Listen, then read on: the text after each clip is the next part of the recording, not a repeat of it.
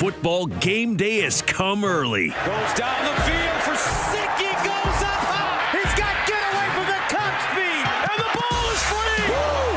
What a hit! You got barbecue back there? From underdog triumphs to powerhouse showdowns, we've got your winning playbook covered.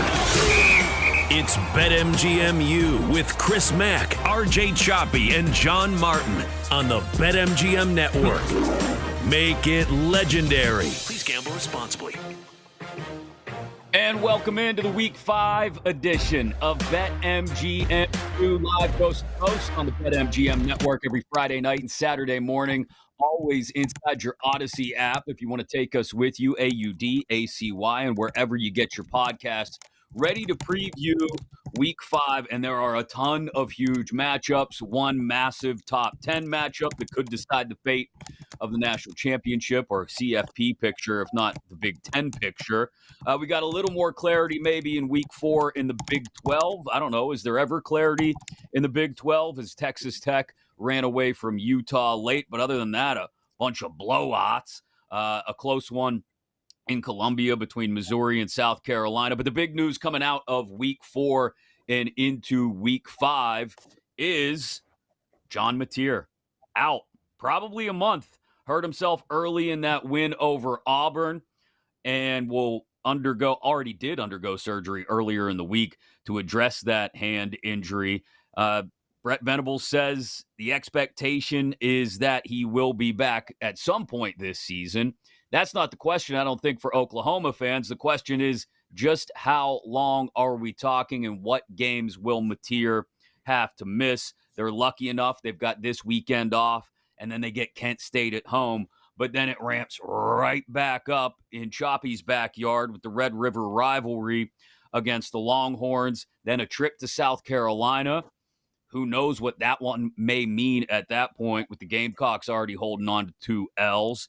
And then really down the stretch, it doesn't get any easier. Ole Miss, Tennessee, Bama, Missouri, LSU. So Choppy, since that Red River shootout will take place in your backyard, let's start there with the Mateer impact on the Sooners and the playoff picture for them. They're back on the plus side of the money as far as the CFP bet goes, anywhere between plus 125 and plus 150, depending on where you find them.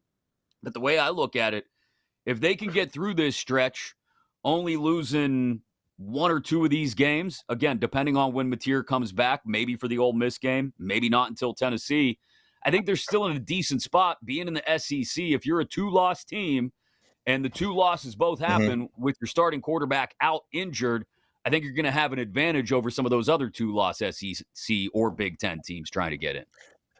You might, because there's the unknown of what would have happened, had he stayed healthy. But, there's a trickle-down effect here, too. I mean, Texas is not going to get credit for a win over a healthy Oklahoma team, when they go play if he misses the Red River game, which he's going to. So now Texas really has to beat Georgia. Or if they lose to Georgia, that's 2 losses. Now they're going to have a win over a banged-up Oklahoma team and Florida. That's not enticing to the committee. You got to hope for A&M to really run the table now. So it's a trickle-down effect, not just for Oklahoma, but for Texas as well, and anybody that Oklahoma plays. If Ole Miss plays them without Mateer, I mean, are they getting credit now for a win? Probably not. So it's definitely difficult. But this changes the national championship picture. It changes the playoff picture. It changes the Heisman. It changes all that. Like John Mateer has been the if not the best quarterback, he's been in the discussion for the best quarterback in the country to start the year. And now we're sitting here and he's going to wind up missing games and Oklahoma's going to be in a tricky spot. John, the top of the SEC was already as wide open as it's been in recent years. This kind of opens it up a little bit more, at least to speculation and to the trickle-down effect like Choppy was talking about. What about Oklahoma's playoff chances given their schedule? And again, like Choppy was talking about, the trickle down to everybody else in the SEC. Yeah, I mean, I think, they'll have time. They'll have time to, I think, keep those goals intact if he comes back, within a month. I think that's the key here. They're not going to beat Texas without him. There's no question about that. Like you said, at South Carolina, before the season started, we would have said no chance. but I think we feel a lot less good about South Carolina today than we did at the start of the season. So I think Oklahoma should look at this next 4-game stretch as we should go 3-1 here, and without Mateer. And if they do, and if they're able to do that, obviously everything that because while Texas won't get credit for beating Oklahoma won't get penalized, right? Like that's the upshot there. Is like they won't get penalized for losing games if they don't have John Mateer. And I still think they'll be, they won't be favored at South Carolina, but I think they should feel very good about winning that game. So obviously it's not what you want to hear, but it's certainly not season ending. And I don't really think it changes much about their playoff hopes. Now, SEC, that may end that discussion just because, one loss could put you behind the 8 ball. But I definitely think their bigger picture goals are still intact. Yeah, I do think it'll be interesting to see the rust factor that Mateer may or may not have when he comes back from this. It was a wholly different injury, but I think we saw a little bit of that rust factor, even though Lenora Sellers put up great numbers in that game against Missouri. Misses a few throws late, maybe not quite on point. Same thing. If Mateer comes back and it's back for a trip to Knoxville and then Tuscaloosa the week after that, and then Missouri, and you wrap up against LSU, there are a few defenses in there that I don't want my quarterback fresh off an injury coming back against, Choppy. No, you don't. But when you have a quarterback who and Mateer is, and the way the position in general is, there's not as much timing today as there once was, right? It used to be everything was in rhythm. Now you got a lot of improvisation. You got guys thrown off schedule. I think it's easier to come back from an injury and play like you never missed a beat today in football more than it was, even 10 years ago. So I think it'll be okay. The tough part's going to be is you're going to have road environments.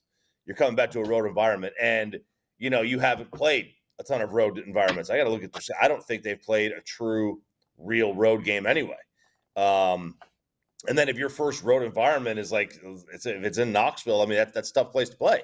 If it's in the Red River game is not a road environment. It's an awesome scene, awesome. But it's different, right? So he's gonna miss. He would miss that, and that's a big spot to miss because it's a half road environment. At least it's something to get used to. Those first road game of the year always scares you. John, how are you feeling about Michael Hawkins Jr. taking over for a few weeks for Mateer and how it changes what Oklahoma wants to do on offense? Obviously, Mateer is also their leading rusher. Yeah, I don't know that you can simulate that. I think no matter who it is, I think because how important and just heliocentric. There you go, RJ. $2 word. Look at that. Google that one. How heliocentric that offense is, right? It's kind of like you asking me about Michael Hawkins Jr. replacing John Mateer. It's kind of like asking, how is Gary Payton II going to replace Steph Curry? It's like I don't know, man. Your hope is that he's just serviceable enough. He doesn't turn the ball over, doesn't make mistakes, and just kind of runs the offense. But there's no replacing John Mateer. Let's be clear about that. You're not going to do everything that he brings to the team. It's not possible. So it's just survival. That's what the next 4 games is about for the Oklahoma Sooners.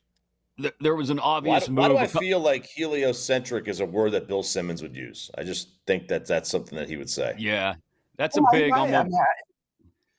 That's a big. I'm gonna prove how smart I am. Word.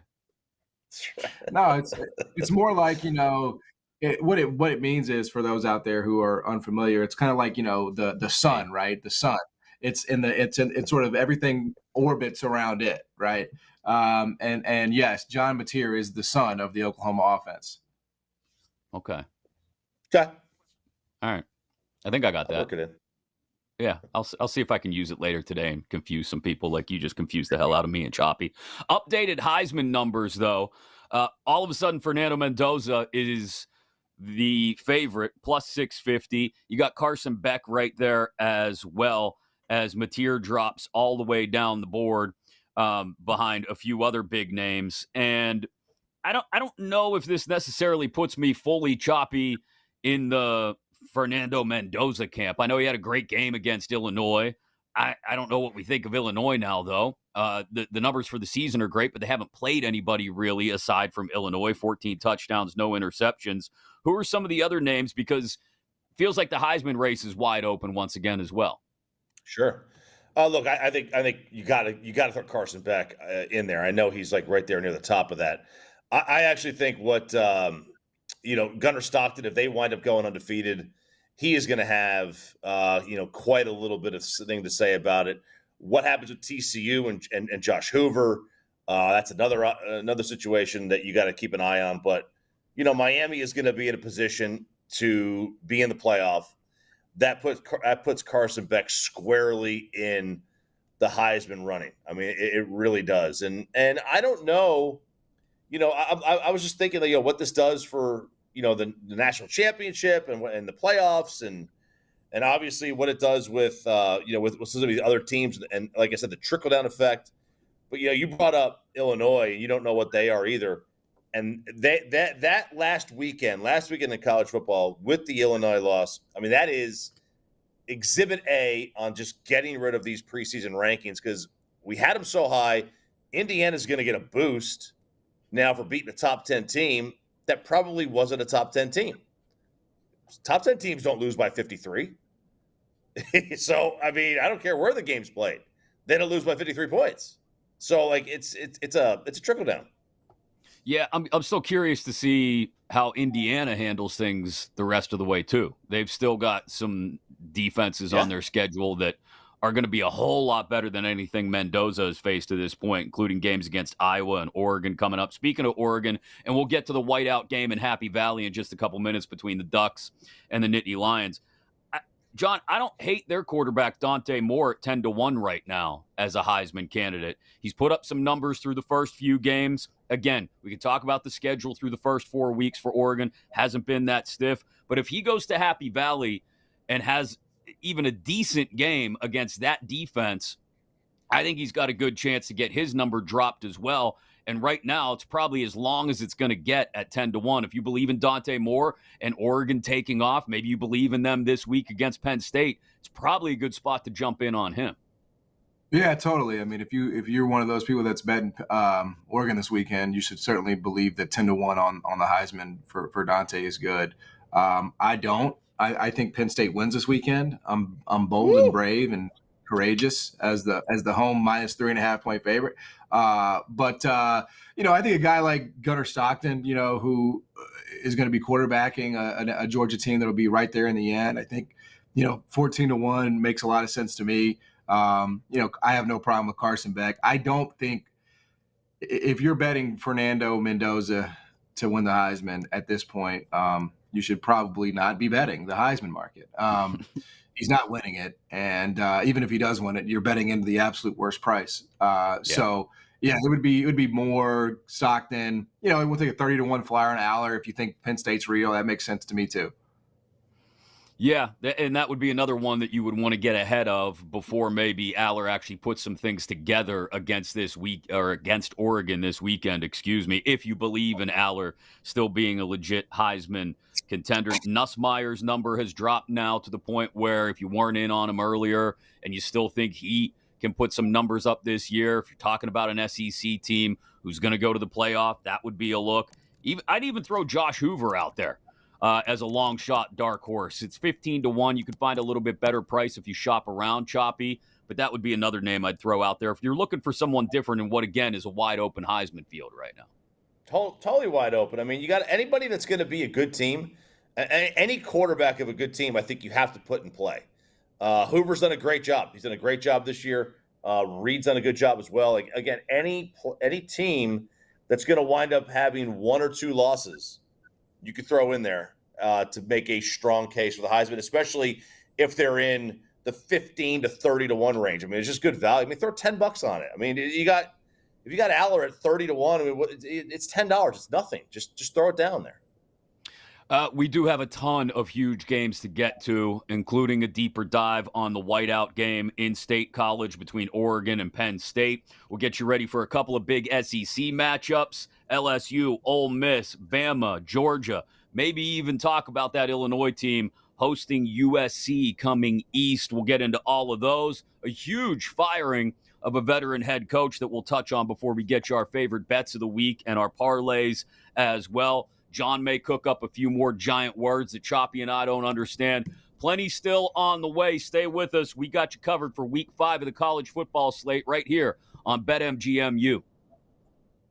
You've been listening to BetMGMU on the BetMGM Network. Make it legendary. Please gamble responsibly.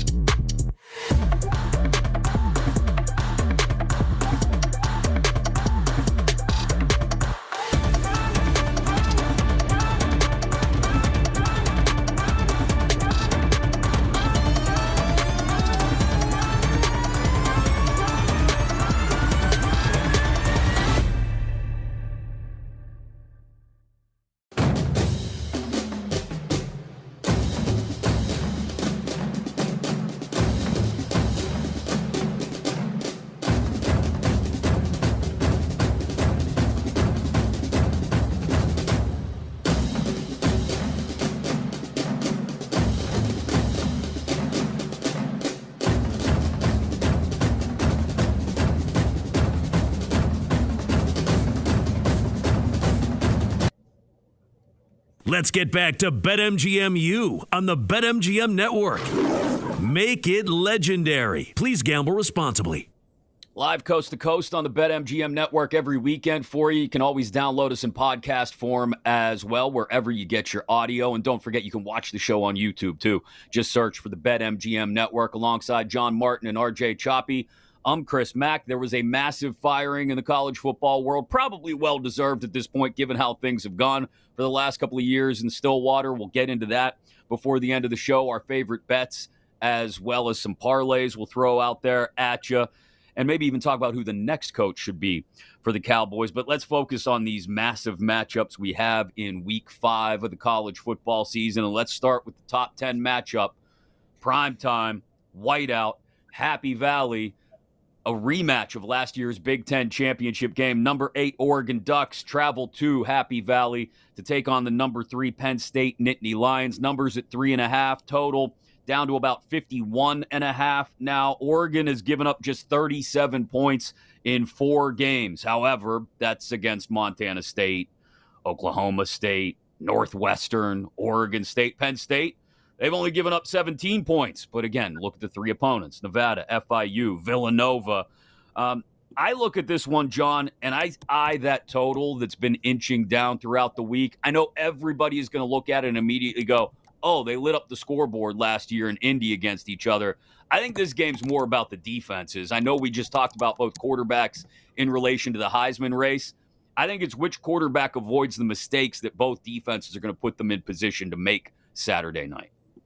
Yeah, I totally agree. I think this is a lower scoring game. I think it's a high leverage game for the majority of it. I don't know how much either coach is going to necessarily ask of their quarterback in this one. And I just think for Penn State, for James Franklin, I mean, this game just means everything, right? Like, you get accused year after year of not, and it's not really an accuse. It's like you don't win top 10 matchups, right? Yeah, and so I think, the idea that he's going to come out and just try to outscore Oregon. Obviously you want to have more points, but it's a philosophy. I don't really think that's what this is going to be. So yes, I think this is if Penn State has its way, I think they're going to really try to go on long drives, lean on the running game, burn that clock and make sure this is not a sort of back and forth affair.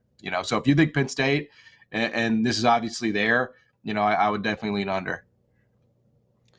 I am with you on the under. The only way I would bet the game other than the over-under is Oregon money line. I think that's the only spot where there's value. I don't necessarily think that's going to happen, but that's the only way I would bet it. The 3.5 is too much, I think, for me to take Penn State, even though you're not paying all the juice. I don't like the minus 115 on the 3.5 for Oregon either. I think the only way I would bet it from a value standpoint is taking Oregon money line, but I'm with John. I like the under in this one. This thing's got 24-14, something like that, 21-17 written all over it. I just don't have a feel on the game because, look, I think Penn State's a better team, but holy crap, I love Dan Lanning. That team comes to play. When it's a big game, they just do it right. So I'm very torn from that standpoint. And I don't trust James Franklin. Yeah, and that's fair. And James Franklin, who I used to joke around, we called him Jimmy Covers, because he would always find the extra points late in games to make sure he got that cover, especially against dogs, is 0-3 against the spread this year. And, there's been a lot of talk in State College. Well, he's not going as hard after those covers because he's resting guys. He knows it's a 16-game season. I just have questions about this Penn State offense. And I think, like John said, the best way to find some consistency in your offense is to lean on the O-line and the run game. I think it keeps it way under the total. And I think this is an opportunity for Oregon. Not that Oregon at all in the last 15 years has flown under the radar, even through the first 4 weeks this year. But I think it's an opportunity for them to jump firmly into the middle of the national championship conversation, even though for many people they've already been there, without even necessarily a win. I think this is a tight ball game down to the final possession. It's why I hate the hook on this thing. And if I had to bet aside, I would bet Oregon plus the 3.5 and then just be happy if my alma mater ekes out the victory. But my most likely bet on this one is definitely going to be the under, as long as it doesn't drop much more from what we're looking at right now at a 51.5. A couple of SEC games on the slate as well that have a lot to do with, like we talked about, a wide open top of the SEC. Let's start in Oxford. Number 4 LSU on the road at number 13 Ole Miss. Ole Miss took it to Tulane last week. I did not expect that. That's a good Green Wave team, and Ole Miss took it to them. Trinidad Chambliss has fit in just fine at quarterback for them, taking over 670 yards, 3 touchdowns, no picks in his 2 starts, plus 195 yards on the ground this season as well, 5.5 a clip. LSU defense, though, is just suffocating, John. 9th in the country in points per game allowed, 10th in rushing yards allowed. It's kind of an irresistible force, immovable object game because Ole Miss has a top 10 offense in yards per game. But I also think it's an opportunity for a really good LSU defense that came into the year somewhat unheralded because of the amount of new personnel involved to take advantage of this quarterback. And if you're giving me LSU money line or even LSU, a 1.5 probably isn't worth it right now. But LSU money line at even money, it's tough on the road in the SEC. But that's the angle I like in this one, is that defense forcing Chambliss into mistakes. Yeah, I mean, I think that's definitely that makes sense to me. You have a lot more proven commodities with LSU and Nussmeier in that offense than necessarily you do with the backup there at Ole Miss. Listen, a couple of things. One is Lane told me to take the over. Yes, it did. And I was taught to listen to my coaches. And I would say this, like, I know what you're saying about LSU's defense is not wrong. It is elite. It is certainly the best that Ole Miss is going to have seen by this point. But there is just something about these Ole Miss games where they just turn into shootouts. Like it's just like they're just amazing scoring partners. Like Kentucky looked like an amazing offense against Ole Miss 3 weeks ago. And the total was like 51.5, 50.5. They go over at the end with the field goal. I actually do like the over in this game. I mean, LSU has a guy in Garrett Nussmeier who is certainly capable of getting into a shootout and you feel comfortable with. I feel like Chambliss, any quarterback that plays for Lane Kiffin, honestly, is going to be capable of moving the ball and scoring points. So I actually do like the over in this game, even though I agree with you that LSU's defense is elite. I think there's just something about the water in Oxford where you're just going to get to a shootout when you play those guys. I could see that. I don't know if I must be the only one. I don't get the LSU hype. And this is maybe where preseason rankings come into play too. Clemson's awful. Awful. Florida's awful. Like, who has LSU beat? Like, what have they done? They haven't done anything. I mean, not even who have they beat, who have they played well. What good team have they played where they played well? They haven't. They haven't played a good team yet. So that's the one thing I had, the hesitation. That's why I kind of like Ole Miss here. My only problem with Ole Miss is I could absolutely see Ole Miss being a soft team, laying a stinker against a really quality opponent. LSU is like they always have good players. They always have good quality players. But they barely beat Clemson. Clemson stinks. They barely beat Florida. Florida stinks. I'm not sold on LSU. LSU, I think, is, again, they got a lot of talent, but they haven't put it together yet. Yeah, and I do have my questions. I mean, if we want to talk about who's beaten who at this point, Choppy, like I have my questions about Ole Miss, too. I know I thought Tulane, maybe I think Tulane's a whole lot better than they really are, and they're not good.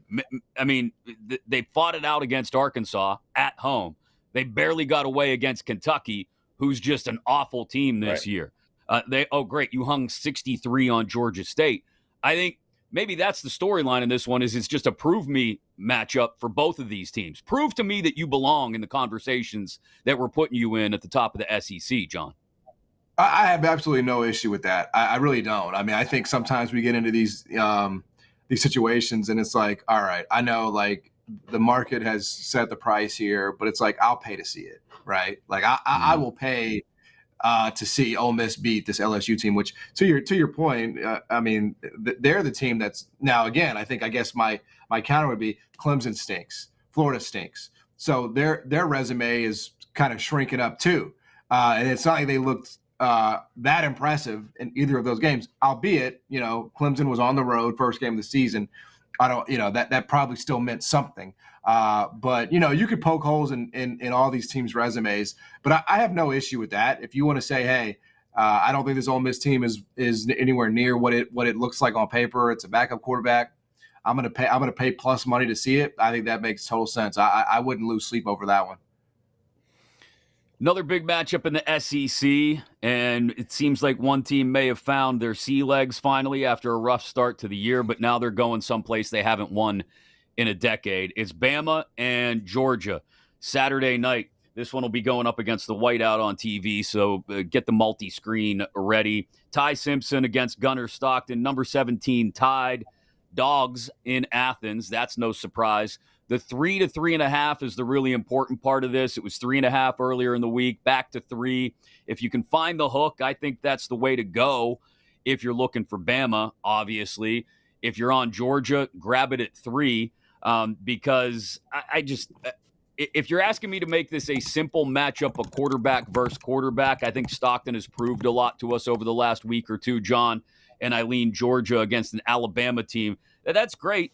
Like I said, you seem to have found your footing just a little bit in the last couple of weeks, but I can't get the visions of Tallahassee out of my head. Well, I would say a couple of things. One is Florida State better than we thought.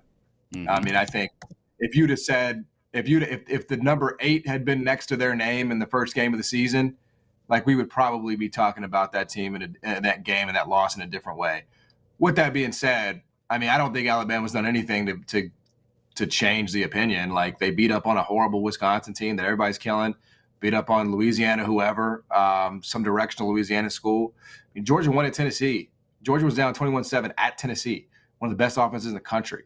Alabama might be better than they looked against Florida State, but like that ain't going to be enough, bro. Just being better than you looked against Florida State ain't going to be enough on the road at Georgia. So I would beat Georgia all day here. I am Georgia the whole way. That team plays different at home. That's a great environment. Kirby plays to the crowd. He knows what he's doing. I still wonder the fit with DeBoer at Alabama. I question the talent. I know they say it's great talent. I mean, I'm with John. Like, who'd they beat since Wisconsin? Everybody beats Wisconsin. Louisiana Monroe. Okay. Yeah, I'm with you. I can't get Tallahassee out of my head, and I just trust Georgia.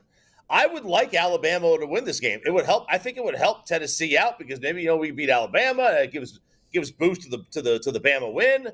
I have no idea. Maybe you want to lose to the eventual undefeated Bulldogs. Who knows? By 3, but I think Georgia all the way at 3. Yeah, I think it's going to be something to see too. If Bama loses this one, as most of us expect. And then they go home to try and lick their wounds against a suddenly surprising to a lot of people Vanderbilt team and a Vandy team with Livin' La Vida Pavia Loca comes in there and upsets Bama. Kalen DeBoer isn't going to make it to Halloween in Tuscaloosa. He's just not. So even as good as Vanderbilt is, the knives will be out. One more quick one I want to touch on very quickly because all of a sudden it's become interesting in the Big Ten, the second tier of the Big Ten. 21 USC at 23 Illinois, who got thumped by Indiana last week. This one's going to be played at 9 a.m. Pacific time, so the Trojans' body clocks might be ready for this. They might not. USC, since joining the Big Ten, 0-4 against the spread in the Central and Eastern time zones. They are laying only a 1.5. Laying 6.5. I don't know where I got a 1.5. And like I said, Illinois coming off the waxing by Indiana. And I still like USC's defense, John. Yeah, I think the only issue for me is just that time difference, man. Whether it's a college basketball team coming over or a football team. Plus, Illinois is just, like you said, I think coming off that embarrassment. I think this is actually a pretty decent spot for Illinois to cover this number. Not that I think they're a great team or anything, but I just think it's a pretty good spot directionally, for them to come out and give their best. I like the Illinois number right there for them. I bet Illinois last week, stupidly. So I'm not touching it just because of that. I'm boycotting boycotting for 1 week here. I'm not totally sold on USC and going there on the road, time difference just seems like an odd number for me. So I'll stay away, but I think if I would lean Illinois plus 6.5. Yeah, the number at basically a touchdown, I don't think I like a side in this one. Again, I like USC's defense, and this total was shot up to 60 and a half. And USC's defense has only given up 90 rushing yards per game, 90, 93, something like that. It's top 25 in the country. Illinois does not run the ball exceedingly well. They're middle of the pack. And Illinois' defense has been terrible at getting off the field on third downs. I want to say they're 90th in the country, giving up a 41% conversion rate on third down. So I think I like the under on this one. And then, again, I'm not leaning aside given a touchdown type number, but I'll take the under on USC Illinois. So the man is out. He hasn't been 40 for a while, and now he's looking for a job. Mike Gundy at Oklahoma State. We'll touch on that, get you some of our favorite bets for Week 5 as well next here on BetMGMU. You've been listening to BetMGMU on the BetMGM Network. Make it legendary. Please gamble responsibly.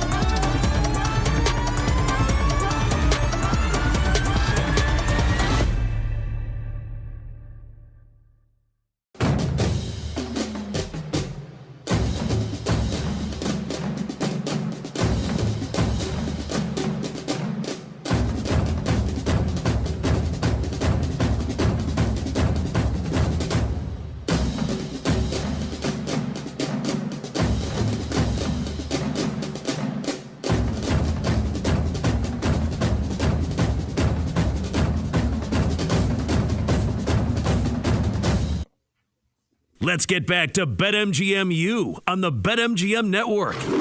Make it legendary. Please gamble responsibly.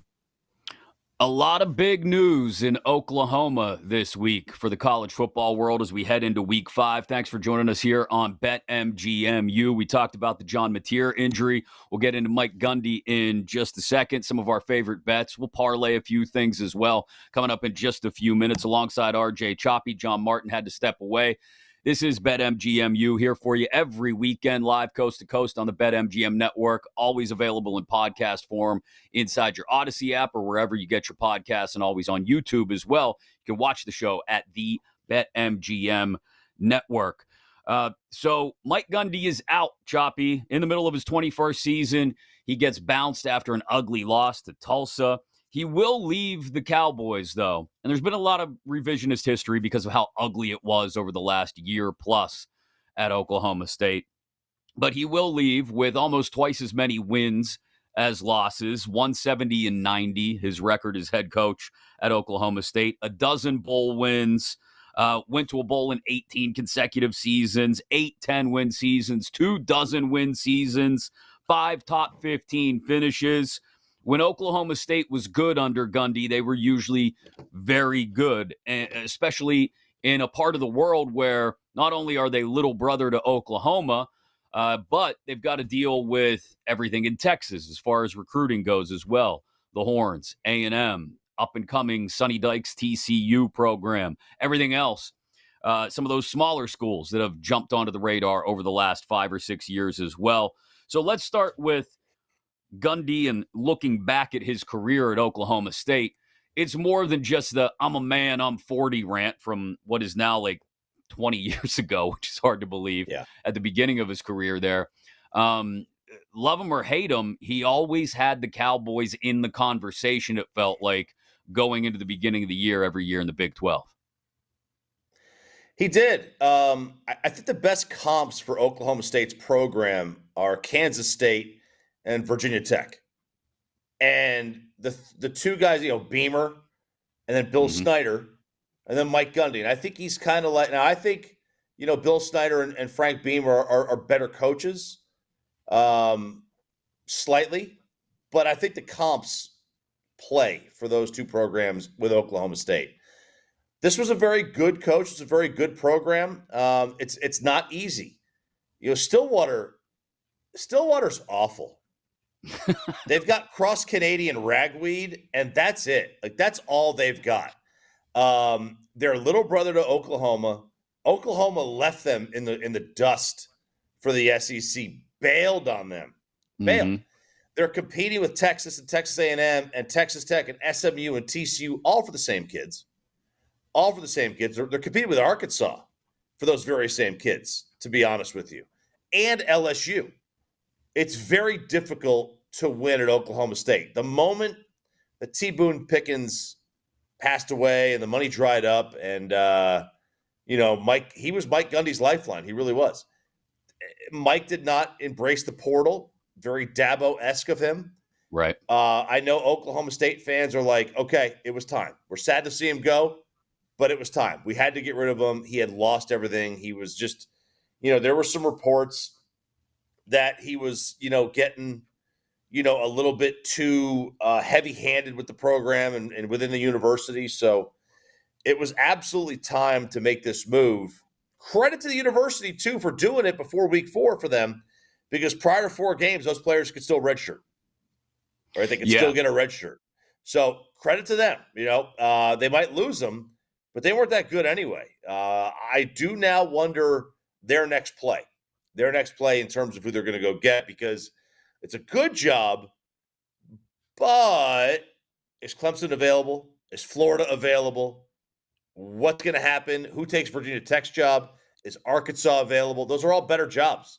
Those are all better jobs than outside of Virginia Tech. Those are all better jobs than Oklahoma State. Yeah, it's going to be interesting to see which direction they go. And it seems to be 2 clear lanes they can choose at this point based on the names that are being bounced around. You could go with a Power 5 or, I guess, Power 2 coordinator who's maybe looking for his first head coaching gig, right? Like Will Stein, the OC at Oregon. especially if he has a huge game against Penn State this week. That's going to open a lot of doors for him. They could stay in state. Ben Arbuckle, the OC at Oklahoma, could be another one. Or Shannon Dawson has been talked about a lot, the Miami OC, who's helped, Cam Ward and now Carson Beck and produced a lot of results inside that offense and maybe been a little bit of a quarterback whisperer. And then you've got the other really clear lane of small school, group of 5 guys who have a background recruiting in that highly competitive Texas atmosphere. Jeff Traylor at UTSA has already been mentioned. Not sure how hot his name still is, given that they're like 9-8 over the last 2 seasons. GJ Kinney at Texas State. He's a Tulsa alum, a good offensive mind, according to a lot of people. Eric Morris at North Texas, another offensive guy, 3-0 start this year, Texan by blood. So all of those names seem to be the 2 different lanes. The one name I will just immediately cross off, and it's nothing personal against this guy, because I think as a dude, he's a guy I'd want to go out and have a beer or 17 with, depending on what kind of night it is for him. Do not entertain the idea that I've heard kicked around by some of bringing Dana Holgorsen back to the Big 12, the Nebraska OC. I just don't. I just that doesn't do it for me. If I'm Oklahoma State, that's something that'll last a couple of years, and then Dana will grow stale again. I would look more at those group of 5 guys who are head coaches of rising programs with decent offenses at North Texas, at Texas State, at UTSA. Those are the guys I'd look at first, I think, Choppy. Well, I think the Jeff Traylor is a name to consider. The issue is, did he get the Texas Tech offer and he turned it down to stay at UTSA? Like, why would he do that and then jump to Oklahoma State? Obviously, you get the big names like the Summerall and the Golishes, but I think they're holding off for bigger, better jobs. I think they're holding off to see what happens with Napier. I think they're holding off to see what happens at Clemson. Does Shane Beamer go to Virginia Tech? That job opens then. Is that a better job? Does Pittman get fired at Arkansas? Does Rhett Lashley take that at SMU? Or does one of those guys go after that one and Lashley stays? If SMU is open, is that a better job than Oklahoma State? They got more money, and they're in a good conference, but is it a better job? I don't know. Whoever it is, look, you've got to be able to fundraise. You've got to be able to bring in cash. I know I've heard Oklahoma State fans say they want John Gruden. Now you want to talk about somebody who might be able to raise money.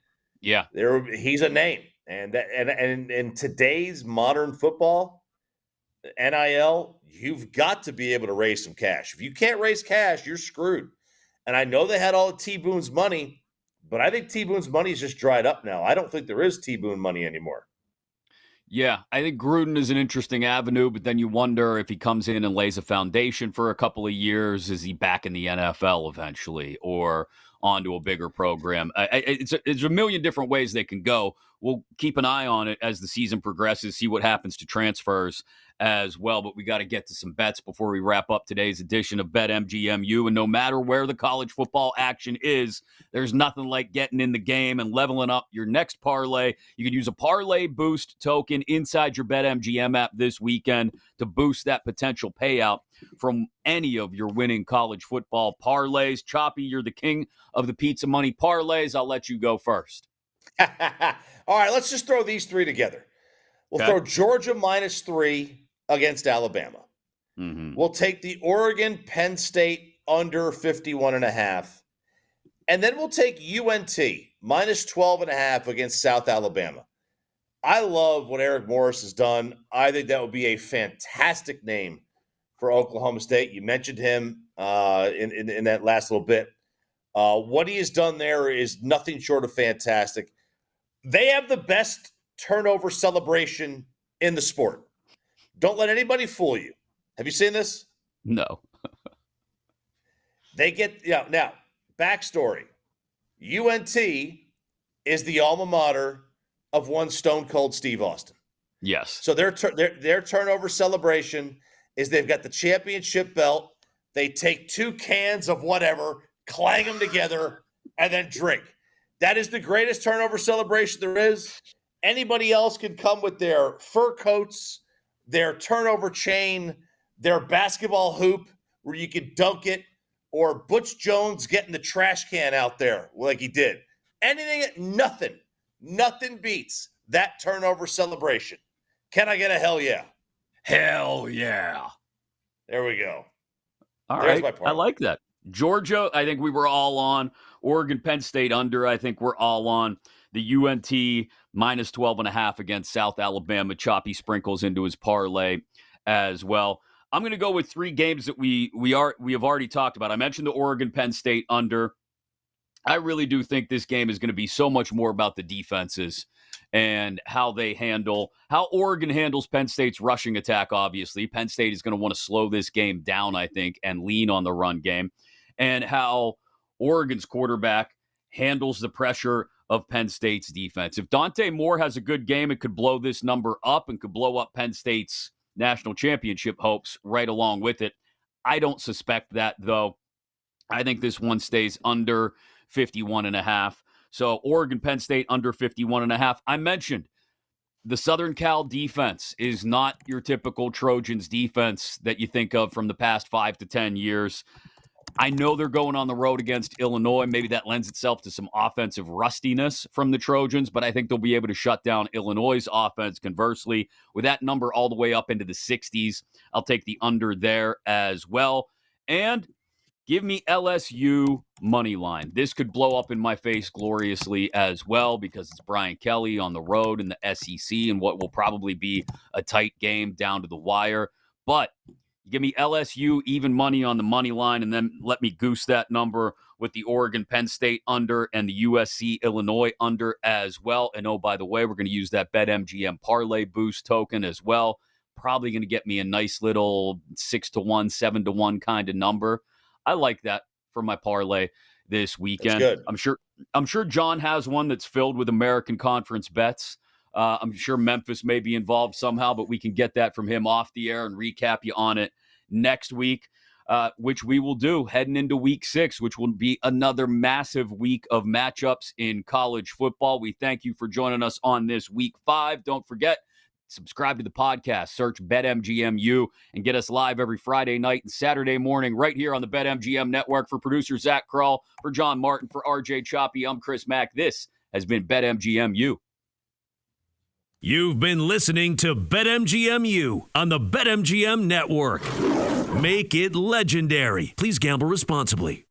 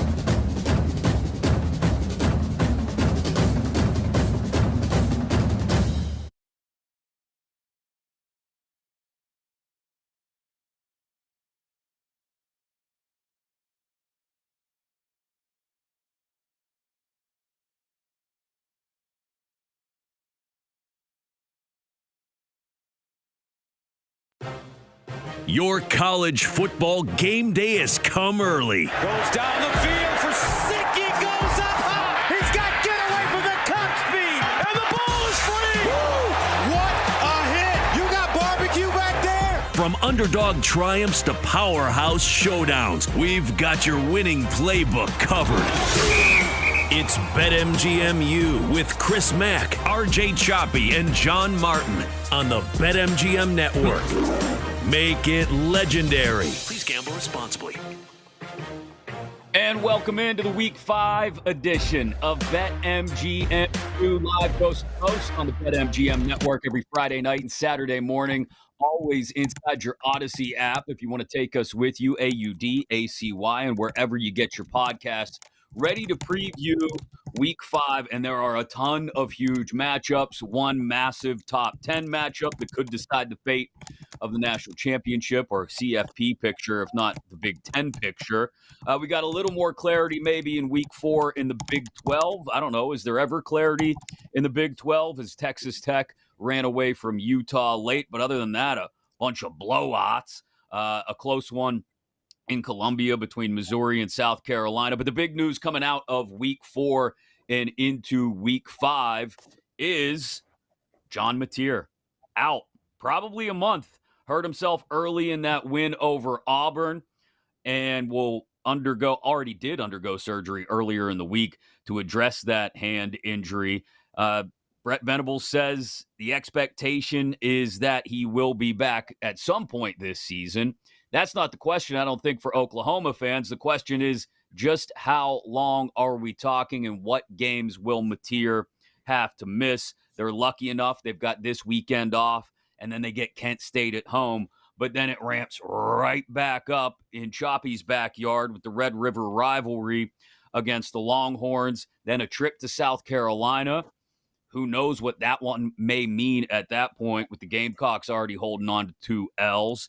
And then really down the stretch, it doesn't get any easier. Ole Miss, Tennessee, Bama, Missouri, LSU. So Choppy, since that Red River shootout will take place in your backyard, let's start there with the Mateer impact on the Sooners and the playoff picture for them. They're back on the plus side of the money as far as the CFP bet goes, anywhere between plus 125 and plus 150, depending on where you find them.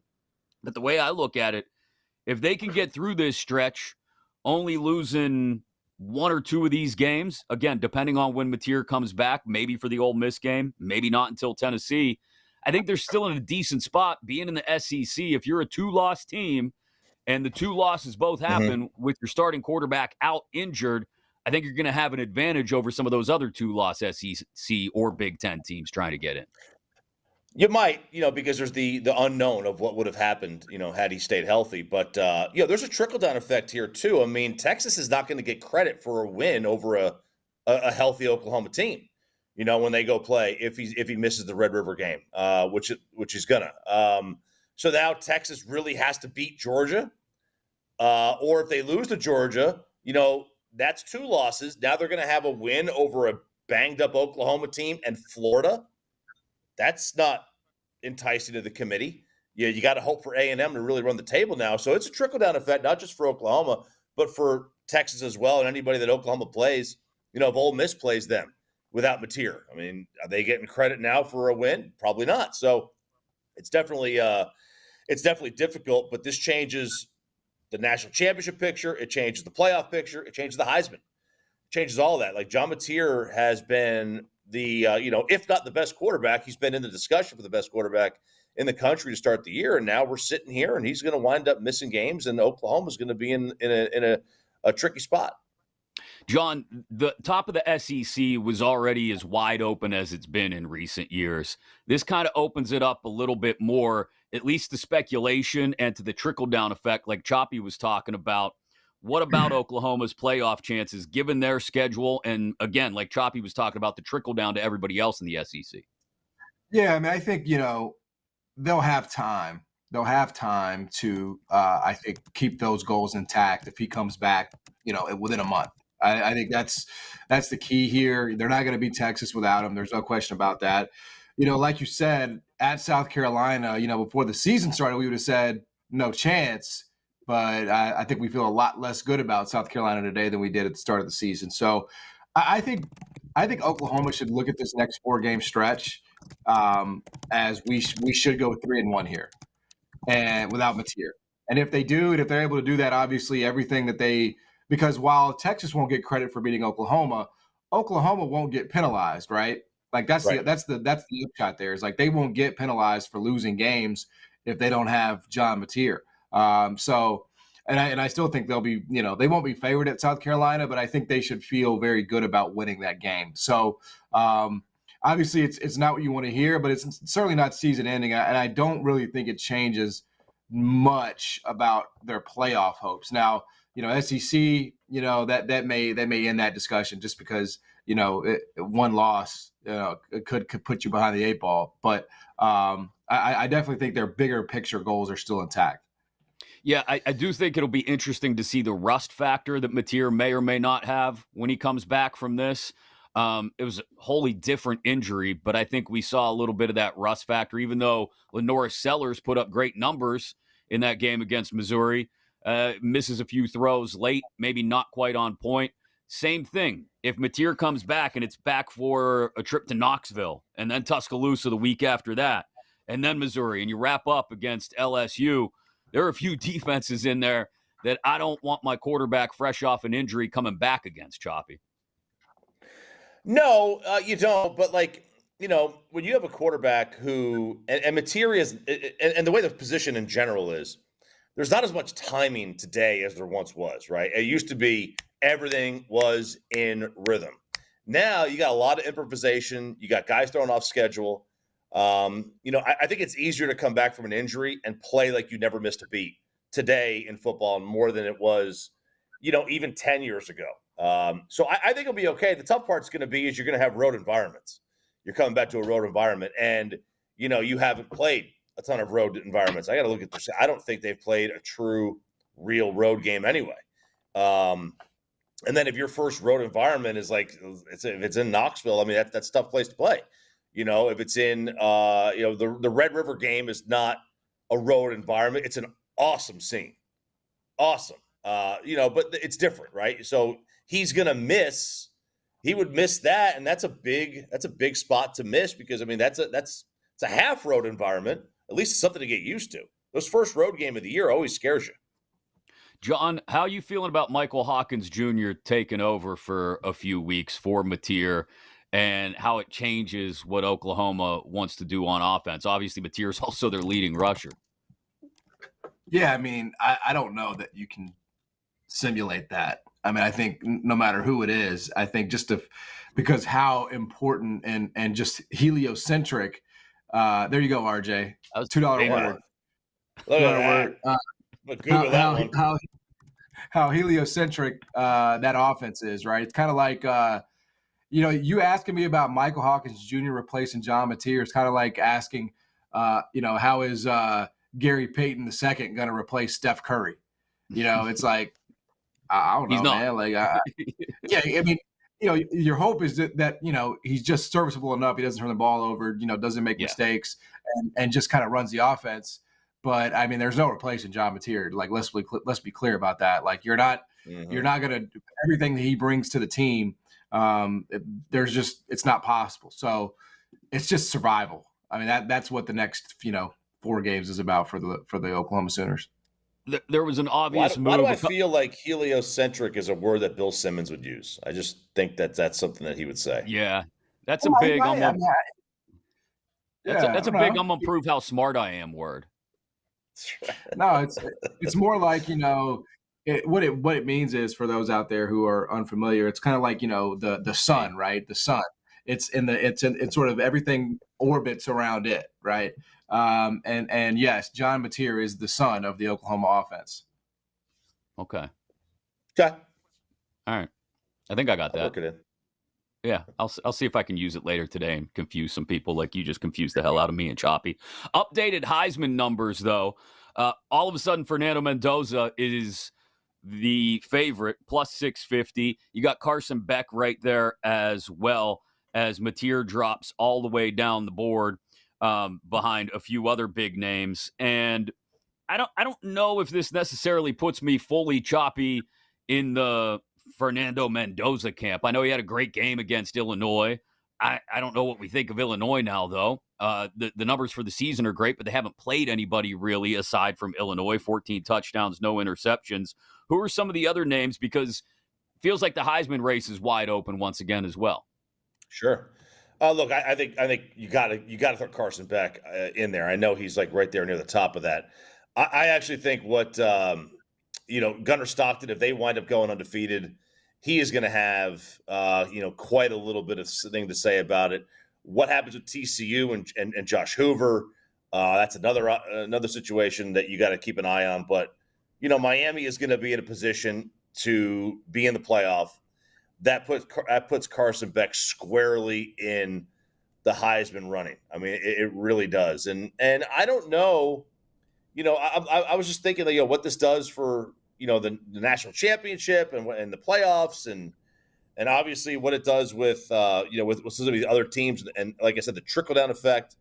But you brought up Illinois. You don't know what they are either.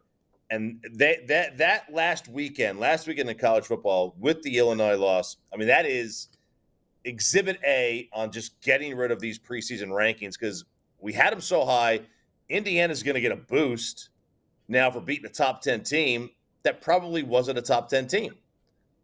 Top 10 teams don't lose by 53. So, I mean, I don't care where the game's played. They don't lose by 53 points. So, like, it's a trickle down. Yeah, I'm still curious to see how Indiana handles things the rest of the way, too. They've still got some defenses on their schedule that are going to be a whole lot better than anything Mendoza has faced to this point, including games against Iowa and Oregon coming up. Speaking of Oregon, and we'll get to the whiteout game in Happy Valley in just a couple minutes between the Ducks and the Nittany Lions. John, I don't hate their quarterback, Dante Moore, at 10-1 right now as a Heisman candidate. He's put up some numbers through the first few games. Again, we can talk about the schedule through the first 4 weeks for Oregon. Hasn't been that stiff. But if he goes to Happy Valley and has even a decent game against that defense, I think he's got a good chance to get his number dropped as well. And right now, it's probably as long as it's going to get at 10-1. If you believe in Dante Moore and Oregon taking off, maybe you believe in them this week against Penn State, it's probably a good spot to jump in on him. Yeah, totally. I mean, if you're one of those people that's betting Oregon this weekend, you should certainly believe that 10-1 on the Heisman for Dante is good. I don't. I think Penn State wins this weekend. I'm bold and brave and courageous as the home minus 3.5 point favorite. But I think a guy like Gunnar Stockton, who is going to be quarterbacking a Georgia team that'll be right there in the end. I think 14-1 makes a lot of sense to me. I have no problem with Carson Beck. I don't think if you're betting Fernando Mendoza to win the Heisman at this point, you should probably not be betting the Heisman market. He's not winning it, and even if he does win it, you're betting into the absolute worst price. So yeah, it would be more Stockton. We'll take a 30-1 flyer on Aller. If you think Penn State's real, that makes sense to me too. Yeah, and that would be another one that you would want to get ahead of before maybe Aller actually puts some things together against against Oregon this weekend, if you believe in Aller still being a legit Heisman contender. Nussmeier's number has dropped now to the point where if you weren't in on him earlier and you still think he can put some numbers up this year, if you're talking about an SEC team who's going to go to the playoff, that would be a look. I'd even throw Josh Hoover out there. As a long shot dark horse. It's 15-1. You could find a little bit better price if you shop around Choppy, but that would be another name I'd throw out there if you're looking for someone different in what, again, is a wide open Heisman field right now. Totally wide open. I mean, you got anybody that's going to be a good team, any quarterback of a good team, I think you have to put in play. Hoover's done a great job. He's done a great job this year. Reed's done a good job as well. Like, again, any team that's going to wind up having one or two losses, you could throw in there to make a strong case for the Heisman, especially if they're in the 15 to 30-1 range. I mean, it's just good value. I mean, throw $10 on it. I mean, if you got Aller at 30-1, I mean, it's $10. It's nothing. Just throw it down there. We do have a ton of huge games to get to, including a deeper dive on the whiteout game in State College between Oregon and Penn State. We'll get you ready for a couple of big SEC matchups: LSU, Ole Miss, Bama, Georgia. Maybe even talk about that Illinois team hosting USC coming east. We'll get into all of those. A huge firing of a veteran head coach that we'll touch on before we get you our favorite bets of the week and our parlays as well. John may cook up a few more giant words that Choppy and I don't understand. Plenty still on the way. Stay with us. We got you covered for week 5 of the college football slate right here on BetMGMU. You've been listening to BetMGMU on the BetMGM Network. Make it legendary. Please gamble responsibly.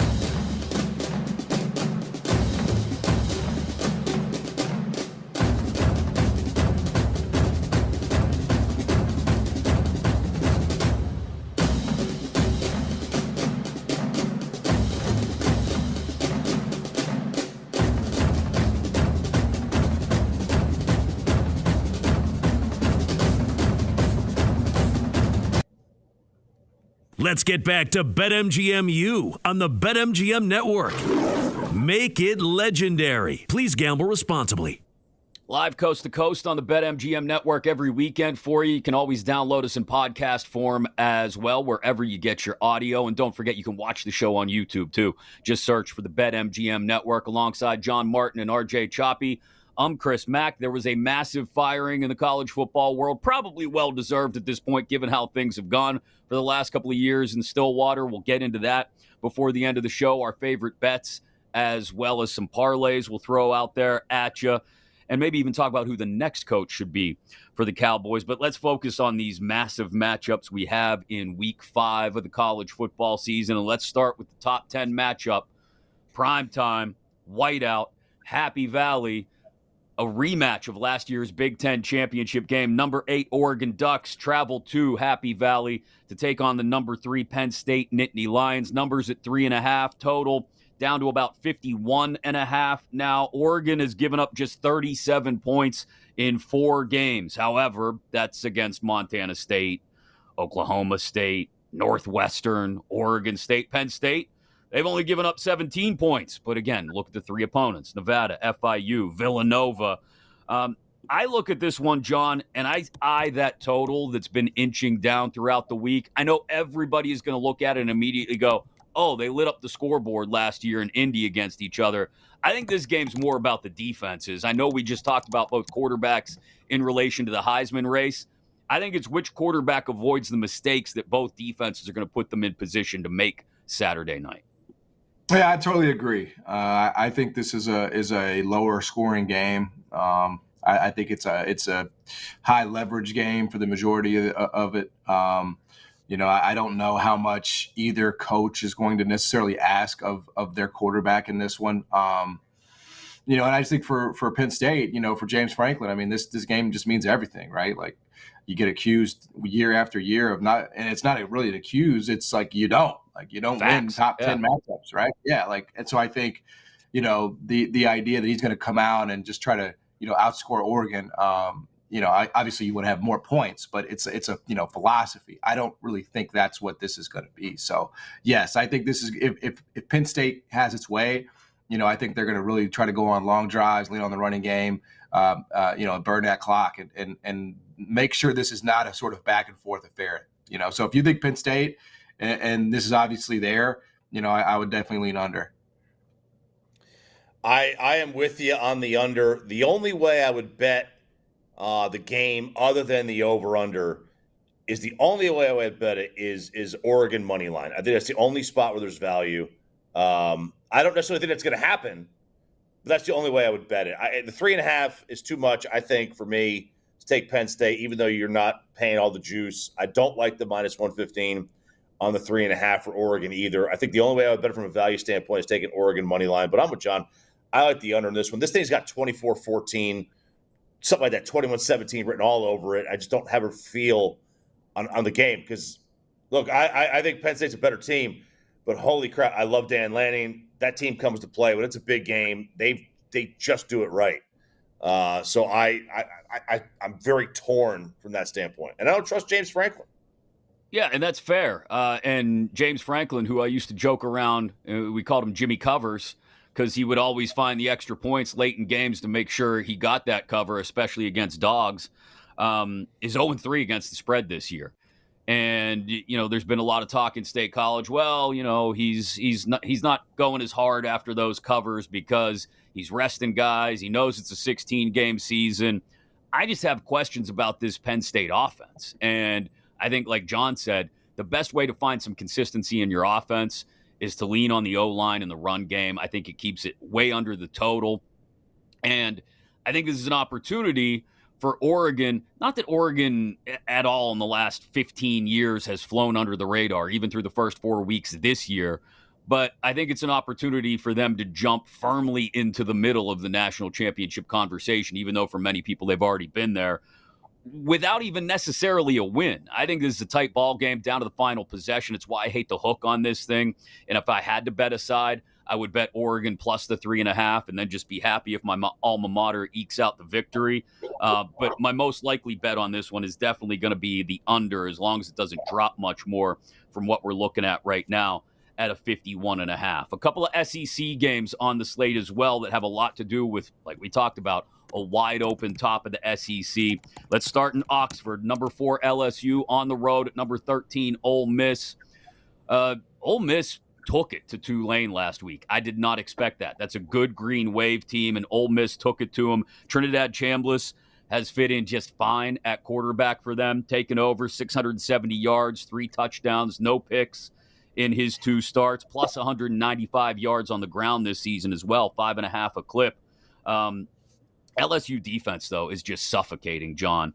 9th in the country in points per game allowed, 10th in rushing yards allowed. It's kind of an irresistible force, immovable object game because Ole Miss has a top 10 offense in yards per game. But I also think it's an opportunity for a really good LSU defense that came into the year somewhat unheralded because of the amount of new personnel involved to take advantage of this quarterback. And if you're giving me LSU money line or even LSU, 1.5 probably isn't worth it right now. But LSU money line at even money, it's tough on the road in the SEC. But that's the angle I like in this one, is that defense forcing Chambliss into mistakes. Yeah, I mean, I think that's definitely that makes sense to me. You have a lot more proven commodities with LSU and Nussmeier in that offense than necessarily you do with the backup there in Ole Miss. Listen, a couple of things. One is Lane told me to take the over. Yes, it did. And I was taught to listen to my coaches. And I would say this, like, I know what you're saying about LSU's defense is not wrong. It is elite. It is certainly the best that Ole Miss is going to have seen by this point. But there is just something about these Ole Miss games where they just turn into shootouts. Like it's just like they're just amazing scoring partners. Like Kentucky looked like an amazing offense against Ole Miss 3 weeks ago. And the total was like 51.5, 50.5. They go over at the end with the field goal. I actually do like the over in this game. I mean, LSU has a guy in Garrett Nussmeier who is certainly capable of getting into a shootout and you feel comfortable with. I feel like Chambliss, any quarterback that plays for Lane Kiffin, honestly, is going to be capable of moving the ball and scoring points. So I actually do like the over in this game, even though I agree with you that LSU's defense is elite. I think there's just something about the water in Oxford where you're just going to get into a shootout when you play those guys. I could see that. I don't know if I must be the only one. I don't get the LSU hype. And this is maybe where preseason rankings come into play too. Clemson's awful. Awful. Florida's awful. Like, who has LSU beat? Like, what have they done? They haven't done anything. I mean, not even who have they beat, who have they played well. What good team have they played where they played well? They haven't. They haven't played a good team yet. So that's the one thing I had, the hesitation. That's why I kind of like Ole Miss here. My only problem with Ole Miss is I could absolutely see Ole Miss being a soft team, laying a stinker against a really quality opponent. LSU is like they always have good players. They always have good quality players. But they barely beat Clemson. Clemson stinks. They barely beat Florida. Florida stinks. I'm not sold on LSU. LSU I think is, again, they got a lot of talent, but they haven't put it together yet. Yeah, and I do have my questions. I mean, if we want to talk about who's beaten who at this point, Choppy, like I have my questions about Ole Miss too. I know I thought Tulane, maybe I think Tulane's a whole lot better than they really are, and they're not good. I mean, they fought it out against Arkansas at home. They barely got away against Kentucky, who's just an awful team this year. Great, you hung 63 on Georgia State. I think maybe that's the storyline in this one is it's just a prove me matchup for both of these teams. Prove to me that you belong in the conversations that we're putting you in at the top of the SEC, John. I have absolutely no issue with that. I really don't. I mean, I think sometimes we get into these situations and it's like, all right, I know like the market has set the price here, but it's like, I'll pay to see it, right? Like I will pay to see Ole Miss beat this LSU team, which to your point, I mean, they're the team that's now, again, I guess my counter would be Clemson stinks, Florida stinks. So their resume is kind of shrinking up too. And it's not like they looked that impressive in either of those games, albeit, Clemson was on the road, first game of the season. I don't, that probably still meant something. But, you could poke holes in all these teams' resumes. But I have no issue with that. If you want to say, hey, I don't think this Ole Miss team is anywhere near what it looks like on paper. It's a backup quarterback. I'm gonna pay plus money to see it. I think that makes total sense. I wouldn't lose sleep over that one. Another big matchup in the SEC, and it seems like one team may have found their sea legs finally after a rough start to the year, but now they're going someplace they haven't won in a decade. It's Bama and Georgia. Saturday night, this one will be going up against the whiteout on TV, so get the multi-screen ready. Ty Simpson against Gunnar Stockton, number 17 tied. Dogs in Athens. That's no surprise. The 3 to 3.5 is the really important part of this. It was 3.5 earlier in the week, back to 3. If you can find the hook, I think that's the way to go. If you're looking for Bama, obviously. If you're on Georgia, grab it at 3 because I just if you're asking me to make this a simple matchup of quarterback versus quarterback, I think Stockton has proved a lot to us over the last week or two, John. And I lean Georgia against an Alabama team. That's great. Like I said, you seem to have found your footing just a little bit in the last couple of weeks, but I can't get the visions of Tallahassee out of my head. Well, I would say a couple of things. One is Florida State better than we thought. Mm-hmm. I mean, I think if you'd have said if the number 8 had been next to their name in the first game of the season, like we would probably be talking about that team in that game and that loss in a different way. With that being said, I mean, I don't think Alabama's done anything to change the opinion. Like they beat up on a horrible Wisconsin team that everybody's killing, beat up on Louisiana, whoever, some directional Louisiana school. I mean, Georgia won at Tennessee. Georgia was down 21-7 at Tennessee, one of the best offenses in the country. Alabama might be better than they looked against Florida State, but like that ain't going to be enough, bro. Just being better than you looked against Florida State ain't going to be enough on the road at Georgia. So I would beat Georgia all day here. I am Georgia the whole way. That team plays different at home. That's a great environment. Kirby plays to the crowd. He knows what he's doing. I still wonder the fit with DeBoer at Alabama. I question the talent. I know they say it's great talent. I mean, I'm with John. Like who'd they beat since Wisconsin? Everybody beats Wisconsin. Louisiana Monroe. Okay. Yeah, I'm with you. I can't get Tallahassee out of my head, and I just trust Georgia. I would like Alabama to win this game. It would help. I think it would help Tennessee out because maybe we beat Alabama. It gives boost to the Bama win. I have no idea. Maybe you want to lose to the eventual undefeated Bulldogs. Who knows? By 3, but I think Georgia all the way at 3. Yeah, I think it's going to be something to see too. If Bama loses this one, as most of us expect. And then they go home to try and lick their wounds against a suddenly surprising to a lot of people Vanderbilt team and a Vandy team with Livin' La Vida Pavia Loca comes in there and upsets Bama. Kalen DeBoer isn't going to make it to Halloween in Tuscaloosa. He's just not.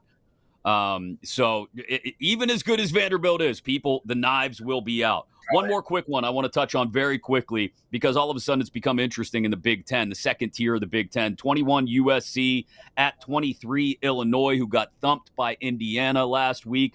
This one's going to be played at 9 a.m. Pacific time, so the Trojans' body clocks might be ready for this. They might not. USC, since joining the Big Ten, 0-4 against the spread in the Central and Eastern time zones. They are laying only a 1.5. Laying 6.5. I don't know where I got a 1.5. And like I said, Illinois coming off the waxing by Indiana. And I still like USC's defense, John.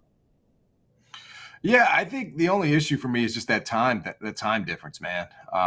Whether it's a college basketball team coming over or a football team. Plus, Illinois is just, like you said, I think coming off that embarrassment. I think this is actually a pretty decent spot for Illinois to cover this number. Not that I think they're a great team or anything, but I just think it's a pretty good spot directionally, for them to come out and give their best. Yeah, I like the Illinois number right there for them. I bet Illinois last week, stupidly. So I'm not touching it just because of that. I'm boycotting boycotting for 1 week here. I'm not totally sold on USC, and going there on the road, time difference, just seems like an odd number for me. So I'll stay away, but I think if I would lean Illinois plus 6.5. Yeah, the number at basically a touchdown, I don't think I like a side in this one. Again, I like USC's defense, and this total was shot up to 60 and a half. And USC's defense has only given up 90 rushing yards per game, 90, 93, something like that. It's top 25 in the country. Illinois does not run the ball exceedingly well. They're middle of the pack.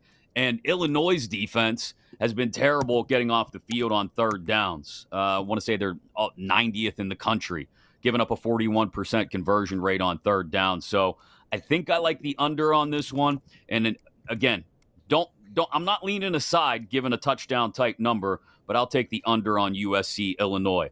So the man is out. He hasn't been 40 for a while, and now he's looking for a job. Mike Gundy at Oklahoma State. We'll touch on that, get you some of our favorite bets for Week 5 as well next here on BetMGMU. You've been listening to BetMGMU on the BetMGM Network. Make it legendary. Please gamble responsibly.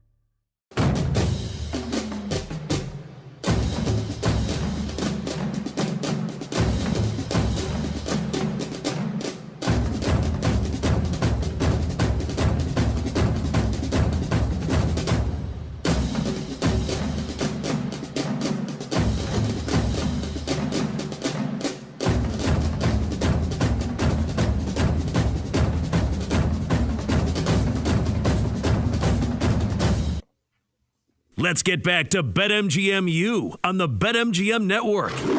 Make it legendary. Please gamble responsibly. A lot of big news in Oklahoma this week for the college football world as we head into week 5. Thanks for joining us here on BetMGM-U. We talked about the John Mateer injury. We'll get into Mike Gundy in just a second. Some of our favorite bets. We'll parlay a few things as well coming up in just a few minutes alongside RJ Choppy. John Martin had to step away. This is BetMGM-U here for you every weekend, live coast to coast on the BetMGM network, always available in podcast form inside your Odyssey app or wherever you get your podcasts, and always on YouTube as well. You can watch the show at the BetMGM network. So Mike Gundy is out, Choppy, in the middle of his 21st season. He gets bounced after an ugly loss to Tulsa. He will leave the Cowboys, though, and there's been a lot of revisionist history because of how ugly it was over the last year plus at Oklahoma State. But he will leave with almost twice as many wins as losses, 170 and 90, his record as head coach at Oklahoma State, a dozen bowl wins, went to a bowl in 18 consecutive seasons, 8 10-win seasons, 2 dozen-win seasons, 5 top 15 finishes. When Oklahoma State was good under Gundy, they were usually very good, especially in a part of the world where not only are they little brother to Oklahoma, but they've got to deal with everything in Texas as far as recruiting goes as well. The Horns, A&M, up-and-coming Sonny Dykes TCU program, everything else. Some of those smaller schools that have jumped onto the radar over the last 5 or 6 years as well. So let's start with Gundy and looking back at his career at Oklahoma State. It's more than just the I'm a man, I'm 40 rant from what is now like 20 years ago, which is hard to believe at the beginning of his career there. Love him or hate him, he always had the Cowboys in the conversation, it felt like, going into the beginning of the year every year in the Big 12. He did. I think the best comps for Oklahoma State's program are Kansas State and Virginia Tech. And the two guys, Beamer and then Bill Snyder and then Mike Gundy. And I think he's kind of like, now I think, Bill Snyder and Frank Beamer are better coaches, slightly, but I think the comps play for those two programs with Oklahoma State. This was a very good coach. It's a very good program. It's not easy. Stillwater's awful.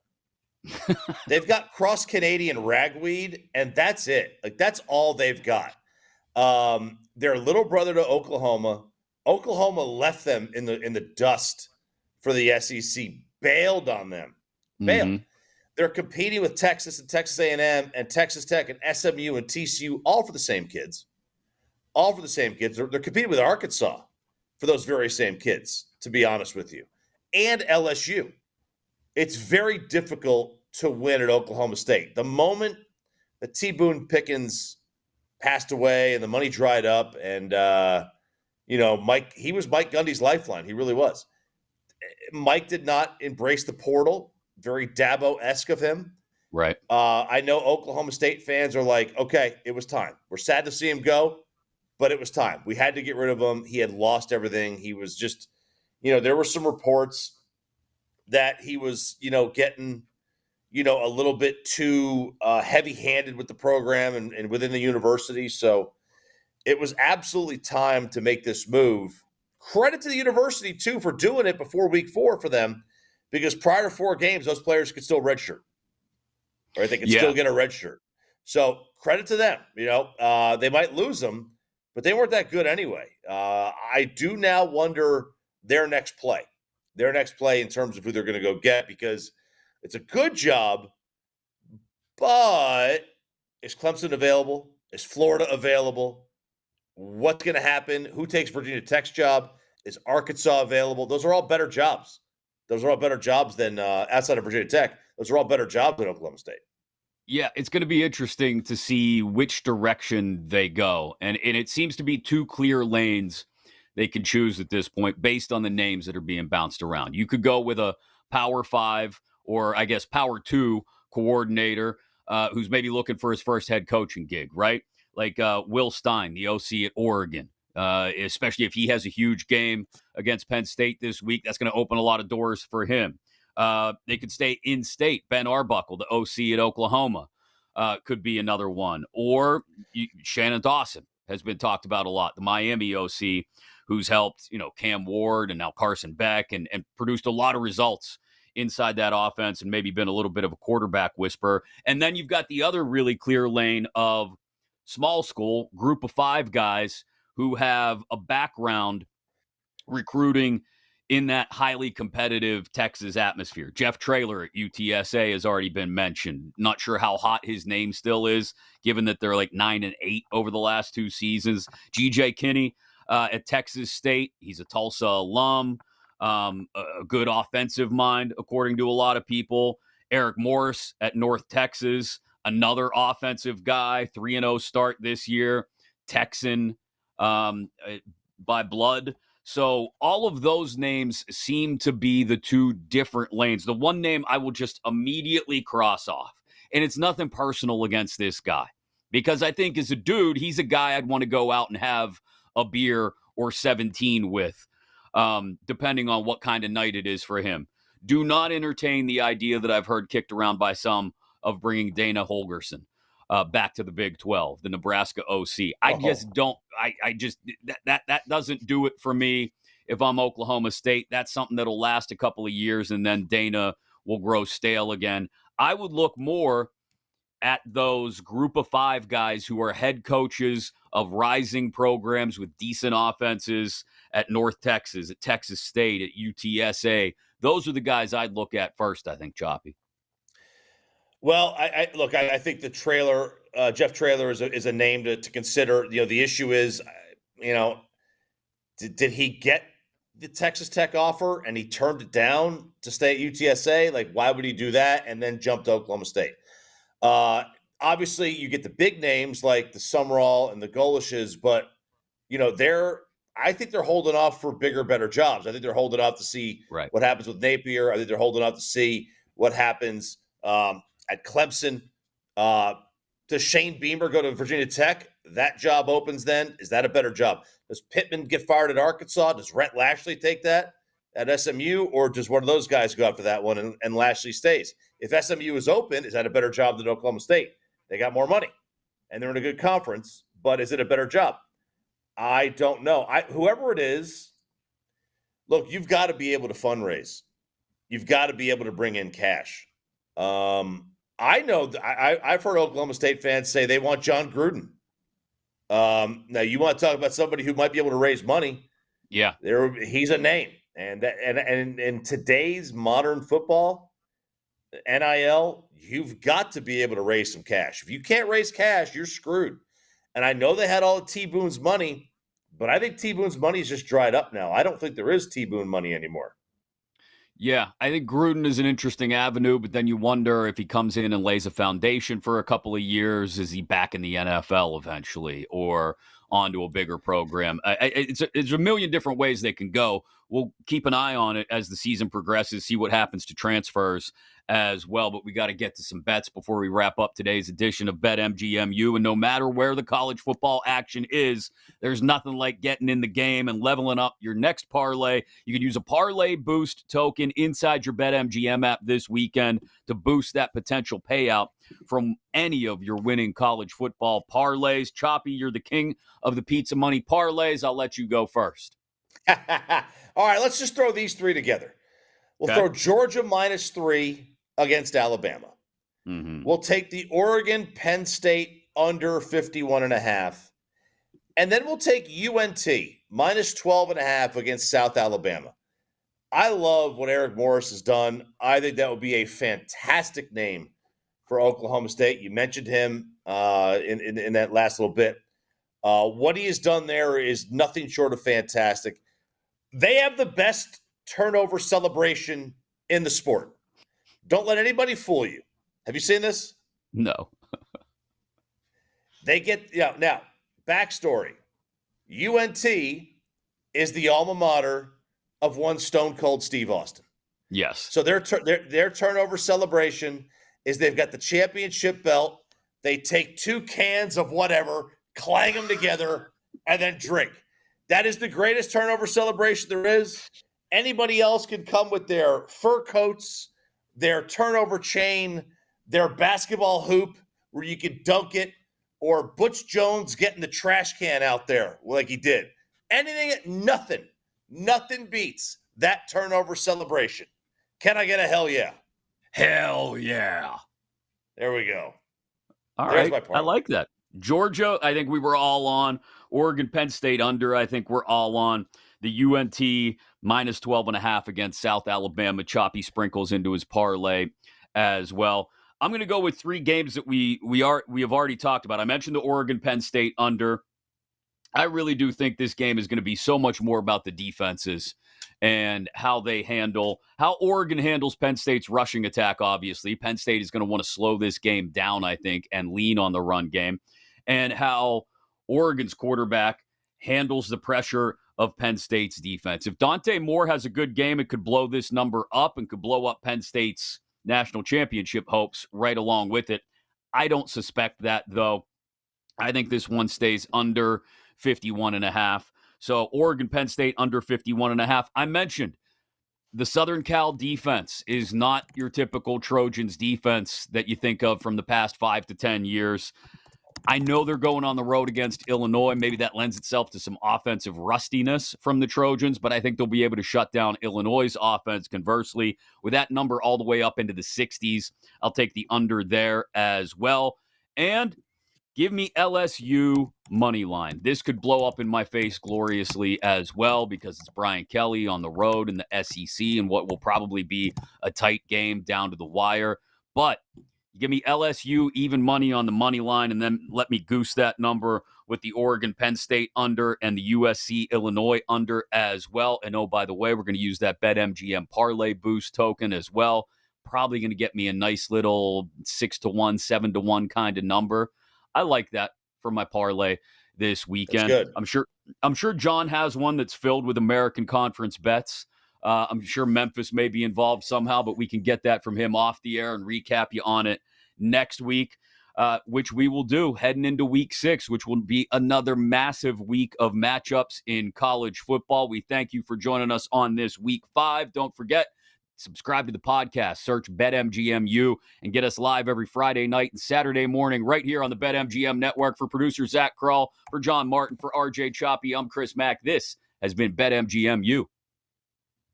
You've been listening to BetMGMU on the BetMGM network. Make it legendary. Please gamble responsibly.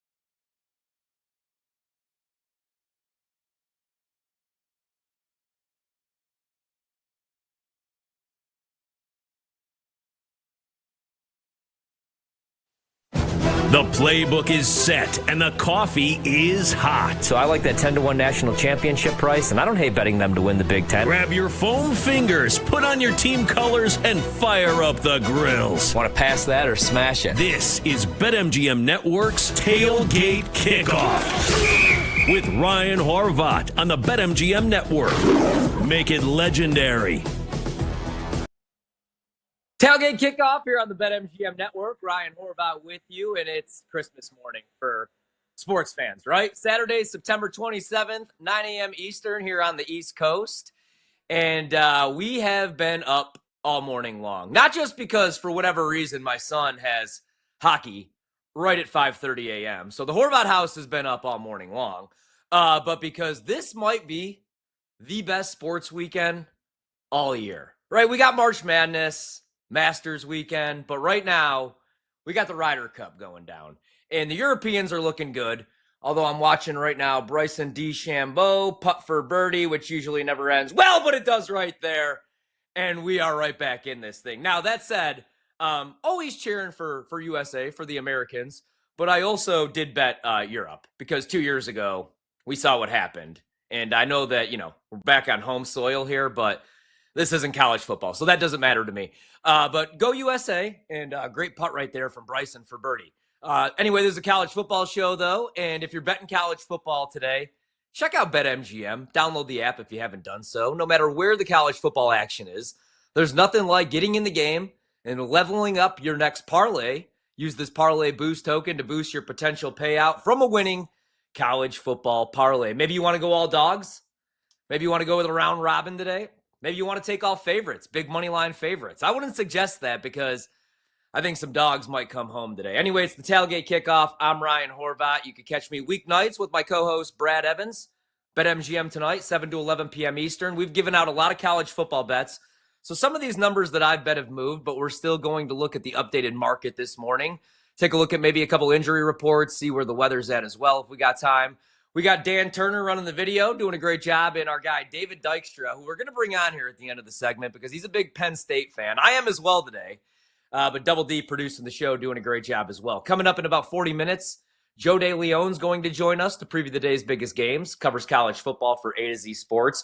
We have him on my weekly show every Wednesday night, and we got in he's really good. We got in 2 games, and one of them was Illinois. So I want to talk to him about some of the bigger games today, not just the Illinois game, but Ole Miss taking on LSU, big game. Georgia, Bama, and of course, Penn State hosting in a whiteout game, Oregon. Doesn't get much better than today. 3 really big games. Action obviously kicks off in about 3 hours. We're also really quick going to take a look at the updated Heisman market. I got to hit on this because our guy John Mateer, who we bet on this show in August, 25-1 to win the Heisman, was the favorite. He's going to miss some time for Oklahoma. Had hand surgery, which kind of came out of nowhere, injured his hand in the first quarter of that game against Auburn. So how did the market react? Right now, Fernando Mendoza, Indiana's quarterback, is the favorite. And to be honest, I think you're burning money if you place that wager today. Number one, you missed the number on Fernando Mendoza, who I do really like. Big spot for him again today. First real road test against Iowa. Indiana, though, is losing at least 2 to 3 games, I think, this season. And I'm not going to overreact to a win over an overrated Illinois team, who, to be honest, should have lost to Duke week 2 if Duke didn't turn the ball over 5 times in that game. So I like Mendoza, but I don't think that's the bet to place. Now, if you're going to place a Heisman bet today, it's probably going to be on a quarterback.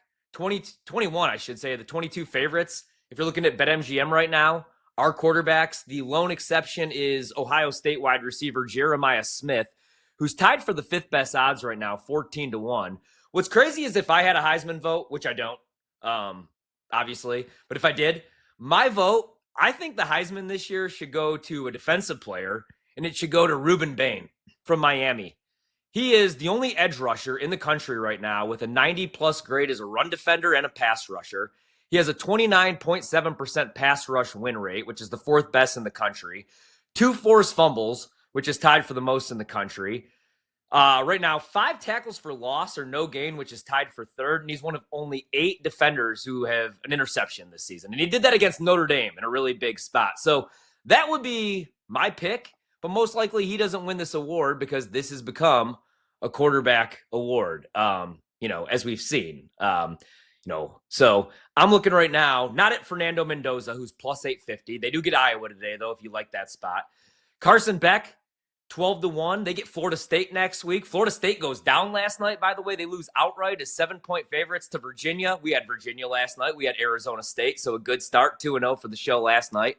Dante Moore, if you like Oregon tonight, he's been one of the better quarterbacks in the country, and he's 12-1 right now. So I would place that wager right now at BetMGM. Marcel Reed, if you like A&M to roll over Auburn today, he's 14-1. Gunnar Stockton, big spot for Georgia tonight against Alabama. He's 14-1, been playing pretty good. Julian Sayin, Ohio State's quarterback. Road test today against Washington. More on that game coming up later. He's 16-1. Garrett Nussmeier, 17-1. LSU has Ole Miss tonight. Ty Simpson, you could get as high right now as 20-1, as low as 17-1. Bama, Georgia. I do like Ty Simpson, but I bet that before the season at 60-1, so I'm not going to play it at 17-1. I bet more Drew Aller, like a lunatic, at 30-1. Numbers aren't great, but I do like Penn State against Oregon tonight. Love Penn State against Oregon tonight. So Drew Aller's 30-1. And then Damon Williams, I think, is a Heisman sleeper. He's 33-1, Washington's quarterback. He's been excellent this season. They get Ohio State. If they pull off the upset as an 8.5, 9.5 now point dog, look for that name. So Damon Williams, 33-1. Let's get into the games. That's why we're here. And let's start with this noon slate. We got a loaded schedule today. And let's begin with my squad, Notre Dame. This opened on the look ahead, 12.5 point favorites against Arkansas, down to 4.5. Total opened at 64.5. The under's actually taken a little bit of money. So we're down to 63.5. I could not bet the under because neither team plays any defense. Yes, Notre Dame plays no defense. Chris Ash, a major downgrade as defensive coordinator. Notre Dame, for whatever reason, they got some injuries in the secondary, so I guess that could be the excuse, but they can't tackle this year. Really missing Al Golden, who's now the defensive coordinator for the Cincinnati Bengals. The reason this number has come down from 12.5 to 4.5, well, Notre Dame started the season 0-2, and then they allowed Purdue to hang 30 on them. And now today, they're going against one of my favorite quarterbacks in the country, Taylon Green. He leads the country with a 24.3% explosive pass rate, so he's going to look to push the ball down the field. Leonard Moore has missed time with an injury. That's Notre Dame's star cornerback. And then I worry, like I said, about Notre Dame's run defense now Notre Dame on the offensive side of the ball has looked much better. They've went back to ground and pound, getting the ball to Jeremiah Love, who came into the season, I thought, is the best running back in the country. Didn't really do a whole lot week one against Miami. But that was just a damn mess from the get-go. But let's see if they can get the ground game going again today. If you're going to make the case for Notre Dame, I like Arkansas. I bet Arkansas at 4.5. It's one of my favorite bets of the noon slate. But if you want to make the case that everybody's wrong, because I haven't really seen anybody make the case for Notre Dame all week, it's going to be because Arkansas just can't play any defense. Last week against Memphis, they lose that game outright, 32-31. And Memphis ran for 313 yards. They averaged 8.2 yards per carry. 3.9 yards before contact. Their running back, Sutton Smith, had 147 yards on only 12 attempts. Their quarterback, Brendan Lewis, had 122 yards on only 14 carries. So if Notre Dame screws me over today and wins this game by 6 points or more, it's because they get the game going, the ground game going. Arkansas right now, 70th in run defense grade. And like I said, Memphis ran the ball on them. So that would be the case that you make for Notre Dame. I like Arkansas because I worry about Notre Dame on the defensive side of the ball. And I think Taylon Green is going to have a big day. So if you could play college football props, I unfortunately have to make phone calls to do so because I'm here in Maryland or I have to drive into D.C. I like Taylon Green props today, and I do like Arkansas. Even though I'm a Notre Dame fan, this team just doesn't have it this year. All right, let's go to USC on the road taking on Illinois. Man, was that gross if you bet Illinois last week. Luckily, we faded Illinois last week. We were on Indiana here on this show, and it worked out for us. So let's look at where we're at on the updated line market as I scroll down and try to find this one. All right, so this look ahead was USC is a 1.5 point favorite. We got as high as 7.5, back down to 6.5. If you like the dog, best price on Illinois, 6.5, minus 105. If you like the favorite, you kind of missed the number here, but USC is sitting at 6.5, so they're under a touchdown, but it's minus 115 right now. Money line price Illinois plus 205, USC to win outright minus 258. The total has come up a little bit from 59.5 on the open to 61.5. I'm going to bet Illinois here, as gross as it was against Indiana. I know USC is off to a 4-0 start. They've won every game by an average of 32 points. Reason I like Illinois, the spot. USC plays this game at 9 a.m. Pacific time. If you go back to 2013, and I'm not the biggest trends guy, but I am a big fan of fading college kids that have to play a football game at 9 a.m. USC is 1-12 outright, 1-13 against the number when they have to play in Central or Eastern time. Nobody wants to bet Illinois today, and I get it. They just lost 63-10 to a really good Indiana team. USC's look good. Jaden Mayava, I didn't even bring him up in the Heisman conversation. 9 touchdowns, no picks. He's looked excellent. Wayman Jordan has 500 rushing yards already. Mekhi Lemon already has 24 grabs. USC on the offensive side of the ball is excellent. This kind of reminds me more of a Lincoln Riley, Oklahoma team. In Illinois' pass defense, they were pretty solid going into that Indiana game, but they got picked apart. That was actually their worst game since the 2017 season. They gave up a 0.788 EPA per pass in that loss. Mendoza picked them apart. 9 a.m. kickoff for USC. I'll take the points here with Illinois. I think USC wins the game outright, but I think this is a field goal game, and I do think Illinois at home shows a little bit better, especially because it's REO Speedwagon Day, my co-host Brad Evans tells me, in Champaign. So we'll go with the Illini, not to win outright, but we took the 7. I would still take the 6.5 there. Let's look at the other noon games and what we got. Louisville down to 3.5. This opened at 5. I bet Pitt at 4.5. I like this Pitt team, even though they let me down a couple weeks ago in the backyard brawl against West Virginia. Eli Holstein was terrible in that game. Dual threat quarterback. If you keep him in the pocket and make him beat you as a passer, good luck. Sometimes that gets rough for him. I'm still waiting to see the status of a couple people in this game, but I did grab Pitt at 4.5. Still do like them at 3.5. I think they're live in this game against Louisville. Plus 150 is the money line price. I bet Duke for the 4th consecutive week. Finally worked out for me last week. I know a lot of people like Syracuse in this game. The number opened at 6.5, so it's going against me. Duke down to 4. At 4, I'll bet Duke here. Syracuse coming off a win against Clemson. I was on the wrong side of that. I bet Clemson is a 16.5-point favorite. They lose as double-digit favorites outright. But Syracuse, in that win, loses their starting quarterback, Steve Angeli, for the season, which absolutely sucks. Notre Dame transfer. Give me Duke. Duke has to win 8-9 games this season. They're paying Mensa $4 million, 4.5. For them to justify that, I think they at least need to make a solid bowl game, a New Year's bowl game. So I will go with rotation number 137, Duke -4 against Syracuse. Letdown spot for Cuse after that win over Clemson. Georgia Tech laying 14 on the road against Wake Forest. I have no opinion on the side. I do kind of like the under in this game, 52.5. Market opened at 53.5. Georgia Tech's going to want to run the ball here. Rutgers, 4.5-point dogs on the road against Minnesota. Sneaky game. I like this one. I kind of like Rutgers catching the 4.5. I stayed away. I do like their quarterback, Kalakamanis. I like them on the offensive side of the ball. Total in the game, 51.5, which is right where it opened. Even though it's Minnesota, and usually I really like their defense, new defensive coordinator this year, lean over there. Cincinnati, 4.5-point dogs. I did bet Cincinnati on the open. Kansas was laying 6. I still like Cincinnati on the road catching 4.5, total 56.5. Fun season so far for Kansas. They're 3-1.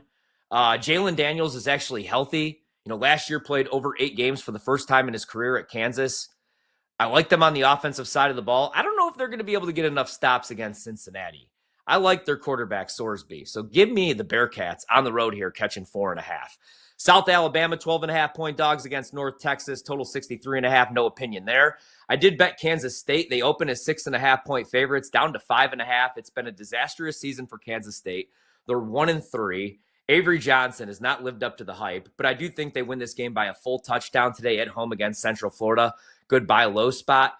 I kind of like Utah State today. They're catching 23.5 on the road against Vandy. Vandy a perfect 4-0. I think this is a perfect look-ahead spot. Vandy next week gets Alabama. Give me the Fighting Jordan Loves catching 23.5. We get into the afternoon slate. Let's hit on a couple of these.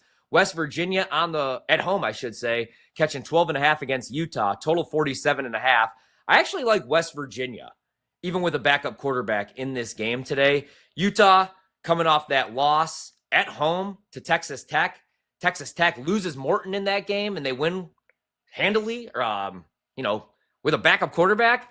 Give me West Virginia to keep this game close today at 12.5. I love Utah at home, but on the road, I think they win, but I don't know about by 13 points. We'll take a quick break. When we come back, the day's biggest games. We still got Joe DeLeon popping on. A lot to get to here on the Tailgate Kickoff with myself, Ryan Horvath, right here on the BetMGM Network.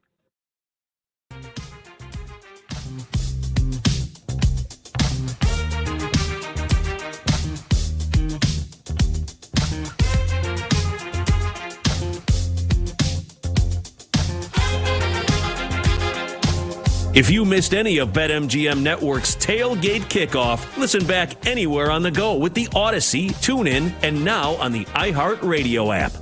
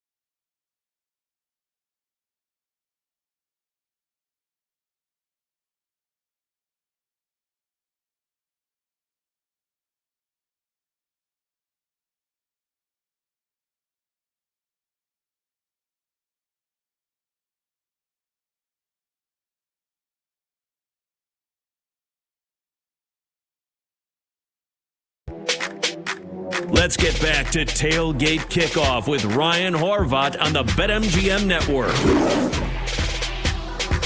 Kickoff, BetMGM Network, Ryan Horvat. Coming up in about 20 minutes, we're going to talk with Joe DeLeon, break down the day's biggest games, and there's plenty of them. John Rahm, just insane. We're watching the Ryder Cup here. U.S. was making a little rally there, but John Rahm is just unreal. So anyway, this is a college football show, and it's the biggest week of college football. We'll talk about that instead, but I am on Team Europe. I'm on the Europeans this weekend. Right now, so far, we've hit every game in the early slate. If you missed the opening segment, I get it. It is, 9 a.m. here on the East Coast. Maybe you slept in. Maybe you have a life and you went out last night and you weren't just sitting on your couch watching college football. Although we did have a 2-0 night on the show. We're going to look to stay hot. So far, Duke, we bet 4.5 against Syracuse. Small. Illinois, we bet at 7 against USC. Pretty big. Kansas State, we bet at 5.5 just now against Central Florida. Gross. Small. Arkansas, we bet at 5.5 against Notre Dame. I still do like it 4.5. I feel like everybody likes Arkansas. That might be the one we lose. And if it is, I'm fine with that as a Notre Dame fan. But I don't trust this team. I don't trust Chris Ash, who could be out of a job after 1 year as DC. And then we bet Pitt at 4.5 against Louisville. That's down to 3.5. Some news on that game, though. As I was watching golf, Pete Thamel did have this, and I figured it was going to be the case. But Desmond Reed once again ruled out against Louisville. So Pitt will be without their stud running back, Desmond Reed. Also, Minnesota is going to be without their star running back, Darius Taylor. He's got a leg injury against Rutgers. He's going to miss his second straight game.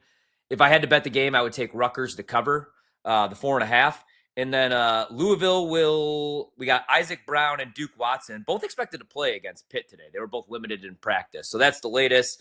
Louisville will have both of their running backs. Minnesota will not have their star running back in Darius Taylor. Let's get into what we got coming up this afternoon. I'm really excited for Ole Miss LSU. Coming into the year, I bet LSU over 8.5 wins. Took a stab on them to make the college football playoff.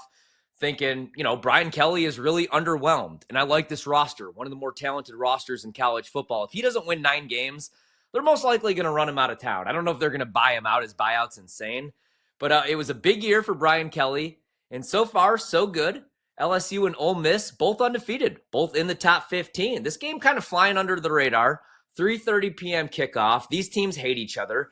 Lane Kiffin's daughter is dating the stud linebacker on, LSU, which makes this kind of interesting. Looking at the market right now, still 1.5. I like Ole Miss in this game. I'm going to sell some of my LSU stock today. Garrett Nussmeier, when you keep him clean, one of the better quarterbacks in the country. From a clean pocket, he has 27 big-time throws, second in the nation. This goes back since 2024. He's got a 90 passing grade, which is 21st in the country. He's thrown for over 4,000 yards, second in the country. But when he is not blitzed, same thing, 25th best quarterback in the country. When he's under pressure this season, passing grade, he's 40th. When he's under pressure, when he's blitzed, he is also the 40th quarterback in the country. Ole Miss right now, 23rd in pressure rate, 37.9%. So they're top 25 right now getting after the quarterback. And they're only 95th in blitz rate. They're only blitzing 32% of the time. Their secondary has actually helped with a lot of coverage pressures. In fact, they have the 6th most in the country. Now, that scares me a little bit because Nussmeier does get rid of the ball quick, 2.51 seconds on average, one of the quickest marks in the country. But if Ole Miss could get pressure on the quarterback today on Nussmeier, I think he might get a little sloppy with the football. Also, LSU is going to be without their leading rusher in this game. I'm going to take Ole Miss. They're favored for a reason, I think, at home. And I really like their quarterback, Trinidad Chambliss. I think there's a reason why Lane is going to stick with him. I do like Austin Simmons, but he's more of a one-read quarterback. And that's the difference between Trinidad, man. He could get to that second and third read, and I think he's the better athlete, more of the dual-threat quarterback. I think they're going to get his legs going in this game. So I like Ole Miss against LSU. I bet the 1.5. It did open at 2.5, so LSU took a little bit of money. If you like LSU, you can still get a 2.5 right now, minus 112. Best price on Ole Miss, minus 1.5, minus 112. You could take the money line on the Rebs, minus 125. If you like LSU outright, best money line price, plus 112. Total in the game, 57.5. I actually kind of lean under in that one, but just Ole Miss for me. I love Washington today. I bet 9.5. Looking right now, best price on that game is, scrolls down, 9.5. You could still get with Washington, although it's juice minus 115. If you like Ohio State on the road, 8.5 minus 108. Total in the game, 52.5. Washington to pull off the upset outright, plus 270. Ohio State just to win the game, minus 315.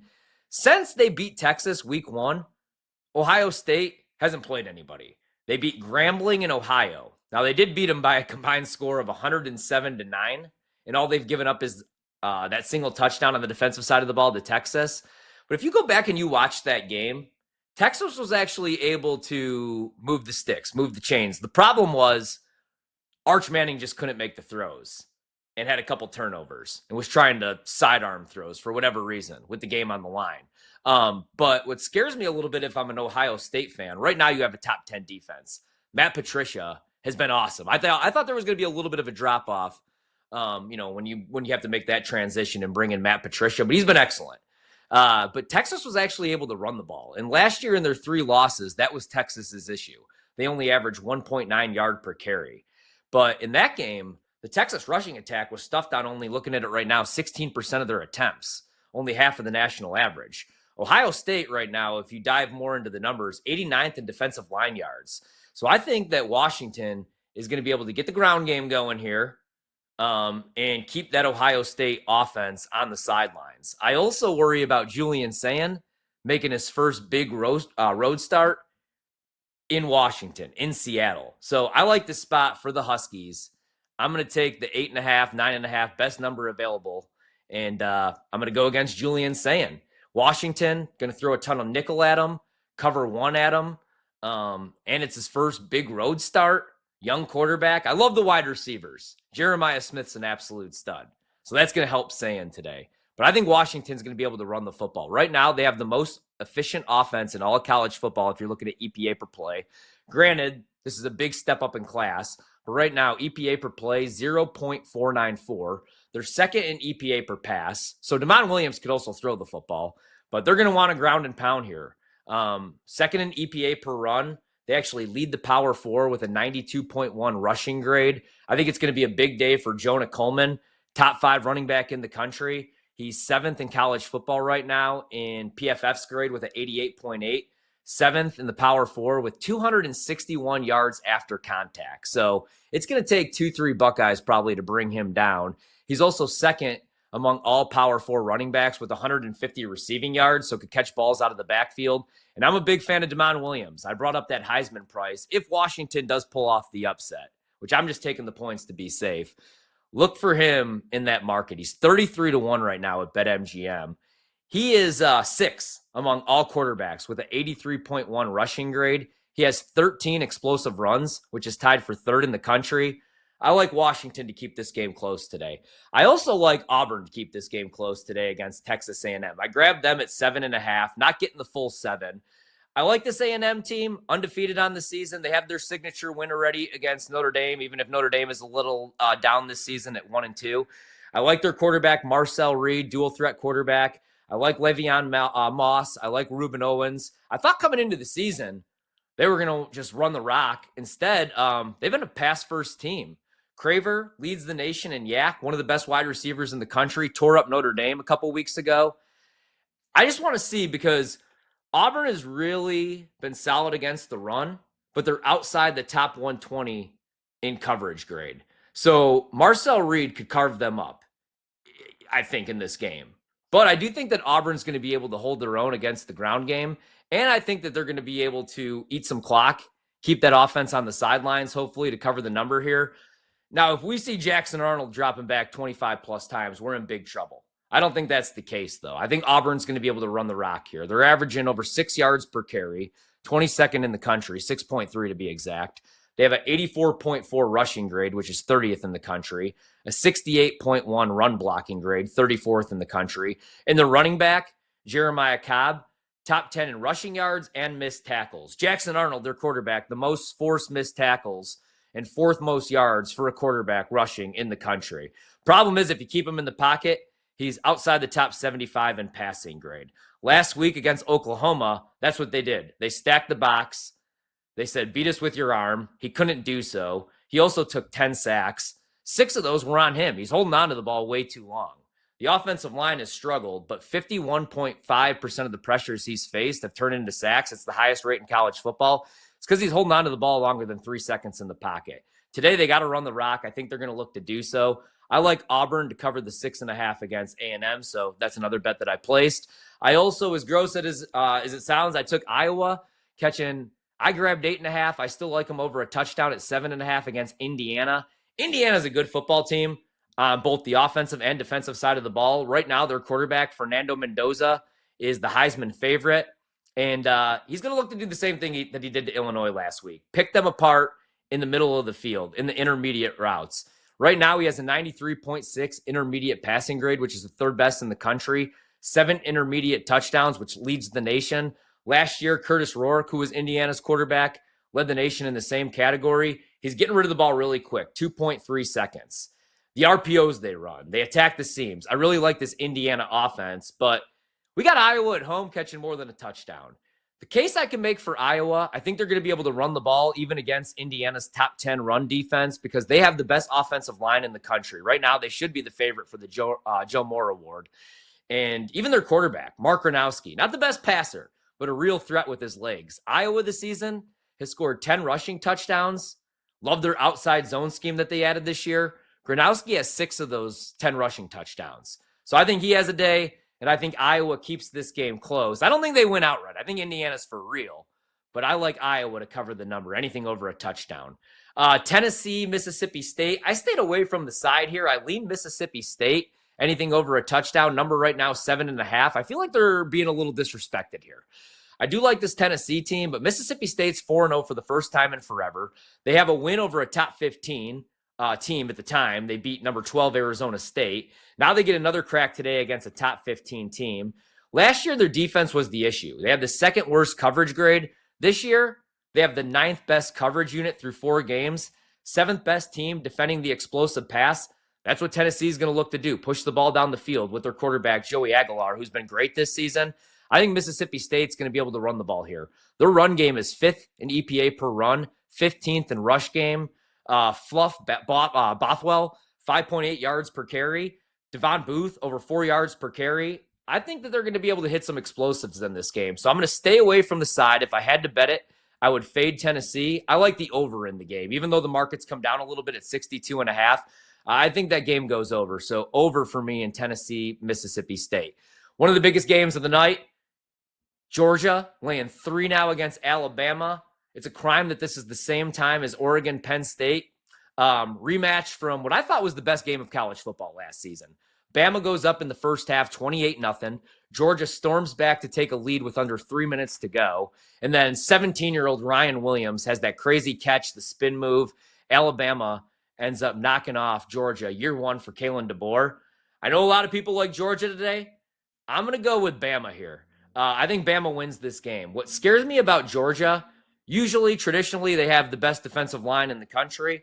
Their defensive line started for the Eagles last year and won a Super Bowl and beat Pat Mahomes. This year, though, they're not getting any pressure on the quarterback. They only have 3 sacks. All 3 of those sacks have come from linebackers. They don't have any sacks this year from a defensive lineman.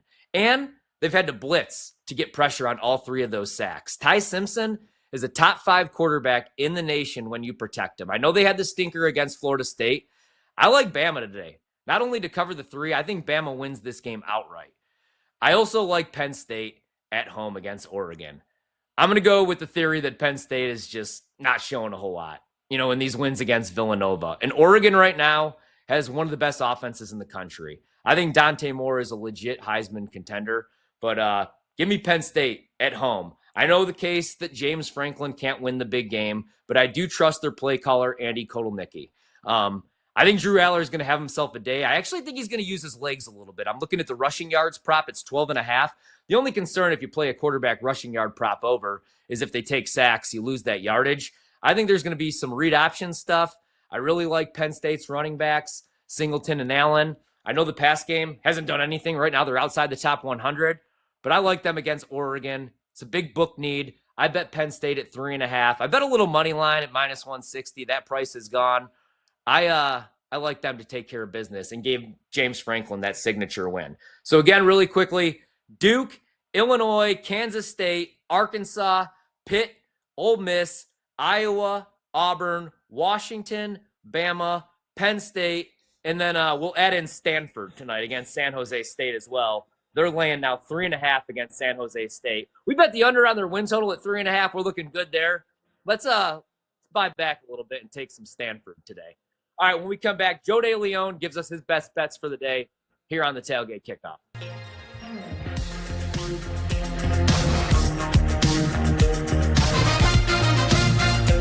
If you missed any of BetMGM Network's Tailgate Kickoff, listen back anywhere on the go with the Odyssey, TuneIn, and now on the iHeartRadio app.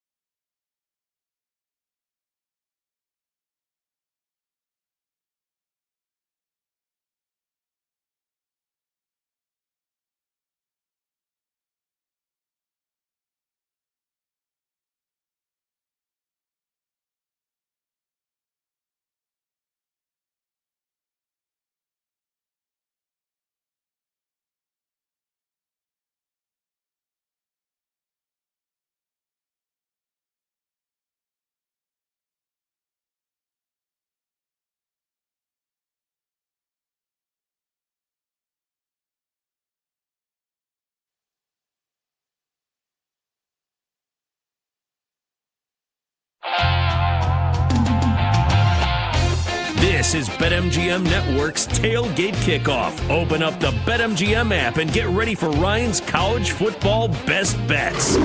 Make it legendary. Tailgate kickoff here on the BetMGM Network.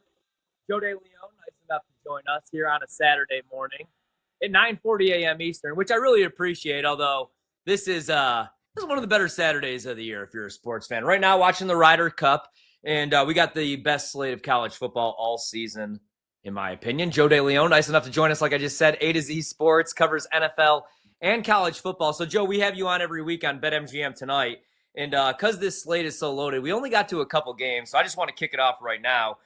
What do you think about Notre Dame, Arkansas? So we're both Notre Dame fans. I have not heard anybody make the case for Notre Dame. Right now, they're laying 4.5. This number has come down. They were double-digit favorites on the look-ahead, but they're 1-2. Arkansas, a 2-2 football team coming off a loss to Memphis. Total in the game, 63.5. What's your opinion on this one? So, admittedly, as you said, we're both Notre Dame fans. So, I've got a lot of reluctance on how this game is going to happen. My just fan perspective and my fear is I do think that Arkansas is going to keep this close.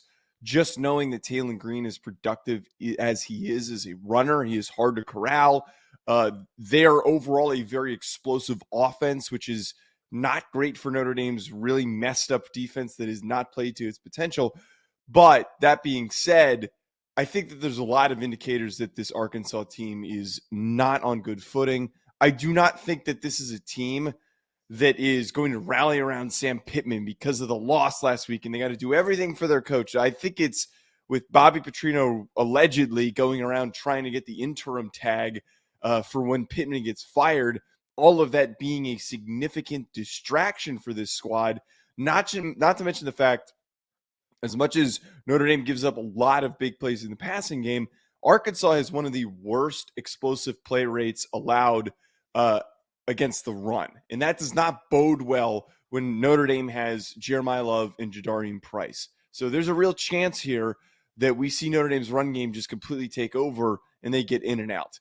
I would lean taking Arkansas to cover just for the chaos of this and the setting of it, but I think that Notre Dame is going to win pretty confidently. Yeah, I'm on Arkansas, man, but this is the one I'm fine losing, to be honest with you. All right, so we talked Georgia-Bama. I want to talk LSU Ole Miss. I feel like this game is getting disrespected a little bit because of that primetime slate. LSU 4-0 this season, yet I'm not in love with this team, man. I bet their win total over 8.5. It was more the case of if Brian Kelly doesn't win 9 games, they're going to run him out of town. The buyout is crazy, but it hasn't been what we thought. And I do like Nussmeier, but he's really struggled under pressure. And Ole Miss, top 25 getting after the quarterback. They're 4-0, 13 in the country. Right now, Ole Miss is actually a favorite, 1.5, minus 125 on the money line. Who do you like today? I like LSU in this situation. I really don't get the Ole Miss buzz. I watched this team and I watched them nearly blow a lead against Arkansas. I watched them struggle against Kentucky, and I understand that Austin Simmons was playing quarterback in that game, and I think the expectation is Trinidad Chambliss is going to start here for Ole Miss, which might be better for them. But my point here is that what is that they've done this year that makes us feel confident? What is the one thing that they do so tremendously well that helps them win this game? I think that they're very middling in every single area. I think that this team is one mishap away from not collapsing, but being a struggling team this year. Nothing that they've done has really, really impressed me because they have opportunities to be really dominant on either side of the ball, but really shaky on offense with plenty of turnovers and a mediocre offensive line and an up and down defense. You, at least for LSU's sake, you have a top 3 defense in college football. And I know this is a road setting, but the one thing I always love to lean on, defense travels. Garrett Nussmeier might play poorly. Caden Durham in the run game might have its issues and not get going. But we've seen them gut out close wins because the defense just completely dominates by forcing turnovers, wreaking havoc, and causing so many problems. So I think that this is going to be LSU. I think that they're going to win it pretty confidently because I don't think this Ole Miss squad is as good as their ranking indicates. I had to grab a little DeMond Williams, 33-1 to win the Heisman, just in case, Joe, because the Huskies are plus 270 on the money line. Are they too popular? They're 9.5 back back to 9.5-point dogs against Ohio State. I like them to at least cover. What do you think about this one? I like them covering. My co-host Blake on Ruffino and Joe show, he was adamant that he thought that Washington was going to pull the upset out. And I understood his logic. I didn't agree with it on the outcome that the upset was going to happen, but the logic applies here for the betting angle. And we've got a difficult setting to travel to in Seattle for this game. It is not an easy place to play. It's one of the most underrated places to play in college football. And we have the perfect offensive formula, if you will, to cause problems for a team like Ohio State. They are so athletic and gifted on defense, but you've got this small, extremely compact, shifty quarterback in Damon Williams, who's very Kyler Murray-esque, and he's not there just yet. Maybe that Heisman ticket's better to put out there for next season, but he's already showing signs of being a pain in the butt to keep from making big plays. He's that good of an athlete, and he's the type of player who keeps a team in a game with Jonah Coleman, also with Denzel Boston, who's been really, really good. That line to me is the perfect line for a backdoor cover, which is why I like it so much. So I'm on your side. I do think that Washington is going to at least keep this thing close. The upset's probably not going to happen, but a close game is 100% doable. Last one. We got a short segment here. What do you think tonight, now that we're at 3.5 here for Penn State, and the total's 52.5? Game of the night, I think, obviously. You got Penn State number 3 in the country, Oregon number 6. Does James Franklin finally get his signature win? Who do you think wins this one?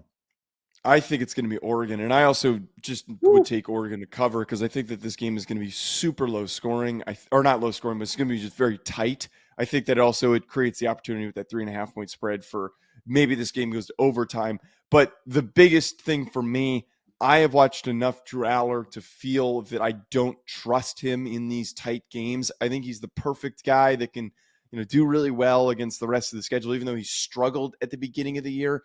His lack of naturalness to play the position, it's stark and it's frustrating, and it's going to be even more accentuated when we see somebody who is natural at playing the position in Dante Moore. Maybe the narratives are completely shifted after this game or even during this game because the lights come on and it's in Happy Valley and Drew Aller just locks in and Dante Moore crumbles under the massive implications of the crowd. And it's like Shea Patterson was when he stepped onto the field for Michigan. I think that was the correct quarterback. But still, regardless, I think that there's at least going to be Dante Moore playing his butt off, and I think that he is going to set up his team to succeed more than Aller will.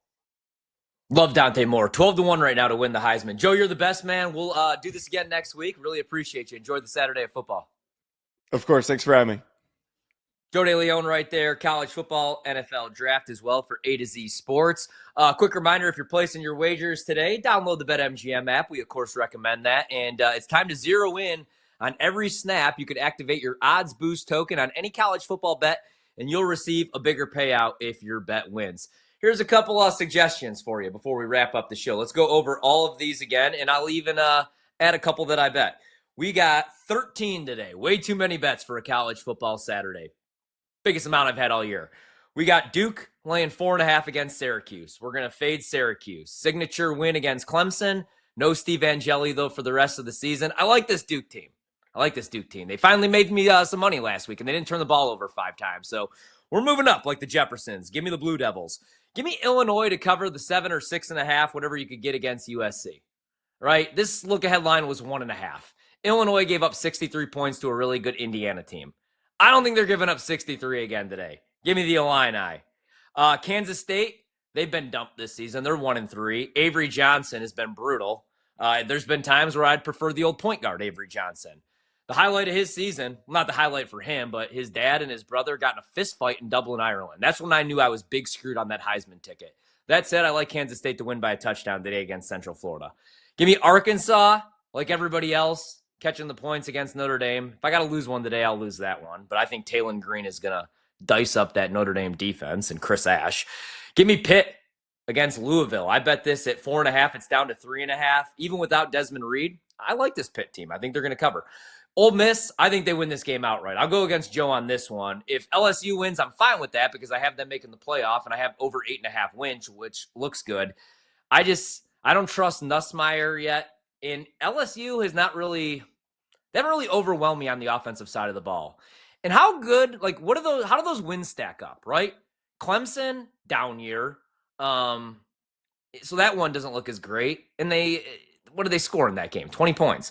I also today, I'm going to go with Washington covering the 9.5, Auburn covering the 6.5, Stanford on the money line against San Jose, I bet. I took Kentucky +6 against South Carolina, and then I'm on Penn State.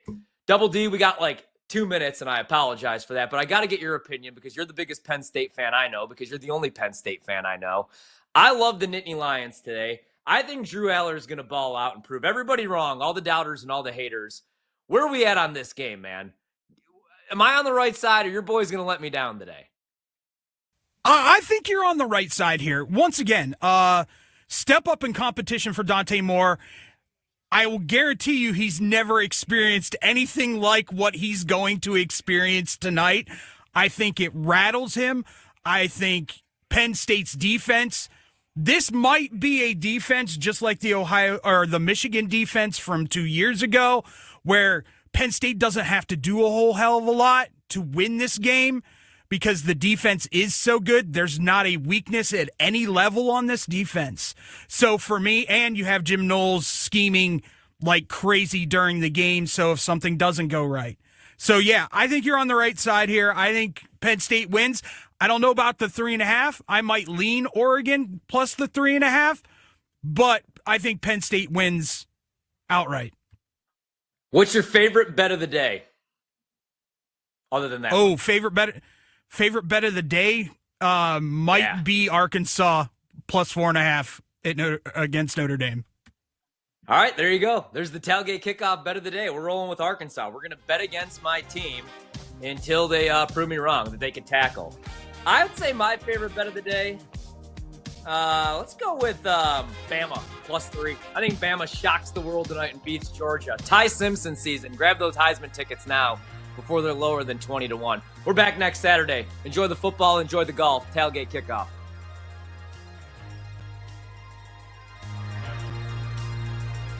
If you missed any of BetMGM Network's Tailgate Kickoff, listen back anywhere on the go with the Odyssey, TuneIn, and now on the iHeartRadio app.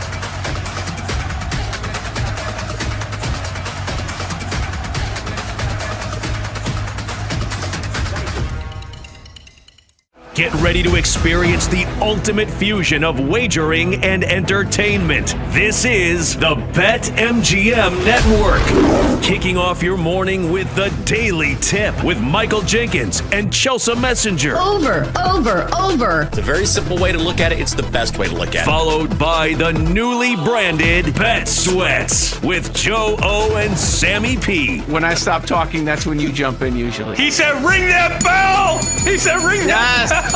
Then it's You Better You Bet, hosted by Nick Costos and Femi Abebefe. Great teams and great players get a whistle. It's happened forever. It will continue to happen. Capped off every night with the electric Brad Evans and Ryan Horvat on BetMGM tonight. Oh, that's a sexy phrase! Quote Dr. Dre, creep with me and walk with me on this one. Welcome to a new era of Wagertainment. This is the BetMGM Network. Please gamble responsibly.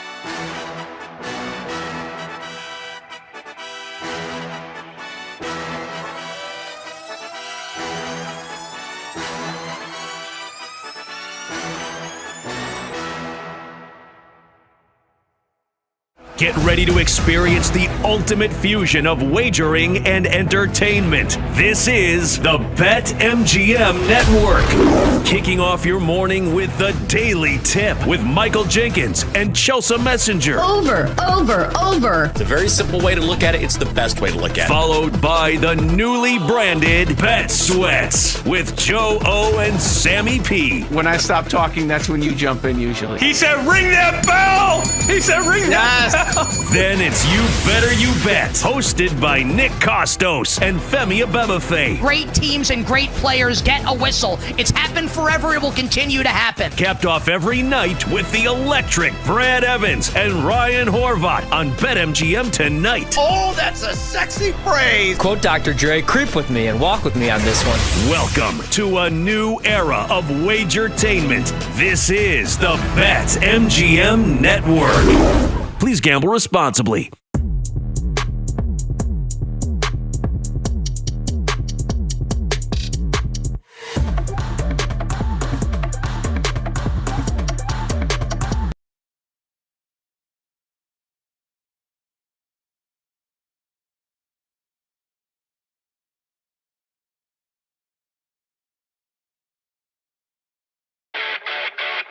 Your weekend sports conversation continues with Grant Paulson and Alex Gold on Countdown 2, only on the BetMGM and Infinity Sports Network. Another great Saturday here on Countdown 2. Alex Gold, Grant Paulson hanging out with you for the next couple of hours. Perhaps the best college football slate we've had in this young college football season. We will key in on multiple top 25 matchups. Coming up in about 20 minutes as well, we'll be joined by Mike Iannello, college football writer for the Action Network, to go through some of the best bets. There's also a wide open Heisman race at this point in time. Who would have thought the starting quarterback at Indiana, as we sit as the calendar is about to turn to October, would be the Heisman favorite? Unfortunately, an injury helping that cause down in Oklahoma, but still, it is a wide open Heisman race, Grant, and we obviously will get into that in just a bit. But how we doing, man? This is the best college weekend we've had so far.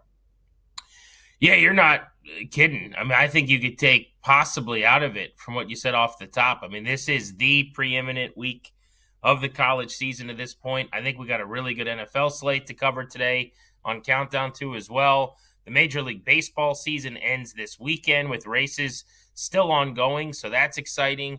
This is why we're here, man. This is why we do this. So let's get it going. Yeah, I can't wait to talk some baseball because what is happening in the American League Central has been unbelievable to watch play out over the last couple of weeks. Of course, the Guardians and the Tigers, and a Tigers team that in July or so was up 15.5 games. And now we sit and it's going to come down. It sure looks like to tomorrow. It's going to come down to the final day to determine who wins the Central, and the loser could be out of the playoffs altogether. And think about that from the Tigers' perspective. So, yeah, there's a ton to get to here on a great Saturday on the BetMGM network. I do want to start with the NFL because we're going to talk plenty of college here over the next hour or so. But in the NFL, what happened on Thursday and what that means perhaps for the NFC West, we know the 49ers are sitting there atop the West at 3-0. They're going to get Brock Purdy back this weekend, which obviously is a huge boost for them while they continue to deal with injuries. Every single week, a new player seemingly gets added to the injury report. Last week, it was Nick Bosa. So they're 3-0. They got that going for them. Meanwhile, you got a team like Seattle that takes care of business on Thursday Night Football. They really controlled that entire game, although it got very interesting late. Arizona was much better in the second half, but Seattle's sitting at 3-1. Meanwhile, you've got a Cardinals team that I still think is waiting for Marvin Harrison to break out. Maybe it was a good sign in the second half. I don't know where you're at on this division right now, Grant, but I continue to be impressed with Seattle. I know Sam Darnold's not a name that's going to excite a lot of people. They're a team that has scored more points than anybody else in that division right now. A lot of that was due to a game against the New Orleans Saints a couple weeks ago. But Darnold is in control of that offense. That defense is playing really well, and I think Seattle is going to be a problem all year in that division. They absolutely are. This is a really good team. If you go back to last season, in the second half of the year, they were one of the better defenses in the league.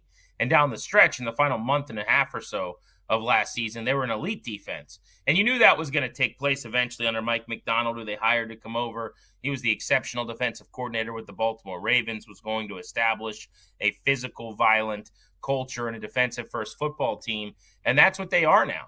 Defensively, right now at this moment, they rank 6th in the NFL, and yet they're also 8th in the National Football League. I mean, how many teams are in the top 10 in both yards per play on offense and on defense? That's generally what you need to do to get to the postseason with double-digit or more wins and have a chance to win playoff games. But they do everything, pretty well. There aren't major flaws. They're the number 4 rushing team in the NFL defensively right now. They're the number 10 passing defense team in the NFL. And then when they have the football, with Sam Darnold, as you mentioned, he had a multi-interception game early in the season, but otherwise has really protected the ball well.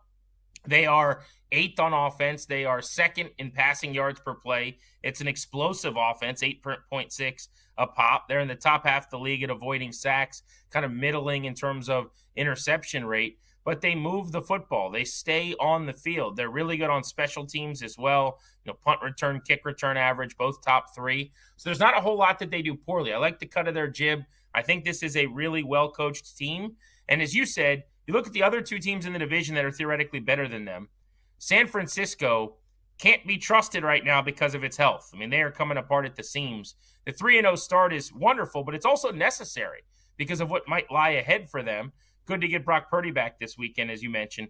But then the other club is the Rams, and that is a Super Bowl caliber team so long as your nearly 40-year-old quarterback with a bad back doesn't have any back issues. It feels like something of a ticking time bomb. You just don't know if it's going to go off or not. If it doesn't, then the Rams will win the division and the Seahawks are a wild card team.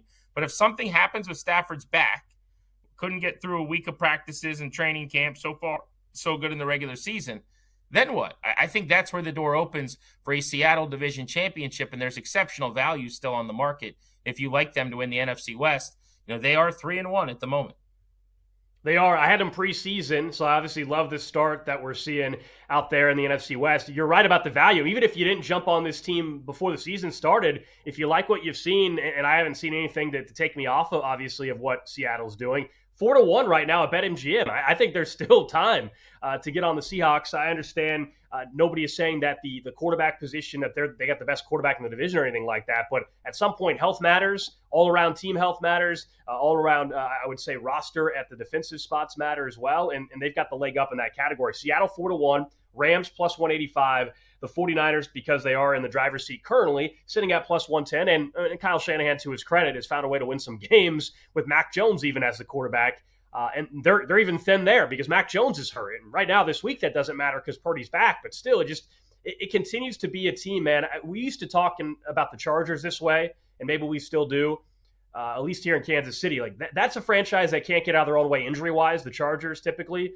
And the 49ers have become that as well. I don't know, if there's a rhyme or reason to it. Is it just simply bad luck? But this is now 2 years in a row, really going back another, I would say 2.5 years, where the 49ers consistently have star players getting hurt. I don't know if it's a training staff thing or what, but it's kind of bizarre. They've been, other than the Chargers over the last couple of years, the most injury-prone team with star players in the league. Well, it's not even close. And for them, I think it's the quality of the players that gets hurt that's always so amazing. Everyone deals with injuries. Your blocking tight end goes down, or your third receiver is unavailable, or, a special teams linebacker. It's their superstars, it feels like, year in and year out. I think there's probably a couple of factors that you can blame them for. Still mostly bad luck, but they do have a lot of injury-prone guys on their roster.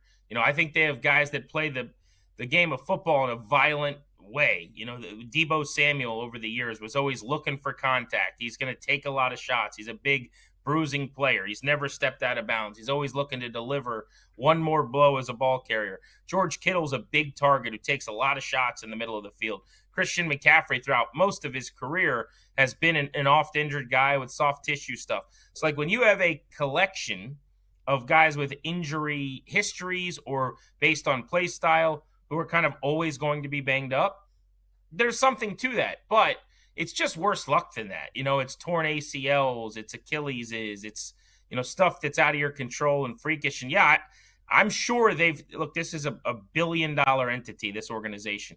I'm quite sure they've gone through and done all the studies to see how they can keep guys healthier, but whatever they've tried has not worked. I do want to ask you really quickly on Seattle. I do think their best is still ahead of them. That's what's interesting. They've had a couple of games offensively where they couldn't punch the ball in and move the ball but didn't score. They're not running it great. Kenneth Walker's a dude. He's got 13, 16, 19 attempts the last 3 games. He's averaging barely over 4 per carry. Zach Charbonnet, who's a talented guy, has 40 attempts on the season. He's averaging 2.5 a pop. I think their bread and butter is going to be run and play action with Darnold a la Minnesota last year. And they haven't even really got the running game going great yet. But the difference is that Darnold has only thrown a pick in 1 of their 4 games, 5 touchdowns, 2 interceptions.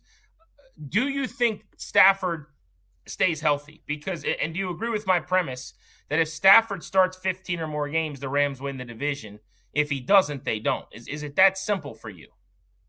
It is, because early in the offseason, I think back in June when we were having these conversations, you and I at that time, I believe, were both on the Rams to win the division. And I got really nervous around training camp when we started to hear more and more reports about the health of Stafford. And that's the biggest reason why I shifted to Seattle. Not only did I just think it would work with Sam Darnold there, but I also just felt that the injury bug was going to get the Rams and that Matthew Stafford maybe was going to miss the beginning of the season. Fortunately, that has not been the case. He's been healthy at this point. But yeah, I think he probably has to play. You said 15 or more. I think that's for sure at that point. I think if he plays 13 or 14 games this year, I think that's enough for the Rams to win. I think he would have to miss a month or 2 months of the season for me to back off of them. But Seattle's going to put pressure on them. And I don't know, you probably had the Seahawks schedule up in front of you. It sounded like, when do they play the Rams here coming up? They don't play the Rams till November 16th. So we got a long ways to go till those teams play head to head, and that could end up being just a massive game that somewhat decides this division the way things are trending. Because I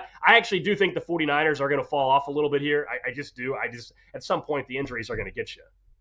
I will say, if you like the Seahawks to win the division, I would probably wait to bet on them because they play Tampa Bay coming up, and I think timing is everything with these futures markets. Now, there's no guarantee that they lose to the Bucs, but it is a very losable game. You're hosting a Bucs team that's 3-0. They play Philly this weekend. Very good chance they'll be coming off of their first loss, and then 2 3-1s meet, and maybe a good Bucs team that is a likely division champion gets the better of you. The reason that would be interesting to me is now you're coming off of a loss, you're 3-2, and then their schedule lightens up. Real good chance to win back-to-back games there if they handle their business at Jacksonville and then against the Houston Texans. So, they could be 3-2. You're getting odds that would be longer than 4-1. And then a couple of weeks later, 5-2, and the odds are probably going to be in the 3-1 range or plus 275, something like that, depending on what else happens in the division in that time. So from a timing standpoint, pouncing on a team after 3 straight wins, a primetime game. You could probably do a little bit better if you wait, if you really, really like Seattle. But the tiebreaker metrics early, 2-1 within the conference. The division so far has not been, they're not busy, as you said. They still play the Cardinals one more time. They play the Rams multiple times. They play San Francisco one more time, where they lost to in week 1. That's the one that's going to sting them maybe, because that was a very winnable game. What about Arizona here for a little bit? Because we haven't really focused on them and just where we're at with the Cardinals. I thought clearly we saw in the middle of a game a player with the talent of Marvin Harrison Jr., go from, I don't know if you want to call it the yips or certainly a lack of confidence, to all of a sudden you could see the relief he got by catching that touchdown pass. And that's the one thing you want to win the game if you're Arizona, and you played terrible in the first half and you gave yourself a shot late in that game and could have won it. Does that game springboard Marvin Harrison? If it doesn't, it's worth the L, if that makes sense, right? Like if that's truly what gets Marvin Harrison confidence and they can get him going, that's huge for them, because he's the only way this Arizona team makes the playoffs, right? Is Marvin Harrison is the guy we all thought he was coming out of Ohio State. And I still think he can be that. I know people are starting to call him a bust already. He's got to get going, and maybe that second half does it, because otherwise it's got to be the Kyler Murray show. And we know he, at this point in time, has not shown enough on a consistent basis that he can just take over a football game and lead his team. I thought Ryan Fitzpatrick, during the broadcast, or post-game, I should say, on Prime, made a great point. If you're not going to be a really vocal leader, okay, that's fine. Maybe that's not the style of quarterback you would choose, but that's fine. Well, then you got to bring energy by having some of those plays that everybody gravitates towards you for. It can't just be, all right, I'm going to just slide down after 2 yards. Maybe you do have to try to make a guy miss and try to energize the staff around the team. I buy into that. Kyler Murray, to me, has the talent to be more than what we've seen, and yet I don't know if it's a lack of confidence on his part or what. Well, I think Kyler Murray, we're enough years in at this point. We're halfway into his career. Like, we know what he is. There's no delusions of grandeur here. This is a quality, top half the league starter who is immensely flawed. I think it is difficult to play the position at his size. I think that's been proven. The pocket's got to move. You need throwing lanes. You need help from your protection in your offensive line to kind of see everything. And he misses things, and he sails balls in the middle of the field. When he's at his best, I think, is when he's creative and he's off schedule and he's able to make some plays with the athleticism that got him drafted in Major League Baseball in the top 10, which is absolutely staggering to think about. But, yeah, this season early on, I think the one flaw, or the one thing I would point to, is, like, you got to protect the football. You can't turn the ball over and miss the throws that he does with 3 picks to this point of the year. But on top of that, you mentioned Harrison. He does need more help. Like, they need to, you draft a receiver where they did, that guy needs to make more plays and make you right, like he did in the end zone on the touchdown that gave him a chance to tie the game. That was the first performance like that we'd seen this season. He had gone 2 for 27, 3 for 44, finally 6 for 66 and a touchdown. So hopefully you get him right. They also don't use Trey Benson enough for me. He's been targeted 16 times through 4 games, 13 catches. Inexplicably, like, that's a guy that I would target 7 to 10 times for 6 to 8 catches every single week when he's healthy. He has not broken 20 yards in 3 of 4 games this year. If he's actually uncompromised and healthy and that's happening, that's malpractice. So I thought their whole plan was bad. You throw the quarterback under the bus some, but I thought from a coordinator on down, play calling, the fact that they just didn't even try to run the ball after the injury the previous week, all the way across the board, I just thought it was a really, really gross offensive plan for Arizona. I think we'll definitely see more of Benson. Of course, James Conner done for the season. So Benson, DeMarcado are going to have to be more involved in that backfield for the Cardinals. Up next, let's talk about a quarterback making his debut. Is this the right weekend for it to happen? We'll also talk some college football with Mike Iannello over at the Action Network right here on Countdown 2. Grant Paulson and Alex Gold on the BetMGM and Infinity Sports Network. Make it legendary.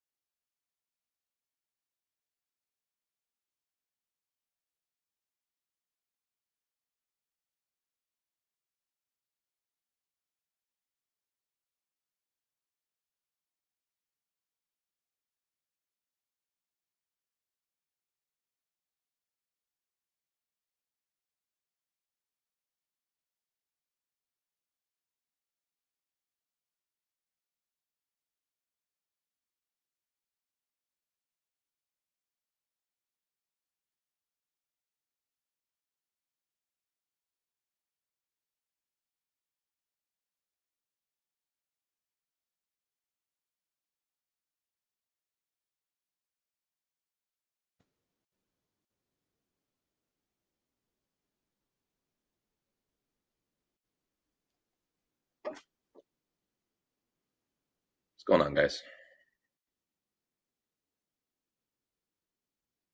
Yeah, no worries. I'm coming through. Okay. Oh shoot. Okay.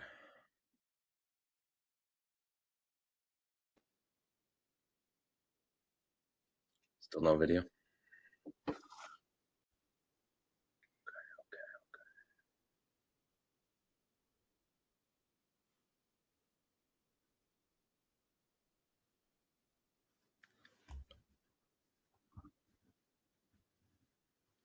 Okay. I can see myself, so hopefully it's working.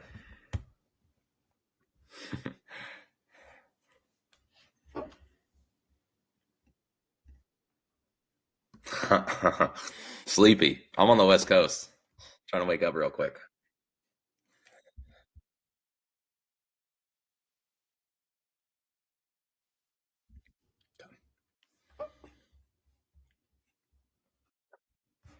California.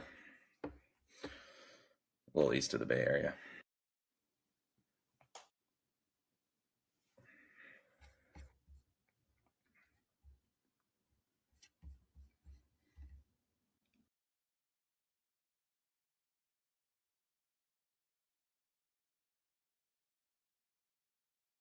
Sports conversation continues with Grant Paulson and Alex Gold on Countdown 2, only on the BetMGM and Infinity Sports Network.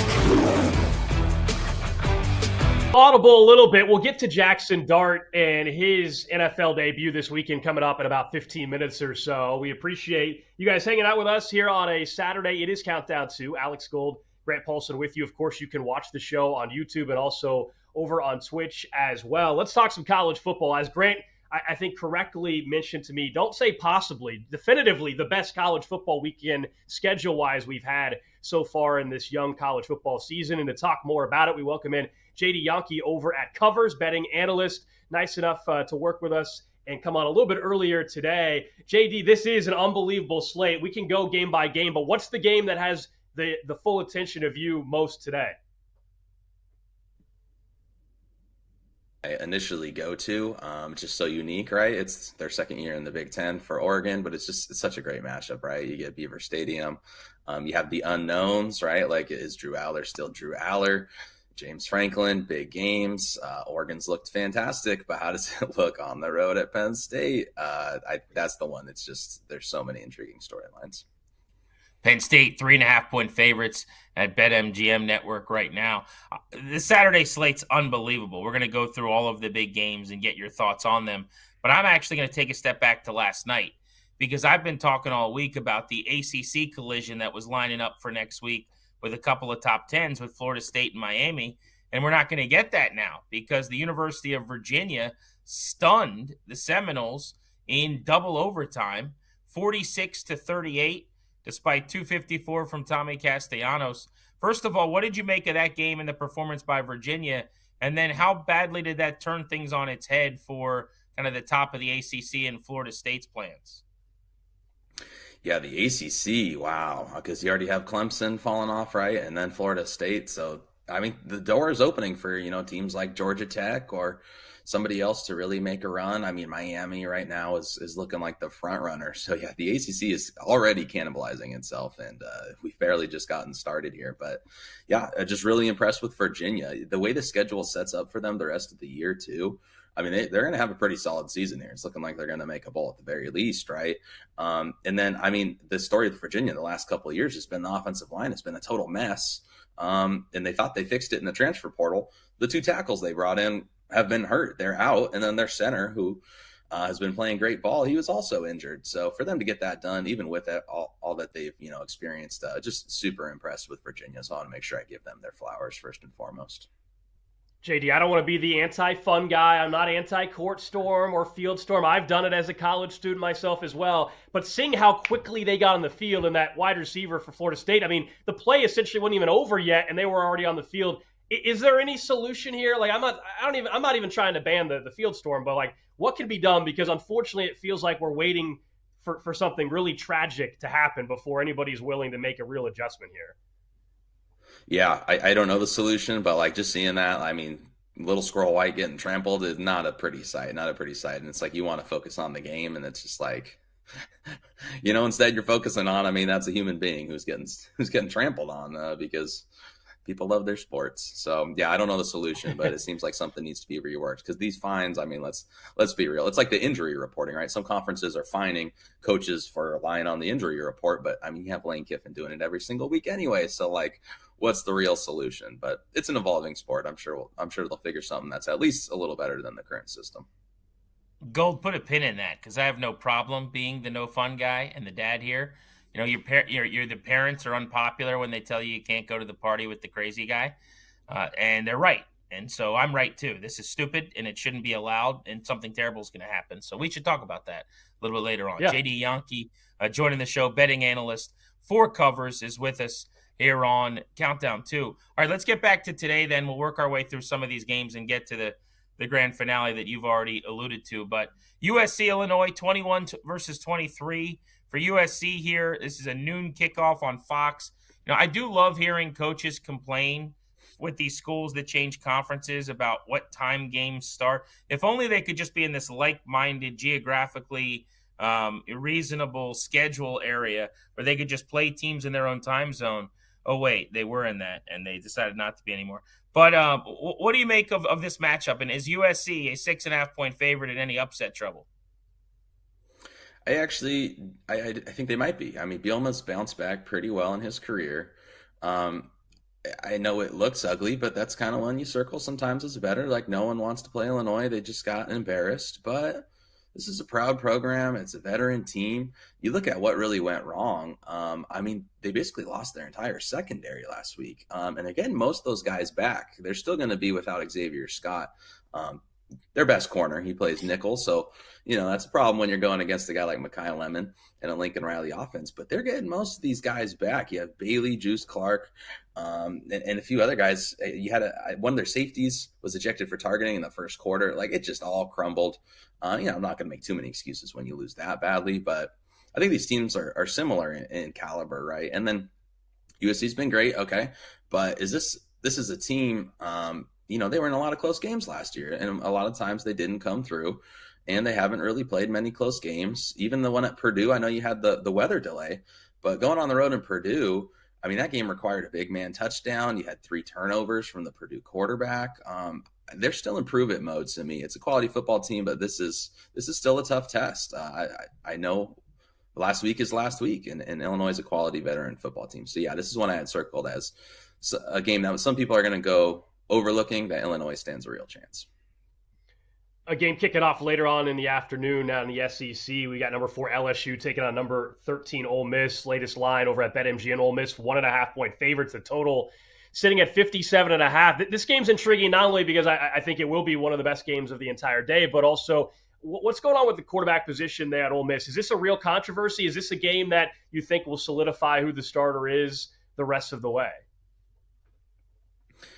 Yeah, it's getting strange, and I already mentioned Lane Kiffin, right? He's going to beat around the bush. He's going to give you some interesting storylines all season. He's not going to tell you the truth. So I think the hope here is that Chambliss balls out again. You grab a win that in a game everyone's watching over LSU, and then it's just kind of like, well, maybe we don't have as much controversy. If this kid's going to lead us to victory every week, why would there be a controversy? So that's more so the side I'm leaning on. I mean, Simmons I don't think he looked good at all. He looked like one of the most inaccurate quarterbacks I've watched, and he was severely hampered. So even if he does play, I don't think he's 100%. So I think my guess would be Lane is hoping that Chambliss just goes out there and continues to seize the job.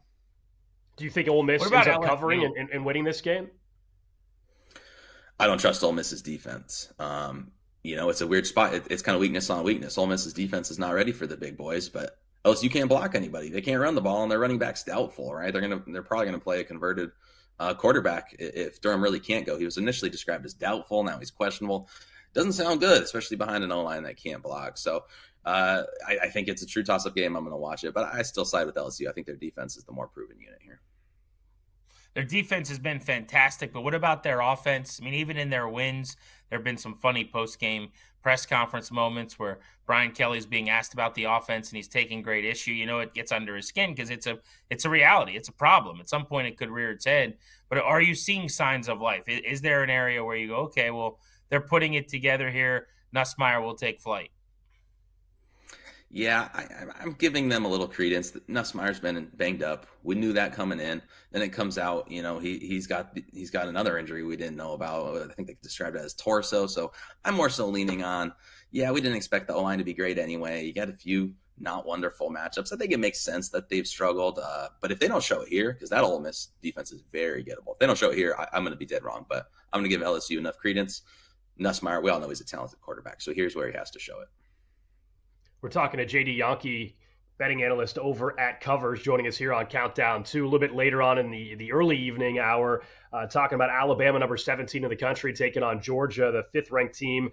Bulldogs 2.5-point favorites. A weird scheduling quirk. I didn't realize this is the first time Kirby Smart will have a chance to get a win against Alabama at home. I guess because of the national titles, there's been games in Tuscaloosa, but they haven't actually had a chance to get it done.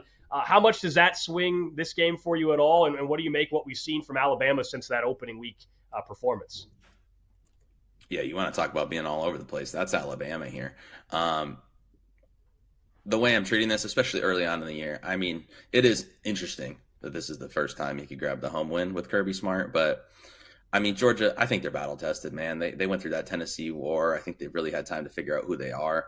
Alabama had a game to figure out who they are, and they were unprepared, and they got embarrassed by Florida State. So I'm definitely siding with Georgia on this one. I mean, Alabama, when it clicks, they're one of those teams. Their power ratings are going to be amazing. They're going to look good on every single unit. But then, how does it look cohesiveness-wise, right? And when they had to play a team with a pulse, we just didn't see it. And then even with Kalen DeBoer, I don't have the track record I have with Kirby Smart. Kalen DeBoer, okay, when he has 3 NFL wide receivers and an NFL quarterback and you're playing Pac-12, it looks wonderful. I don't want to diminish too much. I do think very highly of him as an offensive mind. But him, Ty Simpson, right, and this loaded defense we keep hearing about, I mean, they're in prove-it mode with me. So I'm definitely siding with Georgia on this one. You started this interview by saying your favorite game was the Oregon Ducks and the Penn State Nittany Lions. It's a 3.5-point spread, depending on where you're looking. Penn State laying the 3.5. You can get Oregon on the money line in a tight game at almost plus 150, which feels appetizing to me with James Franklin trying to win a big top 10 matchup here. What's your favorite storyline and what's your lean? Yeah, my favorite storyline is James Franklin in big games. Normally, I would just automatically go the other way.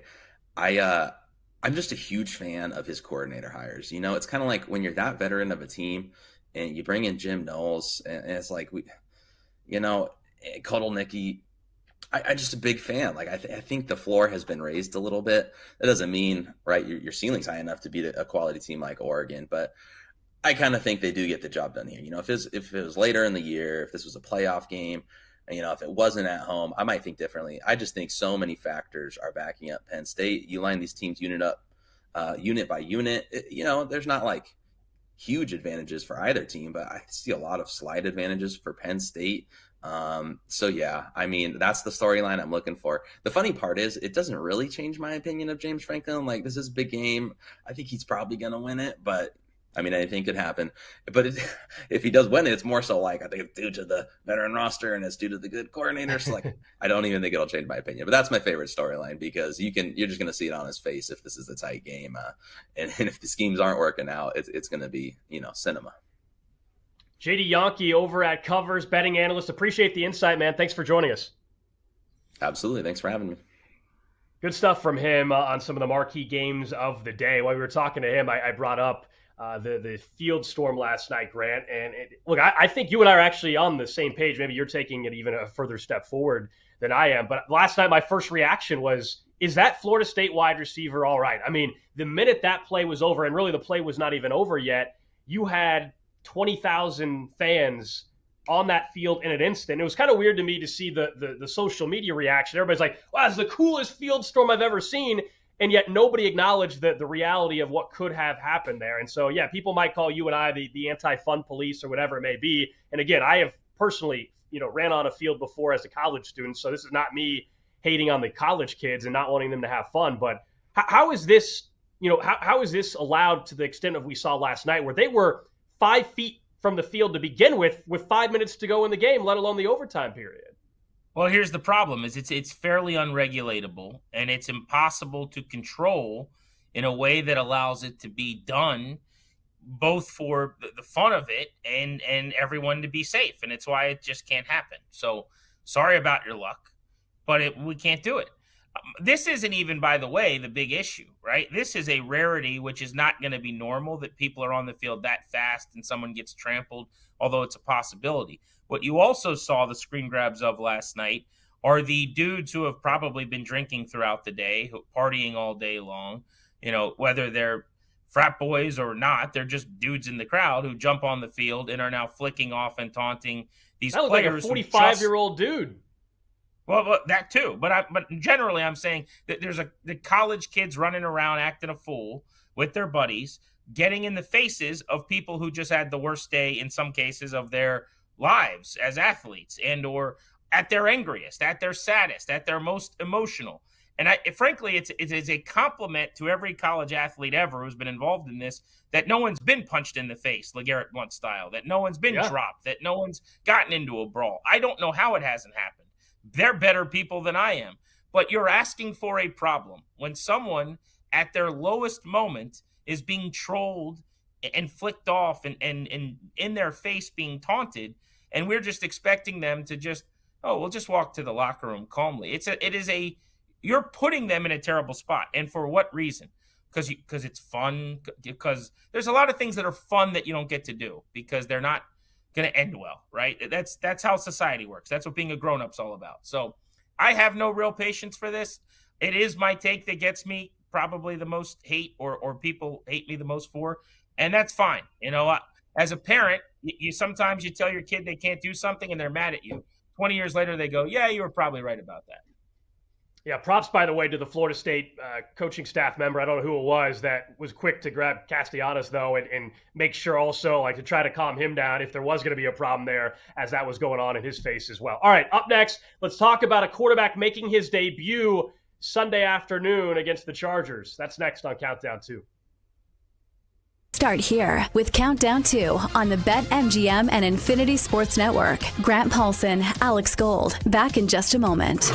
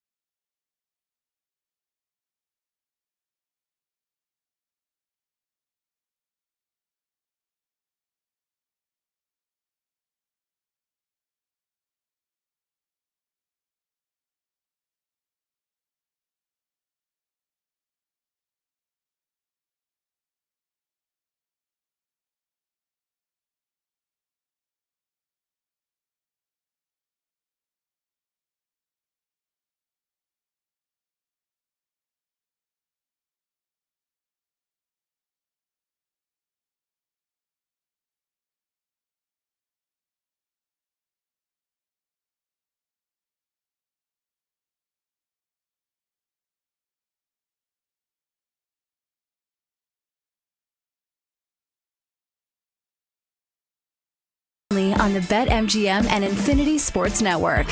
Make it legendary.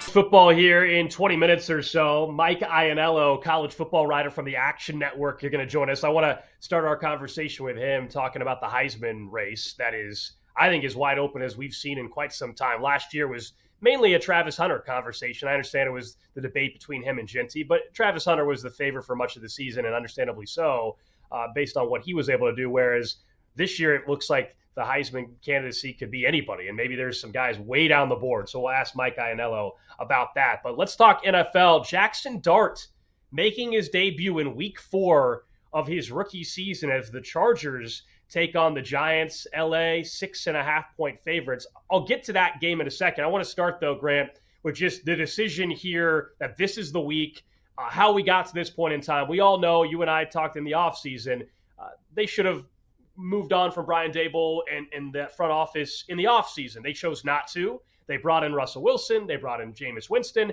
and they still drafted a quarterback in Jackson Dart. And now it really feels like, after watching Russell Wilson take on the Chiefs and that performance, and Daboll on the sideline shaking his head multiple times on some of those ridiculous fourth down decisions by Russell Wilson, that we all kind of knew this was about to happen.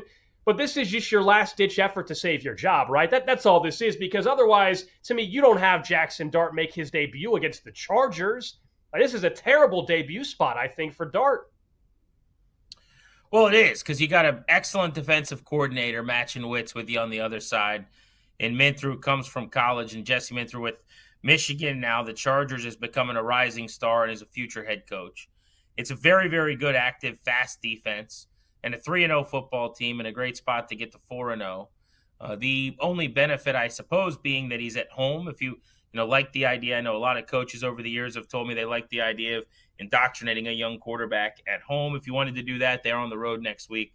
But I'd rather play the Saints on the road than the Chargers at home, right? So It's a really, really more favorable matchup a week from now against New Orleans. The only thing I can think, Gold, this is all I got. Because as you said, it would have made so much more sense. You're going to lose this game. It's like calling the team meeting before you play the best team. You don't do that. You don't get everybody together right before you go play the Milwaukee Brewers, who have the best record in baseball. You do it before you're about to play the Colorado Rockies, so that you can, you fire the manager before you take on the team that you can sweep. But he has to feel the wolves at the doors. He had to have felt like, whether it was directly commentary from ownership, a meeting, something, or maybe it's just perception, he had to feel like, I don't have the luxury of another week and a bad loss in 0-4 with conviction that I'm going to get to make the change and be the coach the following week. That's the only thing I can think. Because if he knew, if they've given him any kind of comfort or confidence, hey, you're not going anywhere, it's your job this season, or it's your job for 7-8 weeks, we'll reconvene then you wait till next week and you make this change. The only reason you do it now going into this game, while I do think their offense will be better and show some signs of life because you're going to open up the playbook a little bit with Jackson Dart's legs, the only reason you do it is if you think you might not even get to make the quarterback change in a week if you lose ugly. Right. Yeah, no, I think that's a good theory. I mean, maybe that we're talking it's week by week already for Brian Daboll, despite, their decision, again, as an organization to not fire him in the offseason. That's the issue that I have with this, obviously, is, the fact that, in a weird way, like, I actually don't think it makes sense to fire him right now anyway. You already chose to keep him as your head coach this offseason. Like, to me, firing him after a week 3 loss to Kansas City or a week 4 loss to the Chargers or something like that, while you already made a switch to a rookie quarterback and you're going to mess with him, this sort of, like, to me, for Jackson Dart, even if you're going to move on from Daboll in the offseason, I actually don't think it's a good idea to do this in season and now have Dart have to deal with a coaching change as well. Like, truly, I would just ride this thing out the rest of the year with Daboll and then move on from him in the offseason. You already made the mistake, to me, in the offseason. Now, the history of – go ahead. You were about to say something. Well, you're 100% right, but why would they start making the correct decisions now? I mean, Fair enough. It made no sense. Enough. You keep the GM that you're inevitably going to fire and the head coach who's on thin ice, who is almost certainly out of a job at the year end. Like, why would you have allowed them to pick the quarterback anyway? This is what losing organizations do to continue to be losing organizations. The GM and the head coach pick a guy on their last legs who then they get blown out for the next people to inherit, who's not their guy and maybe doesn't fit what they want to do. What you do is you have to make the decision too soon, not too late.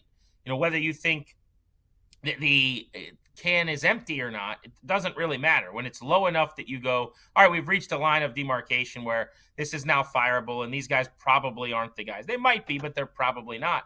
Well, you need your new GM and your new head coach to come in here and pick your quarterback, like Washington did when they blew out Ron Rivera with the number 2 pick and took Jaden Daniels. Not like the Bears did when they allowed Matt Eberflus to hang around and it took Caleb Williams. I mean, this is day one stuff. Like, how teams and owners don't understand this, to me, it's still the biggest mistake they make, and it's just dumb. I don't understand how teams still do this. Well, and the fact that you brought in Jameis Winston, we had Alex Smith on our show here locally yesterday, and we were talking about, what's the right path. Obviously, he can speak to that. He played for a year. Mahomes, of course, sat behind him. But then Alex Smith said, hey, it was week 4, his rookie year against as a 49er, when all of a sudden things changed for him as a quarterback too. So it's actually kind of an odd similarity between the two. He also happens to know Jackson Dart pretty well, given the fact that they're both Utah kids and everything. And he mentioned that he was surprised they wouldn't just go to Jameis for a couple weeks. Like, if you're just saying, I can't deal with Russ anymore, okay, fine, we all understand that if you're Brian Daboll. But why not even go with Jameis Winston for a few weeks? Again, acknowledging that they from the beginning, they should not have had this situation arise to begin with. Well, Alex Smith's smart. I actually want to hear that because I love hearing him talk ball and talk quarterbacks. But I would disagree with that and say, because the best quarterback in the building is Jackson Dart. And I think he made it pretty well known in August. Now, if anyone thinks it's going to look like the preseason, they're fooling themselves, right? I mean, that's just not replicable. It doesn't transfer over. There's going to be major warts here. He's going to struggle, especially, I think, in this Chargers game, throwing the football. But your playbook is open. Early in his career, Alex Smith was this way, actually, where that athleticism, that mobility, the ability to run. Brian Daboll's done this with Josh Allen. He called plays. Allen was very young, design runs, read option, keepers, boots, nakeds, all that stuff. Your whole playbook opens up with Jackson Dart in a way that Russell Wilson, early in his career, could have executed all that stuff. That's not what he is now. You're not that guy, pal. So you go to Jackson Dart, you get more pages of the playbook opened up. I think it's going to get their offense going. And if nothing else, I think it's going to help their running game a lot. Their biggest issue so far this year has actually been their defense, not their offense. It's dramatically underachieved. They're not getting to the quarterback enough. That vaunted defensive front, I think, is underachieved some. But offensively, where they're 11th right now in yards per play, they can't really run the ball. They average a little over 4 yards per carry. It's not going to get a whole lot better, in my opinion, with more Cam Scatterbo now and less Tyrone Tracy, who's hurt. But I think that having to deal with Dart, having to play him honest with your guy on the edge, reading things out and not being able to crash, I think they're going to actually run the ball a little better. Maybe you get play action going, and they're going to involve Malik Neighbors a lot more. I think if you're Dart, you say, I'm sinking or swimming with my best player, make me right, buddy. And I'll bet you the offense in the next couple of weeks, maybe not right away against a bad matchup, but I think in the next few weeks will look better and just more dynamic and more open. The playbook opens up. Giants 6.5-point underdogs in this game against the Chargers over at BetMGM. Total sitting at 44. Just some history over the last 5 years with quarterbacks making their debut from a betting perspective, at least.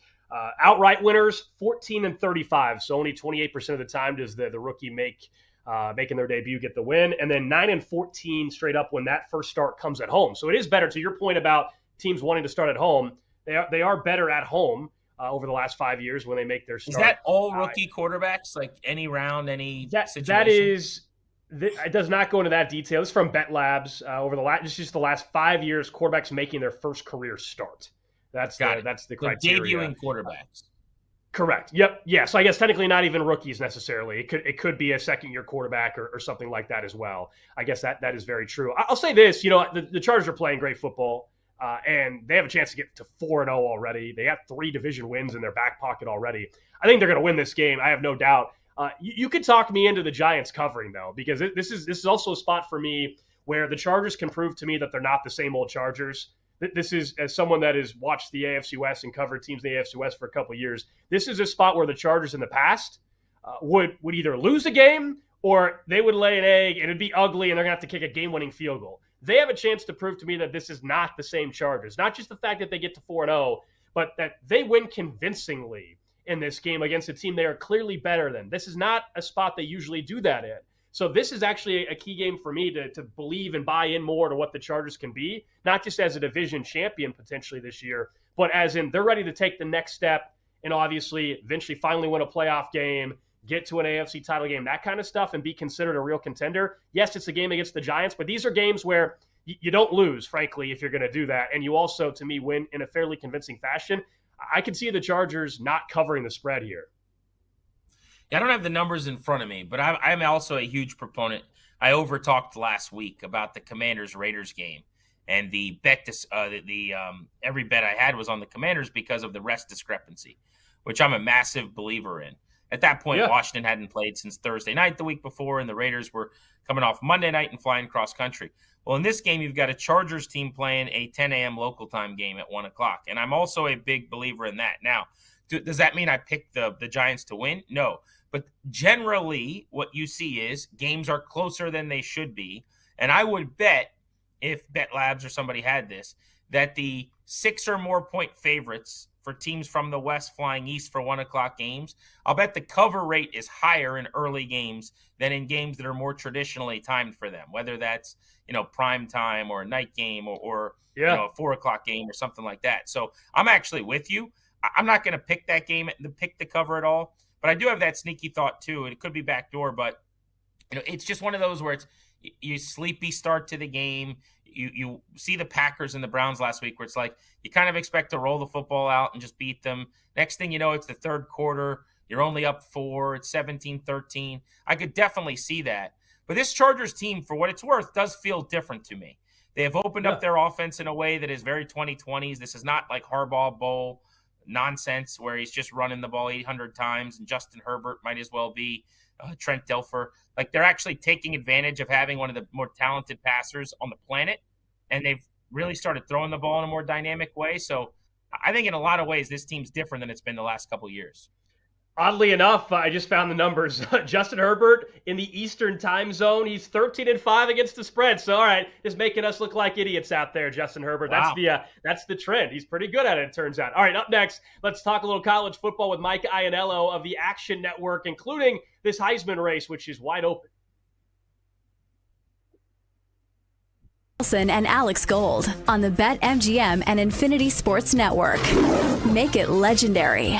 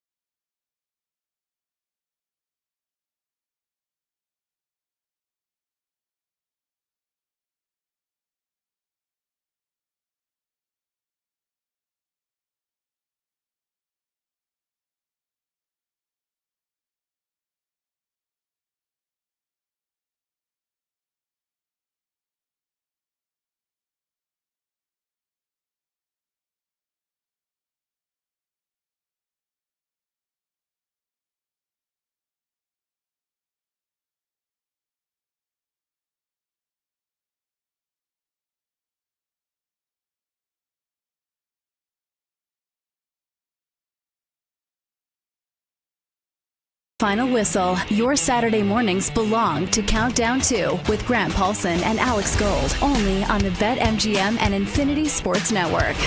Make it legendary. Inching closer to college football Saturday kickoff, the best slate of the young college football season. We will also go game by game in the Week 4 NFL slate. Grant and I will go rapid fire through some of the hot games and our favorite bets as well, coming up in about 20 minutes or so. But let's stick with college football and welcome in Mike Iannello. He joins the show from the Action Network, college football writer, betting analyst, kind enough to join us on the phone here on Countdown 2. Mike, I actually want to start with the Heisman race. We were going through some of these games, but a Heisman race that is wide open. I mean, for crying out loud, the quarterback at Indiana that, frankly, most of our audience probably had never heard of a week ago, and Fernando Mendoza is the favorite at BetMGM at 6.5 to 1. What's your take on the current state of the Heisman race, knowing that right now I don't think there's really a clear-cut answer? Hey, guys. Yeah, thanks for having me. Yeah, like you said, it's kind of a wide-open field right now. You know, personally, the Heisman race is kind of a sore subject for me because I did bet John Mateer at 25 to 1 back in February, and I was looking real pretty until about 5 days ago. So, but yeah, I think it's wide open, and you know, getting into this weekend a little bit, I think based on who you think are going to win these games, this might be a good opportunity to start jumping on some of these bigger values right now. You know, you like Dante Moore, all right? If he beats Penn State, that number is going to cut in half. If Nussmeier lights up Ole Miss, that number is going down. You know, what can Ty Simpson do against Georgia? So this is a good week. I think the odds board is going to shift a lot after this Saturday. So it might be time to bet some of these longer odds before this weekend, because I think some of them will probably cut in half after they win. Yeah, Fernando Mendoza, Indiana, around 6.5 to 1 right now. There's somebody out there who's got a 55 to 1 ticket from when things open, probably sitting in Indiana as we speak, who's feeling pretty good about themselves. I want to ask you about Dante Moore, though. Oregon, the UCLA transfer, second year in the program, getting his opportunities, completing about 75% of passes, 11 touchdowns and a pick to this point. We've seen him run for 87 yards as well. If they do win and he plays well today, could he leapfrog into the top spot, do you think? Like, regardless of what happens with Mendoza, just because of the quality of the opponent, the quality of the game? And then does he control his own destiny in a sense? Like, even though you're behind in the standings, sometimes teams control their own destiny. Would you say that about him? Yeah, I absolutely. I think this game is going to be much more high profile than the Illinois-Indiana game was a great game, and Mendoza obviously balled out. But doing it on the road at Penn State, you know, in the whiteout, if he's able to have a really good game, I absolutely think he'll jump Mendoza. And you know, Mendoza's going to have his chances to kind of claw that back. They play Penn State later. They play Ohio State, I think. So he'll have his opportunities as well. But I definitely think if Oregon wins this game and Moore plays well, I definitely think he'll be the front runner come Sunday. Mike, if BetMGM handed you a $100 free bet, where's the bet going on the Heisman race right now? Oh God, that's a tough one. I would think I don't love it, but I mean Carson Beck looks pretty good this year. That might be where I would go. I still love Nussmeier, but I'm going to have to see him prove it. I think I'd go Carson Beck, but I don't necessarily feel great about it. Beck's 12 to 1. Obviously, he's got a juicy one coming up next week with Florida State, where if he were to shine in that game, they win decisively, they'd be in a golden spot in the conference, and that would really start to separate him maybe from some of the other names on this list. You mentioned Garrett Nussmeier, and the season hasn't gone quite like he'd like individually, I'm sure. He's playing through a lot of pain and injuries, it would appear. But what a game for them today against Ole Miss, 2 4-0 teams in the SEC, and an opportunity for LSU, it feels like, to right some demons here from the head coach all the way down. This is the kind of game that has eluded this program under Kelly in the recent years. Yeah, it's weird. You don't really typically expect the LSU offense to be the area of concern and where all the questions are, but the LSU defense has been awesome. You know, Blake Baker's really coached this unit up. They're way better than they were in the past, and it's the offense. And Nuss has been fine. But you look at their explosive numbers, his average depth of target is like half of what it was last year. It's one of the lowest in the SEC. And that's not what you expect from an LSU team. You mentioned him playing through injury, so, you wonder if that's a big part of it, that he's not really able to push the ball down the field as much as they'd like. But I agree with you. This is kind of his biggest test. We've also seen, I'm not going to discredit what LSU has done, but the Clemson win doesn't look as good. The Florida win doesn't look as good. This is their biggest test, and I think this is a really fun game because I think it matches up the strength of LSU, which has been their defense, against the Ole Miss offense, which is their strength. And then it's also weakness on weakness because it's the Ole Miss defense has looked a little shaky. I have a bunch of questions about them. They can't stop the run, but LSU can't run the ball at all. So it's kind of a strength versus strength, weakness versus weakness game, which I think makes this matchup a ton of fun. Yeah, you mentioned that LSU defense, the man in the middle there is Whit Weeks. I saw he was in the news this week a bunch leading up to this game. I have to imagine it was an X's and O's breakdown on how they're going to scheme him up. They just kept bringing up his name this week. I didn't know what was going on, Gold. Yeah, I did enjoy seeing that. Take the over, right? Take the over is what Lane Kiffin was saying. But Lane says that was a hell of. You got to give Lane credit. That's a hell of a response.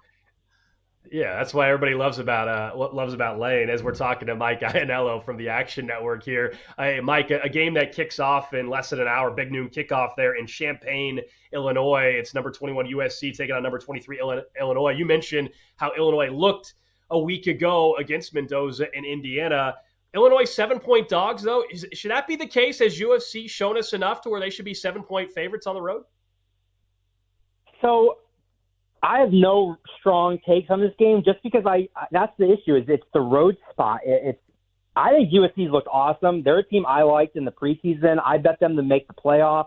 The offense has looked unbelievable. Jaden Miyavis looks great. They're running the ball well. So I really, really like what I've seen from USC. I don't think Illinois is as bad as they looked last week. I think Indiana's just really good. So I still like Illinois. I do think the numbers warranted on USC because I do think they're probably a touchdown better. But we've seen these former Pac-12 teams struggle coming, across the country. So it's how well can USC perform in Illinois, flying a few time zones over. That's kind of what's making me hesitant. But if I had to play it, I think I'd back the Trojans at under a touchdown. Mike, I want to bounce a sneaky kind of hot take tingle play that I've got today off of you just to see if I'm completely off base. Notre Dame, number 22. There's this feeling like they're about to rip off 10 in a row, sneak into the playoffs after 2 losses to elite teams to start the season. They're only laying 4.5 against Arkansas today. Arkansas can move the football. That totals 63.5. I think they could be in a little bit of trouble. If they lost this game, I would not be shocked. What's your response to that? Yeah, this number has gone way down. If you looked in preseason game of the year look aheads, it was double digits between 10 and 14. It opened at 6.5. Now it's all the way down to 4.5. I think I'd lean Notre Dame. I definitely like the over. I bet the over back at 61 on open. So it's a little high now, but we've seen neither of these teams be able to stop anybody. And yeah, I just lean towards Notre Dame being able to rely on that running game with their 2 backs. We see Arkansas can't stop the run at all. So if Notre Dame just puts their quarterback in a good position on the road, runs the ball, slows the game down, that obviously hurts the over. But I do think Notre Dame, I trust the Notre Dame defense to get fixed more than I trust the Arkansas defense to get fixed. So I would lean the Irish there. That number's going way down, so you're kind of getting a discount just based on how bad the Notre Dame defense has looked for the first few weeks. But I think I would trust Marcus Freeman and that staff over Sam Pittman right now. The game kicking off at 7:30. You got Alabama and Georgia there in Athens. The Bulldogs 2.5-point favorites right now at BetMGM. The total sitting at 53.5. We earlier in the show were discussing Alabama, kind of this Jekyll and Hyde type of team, but now have they leveled out enough to where, in a good way, that by Alabama's standards to be in a spot to go win on the road right here. Oddly enough, Kirby Smart, of course, hasn't really played Alabama at home. Yeah, it's crazy. I forget how long it's been, but it's I heard that stat. I'm like, that can't be true. It doesn't sound like it makes any sense. Yeah.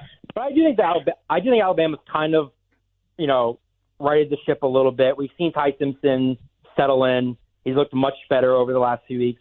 I actually like the over in this spot. Then you kind of don't have to decide who's going to win at the end, because I kind of expect it to be like a little bit like we saw last year, where it got a little sideways.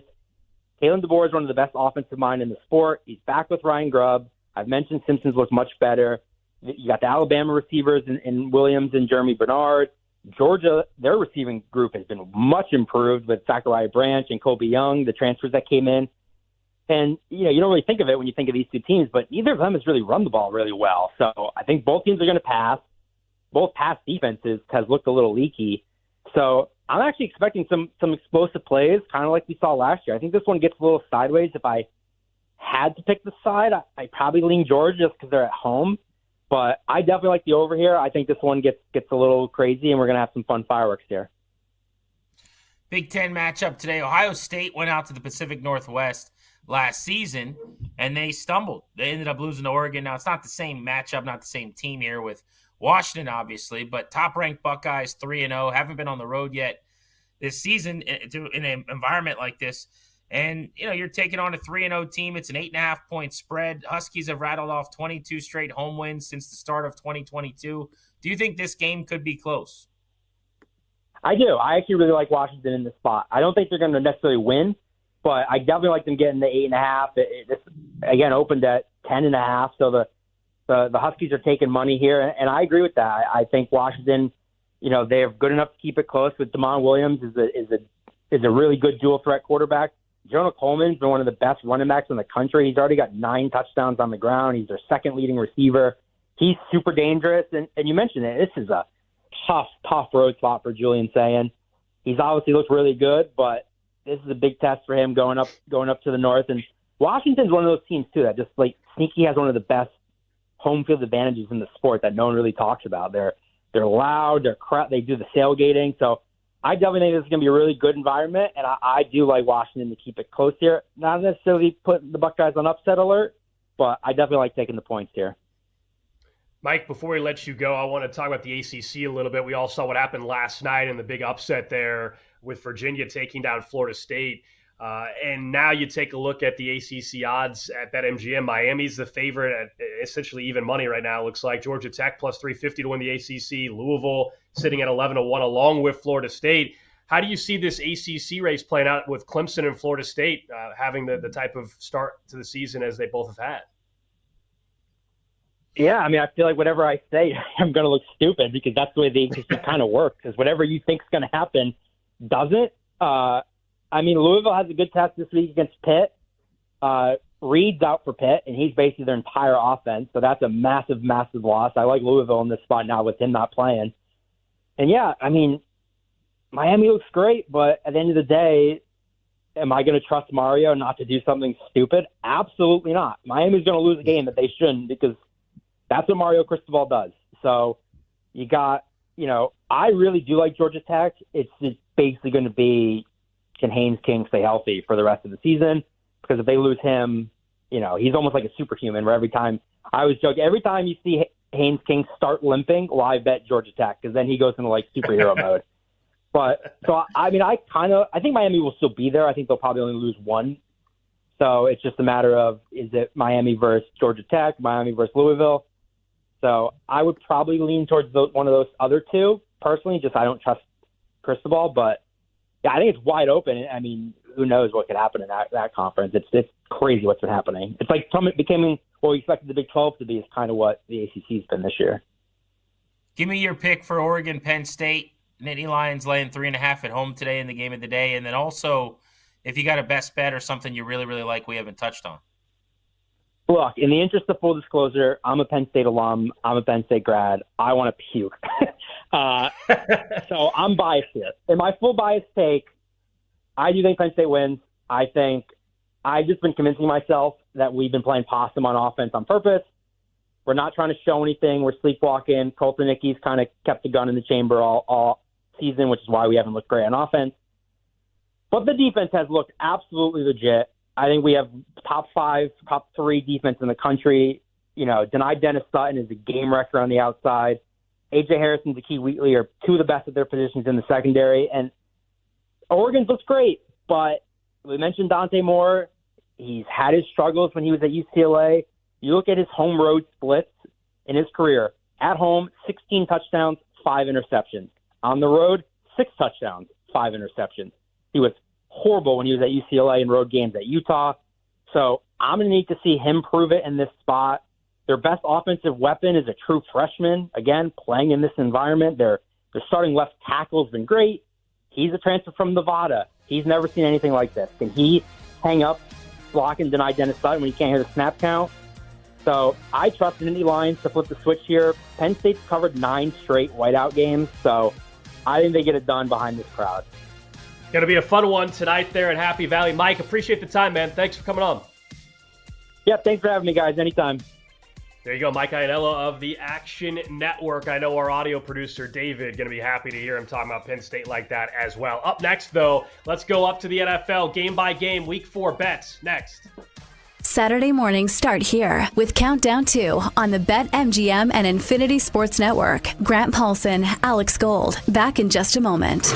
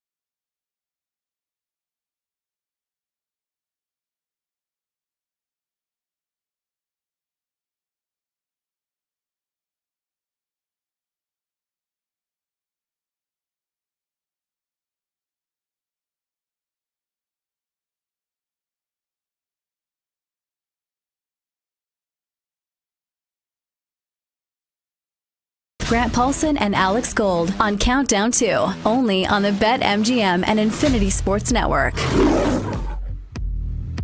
Best bets coming up in 30 minutes. College football, NFL best bets. Alex Gold, Grant Paulson with you. Of course, on the BetMGM Network, Infinity Sports Network. You can watch the show as well over on Twitch and on YouTube. Looking forward to getting to some of our best bets of the day. Some of them we might even end up with during our NFL Week 4 Rapid Fire segment, which we begin right now, starting in Dublin. That's right. We got some early morning Sunday football. I know you're a big fan of this, so am I. I love the, for you, it's a 9:30 kick. For me, it's even earlier, 8:30 in the morning, which is perfect. I didn't roll right out of bed, and I got NFL football on immediately. It's great. Vikings, 2.5-point favorites in Dublin against the Steelers. The total, 41 over at BetMGM. Carson Wentz, Grant, another start with J.J. McCarthy injured. Obviously, that defense of the Vikings just destroyed Cincinnati a week ago. Yeah, and Carson Wentz, I think there's a confidence in him going into this game after this weekend that's not necessarily earned yet either. I mean, it's really easy to play quarterback when you got a huge lead and everything's going well around you. You score 2 defensive touchdowns. You have a great game on special teams. That's what I call 72 and sunny football. What happens when it starts raining a little bit, right? And so I still need to see it with him. I mean, they could have a big problem if he struggles because J.J. McCarthy, when we saw him, did not look ready for the bright lights. Obviously, now he's dealing with an injury. I'm actually a little bit surprised to see them favored in this football game, but it is indicative of what the Steelers have been despite the 2-1 record. Do you realize they're bottom 3 in the NFL in yard differential? I mean, they've been manhandled at times. They've been outplayed. Their offense has not been good consistently moving the football, but even still, the line is a little surprising. I kind of like the Steelers catching a couple of points here against Minnesota with a backup quarterback on a neutral site. Let's move along to the Commanders and the Falcons, team I cover here in Washington. This one's interesting, Gold, because the Falcons are now favored despite 2-1 Washington going to Atlanta on the heels of the Falcons getting blown out 30-0 by the Panthers. But here's what you need to know. Jaden Daniels out for a second straight week. Hasn't been a problem when he hasn't played dating back to last year. Marcus Mariota's been fantastic in 3 opportunities. But they're also without wide receiver 1, Terry McLaurin, wide receiver 3, Noah Brown, top blocking tight end, Noah Bates, and a litany of other injured players that are either going to be questionable or maybe a bit compromised. So you get that plus desperation mode for Atlanta. They're firing a coordinator, a position coach. They're bringing a coordinator down to the sideline to try to get something going on offense. You had that week where you just got worked by 30 and shut out, so everyone's paying extra attention in the meeting room. They're kind of playing for their season this weekend. They are, and you're right about the line movement, man. This was kind of crazy to see play out yesterday when the injury news was finalized about Jaden Daniels and Terry McLaurin. Anybody that does some of the contests out in Vegas, it's going to be a very popular pick because you could get Atlanta as a 1-point dog. So those lines do not move on the contest lines. When those come out Thursday morning, you're locked in. So one of our contest picks that for the entry that I'm involved in is Atlanta +1 because simply I'm getting 3 points basically. And that, as far as a 3-point swing based on where the line is actually at now, if you bet at BetMGM -2.5, I still would take Atlanta even at -2.5. I think the Commanders are way undermanned heading into this matchup. And I do think Atlanta bounces back after that pitiful performance against Carolina. I think Michael Penix made some just really poor decisions that really got them in a big hole and they were never able to bounce out of. So I do like Atlanta, especially if you had the contest pick and you got them at +1 yesterday. Well, if Atlanta loses this game, which I think is actually very possible, and Michael Penix struggles, we need to have a Michael Penix conversation here soon. This is start number 7 for him. It's very early. But this is not a team necessarily in Atlanta that is in like year 1 rebuild mode either. I mean, this is a talented team in that division that felt like it could win the division that has enough, you would think. Drake London, poorly utilized. 70% of his targets are within 10 yards of the line of scrimmage. Good football player. Kyle Pitts has been a disappointment, but he's actually on pace for 70-plus catches. Is doing okay things early this year. I don't think they get enough out of Darnell Mooney down the field. Ray McLeod's a nice third down receiver who can route people up. You got the best player in the National Football League, or they don't give the ball to enough, in Bijan Robinson, who has 8 straight games of 90 or more all-purpose yards out of the backfield. I'm down on their coordinator. I watched this offense closely this week studying for this game. It's just a bad offense. It's a lot of flat-footed receivers looking back at the quarterback. There's no air yards. They don't take any shots down the field despite having a QB with a rocket hanging from his shoulder and Michael Penix. I don't really understand what they are. Last year, they didn't do enough play action or booting with Cousins, and I thought, well, maybe it's the Achilles and he can't move. What's the excuse now? Everything's at a pistol. You have an unbelievable running game and maybe the best back in the league, and you don't ever run play action. I mean, it is inexplicable. I don't get what Zach Robinson's doing, their offensive coordinator, at all. From one bad offense to another quarterback that we certainly are talking a lot about already, and I'm talking about the Texans and C.J. Stroud, who are taking on the Tennessee Titans. Houston, a 7-point favorite despite an 0-3 record. In fact, during that 0-3 stretch, they are the only team in the last 20 years to start 0-3 despite allowing fewer than 55 points. This is not a defensive problem. This is a C.J. Stroud and an offensive problem, an offensive line problem. Things are getting ugly, I think, here in a hurry in Houston if they obviously don't win this game. At this point, look, they're going to win, I believe, but there's no way I'm taking Houston -7. I haven't seen enough offensively to believe that they can cover a 7-point spread. I think they do get their first win, try to calm the waters a little bit. Fortunately for them, they're in a division that even with Indy out there in front, I don't think they're completely out of the picture. But C.J. Stroud looks like a completely different quarterback right now, man. And I'm not saying it is all him. He's had OC changes. The O-line, they were bad last year, and then they trade away one of the better tackles in football to the Commanders and Laramie Tunsil. So I think some of this is self-created by the organization. He has no confidence right now, Grant. Like he looks like a guy who has zero confidence out there playing football. So I want to be clear that I'm with you. I think this is a dependent position where he's not getting enough around him to make him feel good, and the confidence word I like. But also, what we thought he was at the end of year one was a level of QB that would be able to persevere through some of this. You know what I mean? Like, It is multiple OCs. It is, is it a good offensive line? Absolutely not. But it hasn't been egregious. And if you're a fringe top 5, a top 10 quarterback, which was the dialogue after his rookie year, which was fantastic, then I think you elevate and you do kind of find a way to play through that. And clearly at this point, that's not what this is. That's not what CJ Stroud is. I think the sight lines have changed a little bit on that. Another team we're going to find a lot out about this weekend is the Patriots. They're 1-2. They're at home. They're hosting 1-2 Carolina, coming off of a 30-point win, as I mentioned, against Atlanta. But the Patriots are 5.5-point favorites, -245 on the money line in this game. This is just one of those tilts where if you're New England and Drake May, if this is going to be his second year that everyone was looking forward to and the Mike Vrabel kind of renaissance, the culture-changing year where they were favored look-ahead lines. I think it was something like 10 out of 17 games. Their over-under was up to 8 in some places, or 7.5 or whatever. If you're going to be an 8-win team after last year, picking near the top of the board, this is a game you got to win. They had a disappointing week 1 loss against the Raiders. They probably should have won last week and weren't able to find a way against Pittsburgh. They turned the ball over 5 times. They fumbled 4 times, 3 by running backs. A couple times they turned the ball over at the goal line. Like, that is a loss that will come back to bite you in the butt. They should be 2-1. If you lose to Carolina and you're 2-2, 1-3 with the, I guess they'd be 2-2. Let me see. No, if they lose this game, they'd be 1-3. Yeah. But at that point, my point is they should be 3-1. Like, this is we said, oh, look at their schedule. They're not taking advantage of it. So what does it matter? They're just not what we thought they were. If they win handily and you're 2-2, then you're probably only game off of where you should be. And that's okay through a quarter of the season. Yeah. One thing I wonder if they make a switch here, we know they have the talented rookie in Travion Henderson. And Ramondre Stevenson's still been a huge part of this team, but he continues to have fumbling issues. It's just who he is as an NFL player, unfortunately, and multiple times. They fumbled it twice, I believe, last week, including one right at the half-inch line. And so that's unacceptable. I wonder if we see a little bit of a scaling back in his workload in favor of the rookie. I know a lot of people that play fantasy football are obviously keeping an eye on that as well, that are listening or watching the show. But I wonder if you're Vrabel, is that kind of the message you send as well? Because some of that, to your point about how they should be a team that's not 1-2, Stevenson wears some of that, especially last week. Well, they don't just use him a ton. They also use Antonio Gibson a lot, who also lost a fumble last week, who's also throughout his career had a fumbling problem.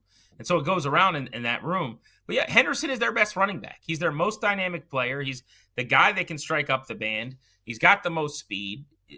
unleash them. Let's give them the football and see where it goes. Hey, here's a good one. Eagles-Bucks, only matchup of 3-0 teams this Sunday. Philadelphia and Tampa Bay.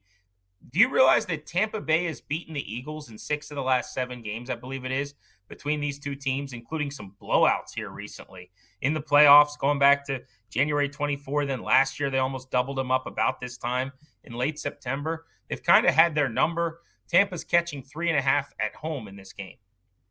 Yeah, this is a place that has not been kind to Philly, to your point, even let alone when they're in Philly, but also down in Tampa. We all know what happened last week, Philadelphia, the blocked field goal, and just a brutal bad beat if you were back in the Rams. Thank you very much. That was disgusting in week 3 of the NFL season. I wonder, though, for the Eagles, did they jumpstart their offense? Because up until the third quarter, that offense has not looked good this season.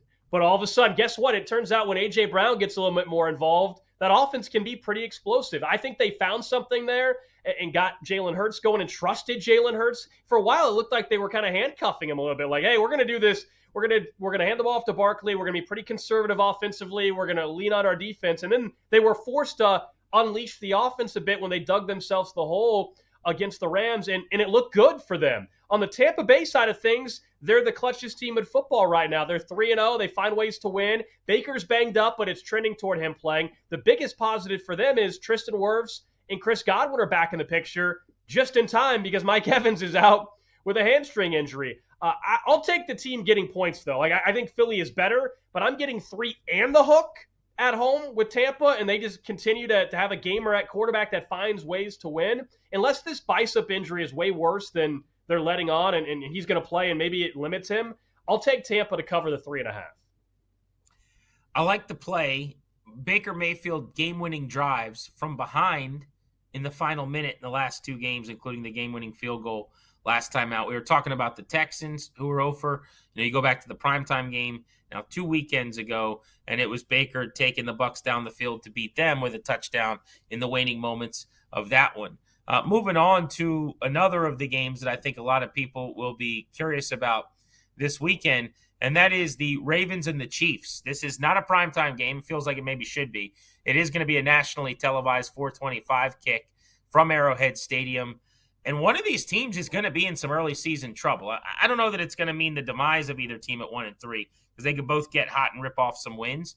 But someone's going to have a lot of questions to answer, whether that's Baltimore, seems more talented and like a team that could and should win this game, or the Chiefs, who just don't look right. I was asking you during the break, Chiefs are 2.5-point home dogs here. We know about all the issues, the injuries, the weapons, the offensive line over the last couple of years. I also think, and it's kind of sacrilege to say, and we're not really allowed to say it, I don't think Patrick Mahomes is playing that well. He's been a gamer. He's been a scrambler. He's been a runner. He's made plays with his feet. But as a passer, he's not really decisive. He does this Lamar Jackson bit where he drops back 5 or 7 step drop, whatever the play call is, be damned. I'm just going to go 12 yards that way and then try to run past everyone like a surfer through a wave to reset and buy time. And it backfires constantly. I don't understand. He's out of structure. It can't be easy to play O-line with him back there playing that way. But also, it doesn't look right for me with him. I don't know what you're seeing. Well, it doesn't look right. There's no doubt. I mean, you go back to 2023, it's a completely different offense. And I don't think there's a simple answer to why the offense looks the way it is. Has Mahomes played as well as he did 2 years ago? Absolutely not. Are there a million reasons why that might be happening? I think I could list quite a few, and I think you know what some of those are as well. But yeah, he has to play better. I think they're going to get some help this week. Xavier Worthy is going to play tomorrow afternoon. Now, I don't think he's going to be utilized full 100% like they maybe wanted to, but this dislocated shoulder, to me, they should. The shoulder's not getting any better this year. So to me, he should not be a decoy. You need to utilize him, especially right now with what you have offensively. The biggest positive for them going into this game is, one, the Ravens are extremely banged up on the defensive side of the ball, and the Ravens have been abysmal defensively. And so is this a game where maybe there's some more opportunity? The Chiefs have played a Chargers defense, a Giants defense, and an Eagles defense. This is the worst defense they would have played so far this season. Does that help? We'll see. Tyquan Thornton, who's obviously not a household name, I guess, if you're a Patriots fan, you know who he is. Even in the losses, they've been able to scheme him open, or he's just simply been able to make a contested catch down the field. You're asking, how does Mahomes play better? How can he look better? Have the deep passing game get back in this offense, and they've been able to get Tyquan Thornton open deep in each of these games. They finally connected, though, and obviously needed that touchdown against the Giants. So, yeah, I'll take Kansas City plus the 2.5 here. I actually think this is going to be a game where Kansas City offensively has their best performance of the season. I do, too. I think they're due, and I also think Baltimore's defense right now is that flawed.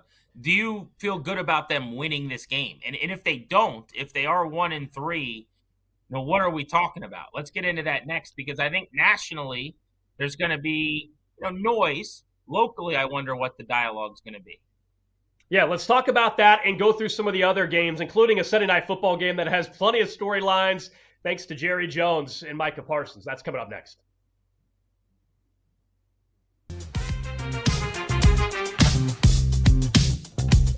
Saturday mornings start here with Countdown 2 on the BetMGM and Infinity Sports Network. Grant Paulson, Alex Gold, back in just a moment.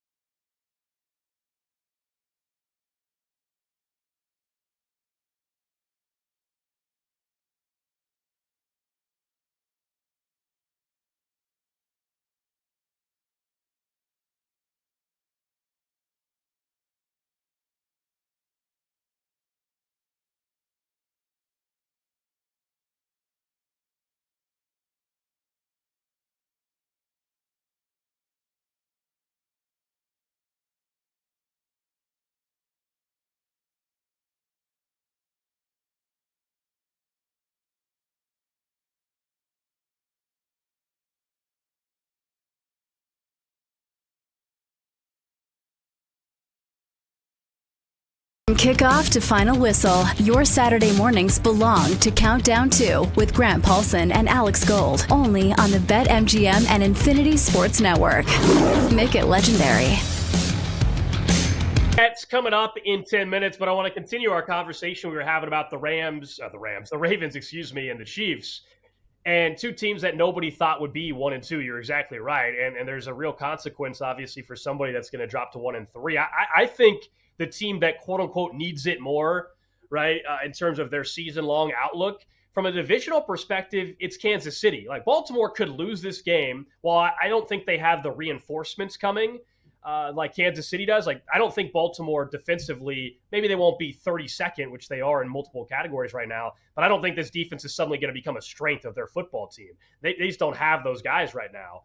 Kansas City has some pieces coming back offensively where I think they will go from being the 20th best offense to potentially the 9th or 10th. I really do believe that's in play when they get Rice back, now that we've seen a combination of Worthy and Tyquan Thornton and then eventually Rice plus Hollywood Brown. If that all happens, to me, they'll be much better. But the issue for the Chiefs, Grant, and why they can't lose this game divisionally on Sunday is the Chargers might be 4-0, likely will be 4-0 with 3 divisional wins already. Kansas City has the Jags and Lions coming up right after this one.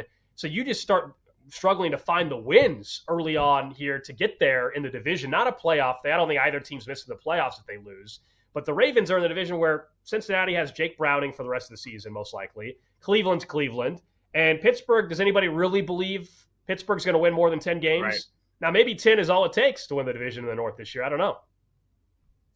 Yeah, I think you lay it out well. I mean, the Ravens are more likely to still win their division at 1 and 3 than the Chiefs. I wouldn't put a fork in Kansas City yet, but my logic and reason is not good. It's basically the pixie dust of, nothing ever seems to matter. And at the end of the year, they're going to be right where they want to be. And, I don't know who does the thing better where they just look like crap for 3 quarters and still win, them or the Eagles, but they're arguably the 2 most accomplished teams in the NFL over the last couple of years, kind of feed out of the same trough in that regard.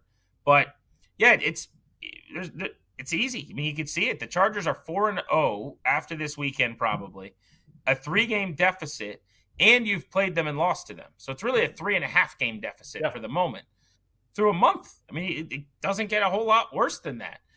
And there's still also, it's not like the Chiefs are playing great and they've just had this murderer's row where they played like the Lions and the Packers and the Ravens. I mean, this is a team that also you're wondering about some flaws here. Like, okay, what about the wide receiver position? How much different will it look when Rashee Rice comes back? The offensive line, I think, is actually, you would know better than me, but I think it looks better than it was last year. And sometimes with Mahomes, I think he still plays like they're terrible in front of him when they're not actually as bad as maybe is the perception. But that said, I think they need more out of Mahomes. Kelsey at this point, I think is what he is, which is just another guy at tight end in the league, no longer the dynamic player. So I have other questions about them and what's walking through that door that make it hard for me to imagine they're going to rip off 7 in a row at some point. Yeah, I mean, the flaws you listed there, these are all conversations we've been having locally on our shows as well. The one thing you didn't mention that I think is a huge problem for them right now, man, and why I think if they were to get things going at least a little bit, that they will be delving into the trade market. The running back room is a disaster. This was my biggest gripe of the entire offseason for Kansas City. I thought it was ridiculous that they brought back Kareem Hunt and they go and sign Elijah Mitchell for the same amount of money that Dallas signed Javonte Williams for. They waited to the 7th round to draft a running back in Brashard Smith, who I think should be playing more because he actually has some juice. Isaiah Pacheco's vision has never been great. He's out there running an offensive lineman, running backwards on passes, even though it was a backward pass from Mahomes. There's a ridiculous clip where Isaiah Pacheco, like if you're watching on video, like truly like turns for his route and starts running towards the other end zone. It's bizarre. I don't know what the hell is going on. So they're just not getting anything out of their running backs right now, which is a major issue when your coach won't do a QB sneak because of a dislocated kneecap 7 years ago. And so you have no short yardage game right now. It's a major problem for them. Yeah, so there are a lot of issues. Now, if you could beat the Ravens and get to 500, the whole world changes in this week-to-week sport. Like everybody kind of knows how this looks. And now all of a sudden you got a signature win. You've won back-to-back games. You're playing Jacksonville next week. You're probably going to be 3-2, and it all kind of sets up for a showdown with the Lions, where if you could win that game, you're big back. and now you're one of the better teams in the league again in No everybody's question. mind. So Yeah, it's in front of them, but a lot of swing. things. Yeah, a lot of things have to be addressed, but it's a huge game. Now, Sunday Night Football, let's get to that, Grant. This one's fun just because of the Micah Parsons angle that we get here and some of the noise this week as well. The Packers are 6.5-point favorites. It looks like actually now it's up to 7. It looks like it just updated. They were 6.5 for much of the week. Currently, I'm seeing 7 on the board at BetMGM. The total 47.5. All the talk is that the Packers are going to, quote, unleash Micah this week. He hasn't been playing all the snaps, and look out, Dallas. You got Jerry Jones saying, we've got the antidotes and all this kind of stuff, which is to me ridiculous. That we're gonna run all over them and all this. I can't wait for Sunday night, and maybe this is such a trap and such a square pick, but I pounced all over Green Bay -6.5. The Packers are coming off an embarrassing loss to Cleveland. That makes me feel even better, honestly, about Green Bay going into this spot. There's no CeeDee Lamb for Dallas. That defense is not getting any better, even with Diggs coming back. I don't know what has happened to him. He used to be one of the better secondary players in the league. To me, the injury, he just is not the same player. I think this is going to be ugly in Jerry World on Sunday night. I do too. I just think Dallas's defense is abysmal in so many ways. I mean, this is a bottom 5 NFL defense in almost every category right now. And I'm not really sure where the help's coming from or why it wouldn't continue that way for Dallas on that side of the ball. They don't get enough pass rush, and in the secondary, they don't cover well enough. I don't know how much of the Bears game you saw last week, but the big story was Caleb Williams' career breakout. 4-touchdown masterpiece. He's just throwing to wide open receivers. I mean, it was as bad a coverage game as I've seen in a long time watching it back. Dallas 31st out of 32 teams on defense. They're 9th against the run. They are 32nd against the pass. At this point, interception rate is 20th. Sack rate is 28th. I mean, this is just a really horrific defensive team. So Max, I think it's a get-right opportunity for Green Bay. See what she's wearing. And I'll tell you who I really like is Matthew Golden. A breakout opportunity for him in this matchup against the Cowboys. Golden's snap share jumped to about 69% in week 3. Had it tough with the Astros the last decade, so now she has to hop on the Bills bandwagon. And I think he's going to get some good opportunities.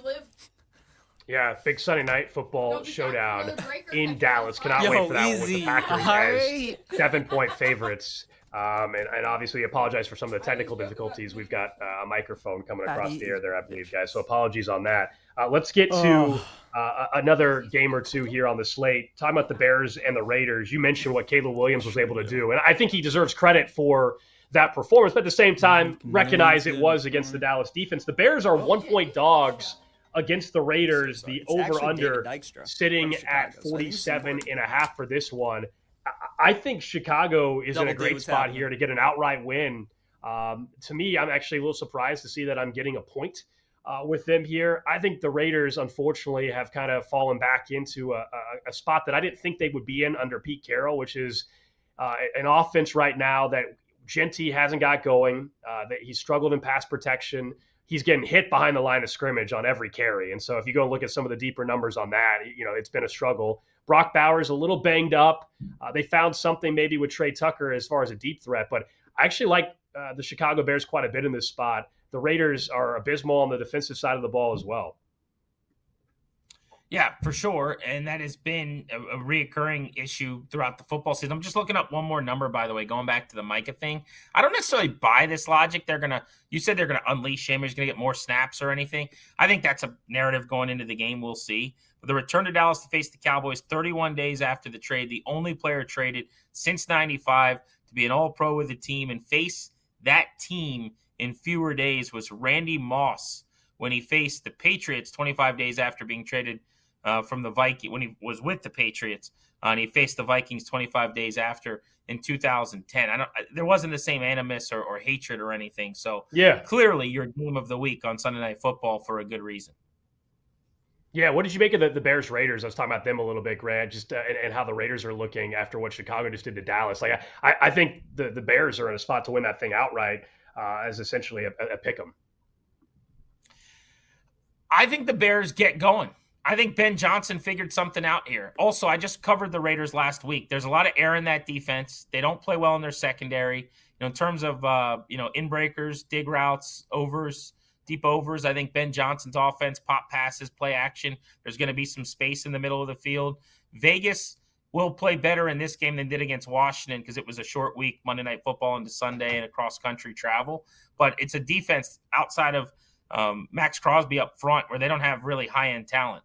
And so I think that you can move the ball on them, and there's air. Like, there's a lot of plays to be made in the passing game. They will stop the run. You talked about Genti. I heard you mention in the running game. You realize how little space he has, how often he gets hit in the backfield line of scrimmage. He had 14 carries for 17 yards outside of his 3 explosives against Washington going back to last week. I mean, I feel bad for the guy. I've never seen a player this early in his career who a team's committed to this extent as like a bell cow have so little wiggle room. The stat that you may have cited, but that is out there is like that he basically has more yards per, after contact than yards gained. Like, it's just embarrassing. So they've got to find a way to get him in space, get him going if they're going to be better offensively. But I actually like the Bears in the game because of the Raiders defense. All right, let's get to our best bets before we get out of here. College football or NFL best bet? I'll go to the NFL. Look, I mentioned it already. We were talking about Sunday Night Football. I truly love Green Bay. I got them at 6.5. I know this feels like a square play, and I'm sure most of the public is on this as well. But I love Green Bay in this spot. I can't really find a scenario why I think Dallas can hang with Green Bay in this one. But elsewhere, how about the Dolphins? Yeah, I know it's a pair of 0-3 teams. It's a disgusting game to bet on. Dolphins -2.5 against the Jets. It will be Justin Fields for the Jets in this spot. I think the Dolphins found something at least offensively against the Buffalo Bills with being able to get the running game going more with Achane. So give me the Dolphins -2.5 in a very ugly 0-3 matchup. The Bears at +1.5 is one of my favorite plays that we just talked about. I also like the Titans catching 7.5. You mentioned earlier not being sold on the Texans offense to cover a big number like that. I don't see it. I don't have a path to them winning this game by 10 or something with that offense, which is so flawed. And then in college today, I am on Georgia covering the 2.5 and laying those points against Alabama. Great college football slate. Gets going in about 7 minutes or so with Illinois and USC. We'll cash some tickets. We'll be back at it next Saturday right here on Countdown 2.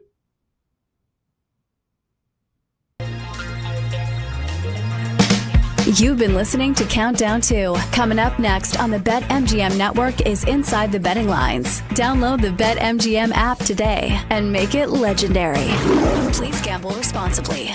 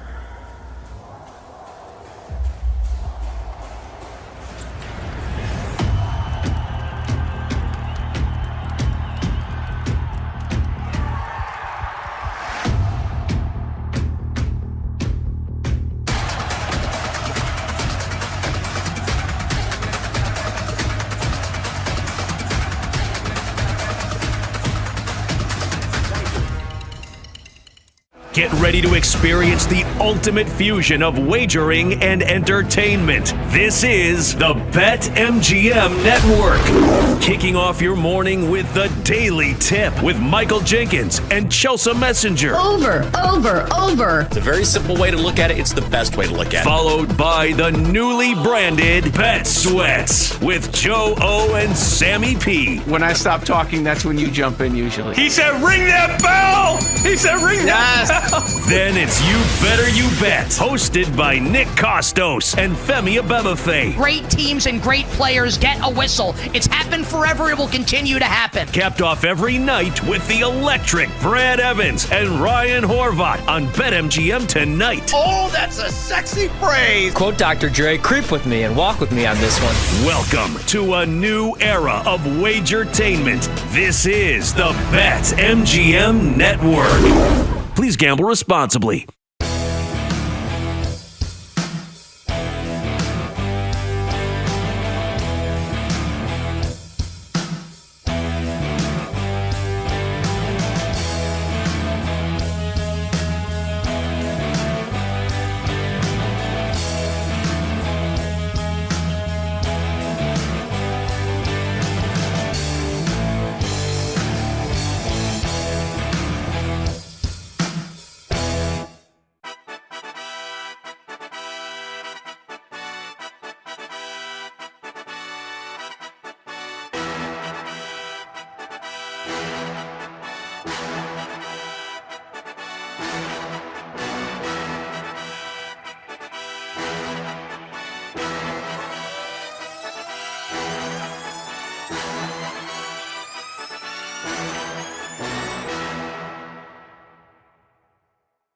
Get ready to experience the ultimate fusion of wagering and entertainment. This is the BetMGM Network. Kicking off your morning with the Daily Tip with Michael Jenkins and Chelsea Messenger. Over. It's a very simple way to look at it. It's the best way to look at it. Followed by the newly branded Bet Sweats with Joe O and Sammy P. When I stop talking, that's when you jump in usually. He said, ring that bell! He said, ring that bell! Then it's You Better You Bet, hosted by Nick Costos and Femi Abebefe. Great teams and great players get a whistle. It's happened forever. It will continue to happen. Capped off every night with the electric Brad Evans and Ryan Horvat on BetMGM tonight. Oh, that's a sexy phrase. Quote Dr. Dre, creep with me and walk with me on this one. Welcome to a new era of Wagertainment. This is the BetMGM Network. Please gamble responsibly.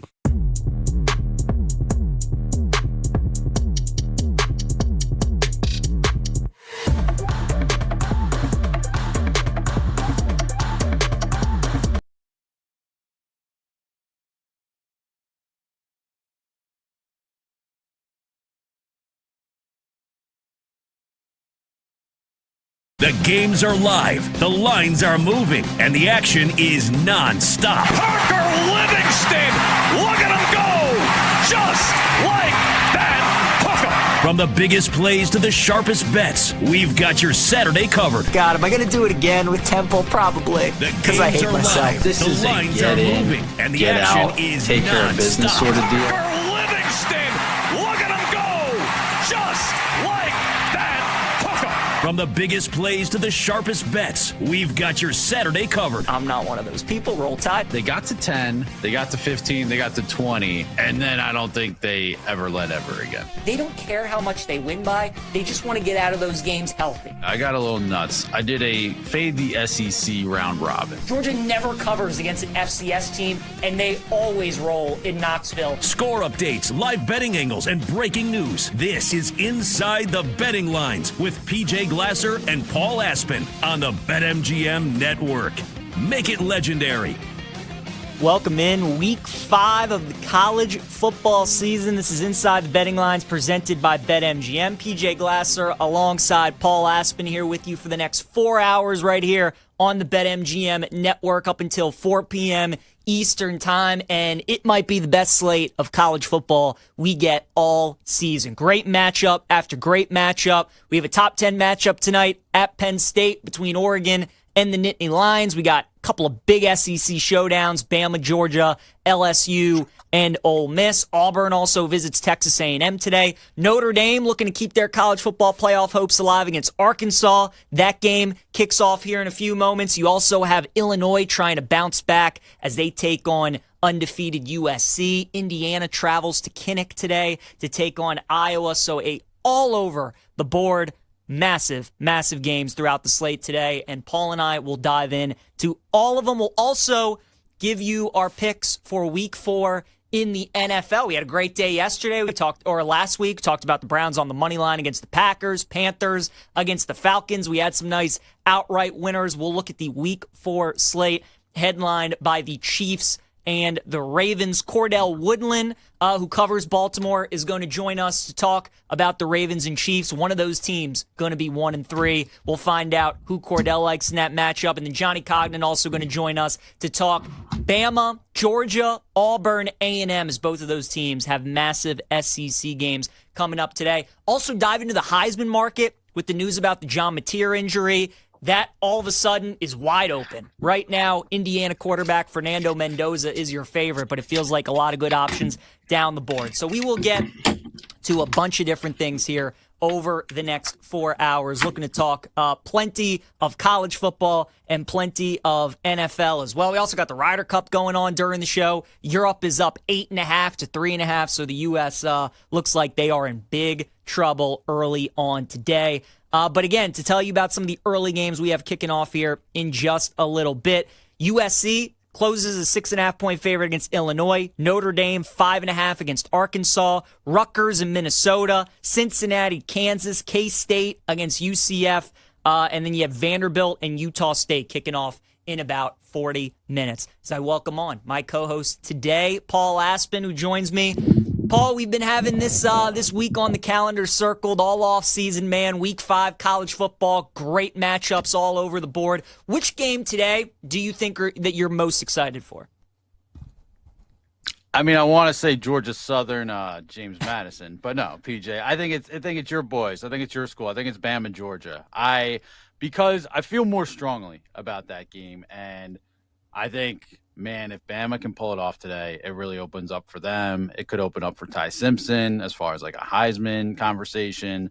Can they do what Tennessee just did to Georgia's defense? I think that'll be very interesting to see. Penn State, Oregon, I just feel like I don't know anything about Penn State. Not necessarily in a bad way. But look, you've got the James Franklin, can he win a big game sort of deal. I don't even know if that's this game. I feel like that's more like when a playoff spot is on the line or a playoff game. I think, so they could lose today, and they're still alive very much for a playoff berth. But I think, the whiteout, all that, I think is very exciting. I will tell you, like growing up outside the Philly area, this does feel like a game like Penn State they never really get it done, James Franklin or not. It seems that way to me at least. But look, Oregon is one of the most public sides of the week at BetMGM. So this is one I'm just going to watch with curiosity and see how it goes. I'm not going to roll with the public on Oregon. But I can't, with what I've watched over the years, spend my own money backing James Franklin and Penn State. Certainly not at -3.5 in this spot. So yeah, it's Bama, Georgia, and I need your vibes, PJ. Like, I mean, you got the A on your chest. Like, how do you feel about Alabama and the Crimson Tide in this spot and as things kind of progress this season? This is it, man. It is it, Paul. And I kind of feel strangely confident about this game today. There we go. I really think they're going to win the game today. I really do. I know DeBoer's had this track record of struggling on the road so far since he's been in Tuscaloosa, but a lot of those games has been as a big favorite. You look at what they did against LSU when that was a tight point spread. They smoked them last year. The Tennessee game in Knoxville could have gone either way, but going back to his days in Seattle with the Washington Huskies, DeBoer is terrific in these ranked matchups. He's terrific when he's an underdog. He's terrific when there's a lot on the line. Like that's why they hired him, right? When you're the coach at Alabama, you're going to take everybody's best shot. You're going to play in a lot of big games. You're going to play in a lot of ranked matchups. And his track record at Washington is the reason he got the job with Bama. And so far, he's been pretty good in these spots. Again, he's lost his big favorites to Oklahoma and Florida State and Vanderbilt. It's been those kind of games that have given him trouble. But last year, he was able to beat Kirby Smart. We know this is the team that has given Kirby trouble over the years. It's been Alabama. He's only been able to beat them one time. Now, Nick Saban's been the coach for a lot of those games. But, Paul, I like the fact that they're the more desperate team. I like the fact that they're coming off a bye week. And even though Georgia is too, last year, Bama's two best wins, LSU and Georgia, were when they came off of byes. I think Ty Simpson is a lot better than people realize. I understand he didn't play well against Florida State, but I think he's very good. And defensively, Paul, the teams that give Bama issues are the teams like Florida State, the teams like Vandy, teams like Auburn, teams with the mobile quarterback that want to run like zone reads, jet sweep, a lot of pre-snap motion. Georgia doesn't do that, right? They use a fullback, two tight ends, pro-style offense. That's how Bama is built to stop you defensively. For whatever reason, they're just not good with those kind of like gimmicky run teams. So stylistically, I think it's a great matchup. Desperation-wise, like you said, season's pretty much on the line. You lose this game, there's no more margin for error. So I think they go in there and take care of business. And now the fact that it's under 3, Paul, and it's like, man, all Georgia has to do is win the game by a field goal. And what I thought was interesting, I wanted to see if the line would adjust after UVA's upset at FSU last night, right? Because we were all wondering after the Bama game, was that more Bama's just not good, Florida State is really good, and then you watch them last night, and UVA puts up 46, they win the game in overtime, and you want to see if there's any market correction, and there wasn't. So I think that's another kind of telling sign in this game, and I like Bama to take care of business, Paul. I think they win the game tonight. Are you interested, because the time to bet it is now, if you're interested in Ty Simpson, Heisman, and I'm holding a 20 myself, and it's back to where it was when I got it, definitely drifted up to 50 after that Florida State loss, I believe. I mean, it definitely hit 50 the last couple weeks. Alabama SEC plus 450. Alabama I think that's the title plus 1,300. I'm with you. The SEC, right, because of the tiebreaker that this game will hold. Bama doesn't have to play Texas. They get LSU at home. And Georgia has to play Texas as well, so one of those teams will have to suffer a loss. But Paul, that's where I see the value. I think is in the SEC market. If you beat Georgia and get that tiebreaker, I mean, that is going to hold so much weight. You don't have to play A&M. You don't have to play Texas. LSU at home, as I mentioned. Auburn, if they suffer a loss today, then maybe the Iron Bowl at the end of the year won't have SEC championship implications. So I think that's the bet in this game beforehand. If you just don't want to bet it, if you're looking futures market, I think it'd be the SEC price. What as far as those are the two main courses. As far as LSU Ole Miss is fascinating. It's like, has LSU, you talk about have wins gotten worse or aged worse over time? Like LSU, have they even beaten anyone really? When you think about it, like Clemson, Florida, so that'll be really interesting. And the favorite flipped in that game. Ole Miss now favored at home, flipped during the week. I think Notre Dame, Arkansas is very fast. Talk about a team playing for their lives every week is Notre Dame from here on out. And man, with that defense, specifically the secondary, Arkansas's quarterback, he could put up numbers on the ground and in the air. So that numbers come down in Arkansas's favor. In a couple of points, so that'll be, and the total looking at like a game in the 30s, so that could be interesting as that game's early as well. Personally, I am fascinated by Duke and Syracuse. I am back in on Syracuse football, but the guy to watch there is Jeff Nixon, the offensive coordinator, because this was supposed to be like, man, they lost everyone last year, kind of restart with a new talent, new quarterback. Now this quarterback gets hurt, and it's another Ricky Collins transfer from LSU. So it'll be like, all right, is this just plug and play with Jeff Nixon as offensive coordinator, as much love as Fran Brown gets? So that'll be interesting. The USC Illinois one, absolutely as well. Auburn A&M. I don't know if I can do it again with Auburn, man. After last week, after the safety killed me against Oklahoma, similar number against A&M this week, so that'll be interesting to talk about. Is there a buy spot on Utah in the Big 12 after getting, pretty much it was an ugly game, and then Texas Tech ran away from them, and that number's drifted into double digits around 13-1. So it's a fascinating slate today. It really is. A couple of middle tier games that I'm really excited for are those Big Ten games. I can't wait to watch Ohio State and Washington today. because for people that haven't watched the Huskies, Paul, I think they're really going to like DeMond Williams at quarterback and what he can do. And look, Ohio State's arguably the most talented team in the country. They're arguably the best team in the country. But going out to Seattle, that is not an easy place to play. They lost their Pacific Northwest road trip last year when they went to Eugene to take on Oregon. I know Oregon's a much better team, but we already know since all the relocation of all these Big Ten schools, right, and the new realignment in college football, whenever teams have had to go through multiple time zones, they've had trouble. So I think that could be an interesting spot for Ohio State today. And also the Indiana-Iowa game, Paul. It feels like it would be Iowa or nothing. But man, the fact that it's like 8.5 just scares me that it's like that high, right? Because Iowa's so tough at home. Kinnick is such a tough place to play. And it's strength on strength. I mean, Indiana's got a top 5 rush offense. Iowa's got a top 15 rush defense. But what I think the difference is going to be, Paul, is the fact that Iowa doesn't beat themselves. And that's what Indiana thrives off of, is teams that make mistakes. And Iowa doesn't turn the ball over. They don't commit penalties. And that's usually how Indiana beats teams, is they're just better coached and they're better disciplined. So the fact that Iowa takes away a lot of things that Indiana really does well and how they kind of win these games running away, I think is going to be super fascinating. So I haven't bet either of those games, but definitely intrigued to watch both of those games. We'll talk about that coming up later on in the hour. Paul, any best bets that you had in any of these early games that have kicked off? So I am on for the noon slate. I played.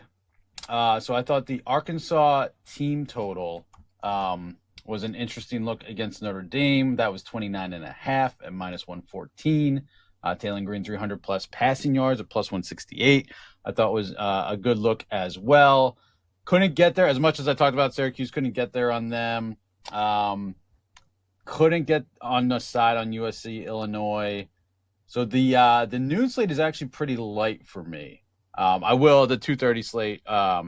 It will be. I'll play Georgia Southern getting 17.5. That came down. So I'm holding 17.5. It came down to 15.5. I think 2 touchdowns, north of 2 touchdowns. Look ahead. It opened at 11.5 Sunday this week. So that was interesting. So as far, that's kind of what action do you have on the slate that's kicking off right now? I took South Alabama plus 12.5 against North Texas. They lost outright to Coastal last week at home. I was on that game, so I was watching a good part of it. Just, one of those games where they were coming off the Auburn game, and I didn't take into account that maybe it was a little bit of a letdown for them off that game, and just didn't look like themselves. But North Texas is 4-0. They're coming off that crazy game against Army last week. I just think it was too many points, so I took South Alabama plus the points today. And I took Illinois plus the 7.5 as well, Paul. I think it was just too much of an overcorrection from the Indiana game. But do you know that Lincoln Riley, since he has been head coach at USC, has not covered a game as a favorite outside of the state of California? He's had 3 covers as USC's head coach as a favorite, and 2 of them have come against UCLA, and none of them have come outside of the state of California. And since 2013, USC's 1-13 straight up against the spread when traveling into the Central or Eastern time zone. So they're terrible on the road. That's not saying they can't win the game today, but for them to win the game by more than a touchdown, I'll pay to see it. So I like the Illini today plus the points. It'll be interesting to see if the Illini can get some explosives, because USC is susceptible to that. They let some chunk plays up to Michigan State, but the explosives have been missing from that Illinois offense. So can they do some of that today?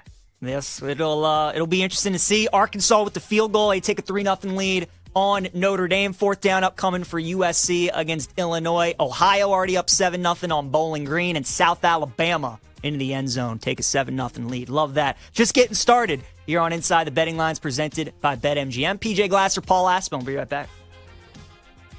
Every score, every spread, every second inside the betting lines keeps you locked into the action. Only on the BetMGM network.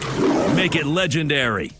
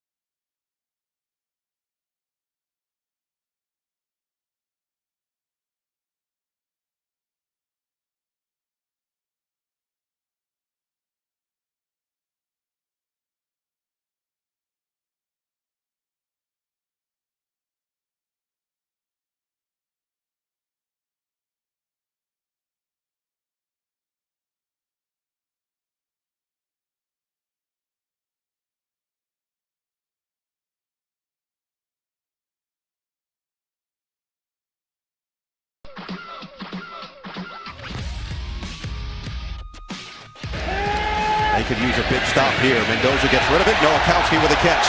Now he's got a combo in front. Nowakowski, turn on the burners. Goodbye. 43-yard touchdown to the tight end. The lines are shifting, the scores are changing, and we've got you covered. This is Inside the Betting Lines with PJ Glasser and Paul Aspen, live on the BetMGM Network. That was no Eagle on the call for NBC, as I think Indiana just scored another touchdown in their game last week against Illinois as, what was that, 63-13 game or something like that? Absolute beatdown as the Hoosiers take down Illinois. Illini off to a little bit of a better start today, scoreless, and they just caused a fumble on USC, who was putting together a nice drive. So Luke Altmaier and the Fighting Illini get their first offensive series of the game. Only 5 minutes into that one in the first quarter. USC closed as a 7-point favorite, but again, Lincoln Riley and USC, since he has been in LA, they have not covered a spread as a road favorite outside of the state of California. They are trying to change that today. South Alabama is up 7-0 on North Texas. You have Bowling Green in Ohio. It should be a good game in the MAC today. All tied up at 7. Arkansas with the field goal on their first drive to take a 3-0 lead on the Irish, but Notre Dame putting together a little drive themselves.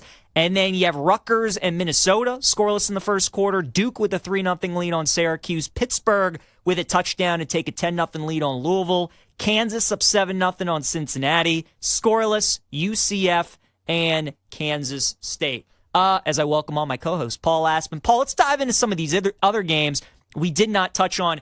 You're bringing up Duke and Syracuse.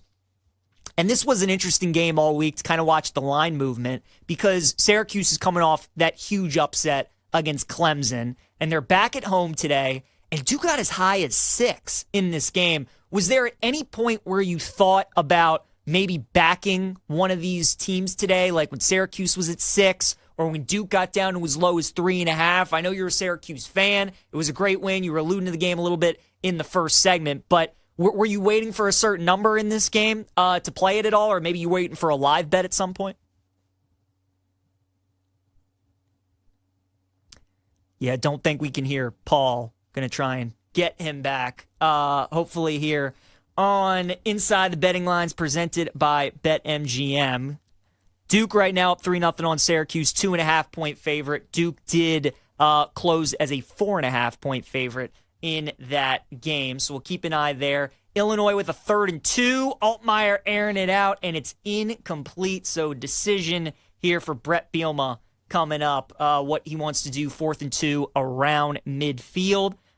Pittsburgh up 10-0 on Louisville, 5.5-point favorite. Cincinnati just tied it up with Kansas at 7. And then Kansas State looking for something. They were a 5.5-point favorite against UCF, who was coming off a big win against Kansas, who was coming off a big win against North Carolina and Bill Belichick last week. They were a 5.5-point dog against K-State. Paul, there we go. As far as Syracuse goes, yeah, I was looking for a buy spot. I saw 6. Did we see 6.5? I could be wrong about that. I don't think so. Okay, then it got to 6. I saw it, thought about it. Next time I looked at it, it was back down to 4.5. And I was like, you know what? I'm not going to chase it. You know, look, Carrier Dome's a very tough place to play. I will say that. Like, when it is rocking and the fans are, good there and they've got something to cheer about. Because, like, look, last year was a nice season for them, but it's a brand new kind of – they lost everybody. But there's some excitement there. And it's funny. They always play Clemson tough, it feels like, at least every other year. So they come out with the win. I think a couple things kept me off the game. 1, missing the 6. 2, I thought the number might drift a little bit because of the quarterback situation. So they got Ricky Collins coming in. He was named the starter after spring practice, and then Angeli lost out to Carr at Notre Dame, so he transfers in, so he gets the job and beats him out in training camp. Now he goes down to an injury. So Ricky Collins was the starting quarterback, supposed to be the starting quarterback for the Orange.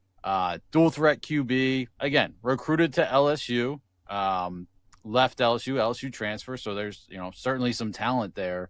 And it's, do you trust the offensive coordinator Jeff Nixon? And I do. I just, between the massive letdown spot, which I do believe in Fran Brown to a point, like he's having them run sprints after a win. Right. I worry about it less, but these are kids we're talking about, college kids. You can only, I'm sure they are feeling themselves after that win. So between the letdown spot and missing the number at 6, it would have been a bet for me. I missed it, so I wasn't going to chase it at 4.5. The current number with Duke getting that early field goal, I guess if it gets to, I don't think it's at 6. So I'm trying to pull it up at BetMGM. So we have, it's still at 4. Oh, it's 3-3 now. It's still at 4.5. So I don't know. I feel like, honestly, PJ, this week I felt like I'd be forcing it. Once I missed the 6, I was like, I'm not going to chase the 4 to 4.5. I'm not going to chase it live at this point. I just kind of want to see what the Orange are working with their new quarterback, and maybe look to back them throughout the season, seeing how we go in this game. I think that's fair. And Paul, Duke's been a team all season that the professionals have been loving, right? I mean, they took money against Tulane, NC State. They took money against Illinois, and you just watch them play. And this happens every year in NFL, college football, where these sharp bettors fall in love with these teams and they just don't cover. And Duke is that team. I can't do anything with them. So that was a stay away for me. Pitt and Louisville was interesting. I'm a big fan of Jeff Brom. I think he's terrific. Louisville is definitely a team to keep an eye out for in the ACC. But Pitt is always one of those places, Paul, that's just difficult place to play. Louisville lost there a couple years ago, and they're coming off a bye week after a tough loss in a rivalry game to West Virginia. So you'd think Narduzzi would have them ready to go today. They're a way better team to bet under Narduzzi as an underdog historically than they are as a favorite, and you were getting them as a dog today. And I think that line was as high as like 5.5 at one point in the week, then went all the way down to 3.5. So I thought Pitt was the side if I had to play the game. Didn't end up betting it. But yeah, I think that's going to be an interesting game today in the ACC. I will tell you, if Pitt maybe goes up like 17-0 or something like that, I may look at a Louisville live bet, because right now they're plus 4.5. If we can get something, north of 7, north of 8, maybe 10.5, somewhere in that range, I could see myself live diving on the Cardinals. Yeah, I really didn't have anything on that game, but it was Pitt or nothing for sure. And I mean, right now, like, they are in the backfield. Like, Louisville can't do anything on offense, so I'm gonna have to see a change there to be even remotely interested there. The Cincinnati, Kansas, I did not get to a bet on. I think I was actually kind of considering the under, so it was a good miss by me since it's already 7-7 and the points are going up left and right. Do we know anything about Kansas yet? Is kind of my question on that. Like, they should have won at Mizzou. And then they trucked a not very good West Virginia team. I will tell you, I'll be fading them again today. The Utah, West Virginia, that number got down to 10 this week, PJ. So I bet it there. I would still bet it at 12.5. So that was wild to me. I will tell you another game that's coming up in about 15 minutes. We talked about it last week about Georgia State and Vandy obviously was still remembered about last year, and they just trucked them and continued to truck them and did not let their foot off the gas. I wonder with Bama on deck if this is the spot. Yeah. I see a plus 23.5. I will be on Utah State against Vandy. Paul, it actually might be my favorite bet of the day. Certainly in the top 2 or 3. Not only did I take him plus the points, Paul, can I get you to take some money line with me at 11-1? Because my thought is Vanderbilt is not a team that is built to play from behind, right? So if Utah State gets the ball first, 7-0, gets a turnover, 14-0. Vandy is not one of these high-powered offenses where it's like, all right, 14-0, but they can come back in a blink. They want to go on 7-minute drives, 8-minute drives, chew up the clock.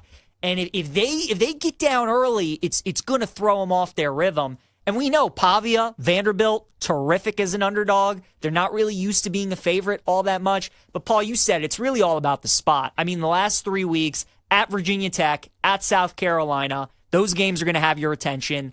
And then Georgia State, we both like Georgia State. We leaned that way last week. But the fact Vandy put 70 on them, I think showed me that, okay, they were clearly taking that game personal. That was a revenge game to them.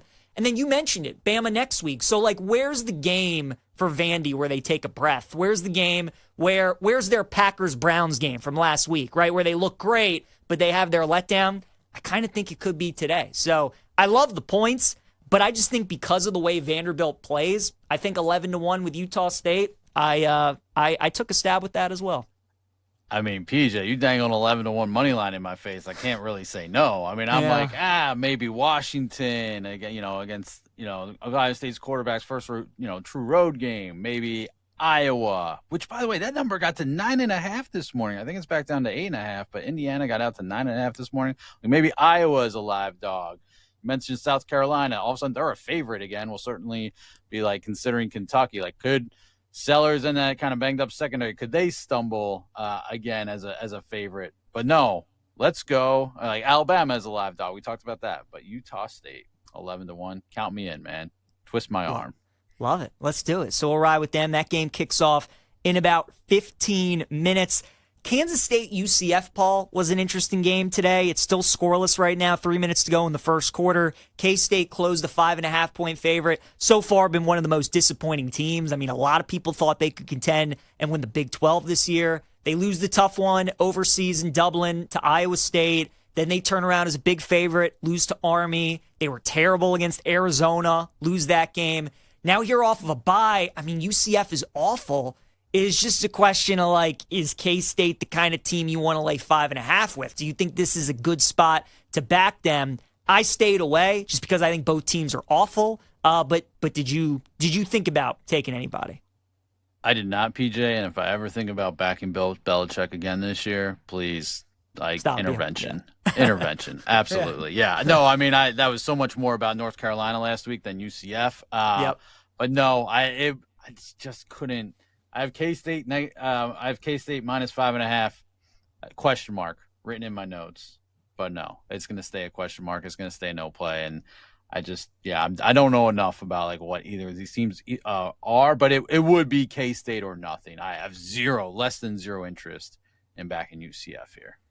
Another interesting game, Paul, on the slate that we have tied up at 7 right now. Kansas and Cincinnati. Jayhawks 4.5-point favorite over the Bearcats. Cincinnati rolled last week. They just a terrible spot for West Virginia. We were talking about that game. Kansas rolls. Cincinnati, we've really only seen him against Nebraska this season. Satterfield's just really never been able to get it going there. His offenses just kind of haven't been what we saw at Louisville. They're a good defensive team. And I thought, that's how they could keep the game close today. And Kansas has actually been a better under team under Leipold than maybe we initially thought when he got that program rolling a couple years ago. I stayed away. I did think it was interesting, though, that Cincinnati was only 4.5, 5.5. That was one of those spreads you kind of double take, and you're like, wow, Kansas isn't, doesn't it feel like they should be laying, closer to a touchdown at home? They're only laying 4.5. So I didn't bet that game. I would kind of lean Cincinnati, but I just want to see how that one plays out today.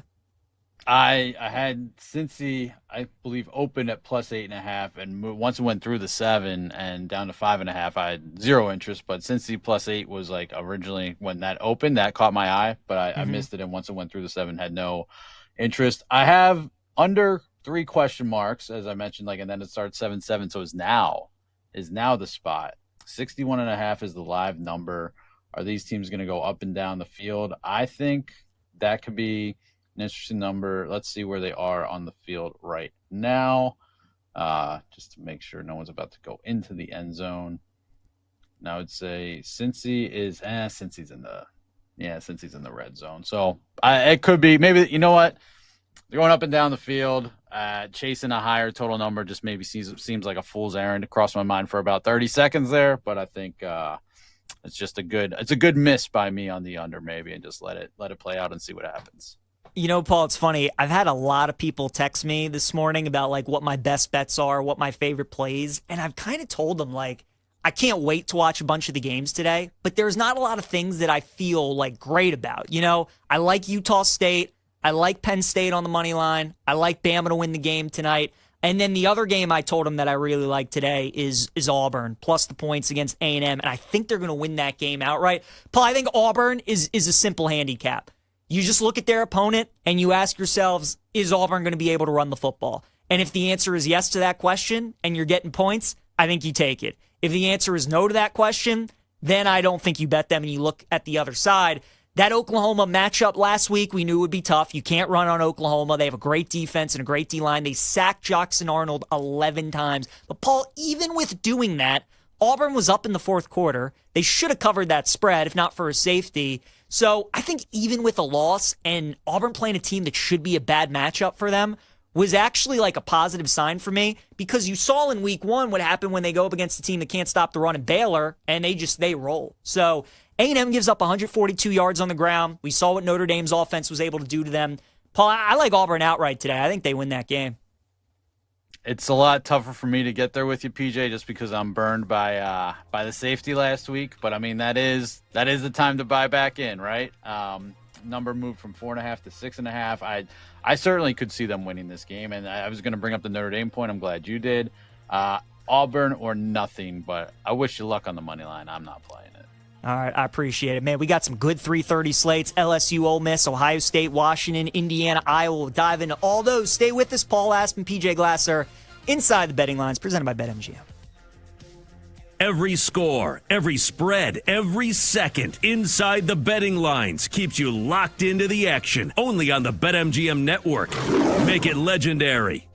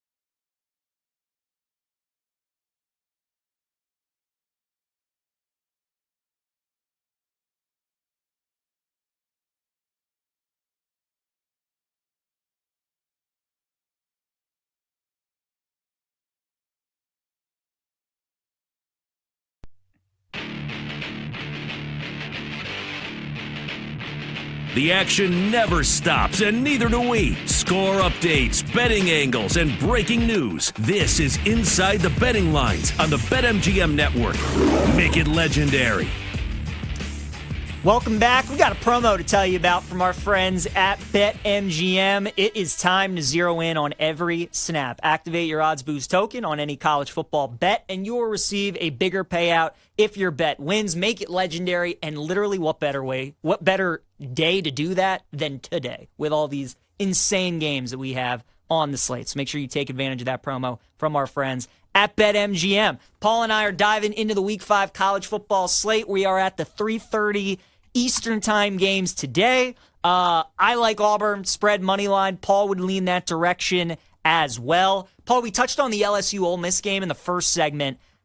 I go back and forth on the side. Early on in the week, I was Ole Miss. I think I'm slowly leaning towards taking LSU now to win the game. The play that I like, though, was the over. And I got that at 54.5. It's up to 57.5 now, which I think is about what it should have been.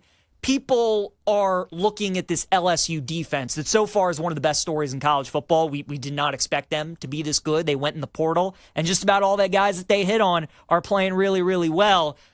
But you look at the games, and you look at how Clemson's played since. You look at what DJ Lagway and Florida have looked since, and it just makes you wonder, like, okay, LSU's defense is good, but just like how good are they? And now they go back on the road, and this is the best offense that they're going to play. Chambliss has been great so far, filling in for Austin Simmons, so there's not too much of a drop-off there at quarterback. This is a high-scoring series between these two, Paul, since Brian Kelly and Kiffin have been there, and I think we continue to see that. So I like over 57.5. I still think there's some value there. I think both teams get into the 30s, to be honest with you. So I think it's a coin flip game, tight game. I think betting it live is going to be a good angle if you can get one of these teams at a solid number. I think we get a shootout, though, in Oxford today. I mean, PJ, Lane Kiffin told us, take the over. I mean, his daughter with the hard launch with her boyfriend, a linebacker over at LSU, during LSU Ole Miss game week. So no, I think Lane's gonna run it up, right? To the point spread, like, yeah, so LSU opens -1.5, right? And it flips to Ole Miss. And then didn't really hear much of an appetite on LSU all week, which makes me a little nervous about I'm on the Ole Miss side. I laid it with Ole Miss -1.5 at home. And again, I think it's, maybe Brian Kelly will lose it on a reporter again for questioning, what they're doing on defense and, picking, taking shots when they're winning games. I think it's interesting that the quarterback situation has seemed pretty – it hasn't been a big issue for Ole Miss. It's kind of been, all right, yeah, we'll start this guy, we'll start Simmons, or we'll start Chambliss, and it's the offense is still clicking, still humming. So, yeah, I like the overplay. I will lean. I made a play on the Rebels in -1.5 and in contest as well. So I'll be back in Ole Miss and Lane here, and a little extra motivation never hurt anybody. I like it. Yeah, it should be a really fun game today. I keep going back and forth on the side. I mean, it's gone to 2.5 a couple times this week, and then gotten bought back down to +1.5. So it feels like this is where it's going to settle. Coin flip type game. Should be a fun one out in Oxford today. Then that Washington-Ohio State game, Paul, I mean, this has been interesting because you're starting to see a little bit of Ohio State buyback, but not really too much. I'm kicking myself because a couple weeks ago when this line opened, Ohio State was 13.5. And I was looking at that line and I'm like, that feels too high. Like 13.5? I mean, look, Ohio State should be favored. I mean, they probably win the game, but 2 touchdowns just kind of feels like too much. Next thing I know, it's down to 10.5, and then here we are at 8.5. If I still had to play it, I still think I would take Washington. I kind of like the over a little bit in the game as well. I think both teams are going to score. Washington's offense is really good. Ohio State's obviously got a very good offense, so I think we get some points. I haven't gotten there yet, but that's the way I would lean. I'm excited to watch it. But nothing would surprise me in this game, Paul. Like, I wouldn't be surprised if Washington won outright. Wouldn't be surprised if Ohio State won by 3 touchdowns. Just going to be interested to see how they handle themselves in this environment out there in Seattle. But they're off a bye. They've won 20 straight games off of a bye week. So, I mean, they're really good in these kind of spots. But nothing for me. I was hoping that maybe it would crawl back out to 10 and I could get a plus 10 with Washington, and it never did. So I'm staying away. Did you have any plays? Yeah, I'll be on the Huskies.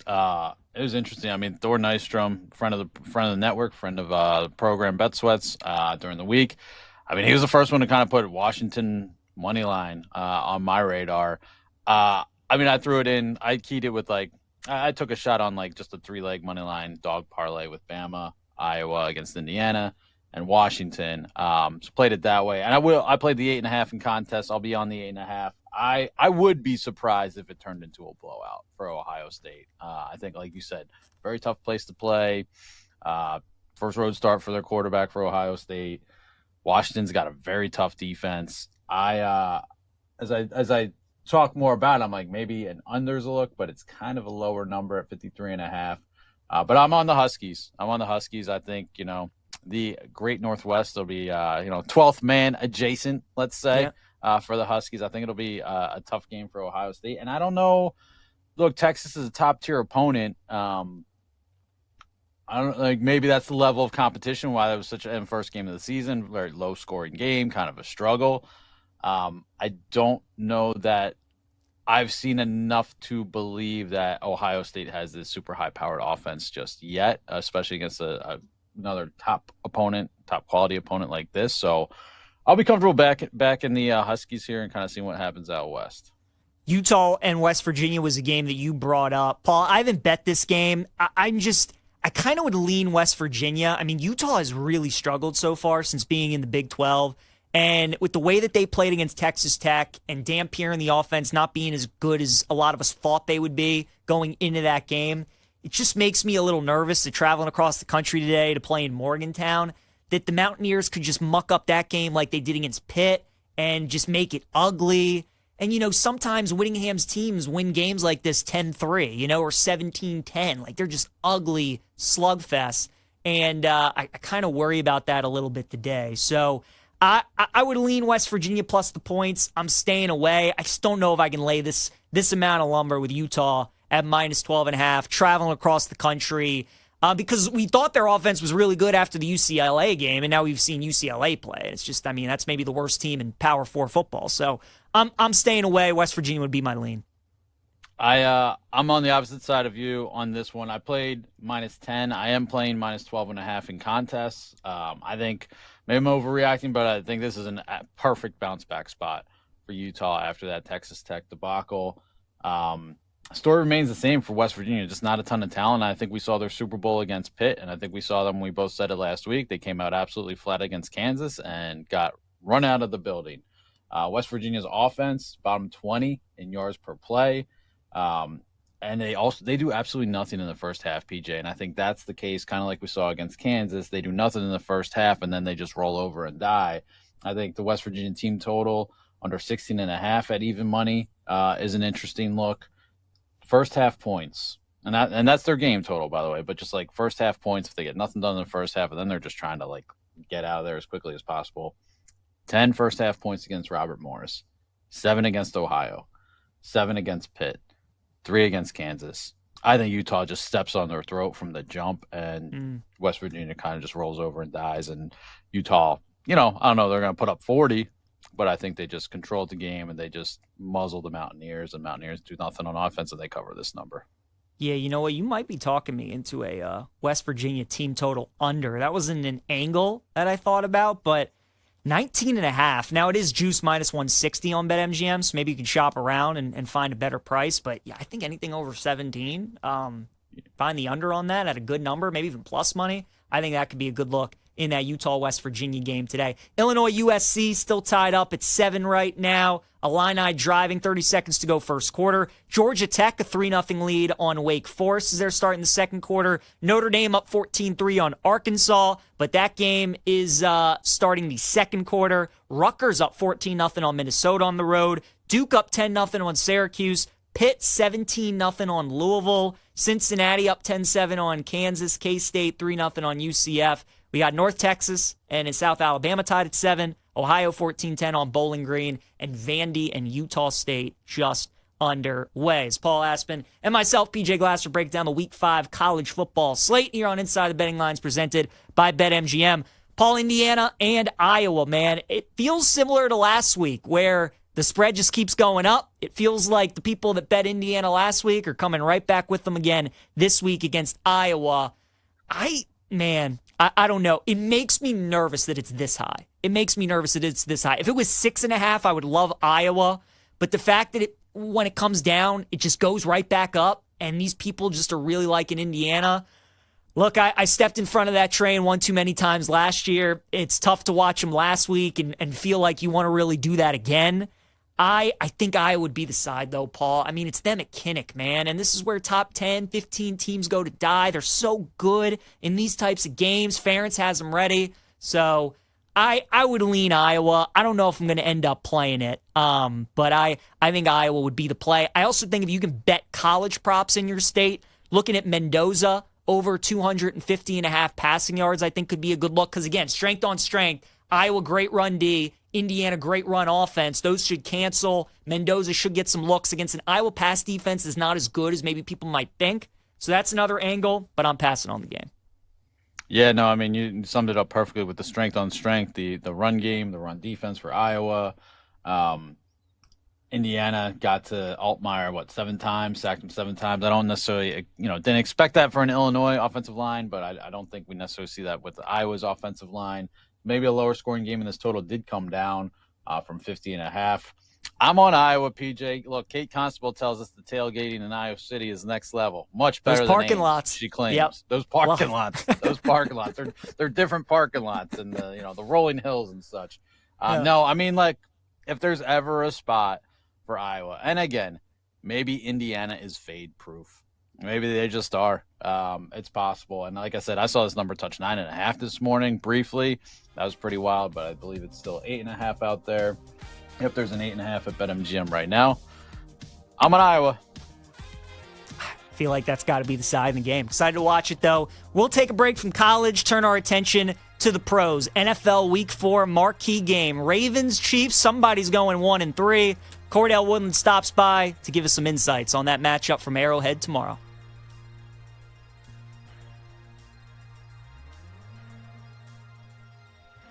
Every score, every spread, every second inside the betting lines keeps you locked into the action. Only on the BetMGM network. Make it legendary.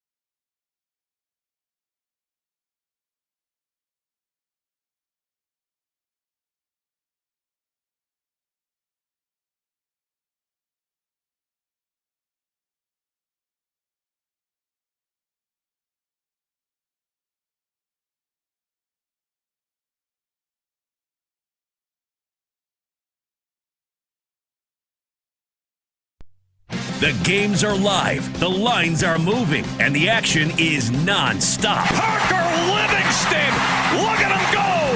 Just like that, Parker! From the biggest plays to the sharpest bets, we've got your Saturday covered. God, am I going to do it again with Temple? Probably, because I hate myself. This is a get in, get out, take care of business sort of deal. Do I have to watch Dabo cry because they win by 1 at the end of this game? There aren't going to be many of them that want to come back to the well and bet the Dolphins again. Score updates, live betting angles, and breaking news. This is Inside the Betting Lines with PJ Glasser and Paul Aspen on the BetMGM Network.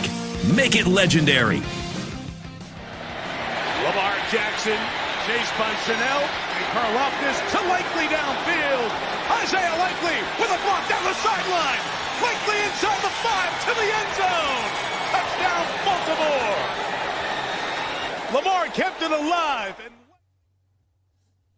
Going to need a lot of that tomorrow, Paul. Mike Tirico on the call there for NBC. Isaiah Likely finds the end zone against the Chiefs. Should be back tomorrow for Kansas City as the Ravens and KC. Somebody going to 1-3 tomorrow in Arrowhead. Cordell Woodland going to join us here in just a second to talk about that game. Real quick, though, to update everybody on the scores in college football. Illinois and USC tied at 7. Georgia Tech up 3-0 on Wake Forest. Arkansas finds the end zone to cut the lead 14-10. Notre Dame on top. Minnesota with 2 unanswered touchdowns to tie the game with Rutgers at 14. Duke now up 17-3 on Syracuse. Pitt 17-0 on Louisville. Cincinnati's up 17-10 on Kansas. K-State 3-0 on UCF. South Alabama and North Texas tied at 7. Ohio up 21-10 on Bowling Green. And Paul, Utah State and Vandy scoreless, but our Aggies in the red zone driving midway through the first quarter. So rooting for Utah State. Keep it close there against the Commodores. But let's talk some NFL. Check in with our guy, Cordell Woodland. You can follow on X at Cordell Woodland. Covers the Orioles and the Ravens for 105.7 The Fan. Cordell, always great having you on, man. Big game tomorrow, obviously, at Arrowhead. Which team do you think can afford to go, can still afford to lose this game and still make the playoffs? Like, of the teams, if they both lose, which one do you think goes 1-3 and still you would feel confident about making the postseason potentially? Yeah, I mean, I guess, I mean, to be honest, probably both, if I'm being honest. But if you're talking about which one more, probably the Ravens, just considering their division is weaker than the AFC West right now. I mean, the Chargers have looked really good through the first 3 weeks. I don't think that this is who they really are, but I do think the Chargers are a potential playoff team, no doubt. Denver's in that division still. They're playing, solid. I think that Colts game is definitely one that they want back, but I think all in all, Denver will be, a wild card potential type of team again. The Raiders are the Raiders. But, yeah, I just look at that division compared to the AFC North, and the Steelers have looked terrible. The defense has looked awful. They can't run the ball. The Browns are the Browns, and ironically enough, they may have the best defense in the division, and they should probably be 2-1 right now if their kicker can hit a field goal in week 1. And the Bengals losing Burrow is a huge blow. So I think the Ravens have a little more room for error, but no doubt, these are two teams that are Super Bowl caliber teams. Neither of them want to be 1-3. Cordell, I mean, how do you see this game playing out? I mean, the Ravens are -2.5 favorite on the road in Arrowhead. Patrick Mahomes is an underdog at home for the second time this season already, also against the Eagles. It's a high total, 48.5. We're going to see these teams go up and down the field, or what kind of style of game do you think we're going to see, and what'll end up being the difference in this one? Yeah, I mean, I'm actually surprised to see the Ravens still 2.5-point favorites, considering what the injury report looks like. I mean, Ronnie Stanley didn't really practice at all this week. Nnamdi Madubuike, the best interior defensive lineman, he's gone for now and probably maybe even for the season at this point. Kyle Van Noy, he practiced in a limited fashion on Friday, but that was for the first time all week. So he's dealing with a hamstring, which is always tricky. So I do think all of those injuries could play a part in this game. I can understand why the total is so high to a degree. I mean, the Ravens haven't stopped anybody, and they put up a ton of points. but the Chiefs haven't really done a good job of scoring, but their defense has been solid to this point in the year. I think this game gets into the high 20s, low 30s. Wouldn't surprise me if it gets into the mid 30s when you're talking about the highest score in the game. I think what makes the difference in the game could be who has it last, which quarterback looks better. And sometimes that's not even enough in this matchup. It could come down to which defense forces a turnover, and that's been an issue for the Ravens to this point this year. That was a big talk of their defense this offseason, but only forcing a turnover against Joe Flacco in week 2, and really they should have had more. So, yeah, I think there are a couple of factors, but I think this ends up being a tight game in the end. Cordell, do you think the Ravens make any significant changes to their coaches staff? Because as you know, as somebody covering this team, I mean, the fan base between Harbaugh and Zach Orr right now, there's a lot of heat around those guys. We know DeCosta's a big fan, the Ravens general manager of Harbaugh, and Harbaugh has Zach Orr's back. Do you think there's a chance that they could maybe let one of those guys go during the season if it keeps going the way it's going? Or would you be pretty surprised if either of those guys are let go before the season's over? Yeah, I'd be a little surprised if they made a move before the end of the season. That's just not typically their way. Now, they may change assignments around, and they typically wait until the bye week to do something like that, which is week 7, I believe, this year. So I think they have a little bit of time, and in that span, they've got the Chiefs this week. They've already played offenses like the Bills and the Lions. They've got the Texans next week, the Rams after that. So they'll have a pretty good idea of what this defense looks like going into that bye week, considering some of the offenses that they have faced up until that point. I would be really surprised if we're talking about a Zach Orr firing, just because that's John's hire. I mean, all of these guys are John's hire, but John stuck his neck out for Zach Orr, and John's got his seat is getting a little hot, in my opinion, honestly. I mean, especially if the Ravens don't make the AFC Championship game this year, how could you not be looking at Harbaugh a little differently? And if this defense is this Achilles heel, and I asked John the other day, how much about his involvement with the defense, and he said he couldn't be any more involved. So he has a lot to do with how bad this defense looks as well. And also, look, it's really on the players. Like, some of it has been schematics, and some of it has been, dropping Mike Green, who just led the nation in sacks last year. You got him dropping back in coverage against Sam Laporta on 3rd down. I mean, yeah, some of that's on the coaching, but also the players aren't playing well. They're not tackling well. They're not getting pressure on the quarterback. They're not stopping the run. So they've got a lot of issues right now. I think that's the tough part. It's not just one thing. Cordell, not too far down the street, the Commanders, who will be without Jaden Daniels again this weekend. But even before that, obviously we did not see the high-powered offense with the Offensive Rookie of the Year performances, that level from Jaden Daniels so far this season. Now, granted, it was only a couple games before he got sidelined with that injury, but you put your finger on anything. I mean, is it as simple as, team's got a year of tape on you, and second year is going to be a lot tougher for a younger quarterback. But as far as the Commanders, look, they'll have Marcus Mariota this week against the Falcons, but I'm more thinking big picture with Jaden Daniels. Have you seen anything there in the first couple games we saw from him that was like really holding that offense back and not playing up to the level that we saw last year? Yeah, I mean, I think it's tough when your number one target misses training camp, right? And you don't have that. Sure, they still have that connection from last year, but it's always a little weird when skilled guys miss camp, and especially at the wide receiver position, where you need that continuity with your quarterback. You've got to basically have two minds equal one. They've got to be on the same page. And I think that's been a little bit of the issue, because Terry really wasn't involved at all up until that point to where Jaden had went down. The lack of running game, again, is still plaguing that offense. They got a couple of chunk runs last week, but you talk about when Jaden was out there, they couldn't really sustain anything in the run game, and it's a dangerous game when your quarterback has to be your leading rusher year in and year out. So I think, and also it's the early part of the year. I mean, these guys don't get to play a lot of preseason. I know Jaden played a little bit, but the early part of the year, it's always a little wacky. It takes teams and guys a little bit to kind of get into that rhythm. So it sucks that his injury happened so quickly to where it kind of stunted that. But I didn't see anything that made me believe that Jaden isn't going to look like Jaden going forward. He still had his team in winning situations. They still won week one. They still had to, even though they were getting beat up on in Green Bay, that game was within reach for a lot of that game. So I don't think it's anything that's happening that's concerning long term, at least not for me right now.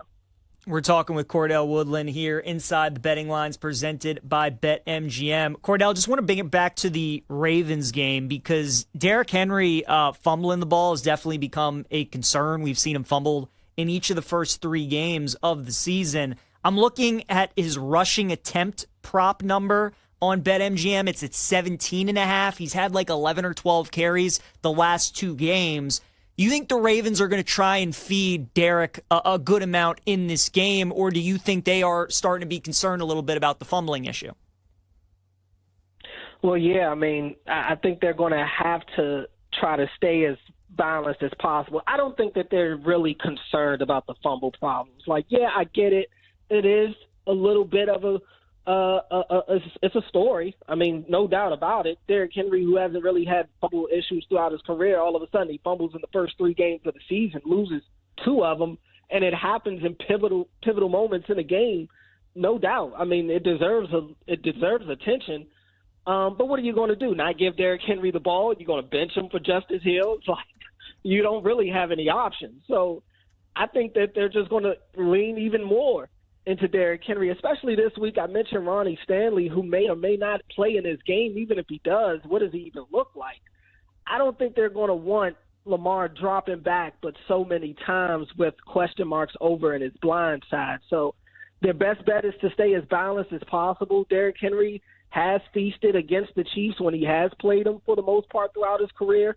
I think that they would be smart to kind of lean into Henry early to get that confidence going, let him get a couple of downhill runs and start wearing that defense down as the game goes on. So, Cordell, as we've talked about during this interview, loser of this game is 1-3. The Colts could be 4-0. Are you buying the Colts and Danny Dimes? You could be talking big picture and or this weekend against the Rams. I can't say that I'm buying the Colts big picture just yet. They do have the talent.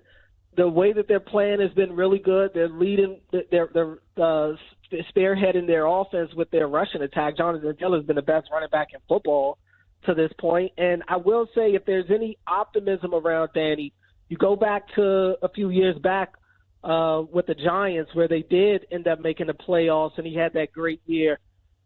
That was in large part due to Saquon having a career year up until that point. So he has shown when you put him back there with an elite back and that back is able to be on the field every week and produce every week, it makes his job a lot easier. So that part can be sustainable.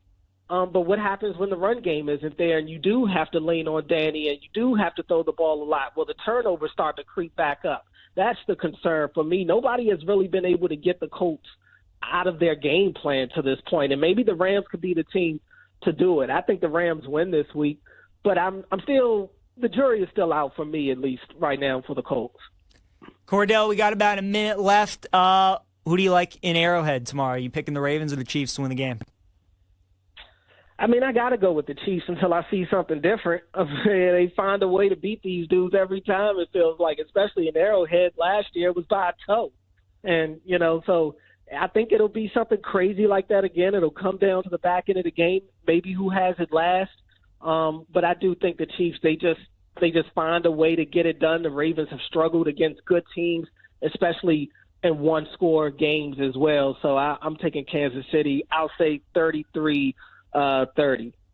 Okay, high-scoring game. There you go. Cordell Woodland, give him a follow on X at Cordell Woodland. Covers the Ravens and Orioles for 105.7 The Fan. Cordell, appreciate the time, man. Enjoy the game tomorrow, and talk to you again soon. Thanks, guys. All right, good stuff there from Cordell. College football, USC just had an awesome trick play that would have been about an 80-yard touchdown. They got called back for an ineligible man downfield. So they're still trailing Illinois 14-7, 8.5 minutes to go second quarter, and a 3rd and 16 upcoming for the Trojans. Notre Dame is up 21-10 on Arkansas as they got the ball back looking to add to their lead. Wake Forest, a 7-3 lead over Georgia Tech. Vandy and Utah State tied up at 7. North Texas 14-7 over South Alabama. Kansas State up 10-0 UCF. And Pitt is up 17-7 on Louisville. We're going to take a quick timeout. Johnny Codden going to join us next. Talk Bama, Georgia, Auburn, A&M. Every score, every spread, every second inside the betting lines keeps you locked into the action. Only on the BetMGM network. Make it legendary.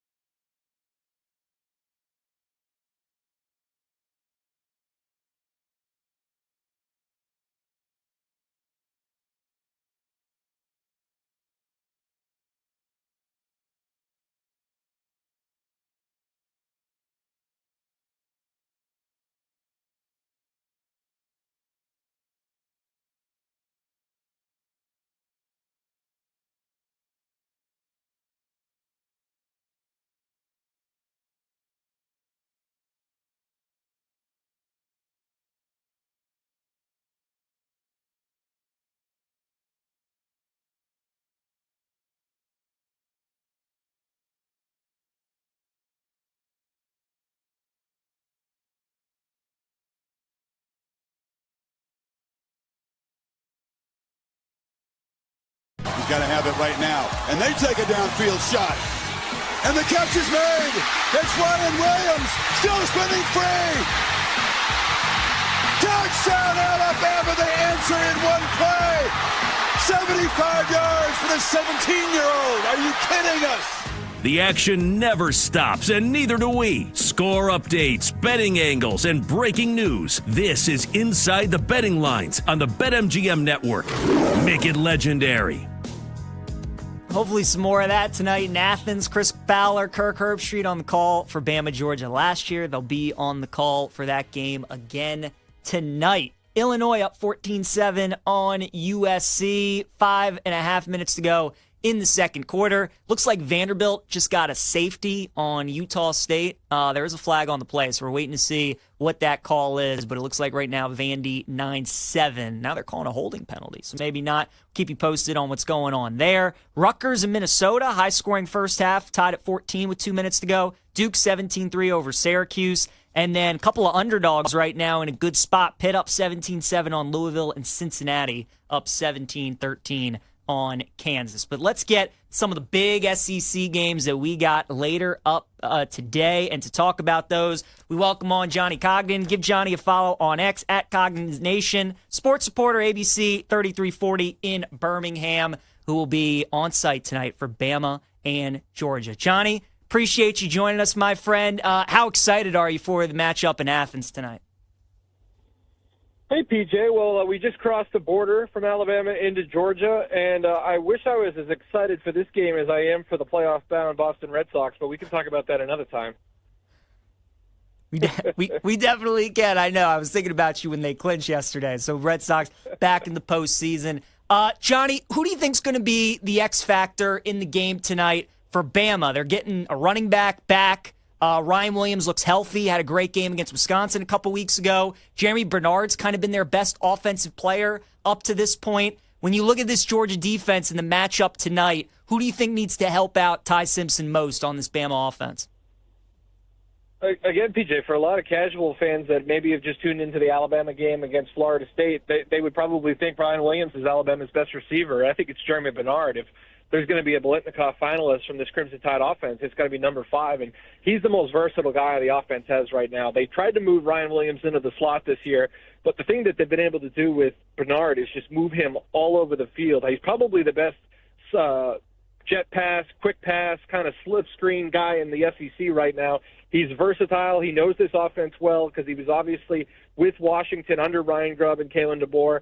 And if you've watched every Alabama game like I know you have, PJ, you know that number 5 in Crimson's been their best player, and I expect him to be that guy tonight because I think Georgia's going to do everything in their power to make sure number 2 in Crimson doesn't beat him again like he did last year. So I would expect a lesser performance out of Ryan Williams. I think he's over-under in yards is somewhere around the 63 mark. I would take the under of that. I would take whatever Jeremy's over is. He's been that good for them so far. It's funny, Johnny. I mean, PJ basically said the same thing to me in the break as we were coming back. So, I mean, is it too simple to say, all right, well, is Alabama and Ty Simpson and those receivers just going to do what Tennessee did to this Georgia defense as well? Is it that simple, or is it going to be a little bit more of a lower scoring game? I mean, that game was played in the 40s. Total here is 53.5. What kind of game do you expect tonight? You know, I've seen some of the money on the under. I don't know what people are thinking. I think these are two defenses that have proven that they can be scored on. I mean, you look at, obviously, the Georgia-Tennessee game that most casual fans have watched, and they couldn't stop a nosebleed for most of the night until the end there.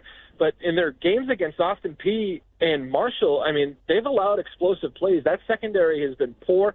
I think their top 3 cornerbacks, I read a stat when I was doing some prep for the game this week, have not caused a pass breakup throughout the season. So this is not the Georgia defense that we've been accustomed to seeing under Kirby Smart for the last handful of years. And again, I don't think the Alabama defense is all that great either. Of course, they're getting Tim Keenan back, their interior defensive lineman, but they also lost Jeremiah Beeman, their second-best defensive tackle, to an injury that's probably going to keep him out for the rest of the year in practice. So it's kind of like one step back, 2 steps, 1 step forward, 2 steps back. So as far as Alabama and Georgia go defensively, these are two teams that fans usually expect stellar SEC hard-nosed defense, but I think the strengths in both of these teams lie on the offense, and I think Gunnar Stockton really showed us 2 weeks ago what he's capable of doing in an incredibly difficult environment in Knoxville. And There are people talking about Ty Simpson as a sleeper Heisman candidate, which is, insane to think after the Week 1 performance against Florida State and Tallahassee, when many people in Tuscaloosa and around the state were asking him to be benched. So, a quarter in college football might as well be a year because people got short memories. And I think both offenses tonight are going to have a lot of success. So, of course, if I knew, I'd be in Vegas right now, but I'm taking the over on 53. I think there's going to be a lot of points tonight.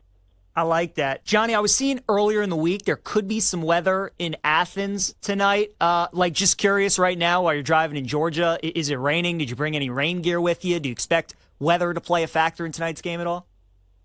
We got a classic late September sun shower as we were crossing the state border. It's beautiful right now. It's 70-some-odd degrees. Hold on, I'm looking over. My photographer Ian's driving. It's 82 degrees right now. It's sunny, and it just rained on us for about 15 seconds, and then it's perfect again. So at this time of year, I would not be surprised if we saw some rain over in Athens. And again, this is a place that Alabama doesn't go too often. PJ, I think if I'm wrong, correct me, but I think the last time Bama went to Georgia, you got to go back to 2015 when Jay Coker was there, and Alabama blocked a kick with Marlon Humphrey and Mika Fitzpatrick. It's been a while, so I know obviously Kirby Smart's struggles against Alabama have been well documented, but he hasn't gotten the Tide in his building. So I think this is going to be a real opportunity for Georgia and these fans who have kind of played second fiddle to Alabama for quite a while, with the exception of the 22 national championship.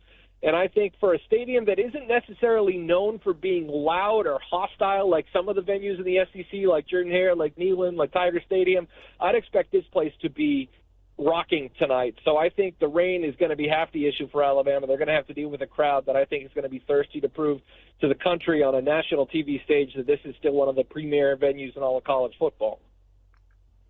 Johnny, I mean, as you kind of alluded to, the vibes and the feeling of a fan base around a program can change as quickly as the weather. I mean, Alabama wins this game. Powerball becomes a distant memory, right? Is like, you look at the schedule, it kind of opens up, and there could absolutely be a path. It could be to an SEC title, to a playoff. I mean, What is I guess we have to assume a Bama win tonight, because if not, it could be obviously very much the opposite. Bama wins tonight. I mean, is there all of a sudden Kalen DeBoer kind of a fresh start, and it's like, all right, we move forward from here, and man, that schedule looks pretty good from this point out.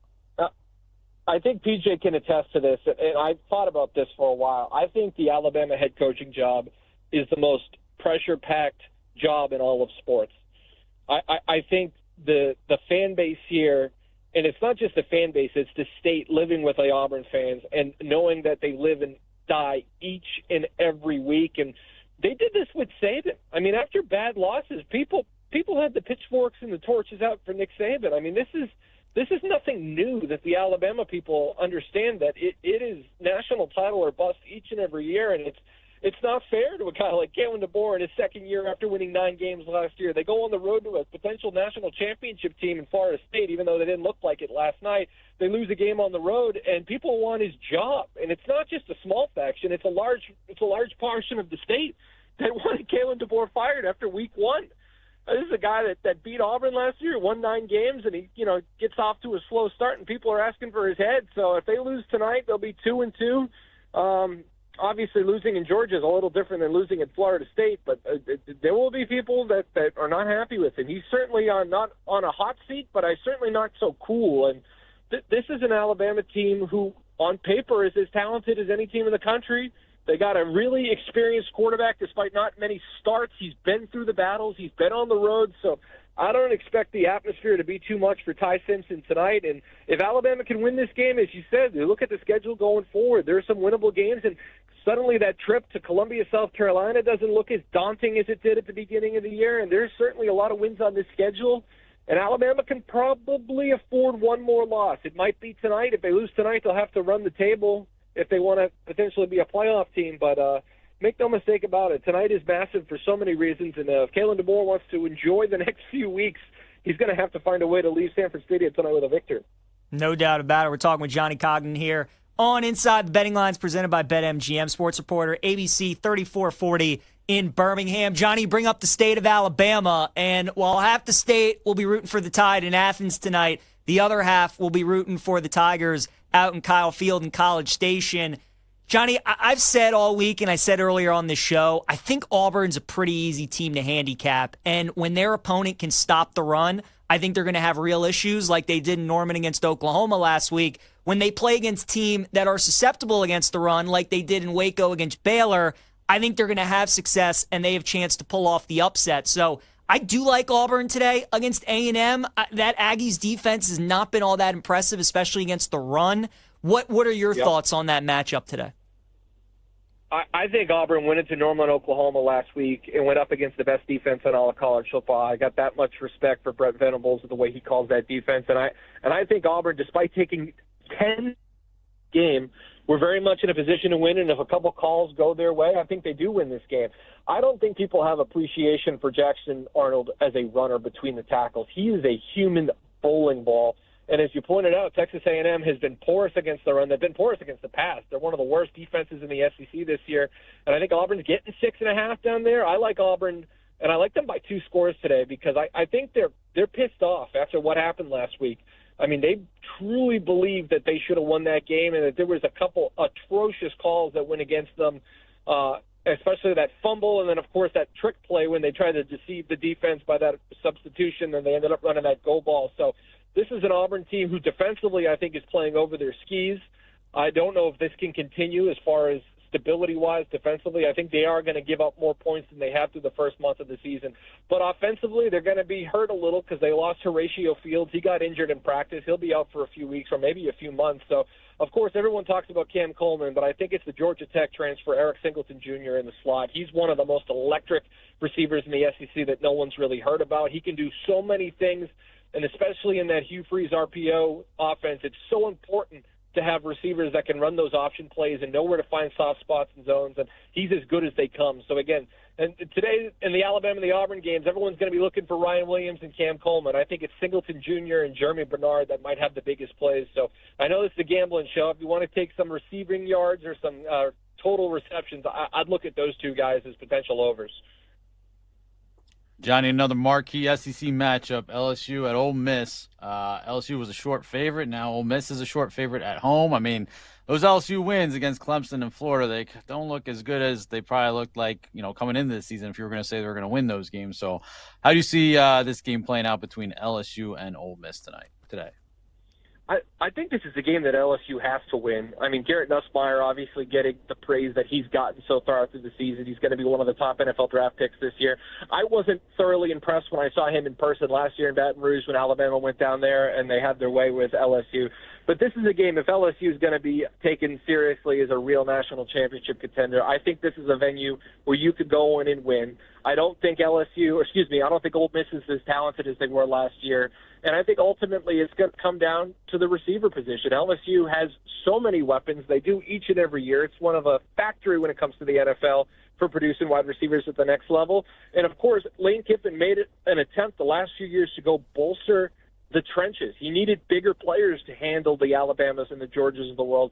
But I do think that secondary is susceptible, and I do feel like that's part of the program that slipped. So I think if LSU is going to win this game, they're going to have to force the ball down the field. And, again, we're so used to the SEC between the trenches, 3 yards in a cloud of dust. I think there's so many top-tier teams that have the ability to make explosive plays, and that's what we're going to have to see tonight between LSU and Ole Miss. Love it. Going to be an awesome day of college football, an awesome day of SEC football. He's Johnny Coggan, sports reporter, ABC 3440 in Birmingham. He'll be at Georgia-Bama tonight in Athens. Johnny, have a great time at the game, my friend. Bring home the W. We'll talk again to you soon. Yeah, that's right, PJ. Sox in 2, baby. There you go. Johnny Coggan, great stuff from him. Paul, man, we talked about the Bama-Georgia a little bit about that game earlier on in the show. I do like Bama in the matchup. I know Sammy P from Bet Sweats is big on Bama this week. What are your kind of thoughts on that game? How do you see that one playing out tonight? I'm on Bama, PJ. I'm on Bama catching the points. I'd still play it at 2.5. I'm playing some money line. I think now if you're gonna jump in, again, I'm already holding a Ty Simpson Heisman ticket, but I certainly think that becomes very live if he wins this game tonight. And I think, as we talked about a little bit, if you're looking for a Bama future, certainly shop around to get the best number. But SEC, to win the SEC. That could be the play right now before getting into this game if they're going to win it tonight. So, yeah, I it's kind of the question I posed to Johnny, PJ, like, how we saw Bama's offense open up against Wisconsin. Granted, that's a terrible Wisconsin defense, but like, I'm not trying to compare Georgia's defense to Wisconsin's defense, but I think that's more about Alabama. Do they have the ability to be that kind of high-powered offense? And it looks like they do with both the receivers in the mix now. How do they not do what Tennessee just did to Georgia? Yeah, no, it's a fascinating point. Both of these defenses, Paul, I do think are a little suspect. I kind of agree with Johnny. I think that total might be a little low. These two teams, when they get together, tend to be high-scoring affairs. I think tonight could be the same thing. We're going to talk about the Heisman Trophy because with the Mateer injury and now Fernando Mendoza being the heavy favorite, Paul, feels like there's some value on the board. We'll break that down next here on Inside the Betting Lines, presented by BetMGM. Every score, every spread, every second inside the betting lines keeps you locked into the action. Only on the BetMGM network. Make it legendary.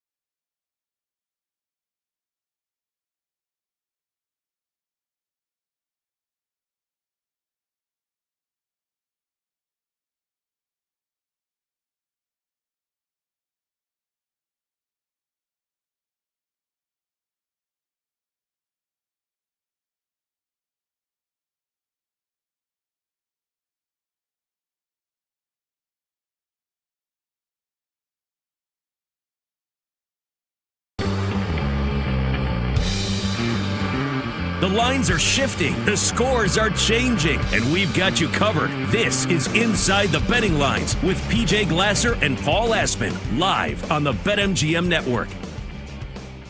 Promo we have to tell you about from our friends at BetMGM. Swing for a bigger payday on a winning bet for the Ryder Cup. Use this odds boost token on your next tournament. Bet for a bigger payout if your bet wins. So far, hopefully you have bet Europe on BetMGM. Make it legendary because they are kicking some butt. Here, let's get a live update, Paul. Have you bet any Ryder Cup so far, Paul? Oh, PJ, it was Europe. It was always Europe. Yo, this soft-ass USA I overthought team. it, dude. I really overthought it. The fact that they were favored and, like, you had to lay, like, minus 180, I thought was just so stinky to me. Like, it made Europe is so obviously the better team. They pretty much ran it back. 11 of the 12 guys who were there 2 years ago were with the team this week. So it's brutal. They're up 8.5 to 3.5, and right now they lead in 2 of the matches, and they're tied in 2 of them as well. I mean, it's an absolute beatdown with Team Europe and what they're doing. Illinois and USC, a big development, Paul. Illinois was getting ready to go in and make it a 2-score lead. Running back fumbles at the 1. USC recovers. And now they're coming back down the other way, trying to score some points before half. Down 14-7 with 40 seconds to go in the second quarter. They do have 2 timeouts to work with as well. So it looks like they're going to get themselves into field goal range at least. Also, our boys from Logan, Utah State 14-7 up on Vandy. 9 minutes to go. Problem is, Paul, we just cannot get that ensuing defensive stop. When we score, we have the momentum, try and apply some pressure. Vandy's just answering, and they're doing it again. They're on the move into Utah State territory. The previous possession, though, was one of the craziest things I've ever seen. Utah State had a punt blocked that would have counted as a Vandy safety, but because of a defensive holding, it took it away. And then they punted again, roughing the kicker, extended that drive, and then they finally scored. So they really got gift-wrapped the touchdown on that drive, but we'll take it. But Vandy in the red zone right now, 2nd and 4. How about an upset potentially brewing in the ACC as Wake Forest is up 17-3 on Georgia Tech? And look, after that Clemson win, it was looking real favorable for the Yellow Jackets, but they are going through it now, trailing 17-3. They're 6.5-point dogs right now, Paul. I think if we get a 7.5, I'm going to be on the Yellow Jackets plus the points against Wake Forest. I don't know if they're going to win, but I do like them to come back. Notre Dame just pouring it on Arkansas. This Arkansas defense is so bad. It is 35-13. Rutgers up 21-14 on Minnesota at half. Duke 24-3 on Syracuse. Louisville's come back to tie it against Pitt at 17. Cincinnati up 20-13 against Kansas. K-State 17-7 on UCF. Paul, anything jumping out right now to you at the early window? Any scores surprising you? Any live betting opportunities that you're thinking you might want to jump in on? So I would say that Illinois fumble on the goal line may have kept Jaden Maeva's Heisman candidacy, easy for me to say, alive. And we'll get into that in a second. Definitely put that in your next open, Addy. Can't wait for that. Georgia Tech, that Clemson stank, man. That Clemson stink. It's just like teams that beat really Clemson look like I don't know. Maybe it's just a dud from them. Maybe we see some signs of life in the second half, but man, that's probably the most surprising. I wasn't gonna lay 2 touchdowns with Georgia Tech on the road, but this is being down 7. And wow, did Arkansas just fumble? Possibly. Notre Dame. I mean, Notre Dame steamrolling Arkansas. Oh yes, they just did. A no-show. Yeah, yes, they did. I'm not. I mean, I thought, like, do they rally around Pittman for, home kind of last stand sort of thing after a couple of close losses and just blowing that lead against Memphis last week, just an absolute dud. And, I mean, look, they've been fumbling in other teams' territory. It looks like they're just about to do it again in a terrible spot before the half. It might be curtains for the Razorbacks. So, and that number moved. I mean, it was 6.5 came down to 4.5. It was moving towards Arkansas all week. So, a little bit surprised there. And that Arkansas, if you had told me it was going to be 24-20, 27-24 at halftime, would not have been shocked at all. Like, I was expecting a up and down shootout. I'm a little bit surprised Arkansas has not been able to keep pace, or at least in shouting distance of the Irish. Otherwise, I would just say the Duke, we kind of talked about. I'm glad it came off a 6, because otherwise I would have been holding another dead ticket. So good miss there with Syracuse, just like, new quarterback, nothing going on offense at all. And then we were kind of, we didn't get to the window on it, but UCF, not shocked to see them down 10 points at halftime. But Utah State, I never didn't believe you, PJ. I'm just glad you brought me along for the ride, though. I mean, come on. Well, just keep it close in the second half. Keep it close in the second half. Let Vandy tighten up a little bit. That's what we need, Paul. They just answered again. It's tied at 14. We need these stops. When Utah State scores, it's killer. Notre Dame, meanwhile, into the end zone again, 42-13. Does Sam Pittman get canned, Paul? The way that Memphis game went, and now getting run out of the building. Let's say they lose by 40 today. We obviously saw Oklahoma State do it. We saw Virginia Tech do it. Paul, if it keeps going the way it is, let's say Notre Dame wins this game like 63-20. I kind of think this could be it for Pittman. Why would it not be? SEC dead, playoff, any shot at a playoff dead. Just complete embarrassment at home after a collapse. Yeah, there's no reason not to, right? We need a remember the Titans speech at halftime or something to see what they got. Make it look good in the second half, but otherwise, yeah. I'd say don't even get on the bus, but you know what, man, just get in your car and drive home after this one. Look, nobody's thrown out this name because they have to win out. No. They have to win out if they want to make the college football playoff. Do we look at CJ Carr though for Heisman? Because they're the Cowboys and the Bengals of college football, where they're all offense, no defense. Every game is going to be like this, where they're going to score in the 40s. He is the Notre Dame quarterback, and he does have that narrative of his team starts 0-2, they win 10 straight, they get into the playoff, they average 45 a game, he's throwing and running for all these touchdowns. Now, I know Love and Price, the running backs, are going to get a bunch of TDs as well, but do you think there's any case to be made potentially for CJ Carr as we're getting ready to talk Heisman? Because, again, Paul, Notre Dame, they're not going undefeated. They're not going to be one of the top seeds in the playoff. But, do you think there's a path there just because of how much they have to score this season in all these games and how many points and the stats that he's going to put up? Man. It makes sense. I just don't know if, here's what's holding me up. All right, so you beat Boise State. Mm-hmm. NC State's kind of an over team, so you're going to have to play a shootout there. USC, you knock out Maeva there. Yep. You got to have a huge game that night. Now, does the BC, Navy, Pitt, Syracuse, Stanford walk, or at least it should be a walk, to the finish line help him because he gets to pad his stats, or hurt him because it's all right, cool, man, you're beating BC and Navy and Pitt and Syracuse and Stanford? And when you've got guys like Ty Simpson, who's going to have to, again, play it out however you want. Carson Beck, will be, again, a pretty soft schedule after next week's Florida State game. If they can win that, how does he pass a guy like Carson Beck in that scenario?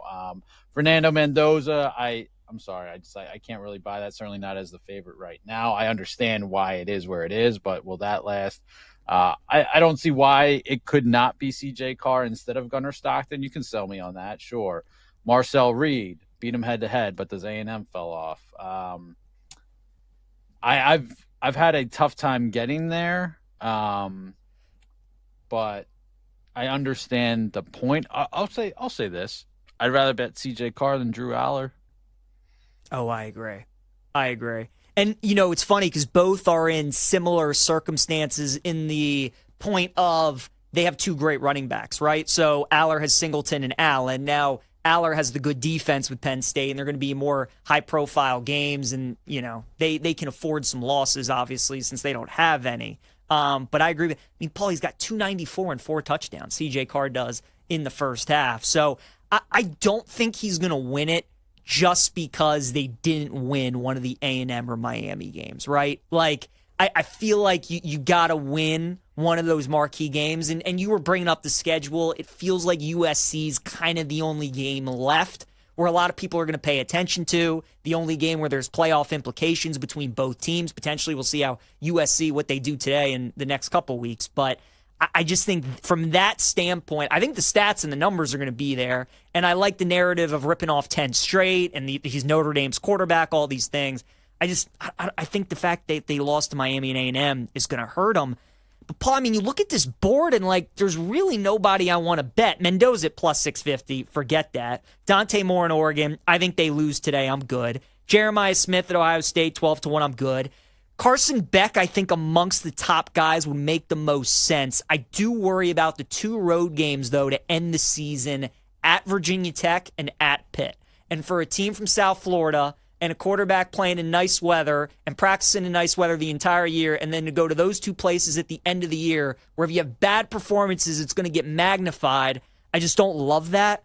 Then you got Stockton, Georgia, Reed A&M, Hoover, TCU, Nussmeier, LSU.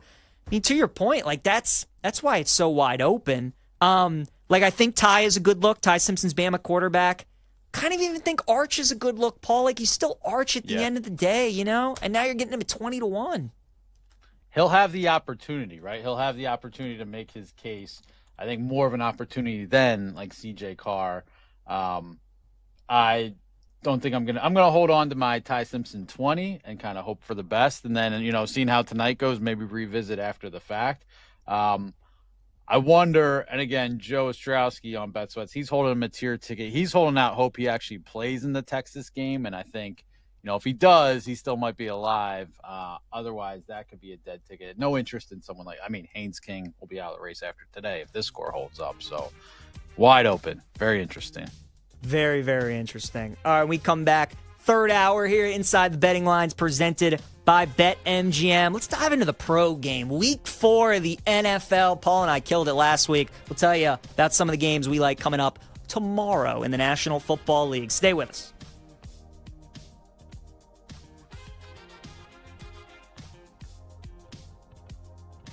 Every score, every spread, every second inside the betting lines keeps you locked into the action. Only on the BetMGM network. Make it legendary.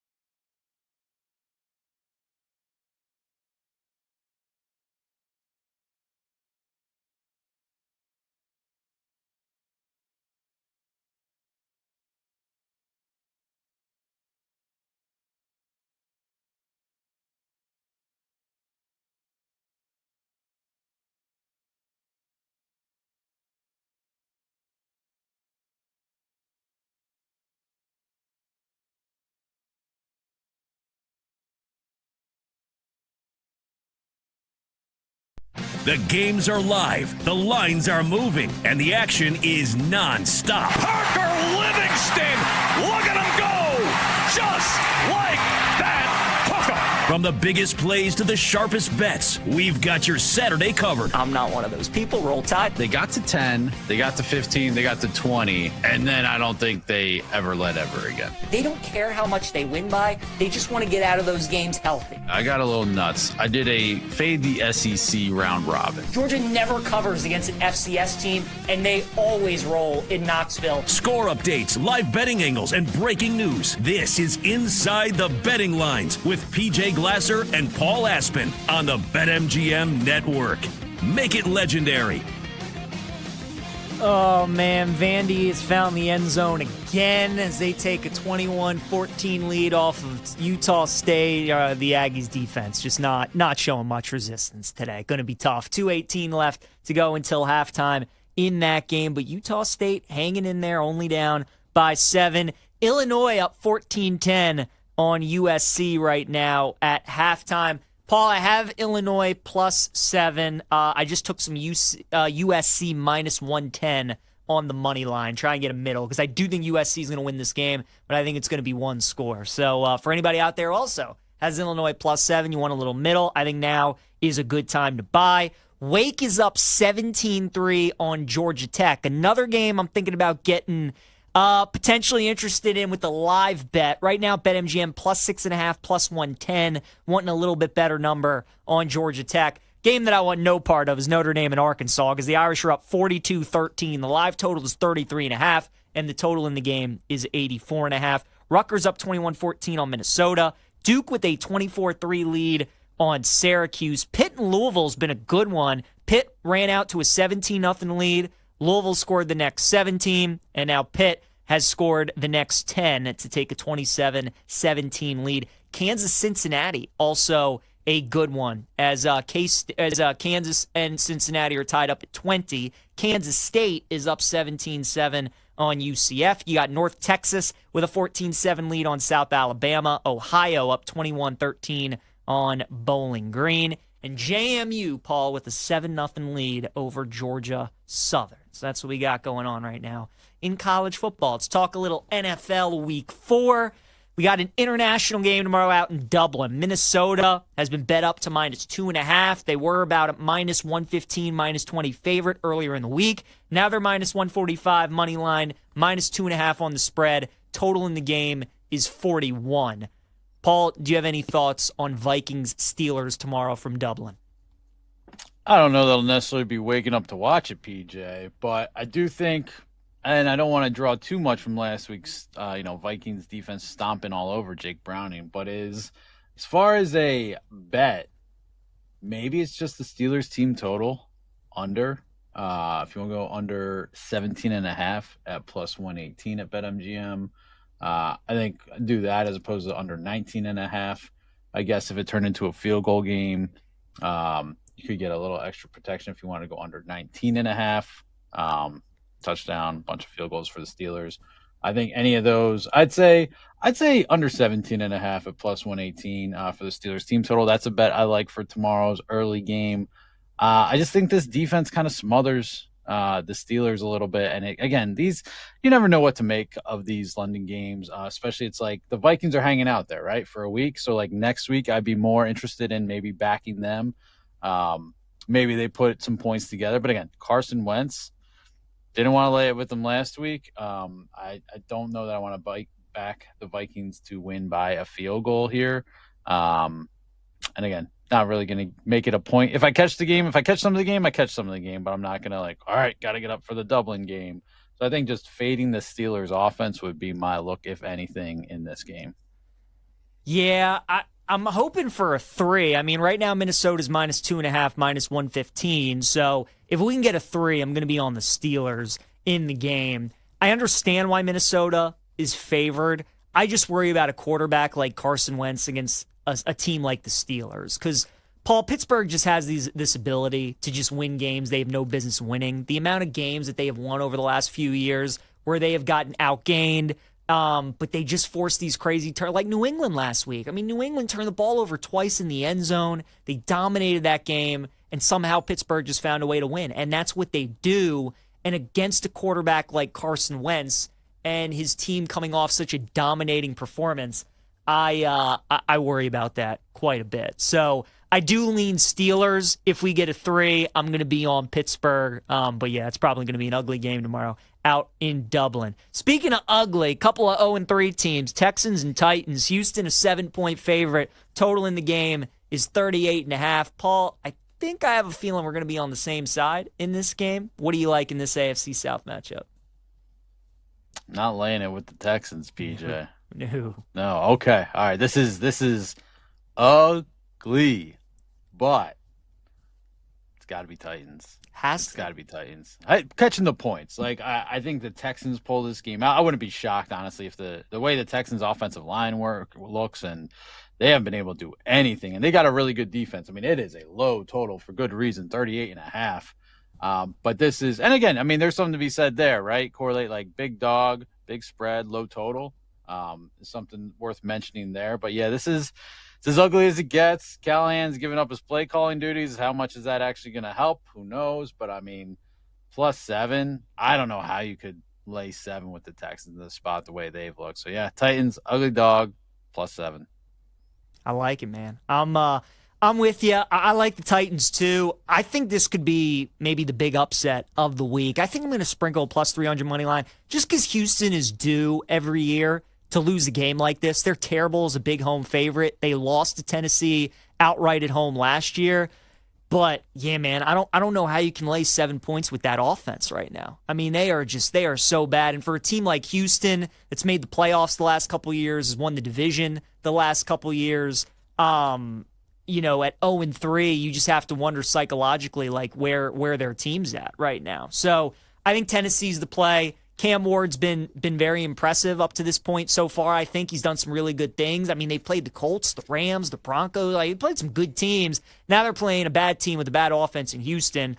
I think they're going to be able to put up some points. So I'm with you, Paul. I like Tennessee +7 tomorrow against Houston. Washington and the Falcons. We've seen a bunch of line movement in this game because initially in the week, there was some hope that Jaden Daniels would play. Now he is not going to. Mariota is going to start for the second time in a row. Atlanta is a 2-point favorite at home against the Commanders. So at the current price, Paul, with them being a 2-point favorite against Washington, do you like Atlanta in the game? I mean, I had Falcons money line written down at when the Commanders were like -2.5 favorites down to -1.5 point favorites. So I like the Falcons as a dog in this spot. I feel like so many Falcons games land 2, and like just over the last couple of years, it comes down to someone lining up for a field goal to win by 1 or 2 points at the end of the game. So I'm not necessarily going to say lay it with the Falcons at -2. -130 on the money line is not the worst look in the world, but look, I mean, I think the move was betting the Falcons with or without Jaden Daniels. For me, the move was betting the Falcons as a dog earlier in the week. So I'm not going to sit here and say bet it now. I agree. Yeah, it would be a stay away now for me at -2. You know, if you're in any of these pick'em contests and you're getting stale lines with Atlanta as a dog, obviously take the Falcons there and load up on your point totals. But now at the current line, it would be a pass. You could have gotten Atlanta +3, 2.5, even when they were thought that Jaden was playing. Obviously a great number. Now I would pass on the game as well. Bills and Saints tomorrow, Paul. Buffalo, 15.5 point favorites. Total in the game is 48. We all know Buffalo's going to win. The question is, do you think they cover tomorrow? I'm not really interested in laying a big number here because it's just like, do they take their foot off the gas at some point? They got such bigger things to worry about. If they're up multiple scores in the second half, do we see like, all right, James Cook, go ahead and take a seat. Josh Allen, go ahead and take a seat. Mitch Trubisky, Ty Johnson, let's get you some running, some reps. And we've seen the Saints kind of, I don't know, be a little spry, I guess. So, like, they could play it down to the end. I'm not worried. Again, like you said, not worried about the Bills losing this game. I personally am trying not to use them with any survivor shares because I'd rather have them as a leverage play later in the season. I know it's been talked about them being the most popular survivor play this week because it's a, quote-unquote free space. But I will not be playing them in Survivor. I will not be laying the 15.5, which has come down from 16.5. I sure as hell will not be taking the points with the Saints, though.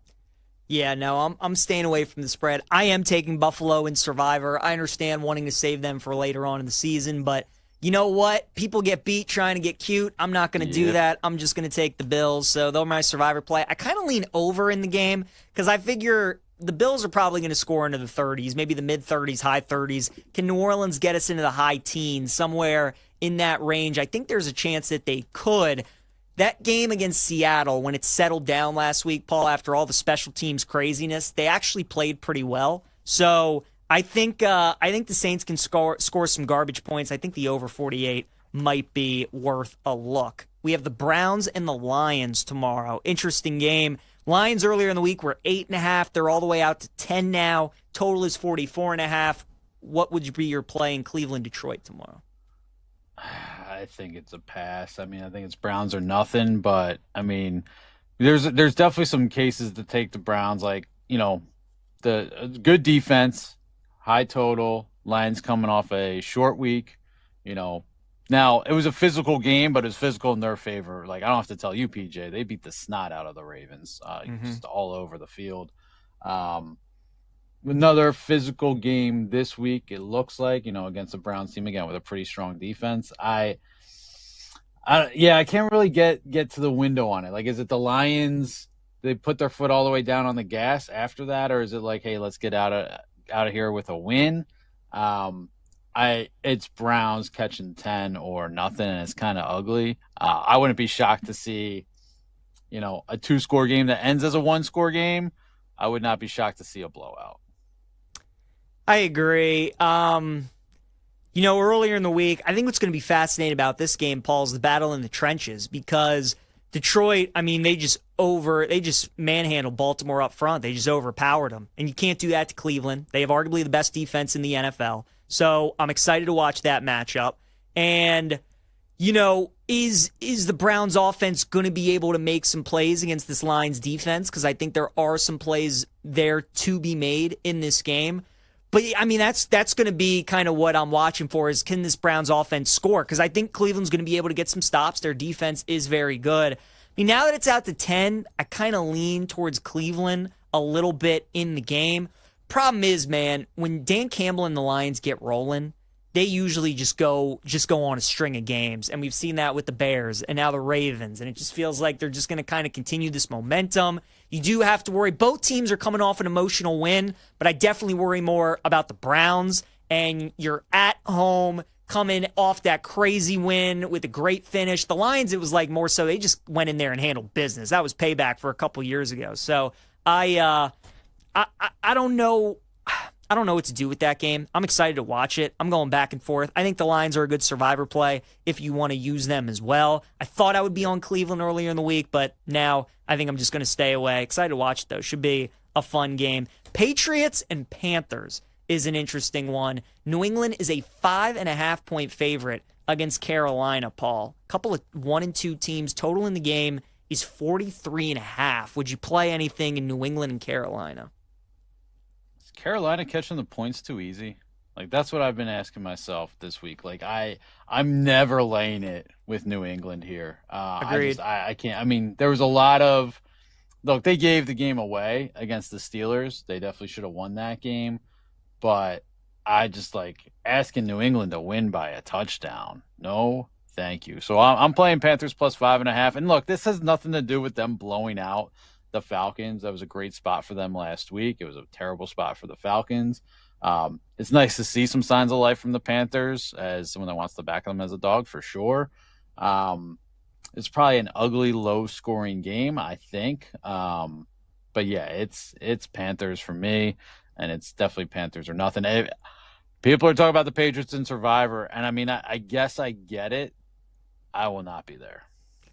5.5 too, Paul, is historically one of those spreads in the NFL that you want to take the dog. And not only do they usually cover, they usually win outright as well. So looking at that 5.5, just staring at you there, it just kind of makes you wonder, are they the side? Are they the side in the game? I would agree. It would only be Panthers or pass. I couldn't take it with New England. I mean, Drake May, again, he's only won 2 games as a starting quarterback.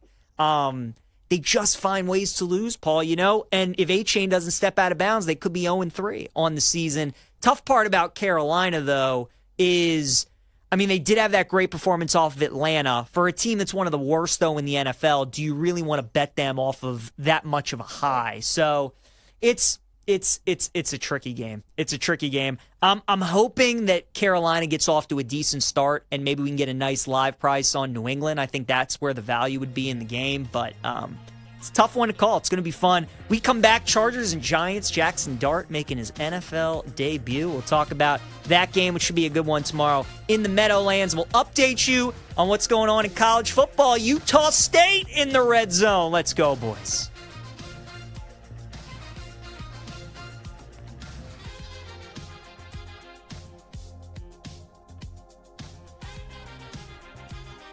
Every score, every spread, every second inside the betting lines keeps you locked into the action. Only on the BetMGM network.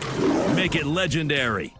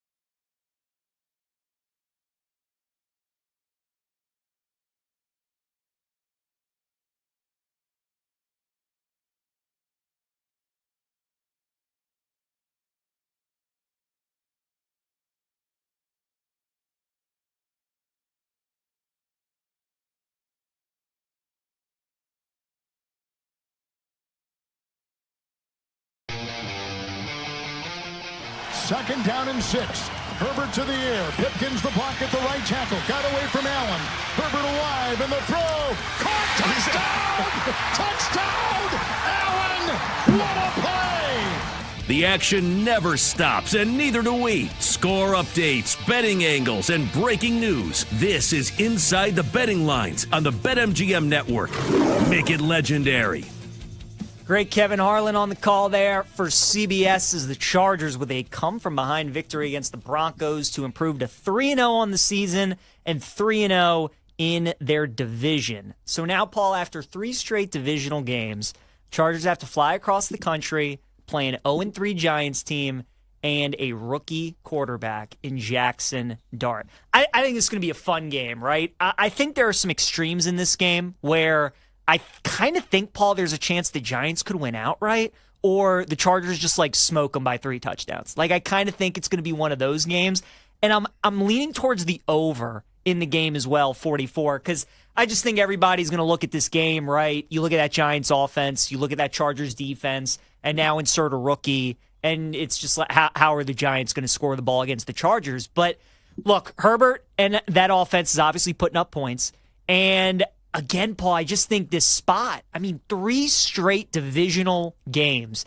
and they go across the country and you play an 0-3 team, and the Chargers are a little bit beat up defensively. I kind of think there are some points in this game, and there's a part of me that thinks the Giants might win as well, because they've obviously been looking for that franchise quarterback since Eli, and just watching in the preseason, it does feel like there's a little something different there with Dart. I think there's a chance that they win. So I've stayed away from the game. I do think if you want to bet it, though, it'd either be Giants money line or it'd be Chargers alt spreads for me. But I like the over. That is the play. Over 43.5, over 44 I do like. I would say I would definitely stay away from this in Survivor, yes, especially with the complete unknown at quarterback with Jackson Dart. So let's take the Giants money line scenario. What's that look like, PJ? Because you're kind of angling towards a bet that I have written down. So, what's Jackson Dart's line look like if the Giants win? What does his line look like? How many passing yards? I would attack his rushing, Paul. I think over 34.5 rushing yards is a great look. I think Jackson Dart anytime touchdown plus 350 is a good look, because when he would come in for these packages when Russ was the quarterback, right, it'd be like zone read. So he'd be in there with Scattaboo or whatever, and it'd just be like, whatever you see, if the DN crashes, you keep it. If he doesn't, you hand it off. So they're obviously going to implement that. They're going to keep it simple. He's going to throw the ball, but I do think we're going to see a lot of running out of Jackson Dart, and why wouldn't you? Because the Chargers don't have any film, so they don't have any of the run packages that you have, or they don't have any design plays that you want to call, any of these things. The element of the surprise is the biggest advantage that the Giants have. So to answer your question, Paul, I think if they win, it looks like Jackson Dart's just running well, and that's the way that I would attack it. Okay. I was looking at a buy point. I definitely like those points. I was looking at a buy point on a low passing yards total. His number is 189.5. And my thinking is there, you're gambling a little bit because you just don't know what you're getting from the rookie quarterback, right? You could, and if he comes out and he looks like, he throws for 275 and a couple scores, you're never seeing that number again. So the angle I was looking at was 225 plus at plus 210. It's just not that hard for a quarterback to get to that benchmark, I feel like. Now, look, Dable could definitely rein him in, and he throws for 175, and it's a slugfest of a game. But there's the Dayball campaigning for his job, too, is definitely part of this. I would think he wants to kind of take the shackles off and be like, all right, I got my guy now. Look at this offense that I can run. And so, he's not going to throw everything out there all at once. But, man, how about that PR campaign on Sunday Night Football, right from the Giants building to the Sunday Night broadcasters with Collinsworth, talking up Jackson Dart and Tirico, just oh, my God, how excited the building is. It was all lined up for that as they're falling apart, as they're no-showing. It was a tough defensive slog against the Chiefs, but as Russell Wilson and the Giants offense was doing nothing against the Chiefs, the press release from inside the people around the team to the Sunday night broadcasting booth. I mean, it was right there on a silver platter, so they could not stop talking about Jackson Dart. I'm not saying 300 plus, right? I'm saying, can he get to 225 in a win or a loss? Now, look, no bones about it. This Chargers pass defense is really good. At least early in the season, they look really good. You look at a couple different metrics, EPA per dropback success rate. They're at the top of the league. So it is not an easy task. I just think it's a low bar to clear. And so that's why my bet for this game, I would not touch the Chargers in Survivor. But my bet for this game is Dart 225 plus at plus 210 passing yards. I like that. Now, did you think about betting him Offensive Rookie of the Year at all? I mean, I know that price is way down, and there's not really a clear favorite in that market. Ibuka right now is, but the Chargers are starting to get some guys. The receiving room is starting to get healthy again. You would think his production is going to come down. Genty just hasn't been what we would have thought. Hampton, I think, is interesting now too, Paul, because Najee is out for the year, but kind of feels like Dart and Hampton are the two guys in this market right now that I would take a look at. And, well, look at the matchup that we have, Hampton versus Dart on Sunday. So does that play a factor at all? Have you looked at Dart Offensive Rookie of the Year? PJ, I'm holding a 20-1, sir. Ooh. Like we're looking at this. I mean, Ostrowski brought it up on the show. He definitely led the charge on it, but trying to figure out the spot of when they would bring Dart in. And honestly, for me, the way Sunday Night Football played out was perfect. It's in the scenario I was playing out was they get embarrassed on Sunday Night Football in front of the entire country, and boom, let's open the door for the kid. And it played out exactly like that. So once Joe kind of brought up the point, kind of gaming out when it would happen, and the 20s. I mean, I feel great holding a 20-1 right now because what is it, plus 650, something like that. I can't say bet it now at that number by any means, but I am very happy to be holding a 20 on Jackson Dart. In New York bump, all that quarterback, just give me something to cheer for, kid. Let's go. Yeah, that is a terrific price there on Jackson Dart. So going to be a really good game from New York tomorrow. Definitely going to have it on one of my quad boxes in the early window. But I'm with you, Paul. The more I think about it, I kind of think there's going to be a part of me that bets the Giants on the money line in this game. I kind of think they're going to win. So I would take a look with New York tomorrow, like the over as well. Matchup of 3-0 teams, Philadelphia and Tampa. Eagles a 3.5-point favorite on the road. Paul, Tampa Bay has been a house of horrors for Philadelphia over the last couple years. If there has been one place, one team that has given them fits, it has been the Bucs. And right now, the Eagles, to me, feel like the new Kansas City Chiefs, where they just find new ways to win. It's not pretty, but they do it their way. And they're a good fade against the spread, but they're a good bet on the money line. So, look, getting a 3.5, the ultimate key number in football, I think Tampa would be the play. I think the Eagles win the game. And that's kind of how I see it. Look, I mean, Wirfs should be back. Godwin should be back. And, Lane Johnson left that game against the Rams. So both teams are dealing with injuries. It's been such a tough place for Philadelphia to win, Paul, that if they do win, I just think it's going to be another one of these close games. So I like Tampa plus the 3.5 against Philadelphia, but I do think the Eagles win the game. Yeah, talk about, the odds leader for Offensive Rookie of the Year, Ibuka. He's the plus 350 right now for Offensive Rookie of the Year. With Mike Evans out, I think I agree with everything you said about the Eagles kind of finding ways to win, right? And just a little bit of smoke and mirrors. And it's just funny how different this team feels from the Eagles team a year ago that we were very high on and saw as a legitimate Super Bowl contender, ended up bringing it home in, resounding fashion against the Chiefs. It does not feel like they're that same team this year. I'm not playing it either way. I don't want to back the Bucs without Mike Evans. I do think it's probably Bucs or nothing.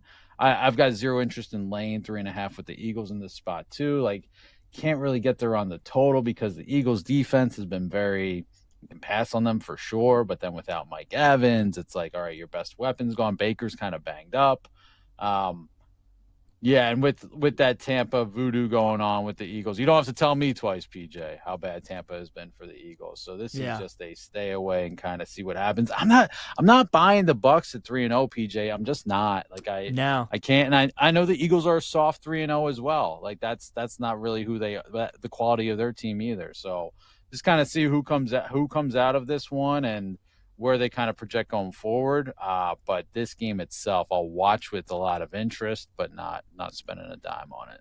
Yeah, I think that's the way to do it. Going to be a fun one to watch, but I wouldn't get too heavily invested. Another really fun game to watch is going to be this Colts and Rams game. LA a 3.5-point favorite. Total is 49.5. Paul, I think a lot of pros are probably going to be on the Rams in this spot because it feels like a nice sell high on Indy. They look so impressive. Their offense is rolling. There are two things, though, that concern me about betting the Rams in this game. The first one is the emotional hangover from that Eagles loss, right? Like, are they still reeling from that? Because they could be. I mean, that's the team that you're going to have to go through to win the NFC, to go to the Super Bowl. That's the only team that you've lost to in the last 12 games that you've played, and they had them. And now you got to travel back across the country and get ready for the Colts. The other thing, Paul, is Daniel Jones as a Giant. Is that affecting how we're looking at this Daniel Jones as a Indianapolis Colt, right? Like it's like the same thing with Sam Darnold last year with Minnesota, where we saw him be so bad for so long that Minnesota just kept winning games, and we just kept trying to fade them and look at spots where do we just realize that, look, Daniel Jones is just going to be good this season. The Colts are just going to be good this season, and they're going to win games. It's going to be a fun game because this is really like the prove it game, right? Where we find out whether or not Indy is for real. And I kind of do think they're for real. I lean them plus 3.5. I don't have a play in this game, but the handicap for the Rams, I think, is just people feel like the Colts are overvalued, and this is the spot to fade them. Like, this is where they go up against a top-tier team, and I think that's fair. I just still think maybe we're still undervaluing Indy. Like, Paul, I think people just look at the opponents, which is fair because they played Tennessee and Miami, and Denver they should have lost to. So they've played those three teams. Now you go on the road. But I don't know, man. After the way that Eagles game ended, where the Rams are at going into this one, in some of my contests where you have to pick like every spread, I took the Colts, not for a lot, not for a high point total, but that's the way that I went. I don't think I'll bet this game, but I do lean towards Indy. I'm on the Rams, PJ. Some of the stuff you laid out is certainly part of it. Like I think we did see Sam Darnold have the bottom fall out at times last year. So you don't want to try and catch a falling knife and time the game when that's going to happen. I think this could be a spot for it. And here's part of it, PJ. Like the Rams have one of the best rushing offenses in the NFL. Granted, about a month in, not quite a month in. They're 6th in rush EPA. The Colts defense is 27th. I think they ground and pound, and I think the Colts, look, they got a little bit lucky with that win against Denver. They faced a terrible Titans team. Maybe we talk about pros fading and backing certain teams, and it keeps biting them in the ass all season, and they keep doing it. Maybe that'll be, not comparing myself to the pros in that regard. I'm saying maybe the Colts are that team for me, where I'm just like going to look for spots, and I think this is that spot. Like, who have they really played and beaten? I guess Denver was supposed to be good, but I was lower on Denver than most people this offseason. I think the Rams, this is a perfect way to get over that hangover. I think you flush it and you move on, and this is a get-right spot. So I'm on the Rams. I don't mind that it's past 3. I just think the Colts get a little bit of a dose of reality, and it's just a significant difference in talent. I respect Shane Steichen. I respect what he's done. I think it's been a nice little bounce back for Lou Anarumo, who was a vaunted defensive coordinator, was talked about for head coaching jobs just a couple seasons ago, and then everything goes south in Cincinnati. The defense is a big problem, and it's like, oh, this guy can't call defense at all. Obviously, the truth is somewhere in the middle, as it usually is. I really like this spot for the Rams, so I'll be laying it at -3.5. Yeah, I'm excited to watch that game. Going to be fun. When we come back on the other side, we have 3 more 4:00 games tomorrow: Jags, Niners, Raiders, Bears, and then of course Ravens, Chiefs that we'll dive into coming back next segment. We'll also keep you posted on what's going on in college football. Vanderbilt did get a field goal before halftime, so they have a 31-21 lead over Utah State. Illinois still on top, 17-10 over USC. They just got the ball back. Wake Forest is up 20-3 on Georgia Tech. Notre Dame still 42-13 over Arkansas. Minnesota 24-21 over Rutgers. Duke is up 31-3 on Syracuse. Pitt 27-20 on Louisville. Cincinnati 30-27 on Kansas. K-State 31-10 on UCF. And at the Ryder Cup, Europe's up 1. U.S. is up 1, and then we got 2 ties right now in the 4 balls going on. A lot of action on this Saturday. Stay with us inside the betting lines, presented by BetMGM.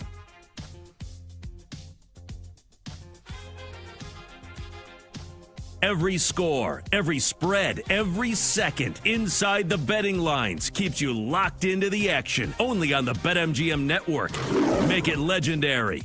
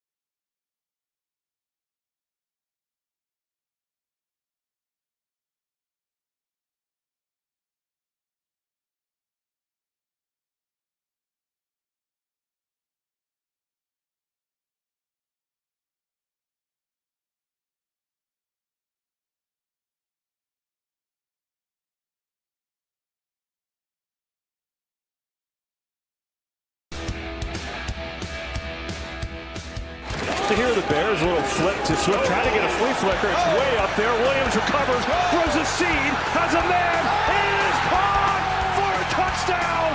Luther Burden's first in the league. The action never stops, and neither do we. Score updates, betting angles, and breaking news. This is Inside the Betting Lines on the BetMGM Network. Make it legendary. Kevin Burkhardt and Tom Brady on the call there. Cowboys-Bears, the old flea flicker last week to Luther Burden in Chicago with a nice win over the Cowboys to get to 1-2. They got the Raiders upcoming on Sunday. But before we get to that, a promo that we have to tell you about from our friends at BetMGM. And no matter where the college football action is, there is nothing like getting in the game and leveling up your next parlay. Use this parlay boost token to boost your potential payout for a winning college football parlay. Take advantage of that. Obviously, an unbelievable slate that we have today in Week 5. And right now, we have Illinois with a 2-touchdown lead over USC. Absolutely love that. We also have Notre Dame scoring another touchdown to take a 49-13 lead over Arkansas. Minnesota has come back to take a 24-21 lead on Rutgers. Duke up 31-3 on Syracuse. Pitt 27-20 on Louisville. Cincinnati is up 30-27 on Kansas. The big one today out in Nashville, Vandy up 31-21 on Utah State. K-State up 31-17 on UCF. And James Madison up 20-3 on Georgia Southern. So 7 minutes to go, third quarter. USC is trailing by 14. And we'll see if the Trojans can get anything going here in the second half. But it's all Illini right now. If you want USC, they're plus 7.5 at BetMGM, minus 130, and plus 360 on the money line. All right, Paul, let's dive back into Week 4 in the NFL. Let's start with that Bears-Raiders game tomorrow. Vegas, a minus 125 favorite at home, minus 1.5 on the spread. Total 47.5. Anything in Bears-Raiders for you tomorrow out in Vegas? Do the Raiders do to the Bears what the Bears just did to the Cowboys? I think so. I think That's where I'm at. I mean, look, as someone that has bet the Seahawks way too much in the last couple of years, the Geno coaster, I mean, it's exactly what it sounds like. You know, just when he looks good early in the season, then he comes back and throws 3 picks in Week 2 against the Chargers on Monday Night Football. Just when you think he's, and then he had another up and down game against Washington. This seems like a get-right spot. That Bears defense, specifically the secondary, is so banged up that I think that might have been more about the Cowboys than the Bears. Look, PJ, we've talked about on this show. I've got more patience on Caleb Williams than most, and I think if you're a Bears fan and you are not just absolutely thrilled with last week's performance, I don't know what's wrong with you. Be happy with incremental gains, and that was great to see against a terrible defense in the Cowboys, let's be honest.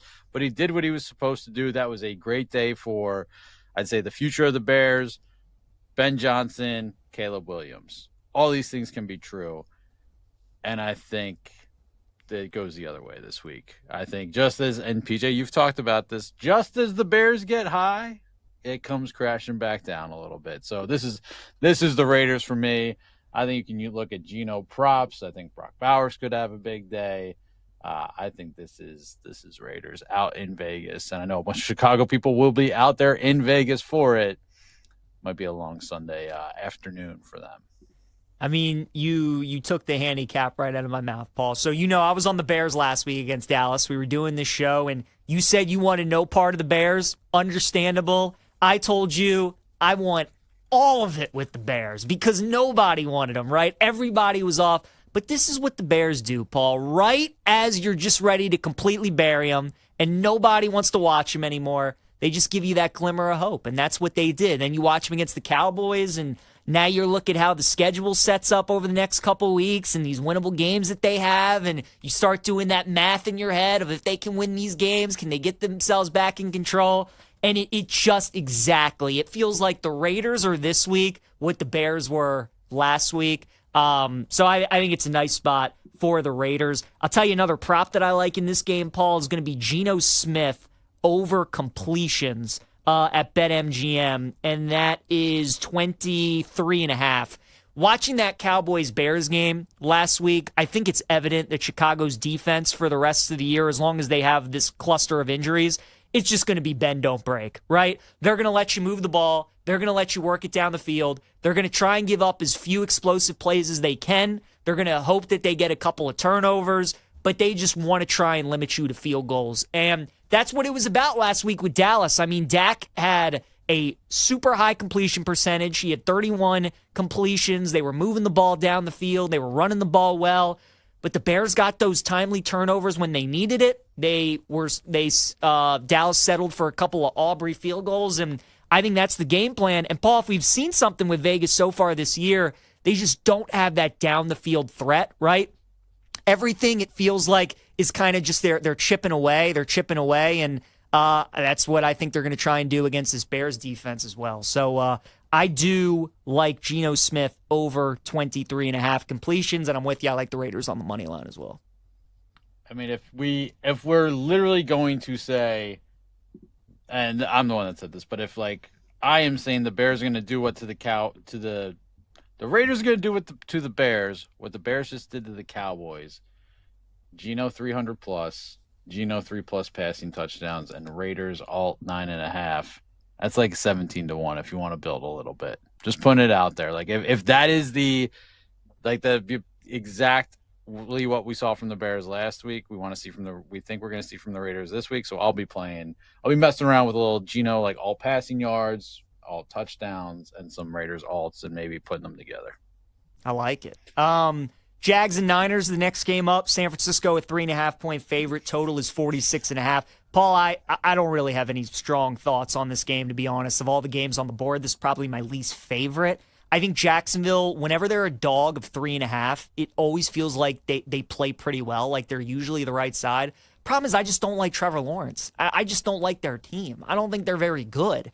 And Purdy's going to be back. What's he going to look like? San Francisco, I mean, all their games are close, like the Seahawks, the Saints game last week against I mean, again, they could easily have lost all three of those games. So San Francisco's fortunate to be 3-0.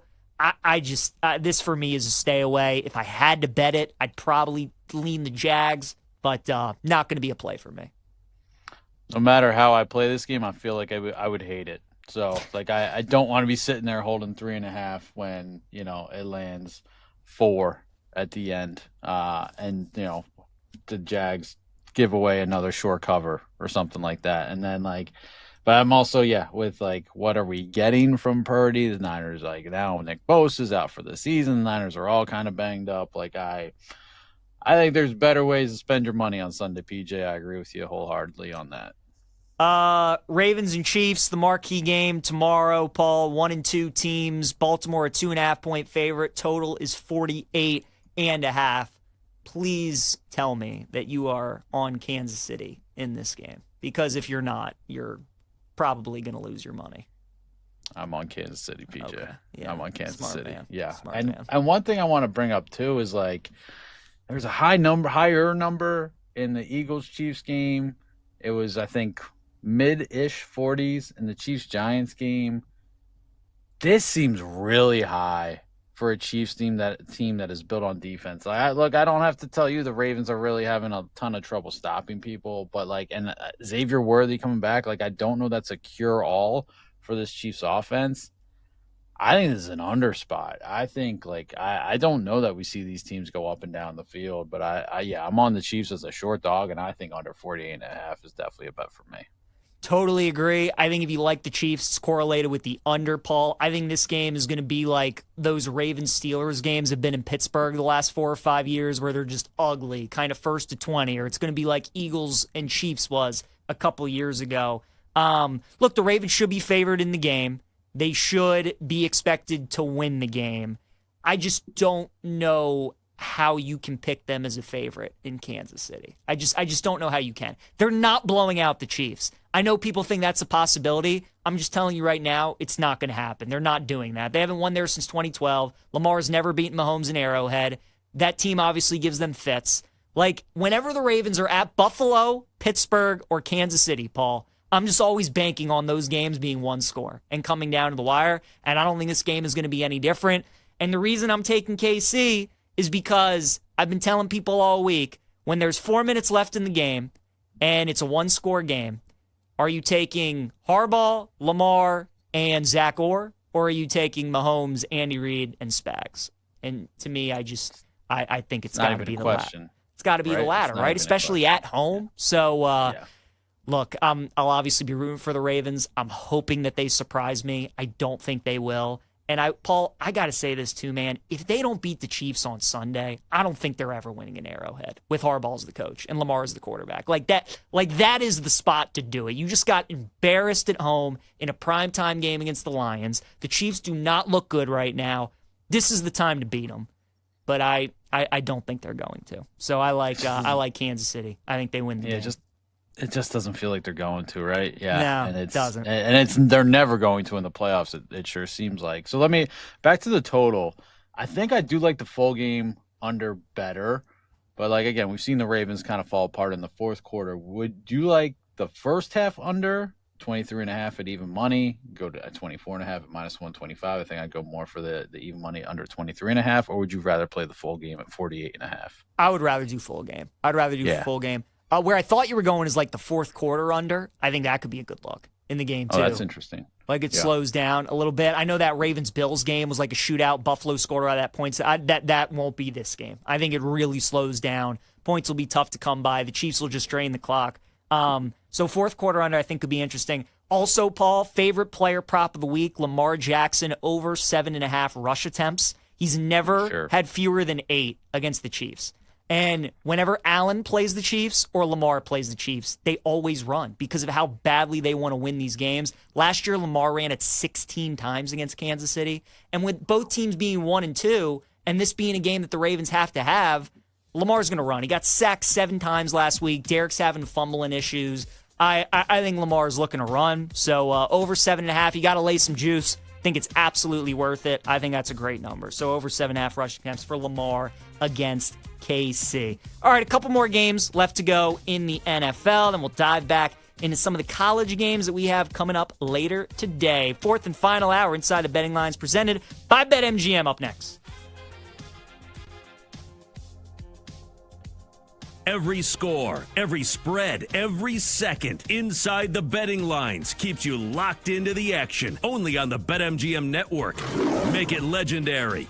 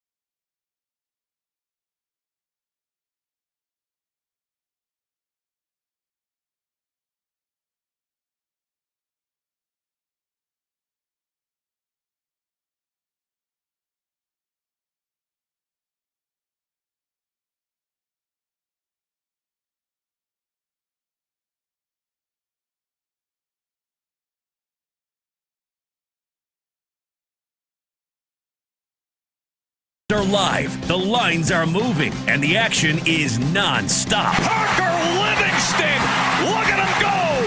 Just like that. Hook 'em. From the biggest plays to the sharpest bets, we've got your Saturday covered. God, am I going to do it again with Temple? Probably, because I hate myself. This is a get in, get out, take care of business sort of deal. Do I have to watch Dabo cry because they win by 1 at the end of this game? There aren't going to be many of them that want to come back to the well and bet the Dolphins again. Score updates, live betting angles, and breaking news. This is Inside the Betting Lines with PJ Glasser and Paul Aspen on the BetMGM Network. Make it legendary. Fourth and final hour Inside the Betting Lines presented by BetMGM. PJ Glasser, Paul Aspen here with you. Vanderbilt's offense just too tough for Utah State. They cannot get a stop. Vanderbilt back into the red zone up by 17. North Texas up 28-14 on South Alabama with 8:20 to go. USC just found the end zone against Illinois as the Illini are up 24-17 as that game goes into the fourth quarter. Wake Forest still up 20-17 on Georgia Tech. Arkansas getting shut out here in the second half. They are trailing 49-13 against Notre Dame. Minnesota up 31-28 on Rutgers. Duke 38-3 on Syracuse. Pittsburgh 27-20 on Louisville. Cincinnati up 30-27 on Kansas. K-State 31-20 on UCF. And then a good one in the MAC, Ohio up 28-20 on Eddie George and Bowling Green. So that's what we got going on right now in college football. We'll get to some of the games we have coming up later on today. But working our way through the rest of the NFL slate, and that brings us to Sunday Night Football, Paul, and Packers at the Cowboys. Green Bay laying 7 on the road. Total is 47.5. Any plays for you in the Sunday night matchup? I know that the Packers are one of the most public sides of BetMGM, which makes me want no part of it. I can't really say after watching the Cowboys defense being unable to stop anybody that I want to back them at catching 7. Maybe it's over or nothing with that Cowboys defense, and like the Packers absolutely for looking for a bounce back spot after being up 10-0 late against the Browns and then watching that disappear into a loss. So I guess it's Cowboy. No, I'm not taking the 7 with the Cowboys. You know what, PJ? I just don't have a feel for this one. It's a weird spot. It's the Packers are a very public side. That makes me not want to get any part of them. I wish I could even look at prop like CD Lamb banged up. So like that makes the Cowboys offense. Maybe that actually kind of is a case against the over. And then it's always kind of receiver roulette for the Packers. So I think the more I just talk about it, I'm just like, yeah, Micah Parsons' revenge game. I'll grab my popcorn and watch it, and that'll kind of be what it is. I just kind of have a weird feeling that this game is going to be close. I don't know how the Cowboys are going to do it, right? But it feels like one of those NFL games. Like it's just like how the Browns beat the Packers. How does that? It's the NFL. That's how. And it just feels kind of like this is going to be that same type of game. I was thinking for props, just because of how good that Green Bay pass rush is, like Dak rushing yards maybe could be a look. It's at 4.5. So one scramble he can get that. You would think that they're probably not going to win the game, so he wouldn't have any kneel downs or anything like that. So that's kind of where I'm at for the most part. Is maybe a Dak over rushing yards could be something to look at for Sunday Night Football, but. I don't know, Paul. I agree. It feels like Packers is just too easy. It feels like taking them in a teaser is too easy. And maybe it is. I mean, maybe they just kill them. Because how is Green Bay, how is their defense going to, or how is Dallas's defense going to stop the Packers? But I do think this is a good prop game. Like Dak over rushing yards. I think Matthew Golden, longest reception, over 22.5, because this Dallas defense does give up so many explosive plays. Props, I think, is the way to go. Green Bay wins the game, but it feels like we feel the same way. Like it's just uncomfortable, and there's just a part of it where you just kind of feel like Dallas somehow is going to keep this game close. Are you muted, Paul? Gotcha. And if it's a good enough game, that's on me. If it's a good enough game, I'm fine with just staying on the sidelines and watching it and seeing, how it develops. I mean, looking at, if we're going up and if the Cowboys can go up and down the field, I mean, it's plus money for Dak to hit 250 plus passing yards. Like, that should be pretty achievable for him at plus 120. Jordan Love, I mean, if it turns, these are, I mean, the total's 47.5, I believe. Maybe it came down a point to 46.5. We're at 47.5 at BetMGM. I mean, it should not be that hard for either of these guys to get to 250 passing yards. So you could get a plus price on either of them if you want to look like a prop angle. But yeah, as far as the side, would you consider Packers and Survivor? I didn't get there. Yeah, I think they would be okay. I think it would go Bills, Lions, Packers for me as my top 3 choices this week. I don't know, Paul. I have a weird, funny feeling that, like, I'm with Dallas, like, maybe they vibes even are win off. this game. Yeah, it's the just vibes are something, like last time on Sunday Night Football when we had like this kind of not to this extent, obviously, but when Brady was with the Bucs and he was going back home to New England and everybody just thought Tampa was going to kill him and Brady was just going to go off. And that game just kind of was ugly. And like Tampa won, but they got out of there with a close win. I think everybody just looks at this matchup. They think Parsons is going to have 1 billion sacks. They think Green Bay is going to win by 30. And I don't know. I just kind of have a feeling that Dallas is going to play him tight, right? I mean, they played Philly tight to open up the year. So Dallas, to me, feels like a team that just kind of is going to play to the level of their competition. Like Eagles, Giants, right? The Bears game was close until it kind of got away from them at the end. But something about that game is just a little off. So staying away, think props are the way to go in that matchup. And then we get a Monday night doubleheader this week. Dolphins are 2.5-point favorites at home against the Jets with a total of 45. Paul, need something to get us involved in this game. You doing anything, Dolphins, Jets? I was going to ask you if I could interest you in like a grocery store run on Monday night because I think that's what these games kind of have me leaning towards. It is interesting. I mean, look, the Dolphins defense is a mash unit and terrible. The Jets defense, pretty bad.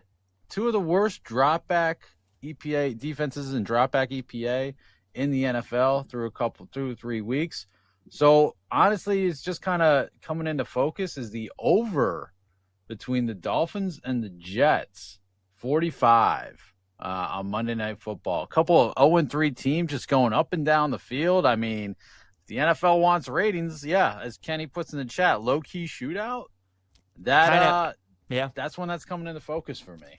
I agree with you guys. I mean, both defenses are terrible. I think Miami, this is a decent matchup for them, and they should be able to score some points. And then on the flip side, I mean, with Tyrod, right, and the Jets, and I think they'll be able to put up some points too. So I'm with you guys. The total was immediately my first thought. I have no plays on the side, but I think we can get it over in that game. So I do like over 45.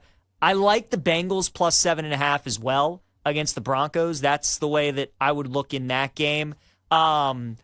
Look, the Bengals, I like taking teams off of humiliating losses, and certainly that's what Cincinnati had. Denver, Paul, I mean, 2 back-to-back crushing losses against Indy and the Chargers, so you have to wonder where they're at. And, I mean, think about what this line is saying, right?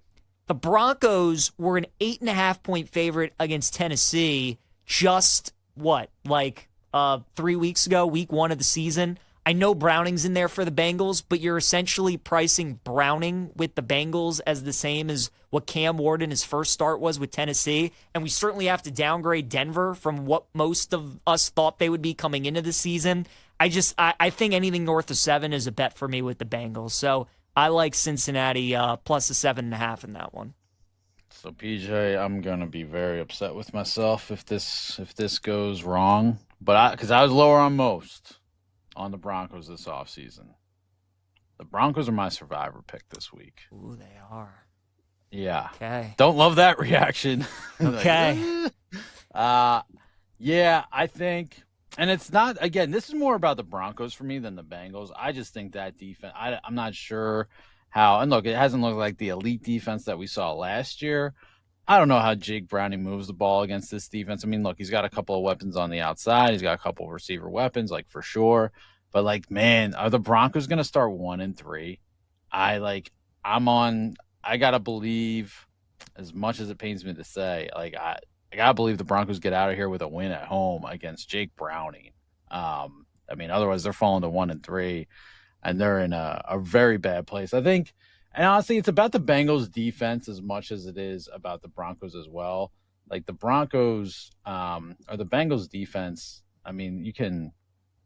Well, I guess let's see, where are we at right here? Yeah, like I guess they're middle of the pack. But I think you take the ball out of Bo Nix's hands and you just run the ball, Sean Payton. Like I think Bo Nix is who I thought he was, just kind of mid. Right. The more I talk about this game, the less comfortable I'm getting about it. But just get out of a win. I'm never to your point. I took 8.5 with the Titans because my handicap on that was Bo Nix should not be laying more than a touchdown to anyone in this league. I guess, yeah, I mean, it certainly still applies. I guess maybe it's part recency bias. It's part Jake Browning. I don't know if I want to be sitting there sweating 7.5 with the Bengals on Sunday night, hoping he keeps me inside, or Monday night, hoping he keeps me inside the number. But overall, I mostly agree that the market in this case is too high on the Broncos. Just get me out with a win. Just get me out on Monday night with a win.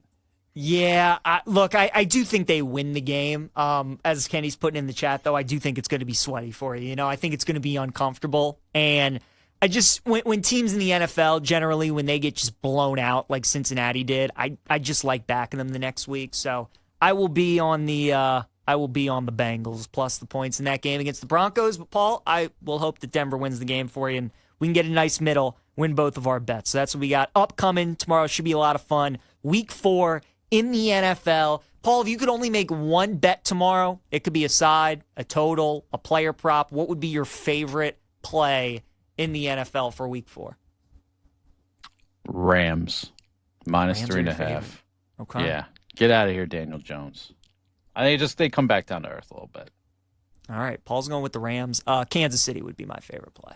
Plus, that's a good 1A. Yeah. Kansas City too. I think that's the spot. So I'll go with the Chiefs. Paul likes the Rams. Paul also likes the Chiefs too. My 1B is actually tough this week. I think it might be the Raiders or maybe Tennessee. Might be. I just ugly teams, but those are the kind of the two that are jumping out to me. So we'll see. Week 4 NFL gets going tomorrow with the Dublin game. Packers and Vikings. USC trying to make a comeback. They're trailing 2 touchdowns, 31-17 with 12 minutes to go. Wake Forest looking for the upset. They're tied with Georgia Tech at 20 with 7:40 to go in the fourth quarter. North Texas up 28-22 on South Alabama with 5 minutes to go. Wheels falling off the bus for our boys from Utah State. They're down 20. We got no more room for error. 3 minutes to go in the third quarter, and they have no answers for this Vandy offense. We need a turnover bad because they cannot stop them. Notre Dame just scored another touchdown, 56-13 over Arkansas. Paul, I think Pittman's toast. I think he's the fact they're getting shut out in the second half. I've been watching the game. I turned it off because it was such a beatdown, but I would assume they're kind of quitting at this point. So yeah, I think Pittman's done. Notre Dame, impressive win today. Minnesota 31-28 over Rutgers. Duke 38-3 over Syracuse. Pitt and Louisville tied at 27. Kansas is taking the lead 33-30. K-State up 31-20 on UCF. And let's see, James Madison up 21-3 on Georgia Southern at halftime. So a lot going on right now. Paul, are you more surprised that Duke is up 35 on Syracuse today, or that Notre Dame is up 43 on Arkansas today?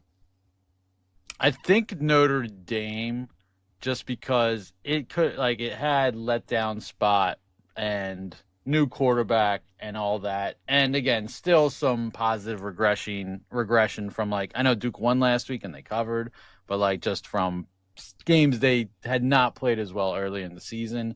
So not as surprised that Duke might be peak Duke today, and Syracuse took a step back. pretty surprised that Arkansas is not scoring on this Notre Dame defense. I know Marcus Freeman want to be more involved with the defense this week, so I mean you can certainly run with that narrative. How much is this is the real Notre Dame defense? How much of this is Arkansas just quit? I think it's probably more, especially if you factor in last week's collapse against Memphis. I think it might be more B than A, but we'll see what the Irish do moving forward. Very interesting. Oh, Vandy, another touchdown. They just start on their own 10-yard line. They just went right through their defense, 90 yards. Vandy's for real, Paul. Look. We'll see him with Alabama, PJ. Yeah. I'm going to bet Vandy, though, in that game. I'm telling you. Okay. I absolutely will, because that's the kind of offense that gives Bama fits, and they just got so much confidence. Pavia is terrific as an underdog. Vandy's looking really good. All right, we'll come back. More Inside the Betting Lines presented by BetMGM. Every score, every spread, every second inside the betting lines keeps you locked into the action. Only on the BetMGM network. Make it legendary.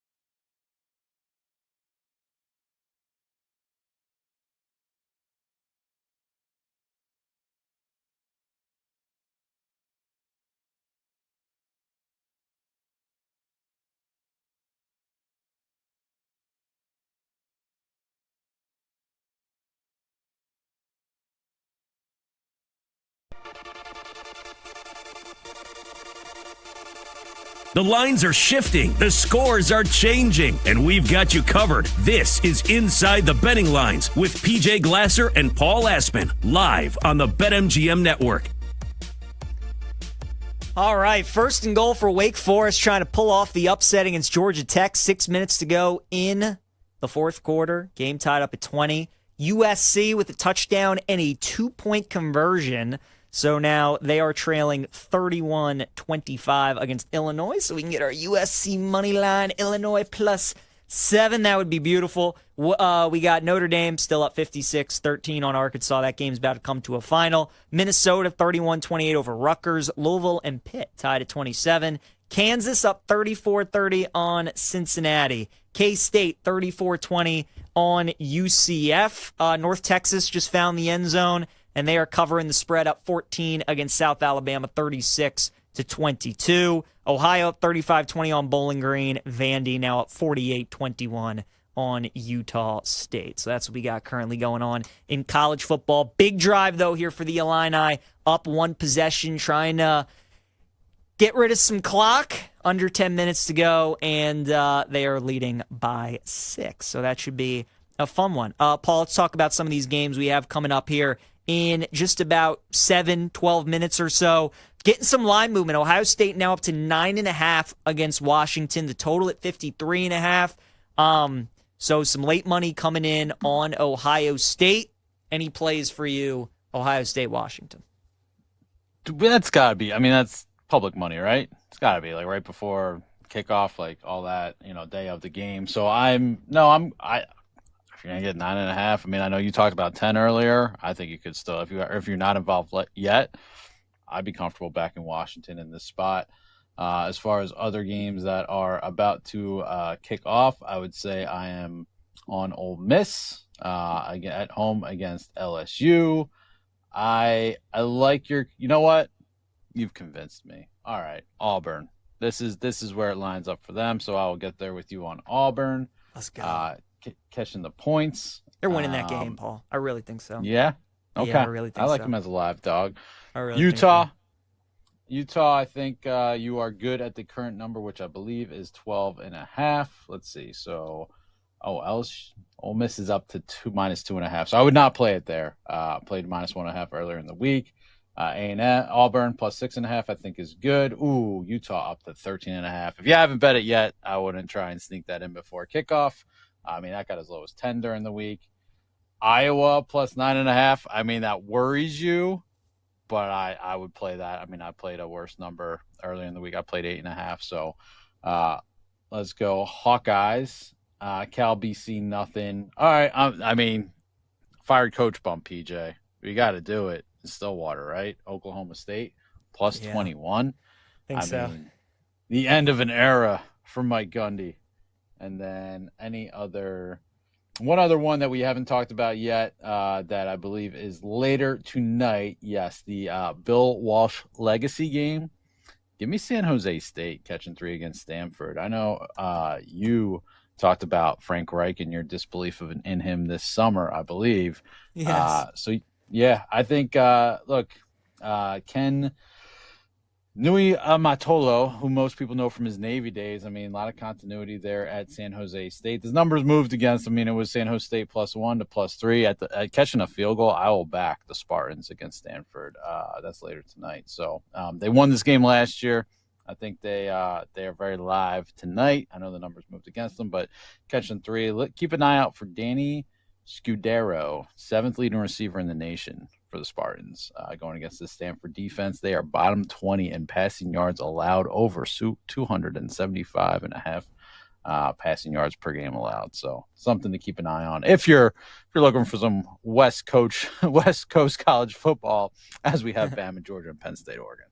Yeah, I know. It does suck that the Penn State-Oregon game's on at the same time. I'm going to be at some friend's house tonight who I went to Bama with, so I'll be watching that game. Oh, my God. Illinois was going into the end zone to score a touchdown, and they just fumbled. Wow. So USC takes over. Unbelievable with 6:20 to go. That's twice now that Illinois has given it up at the goal line. It just feels like they're going to lose. So I'm interested to see what the live line is now. If it's anything north of 3-1, I think I'm going to take, because I'm already invested with the USC. But if it's anything north of 3-1, I'm going to hop in there. That is, Paul, it's unbelievable. Illinois, 3rd and 7. They complete a pass, shoestring tackle to avoid the touchdown, and then the running back goes and coughs it up. And now USC recovers the own fumble in the end zone. Unbelievable. So that's 31-25. Yeah, USC now plus 126 on the money line. So I'm just going to let it ride, hope for my middle. Anybody who thinks Georgia Tech is going to want to come back and win this game against Wake Forest, that live line is Georgia Tech minus 125 on the money line. What a comeback for Louisville, Paul. I talked about maybe betting them live. I didn't end up doing it. They're up 7 now and are covering all numbers. So if you have Pitt, that'd be a real tough one to swallow there if you took them plus 3.5.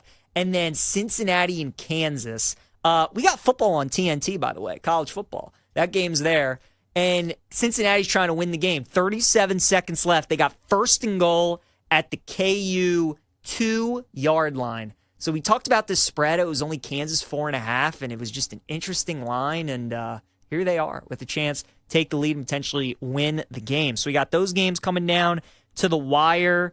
Minnesota 31-28 victory over Rutgers. So that one is final. So yeah, these are the games that we are sweating out right now. Paul, any live dives on any of these teams who are losing that you think could win the game? USC plus 160 now. Kansas is plus 375, up by 4.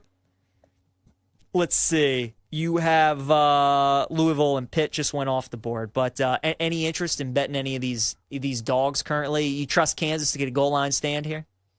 I don't know if I'm going to get involved there. I would say I joined you on the USC money line earlier, so I'm not going to double dip. But if I was not involved, I'd be just feels USC. Right. This feels like USC's coming out of here with a win. Give me all. Sorry, Jake Hassan. I would kind of need a live Jake Hassan reaction camera to this debacle. Brad Evans too.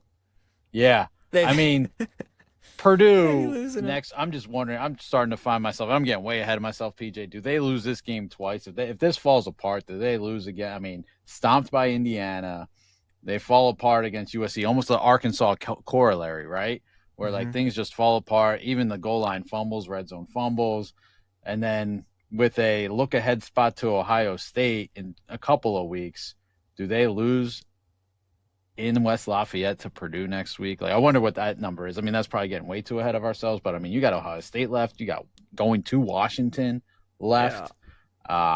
This would be this would be crushing, and they could just fall apart. They absolutely right. And their win total was talked about so much this offseason because they were a 10-win team, all this returning production, favorable schedule. It was like 7.5 at most shops, and just felt like so easy to take the over. And here we are after the Indiana game, and now 2 fumbles at the goal line. I mean, this is just, brutal.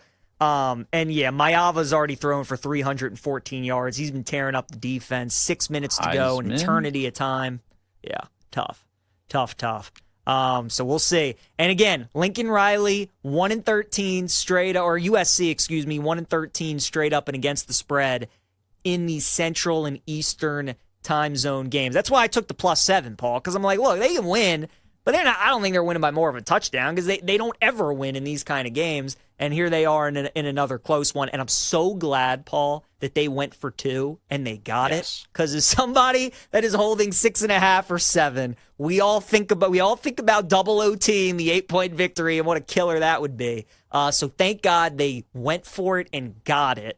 So that if they do score a touchdown on this possession, you're hoping they win by 1 and nothing else crazy happens. But yeah, man, it does feel like USC's probably going to win this game, and what a brutal one it would be for Illinois. They really controlled this thing from the start. They had a 31-17 lead. USC converted a 4th down to keep the drive going. They had a 4th down touchdown, and again, shoestring tackle on this last drive, and then the running back fumbles going into the end zone. So just brutal. And Utah State not looking good for us, Paul. They're down 27, third and 12, now 4th and 11. Again, it was those drives earlier in the game when they were up 7-0, 14-7. They could have really put some pressure on Vandy, but Vandy offense just too tough for him. Georgia Tech now. Yeah. Yep. Georgia Tech now, Paul, 4 minutes to go, 4th and 10, and they're going to punt it away. Trust their defense. They have 2 timeouts left, but Wake Forest, they have an opportunity to put this game away if they can get a couple of first downs. So we'll see. All these games coming down to the wire. Was Wake up 14-0 on NC State, and then the food truck kind of caught on fire. So I don't know if there's maybe they can. That has not happened today. That has not derailed them against Georgia Tech. So we'll see. I don't know. Would you 4th and 10? You like the decision to punt it here? I think I'd go for it, because even if you don't get it, you gotta stop them anyway, right? And you can't stop anyway, and a field goal doesn't beat you, right? So it's still a 6-point game. So yeah, I understand playing field position because then if you get a stop, you only need a field goal. You can go a lot of, but I think I would have gone for it. So we'll see. Big possession here. Wake Forest trying to pull the upset. Already had one big upset in the ACC yesterday with Florida State going down. And now Georgia Tech could be on the verge of going down as well. Is it just too easy for Miami at this point, Paul? I mean, they get Florida State on the road next week, so we'll see what that game looks like. But it's at this point, it's hard to find a challenger to beat the Canes. Have you seen a number on that game yet? 4.5. I think I have to back Florida State. I mean, that's what I was thinking. What's interesting, too, is the line, there was no adjustment after the Virginia loss. It was 4.5 before, and it's 4.5 after, which I think is telling you a lot. I see a 6.5. That's okay, a bet. So it's moving now. Okay. Yeah, that's a bet for sure. I mean, I guess you could hold out. I mean, look, you want to get the 7 ideally. Are we getting the 7? I just doubt that we're getting the 7 is my thought on that.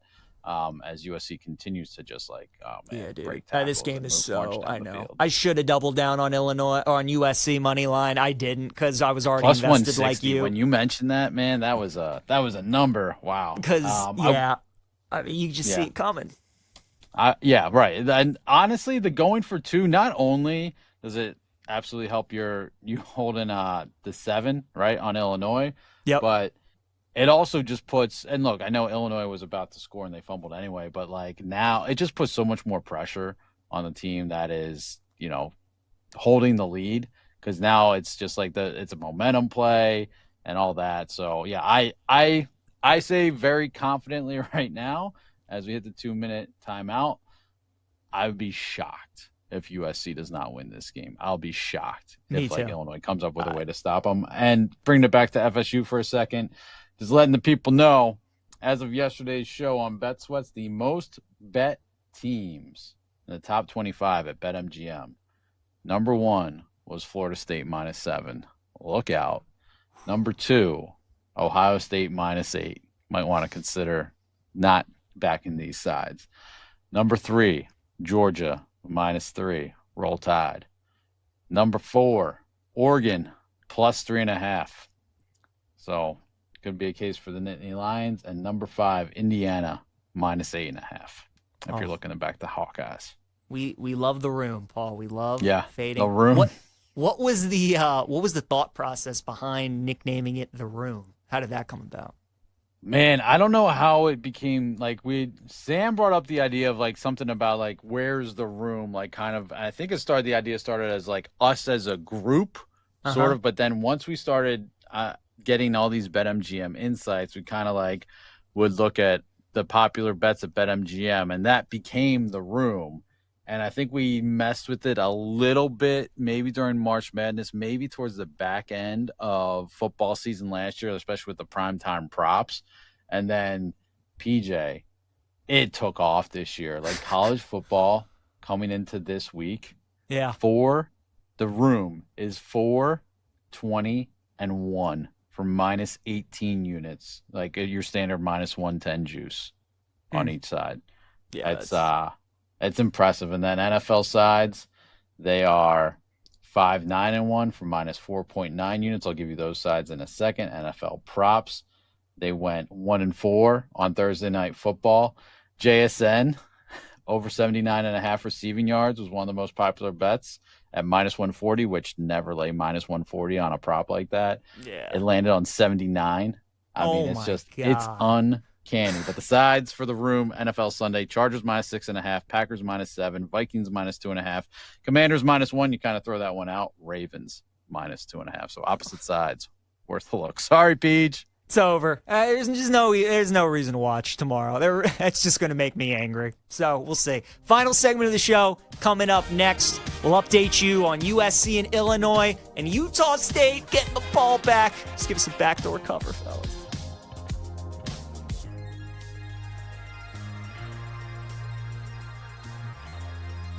Every score, every spread, every second inside the betting lines keeps you locked into the action. Only on the BetMGM network. Make it legendary.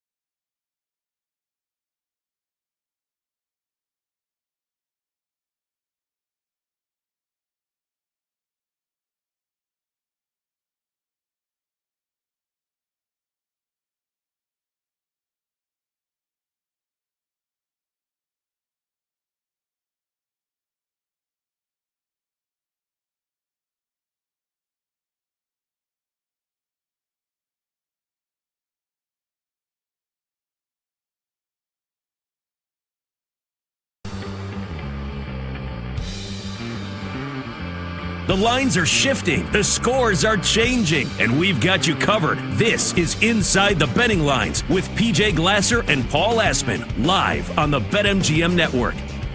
Oh, Utah State, off and run and go, baby. Go to the 30, the 20, the 14-yard line. 9 minutes to go. Vanderbilt is up 27 points. Why do we care, you ask? Well, because Utah State's one of the plays of the day, plus 22.5. So we need them to get this backdoor cover. Georgia Tech on upset alert. They're going to get the ball back with 1:40 left at their own 30-yard line. Field goal ties the game. Touchdown should win it.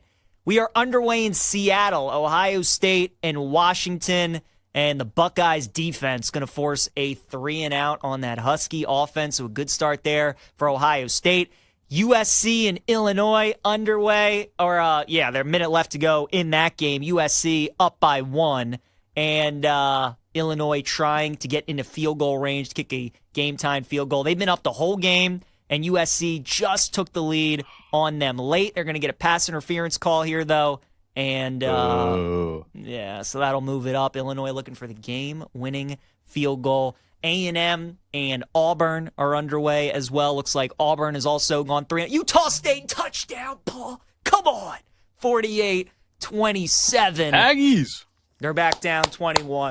Let's cancel the game. Let's end it. Done. We're done right there. 48. That's all we need. Let's stop it. Auburn and Texas A&M underway. Also, LSU and Ole Miss are underway as well. So TJ. This is when the slate starts to get good, Paul. This 3:30 slate. Next time I say I am going to back Iowa, specifically their offense, stab me in the face, because Gronkowski threw an interception on their second play from scrimmage, and Indiana has just gone into the end zone. Oh, God. So, and this is the exact game script they cannot have. Yeah. They cannot have, because you know what they got to do eventually? They got to have this guy, Gronkowski, the much lesser Gronkowski, throw the ball now, because that's gone so well. This is going to be I'm so sick of IU already, PJ, and we are I know. 2 minutes and 10 seconds, 9 seconds technically into this game. Ugh. Paul, as they like to say, if you liked Iowa at 8.5, you can now get them at 16.5. So if you had no action, beautiful. You had no action on, and honestly, Paul, the 16.5 doesn't really look all that intriguing right now. But that's not a good start for the Hawkeyes. Utah State looks like they're setting up for an onside kick. Don't love it. Boot it deep. Thank you. There we go. 8:23 to play. They're down 20. Vandy doesn't score. We cash our bet, and that's what we need. A&M is driving right now against Auburn, as Le'Veon Moss is going to get into the just tackled at the 1-yard line. So not a great start to the afternoon slate for us here on Inside the Betting Lines, but a lot of game left. USC, Illinois coming down to the wire. Illinois is now in field goal range with 50 seconds left to go. Ohio State is also driving against Washington, so all the favorites off to a good start right now in college football in this middle window. I do not have the LSU Ole Miss game up, Paul. It's the only game I do not have up right now. I don't know if that game is quite started yet. Maybe it just went underway. But A&M's into the end zone. They're going to take a 7-0 lead on Auburn. So a nice start there for the Aggies. Oh, no, Vanderbilt. They just busted a big play down the sideline. Brutal. All the way down to like the 20-yard line. That's not great for the Mike Gundy Memorial game either. Baylor already up 7-0. Oh boy, Paul, time for this show to end. All right, it great. really is. This is a heck of a 3 minutes. I mean, each time we look up, something just gets worse and worse and worse.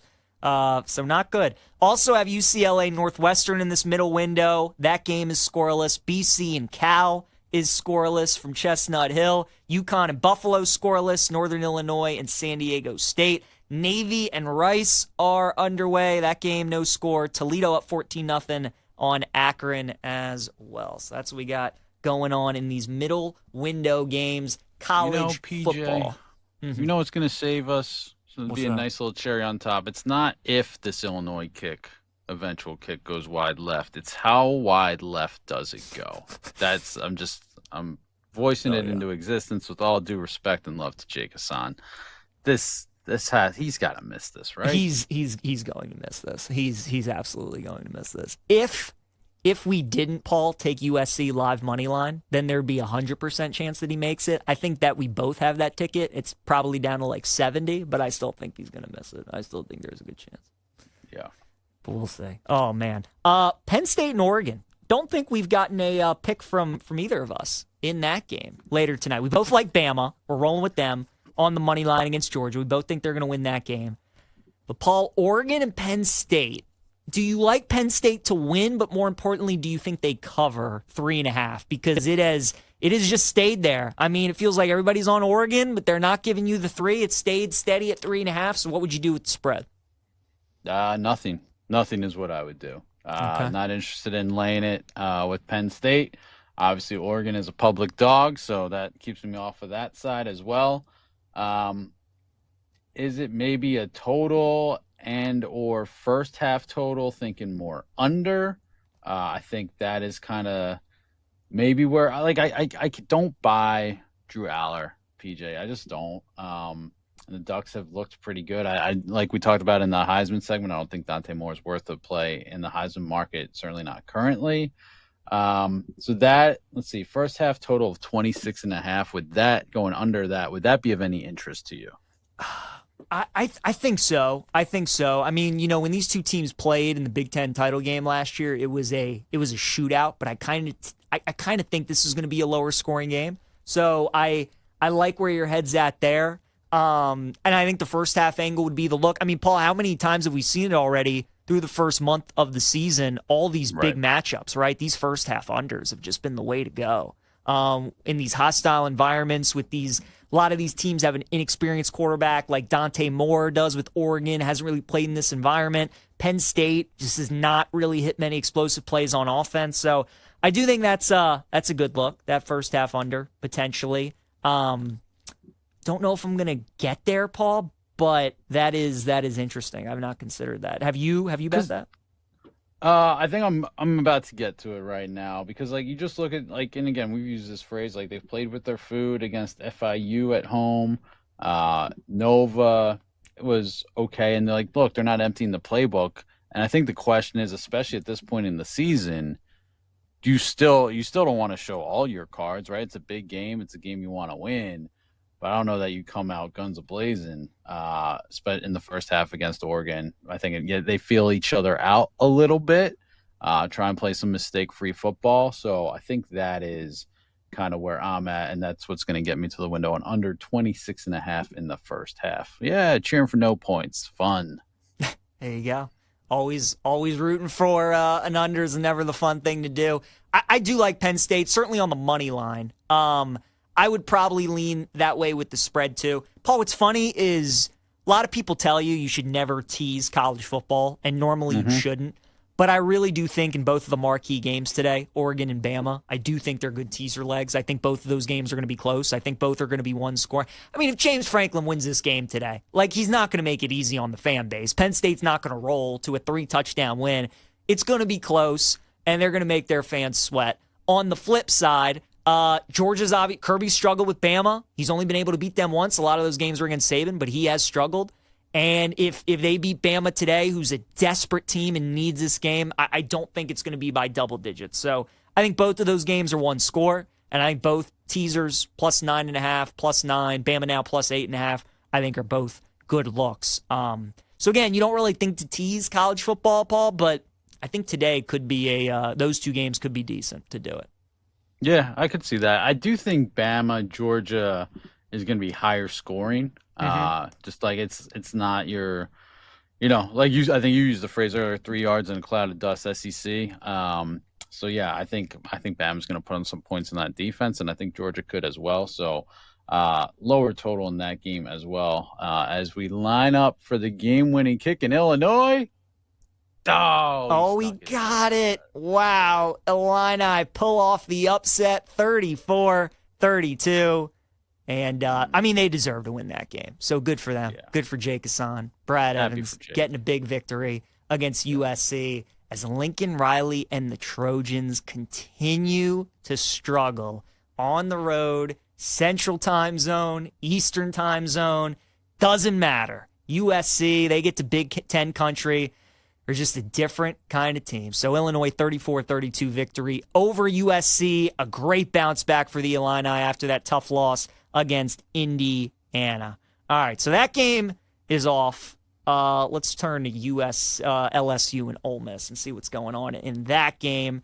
As still scoreless right now, 3rd and 6 for the LSU offense as they get the ball first today. Washington, I think, just got a 4th down stop on Ohio State as well. So that game, that game stays scoreless. A&M up 7-0. They get the ball back. They have come out, looked really, really good so far. And LSU going to have to punt the ball away. Also, Paul Vandy back into the end zone. So it's back up to a 27-point lead. 5:20 to go. We're going to need Utah State touchdown drive, backdoor cover for the ages. So let's hope we get it. But that's tough. Indiana's still up 7-0. The live line is back down to 13.5. So it does look like Iowa hopefully is putting together a little bit of a drive. Georgia Tech did tie it up to send it to overtime. So that game, 23 apiece between Wake and Georgia Tech heading to OT. And that's pretty much about it from the early games thus far. Baylor still up 7-0. Boston College 7-0 over Cal as well. But should be a lot of fun, Paul. These are the games we've been waiting for all day. We still got Bama, Georgia, and Penn State, Oregon to come, which should be a lot of fun. Any other games later tonight? You mentioned that Stanford and San Jose State game. Nothing in South Carolina, Kentucky, or BYU, Colorado for you? Nothing in BYU, Colorado. I can't say I'm going to get there. Kentucky plus 5.5, but South Carolina as a dog, I think. Did they? No, they didn't quite get there last week. They did against Mizzou. Oh, yeah, they did. covered. They did get there. I'm never backing them as a favorite. So I looked at Kentucky once it came through 6.5 down to 5.5. I can't play it, but it's dog or pass on that one. That's fair. All right, PJ Glasser, Paul Aspen. Everybody enjoy the rest of your college football Saturday. Have a great NFL Sunday as well. We will see you next week.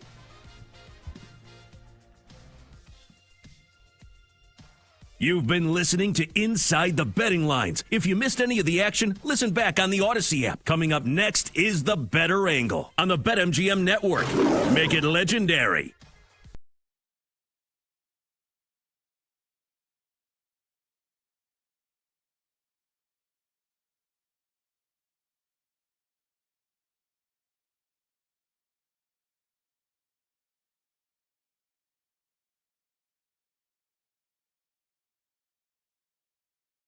Will continue to happen. Capped off every night with the electric Brad Evans and Ryan Horvath on BetMGM tonight. Oh, that's a sexy phrase. Quote Dr. Dre, creep with me and walk with me on this one. Welcome to a new era of Wagertainment. This is the BetMGM Network. Please gamble responsibly.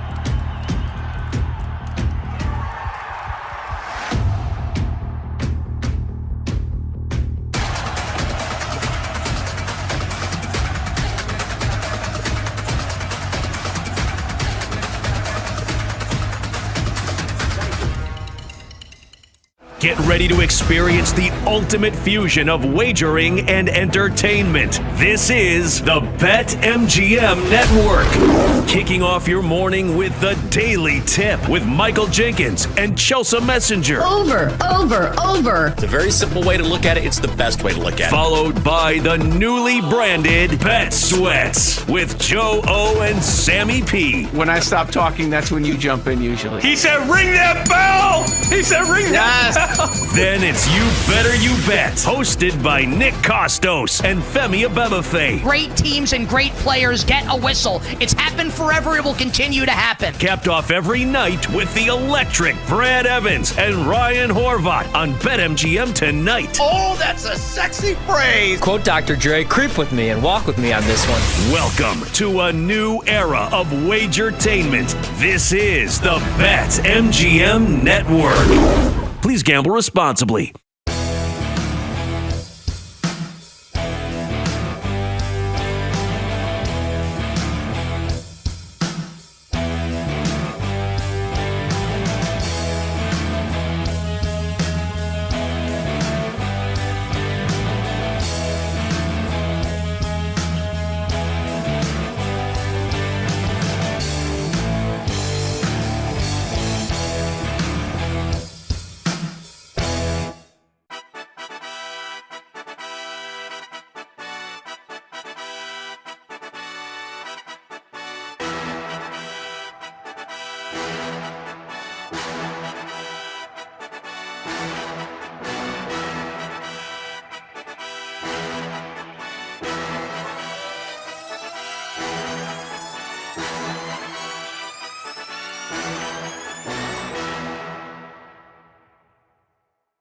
Get ready to experience the ultimate fusion of wagering and entertainment. This is the BetMGM Network. Kicking off your morning with the Daily Tip with Michael Jenkins and Chelsea Messenger. Over. It's a very simple way to look at it. It's the best way to look at it. Followed by the newly branded Bet Sweats with Joe O and Sammy P. That's MGM Network. Please gamble responsibly.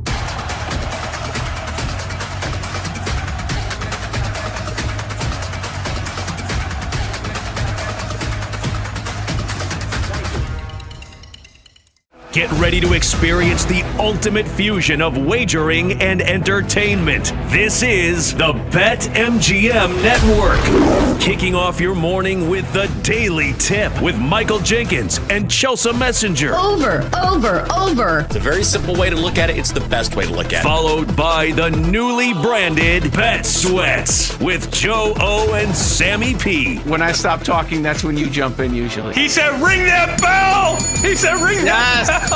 Then it's You Better You Bet, hosted by Nick Costos and Femi Abebefe. Great teams and great players get a whistle. It's happened forever. It will continue to happen. Capped off every night with the electric Brad Evans and Ryan Horvat on BetMGM tonight. Oh, that's a sexy phrase. Quote Dr. Dre, creep with me and walk with me on this one. Welcome to a new era of Wagertainment. This is the BetMGM Network. Please gamble responsibly.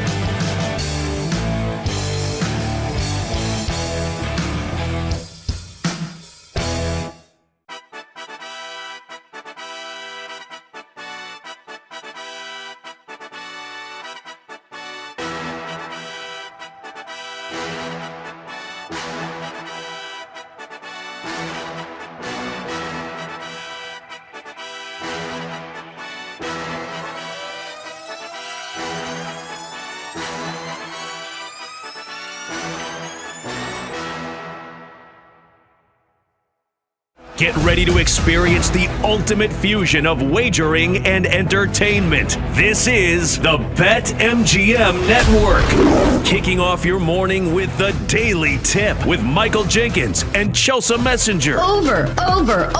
It's a very simple way to look at it. It's the best way to look at it. Followed by the newly branded Bet Sweats with Joe O and Sammy P. When I stop talking, that's when you jump in usually. He said, ring that bell. He said, ring that bell. Then it's You Better You Bet, hosted by Nick Costos and Femi Abebefe. Great teams and great players get a whistle. It's happened forever. It will continue to happen. Capped off every night with the electric Brad Evans and Ryan Horvat on BetMGM tonight. Oh, that's a sexy phrase. Quote Dr. Dre, creep with me and walk with me on this one. Welcome to a new era of Wagertainment. This is the BetMGM Network. Please gamble responsibly.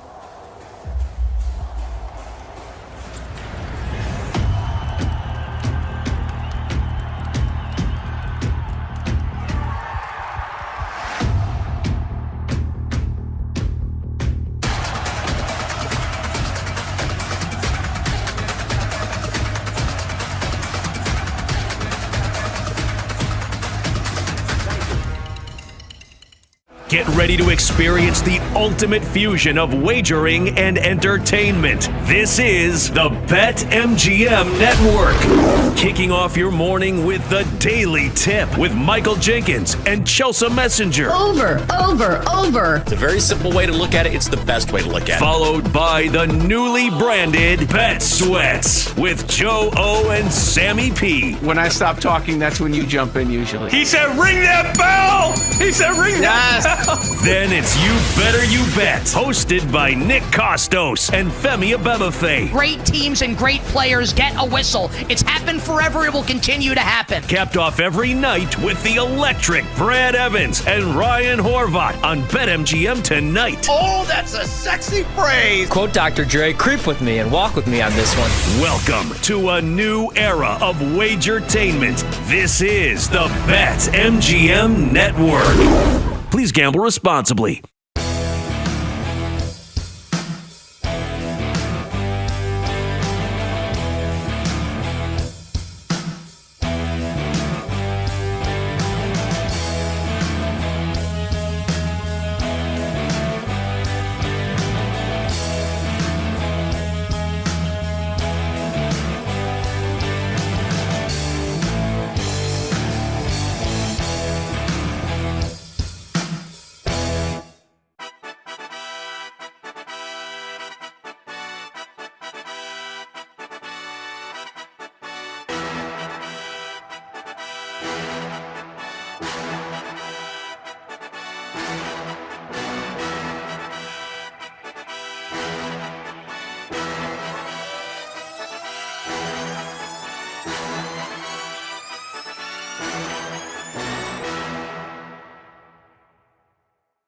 Get ready to experience the ultimate fusion of wagering and entertainment.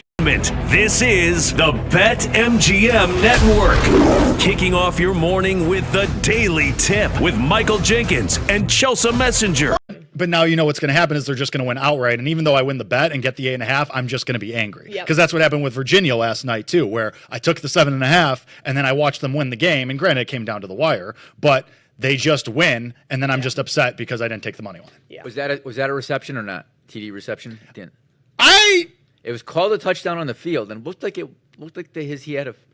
Yeah, it was really close. Listen, Randy, they don't pay me enough to get in those streets. I'm taking my money and I'm going home. Okay. Well, you were covering either way because there's no way you could be at that point. Correct. Actually, that's not true because if they had gone up 8 and didn't score, you could have. Right. We would have been dead, but we didn't. Virginia covers. Virginia wins. That field storming was hilarious. Did you see the guy Yeah. that got just trampled? It was awesome. It was. Listen, you're on the risk. Happens. Yeah. Be like that. I thought there were going to be some big time fights with. I mean, I thought those kids were on top of him the moment. I thought for sure some Florida State players were going to start swinging. Yep. It was bad. Which we've also seen before. Tough loss for Florida State. Womp womp. Yep.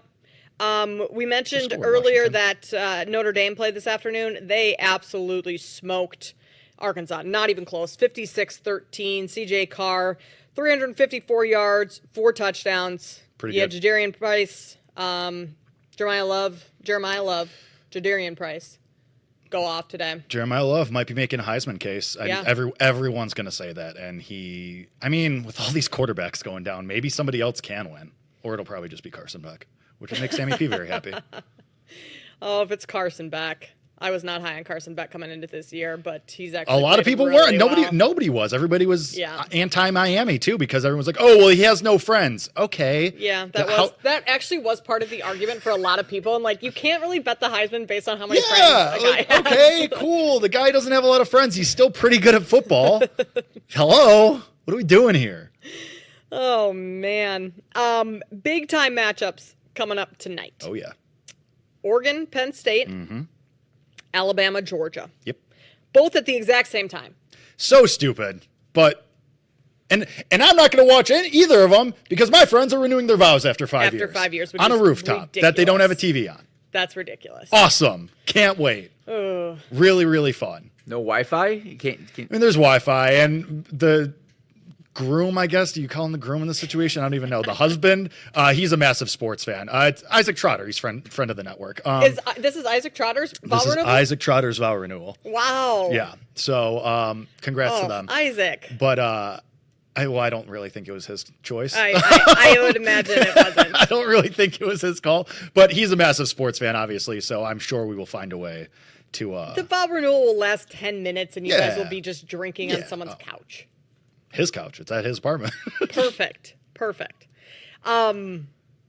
Anyway, I'll give you one guess of who was number one in the room this week, Kate. Speaking of these two games. Georgia? No. Oregon? Yep. Yeah.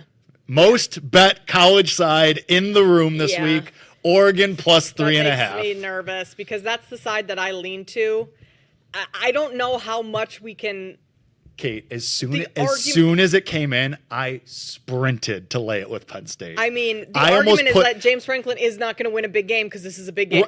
Exactly. And people love Oregon right now. Kate, when the room came in on Friday, I'm Bet Sweats. And if those who are not familiar with the room, it's the most bet sides and totals in football, college, and NFL every week. And you just fade it because the room is like 7 and like 22 this year. It's outrageous. It is as soon as I saw Oregon plus 3.5 was the most bet side in college football this week, I almost put a hole in my phone with my thumb with how hard I jammed Penn State minus 3.5.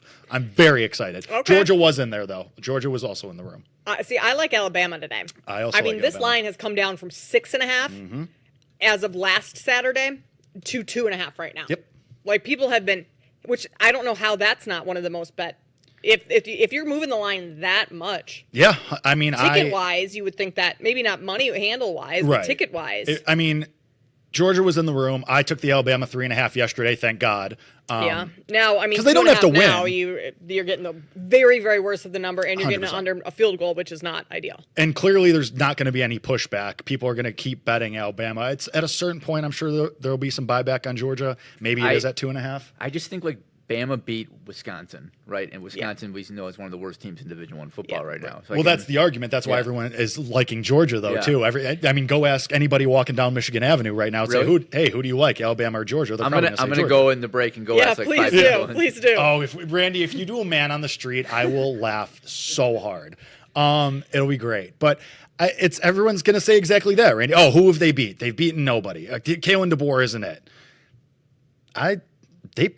Even though it was Wisconsin, they beat the brakes off of Wisconsin. And I thought Ty Simpson looked really good. And again, I know there are people on this network who like Alabama as well. Sammy P likes them, and I'm riding with my guy. And I'll ride with Ty Simpson. And in this spots, I was talking to Sammy, and he said in these spots, Kalen DeBoer, as Alabama's head coach, when they are 3-point or more dogs, is like 9-2. To cover the spread, ATS. So really, I will ride with that. Trends, hashtag trends. Trends, yeah, there you go. I think this is a game where if Alabama loses, it's going to be really hard for Alabama to make the college football playoff. That this is like as big of a must-win game as. If they do win, are they a lock to get in though? No. Yeah. No. But if they lose, they're a lock to not make it. I actually agree with that. Yeah. Because it's going to be. Their schedule does not get a whole lot easier within the SEC, and you're basically going to have to run they have Tennessee next, I think, no? I believe so. Yikes. Washington kicks the field goal. Woo! They were on the 2-yard line, kicked the field goal. That's that Ohio State defense for you. All right, coming up on the other side, we're talking with Chris Mathis, executive producer of The Drive with T. Crass. That is next here on The Better Angle.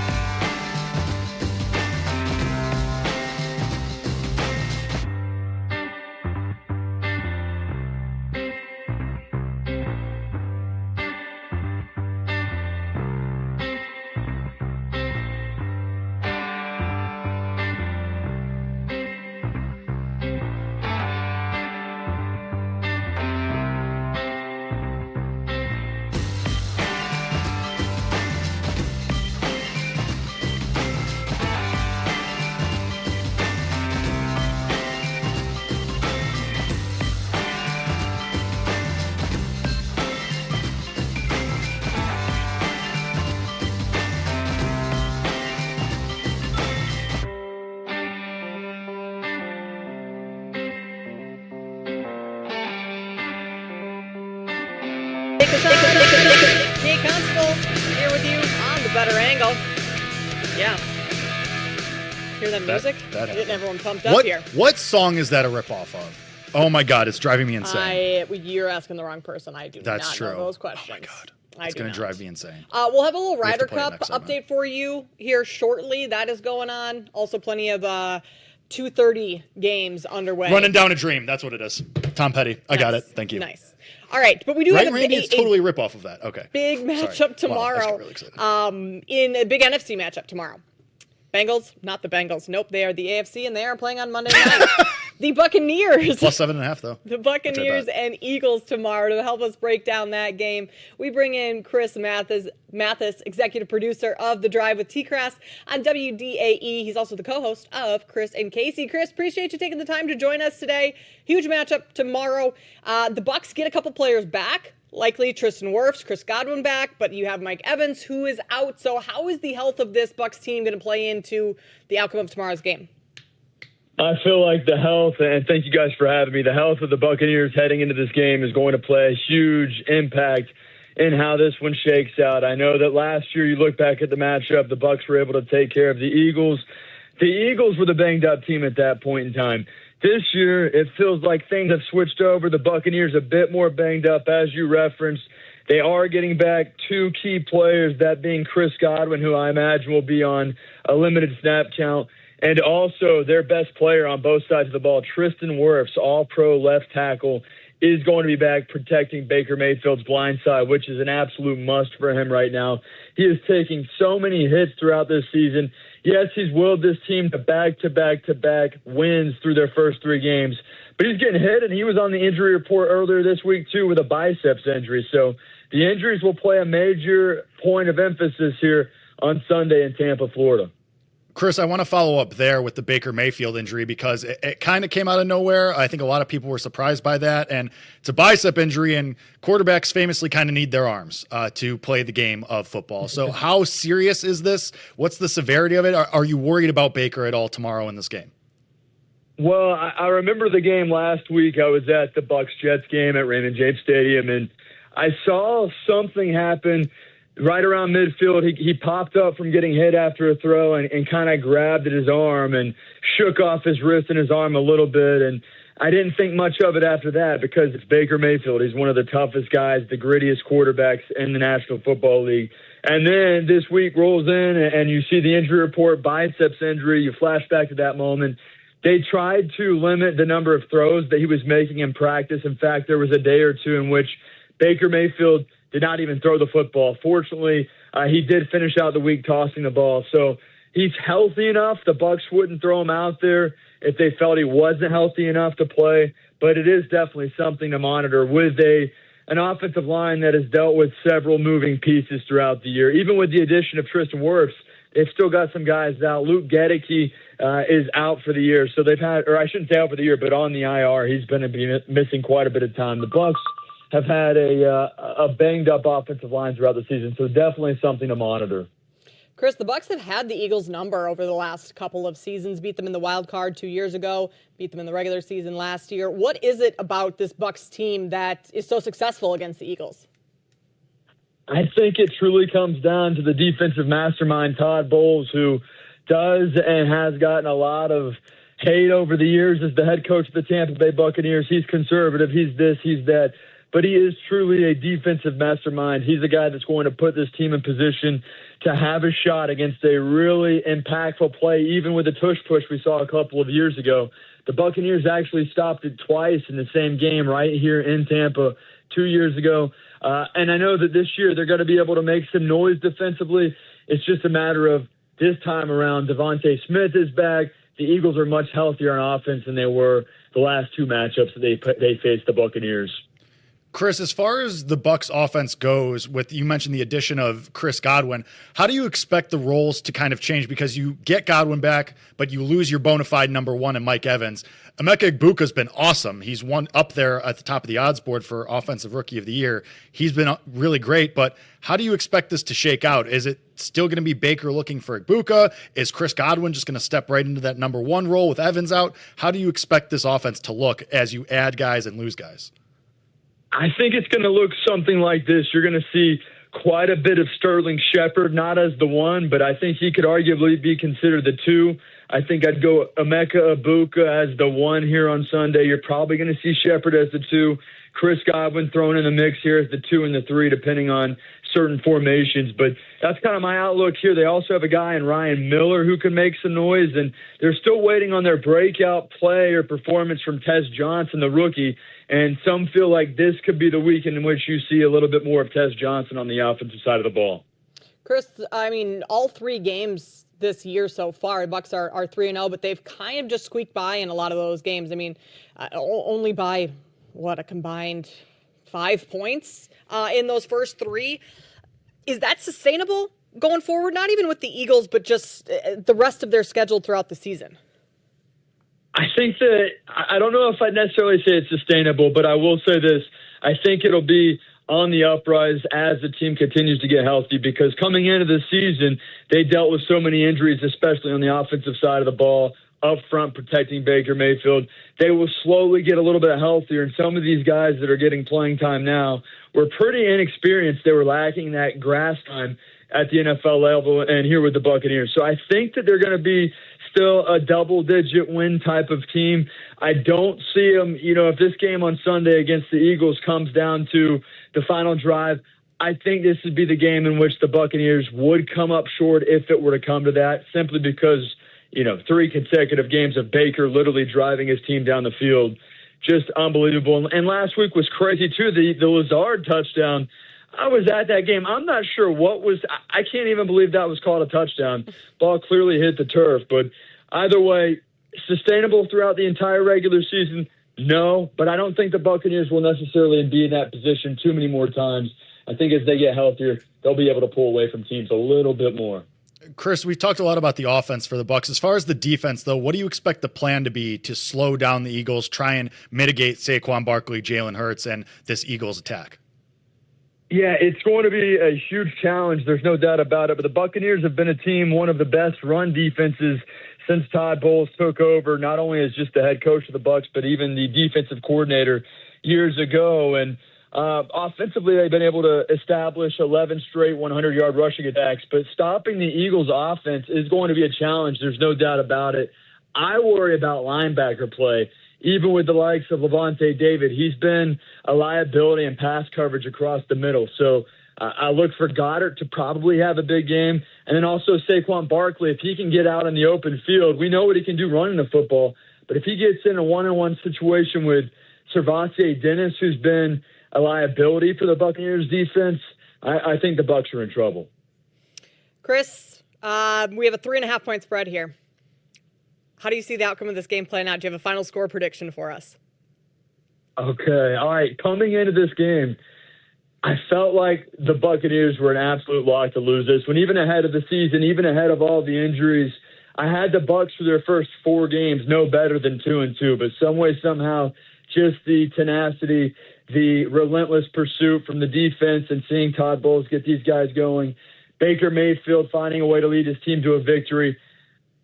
They're going to lose week 5. The Bucs will not go 5-0. They're going to lose to Seattle in Seattle. I'm locking that in. But I think the Bucs pull out a 24-20 win here on Sunday, some way, somehow. And I don't think it comes down to a final drive from the Eagles and a big stop. I think the Bucs just hang on to the ball and have a shot to just close things out. All right, so Bucs money line 24-20. That gives us a push on the total at 44. Jake, you listening here? You got to lock these in. I'm on the Eagles already, -3.5. So that's not good. Chris, I'll join you on the Bucs. I'll join you on the Bucs. Yeah, that sounds great, guys. Thank you so much for joining us, Chris. Enjoy the game tomorrow. We'll talk to you down the road. Absolutely. Anytime. Thank you, guys, and enjoy the rest of your weekend. You as well. That's Chris Mathis, executive producer of The Drive with T-Crass over at WDAE. He's also the co-host of Chris and Casey. I mean, I guess we go to next week and take the Seahawks to win. Because I was going to say. He was very certain on that. That's what I took from that, because, I mean, would the Bucs be favored? Probably not.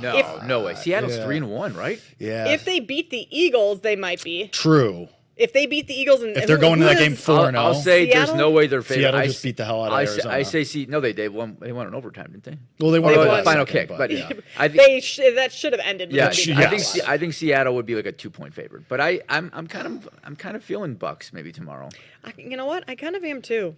I'm touching the stove again. After I bet Eagles minus 3.5 last week and it barely came through. One thing about me, personal life, betting life, I love to touch that stove again. And I'm going to do it with the Eagles.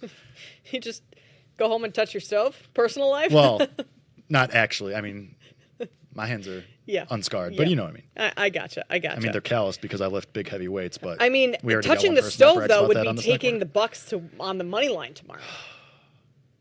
I get, yeah.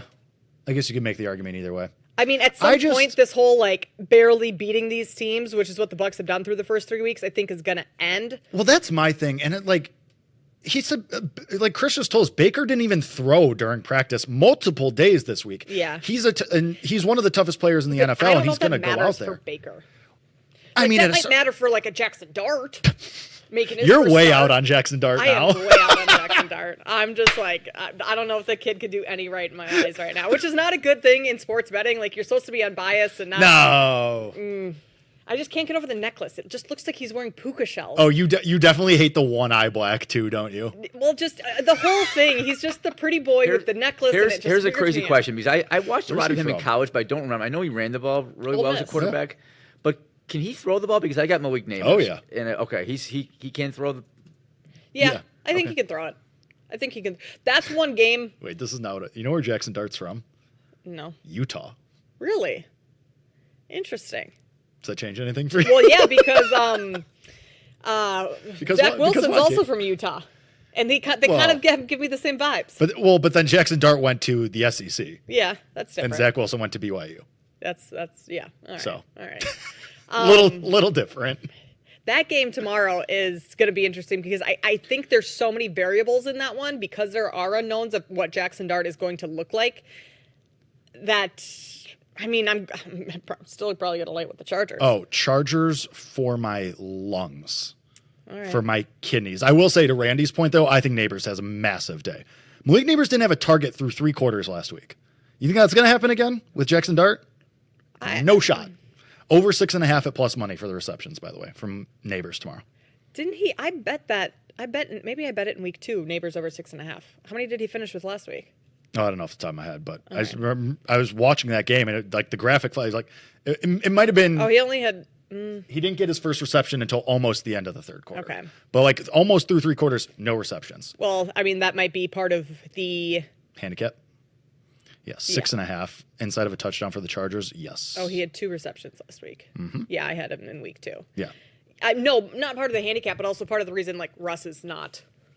Yeah, because he sucks. Yeah, he does. He looked bad, really, really bad. Bad. But you still have to be able to find your top targets. Yes, you definitely do. And he did not. And now Jackson Dart, I think, is just going to just straight to Neighbors. 100%. That connection is going to be looming large tomorrow. 63.5 is the yardage for Neighbors, by the way. The social media engine is telling us that Jackson Dart posted a picture of Madison Beers, who's Justin Herbert's girlfriend, and said something like game time, this is what game day tomorrow or something. You just don't mess with other people's girlfriends.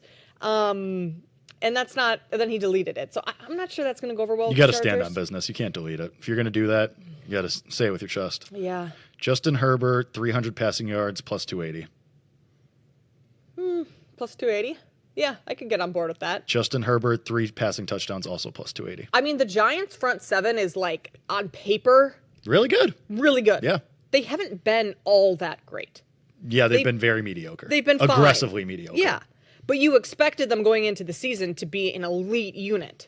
Yes, correct. I mean, we talked about on this show Dexter Lawrence Defensive Player of the Year possibly. Yeah, it just has not. And he's been bad.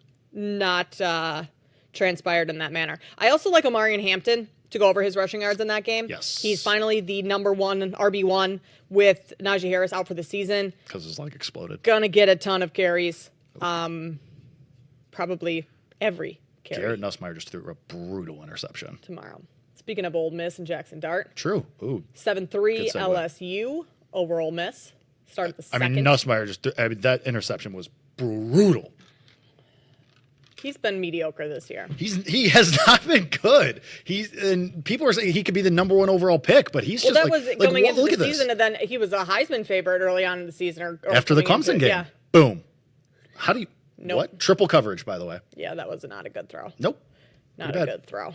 All right, coming up throughout the show here today, we're going to talk to Allen Robinson, huge game in State College, former Penn Stater. He's going to join us at the 5 p.m. Eastern hour. Then Doug Russell will join us right after that, the sports director over at 97.3 The Game, to talk Packers. They have a big game coming up this week against the Cowboys. Just a bit. All that and more still to come here on The Better Angle with Jake Hassan and Kate Constable.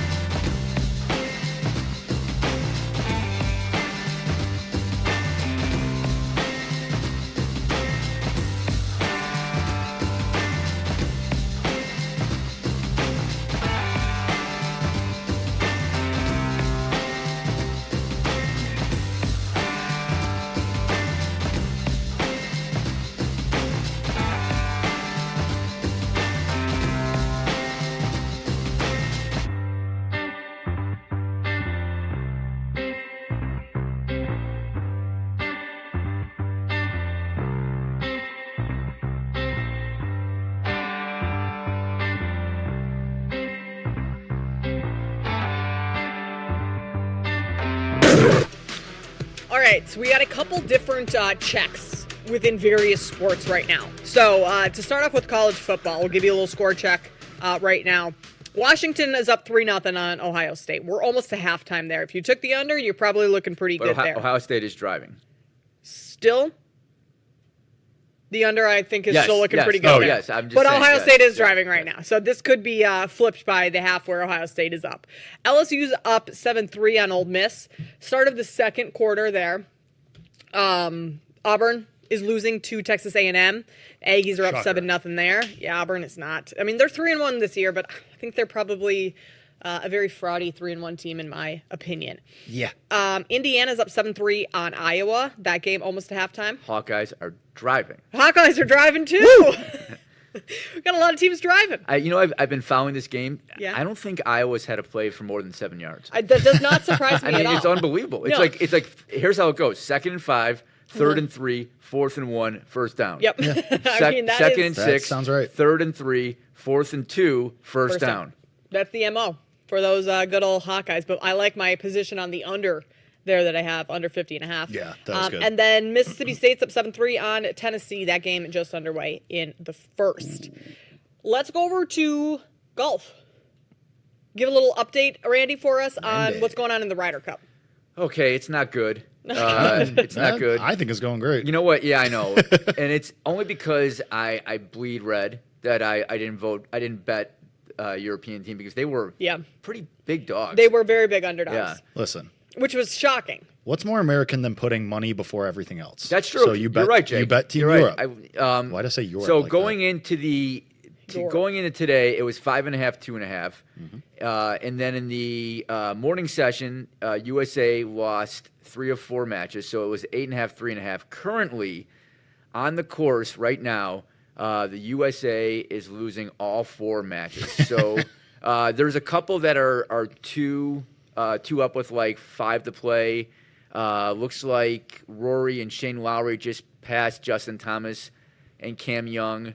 I think there's like 3 or 4 holes left in that one. Mm-hmm. They're up 1. I've watched a lot of this, and the thing I can tell you is that the USA actually, after the first four matches, which they were just terrible, they've actually hit some quality shots. They can't putt. They cannot putt. They have missed so many short putts for wins of holes or to extend right to tie a hole. And Scotty Scheffler, who Jake, I'm sure you probably agree with me. Keegan Bradley probably figured he'll have 5 chances. He'll get probably famously the best golfer in the world. At least 2.5 points, right? Minimum. Most likely 3, because you just can't predict you're gonna win all 5. Sure. Right. But he's got none. He's going to go 0-4. I believe he has 2 points in all of his Ryder. Now Tiger Woods was not a great Ryder Cup player either. That is true. He was not good. But right now, here's an update. It's interesting that it doesn't necessarily translate your game in this format. Right. Now, for Rory, it does. Rory's been great. And John Rahm, who's one of the best players. And here's how silly it is with this whole live mess. John Rahm right now, you know what his world ranking is? 72. Russell Henley is number 2 or 3 in the world right now. Do you think Russell Henley in any planet, good golfer, is anywhere near John Rahm? No. All right, so we've the 4 balls this afternoon.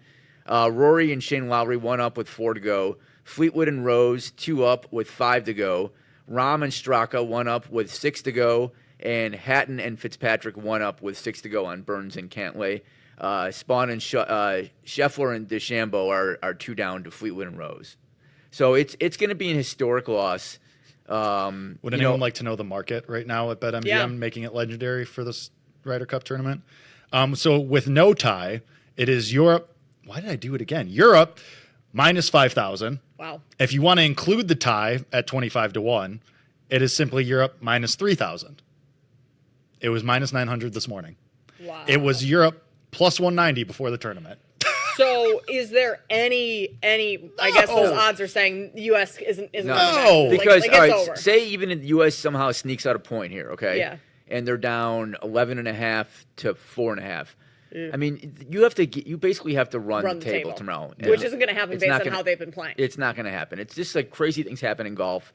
I can't get out of my head the scene when they lost. I think it was in France, Jake, the last Ryder Cup, where Scotty Scheffler lost, I think, 6-5 to John Rahm in the singles. And there's a shot of him watching another match, like basically having his head in his wife's crying. Scheffler? Scheffler, because he didn't win a point last time either, I believe. I think he didn't win 0 for last. And it's like, basically, and you're like, God, that'll never happen again. The world number one, he'll not. And he's about to go through 0-4 through. Bryson's got 1 point, I think. Cam Young has been the best player for the USA. There's been some pouting, off the course pouting. We don't know for sure. But, Jake brought up a good point. It just means more to the European team. And, Keegan Bradley is a fiery guy, right? He brings a lot of energy. But Luke Donald, he has been playing some. But Luke Donald has been focusing on this. Yeah. And it's been since 2012 in Medina here. Yep. The last time a road team, an away team, won the Ryder Cup. Bryson just missed another putt to tie the hold. So now it's 3. I could have made that. With 4 left. Miss. Oh, God, this is so funny. God, I love money. Is there any world, I don't know golf betting or... I think Team USA is going to roll over and die. No, I don't mean that. But, is there any world in which the next Ryder Cup rolls around, and say Scotty's still the world number one, he's not on the team because of the performances he's had the last 2 times? You're like, that was stupid for you to even ask. No. Scotty is always going to be. I mean, unless he gets hurt. Right. But here's another crazy thing. Ben Griffin, who has been one of the best golfers in the world this year, did not play today. Oh. So he's going to have one. He'll play 2 of 5 potential matches. Colin Morikawa played this morning, and I was shocked that he was on the team to start with because he's having a terrible year.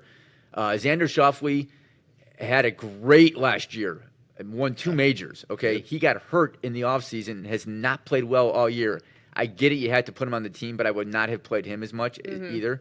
They put Morikawa and Harris English out twice. I would have, after yesterday when they got housed, I would have been like, boys, enjoy the pine. Take a seat. Yeah, you'll play on Sunday. But Keegan Bradley said we're not deviating from our plan. Well, you know what great coaches do, guys? Deviate from the plan. So this is an historic loss. It's embarrassing.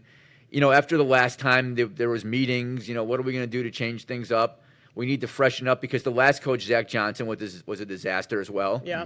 Awful. And then he got heckled at golf tournaments where he had to go over to fans and tell them to blank off because at the Masters this happened. He was getting heckled. Wow. Yeah, good job, Zach. You're the worst Ryder Cup coach of all time, captain of all time. So I don't know what's going to happen after this, but I don't know what they're going to do. I know one guy who would love the captaincy, but he has totally burned every bridge and then burned it again. And that's Phil Mickelson, who actually, if it's crazy, would be an unbelievable captain because he was a good Ryder Cup player. Yeah, he was really good. And he's just got a vibe where player, but what he did, how he left the PGA Tour, there's no welcoming him back. But listen, John Rahm and Tyrrell Hatton both went to live, right? I mean, they went out and they're dominating.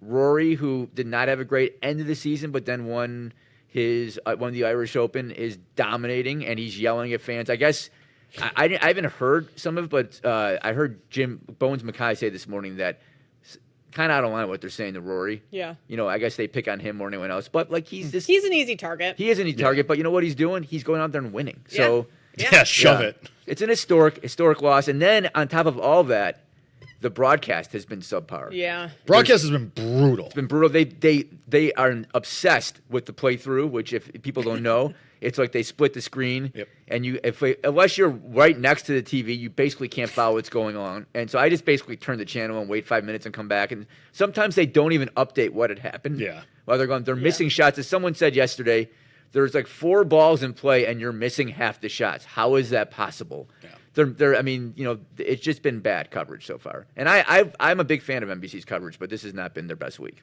They also tried to get the fans to do a chant, which flopped. Well, yeah, when you're getting your ass kicked, nobody really wants to chant with you. Go play better, you bozos. But also don't because I like money. A brutal video. Please. You bet Europe? You bet Europe, Jake? I did bet Europe. Not sure why I keep doing that, but whatever. Yeah, that was easy. It felt like easy money. Oh, it was. I mean, it was so insane, and I'm not going to pretend to be some golf sharp. Yeah. But I mean, this was Randy fully. is, but you and I. This was fully from the Tyler Morales golf lab where because we were on You Better You Bet on Wednesday or Thursday, and we were Tyler, what are you betting? He goes, Europe. That's an insane price. Yeah. And then we had a couple guests on who said the same thing, and it was just Europe plus 190, wrong number. Okay, great, let's do it. And we did, and it looks like it is going to pay off big time. Woo. Love it. I mean, but then again, somehow, if USA... No shot, Randy. If USA just... These guys are soft. You said anything can happen in golf. That's why we play the game. Yes, famously, except these guys are all mentally soft. 99 in Brookline. Okay, I'm a golf. I love golf. I mean, it's one of my... I just love it. And Ben Crenshaw, they were down... I don't think they were down this bad. I think they were down like 9-4. I forgot what it was going into the final. And he said he got up from his press conference and he sat back down. He looked at everyone. He was the captain. And he said, I got a good feeling about tomorrow. USA's going to win. And you know what they did? Justin Leonard hit a 70-foot putt, and they upset and came back and beat the Europeans. Yeah. So I don't know if Keegan Bradley's going to do that, but I don't see that happening somehow. Somehow I don't see that happening. I am way good on anything Team USA. My group chat is very mad at me for betting Europe. But I understand Randy's point. Like, you ride with the country. No. USA. Yeah, how's that going? Not good. Not good. Over in Major League Baseball here, a quick score update. We'll talk about the standings when we have a little bit more time later on the show. We're up against the break here. Sure. Cubs up 3-7, top of the ninth. That'd be 7-3. Cubs up 7-3. I told you, sometimes I was going to let it go. Dyslexic tendencies. I wasn't going to say anything. Cubs are up 7-3, top of the ninth. Mm-hmm. By the way, in that game, Michael Busch has 2 more home runs, so he's got 34 on the year. Seiya hit another one, and PCA. So all the guys who have 30 home runs for the Cubs all homered again today. Are you sure it's not Matthew Busch, according to Carl Ravitch? Oh, wow. That was bad. It wasn't great. Blue Jays up 4-1 on the Rays. Giants up 3-2 on the Rockies. Red Sox up 1-0 on the Tigers. Mets up 2-0 on the Marlins. More MLB talk a little bit later on in the show. We turn back to college football. Alan Robinson joins us to preview Penn State and Oregon tonight. That's next here on The Better Angle.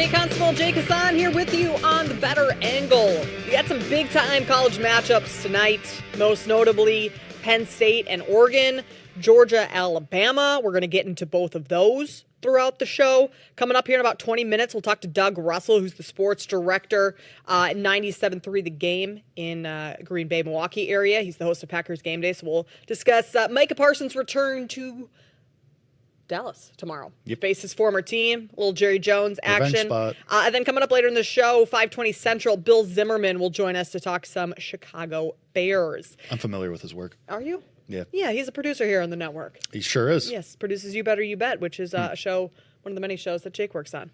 That's crazy. Yeah, Wow. it is. But for now, we got to turn our attention to the one and only Allen Robinson, who joins us tonight. Played at Penn State, longtime NFLer. Allen, we appreciate you taking the time to join us tonight. Huge game in State College. Are you ready for this one tonight? Yes, I'm ready and excited, and I appreciate you guys having me. I'm excited though. I had my Penn State gear on early this morning, so I'm just counting down to this kickoff time.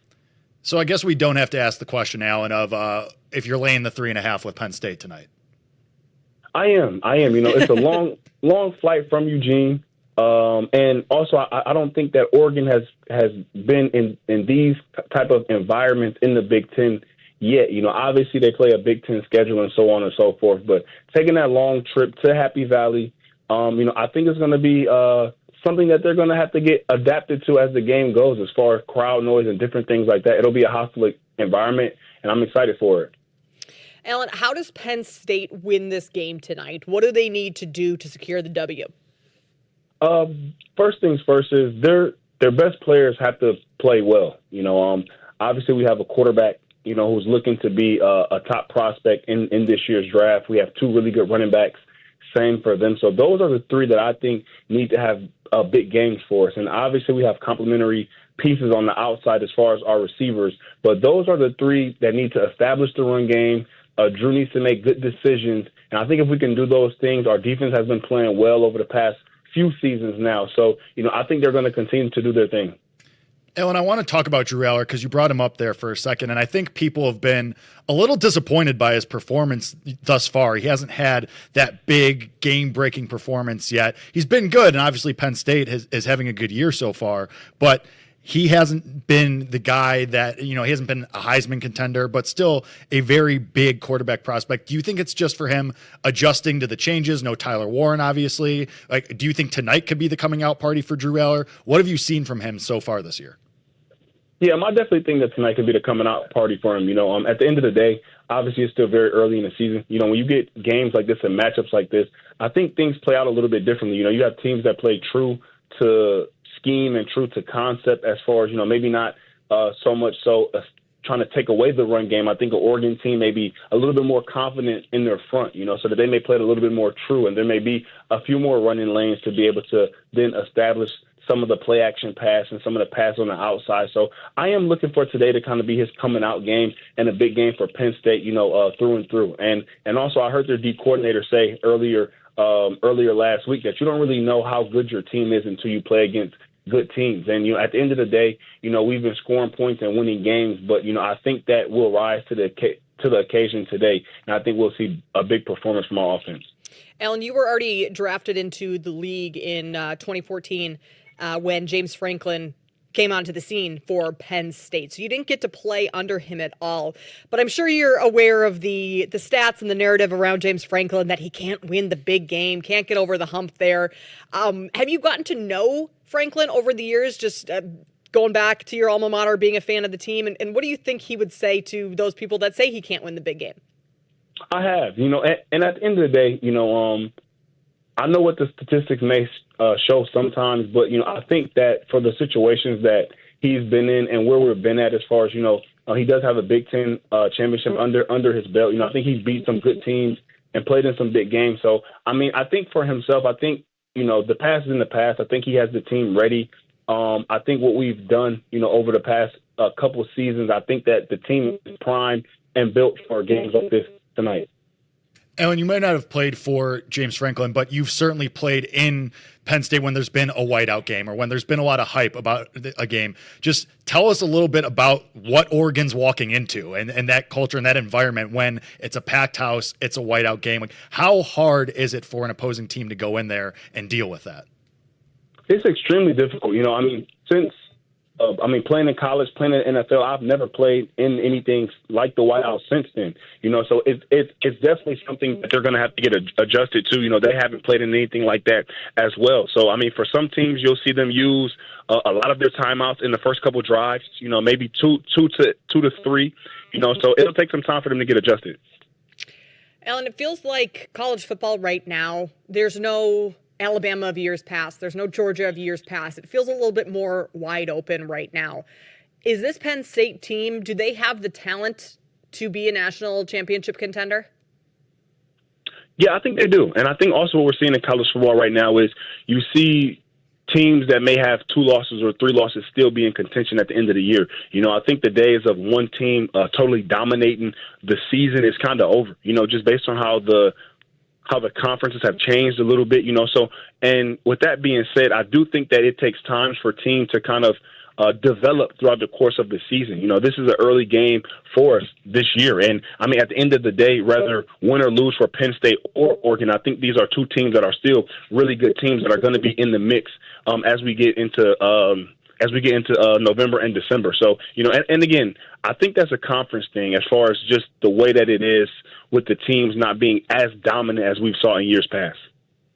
Alan, after this game against Oregon, where you're obviously hosting Penn State but also have to host Indiana and have to go to Ohio State too. So it's not the easiest schedule for Penn State. Looking ahead, looking forward, how do you think the rest of the season shakes out for Penn State? Do they have the upside to maybe go undefeated? Do you think this is a one-loss team? When we get to season's end, what do you think the record is for Penn State? Where do you think they're standing? It's tough to say. I think at the end of the day, as well, I think seasons now are a little bit in 2 parts when it comes to how teams are built, because obviously you have some teams, with the amount of games that it is now, it's very difficult to go undefeated, So, at the end of the day, if they don't go undefeated and they do lose one or something like that, I think it will be very interesting, and we'll see a lot about this team with how they respond from adversity, and even kind of week to week, as they've had some adverse times early in the year of maybe not performing as well as they may have wanted offensively and things like that. I think they bounced back, and I think that they've put on good performances after that. So I think right now, it's kind of a 2-part season, if you will. It's how well you're playing, but also as adversity hits, because again, we saw that with a few teams now throughout the course of their seasons, who've gone on to win national championships. But it's about how you bounce back and how you respond. We're talking with Allen Robinson, former All-American at Penn State and NFL vet, played for the Jags, Bears, Rams, amongst a few others. Allen, let's turn our attention to the NFL. Who's the best team that you've seen in the NFL so far?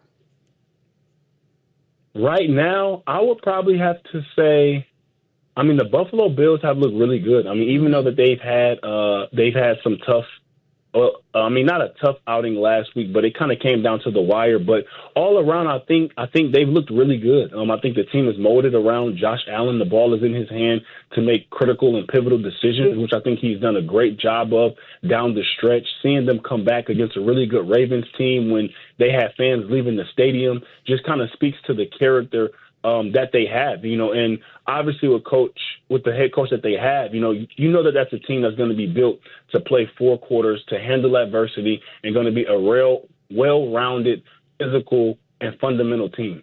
Speaking of those Ravens, Alan, a surprising, I think, matchup of 1-3 teams with Baltimore and Kansas City coming up. Out of those 2 teams, because these are contenders, Super Bowl contenders, playoff contenders, year in and year out, some of the top teams in the AFC, and now here they both are, with losing records. If you had to pick one of those 2 teams, the Ravens or the Chiefs, who makes the playoffs? Who gets this thing turned around? For me, I think it's the Ravens. And I think that, obviously they're a 1-2 team, but at the same time, we have to look at some of the teams that they've played early in the season. Losing to a Detroit Lions team that's a Super Bowl contender, and they've preached all offseason their main focus is the Super Bowl.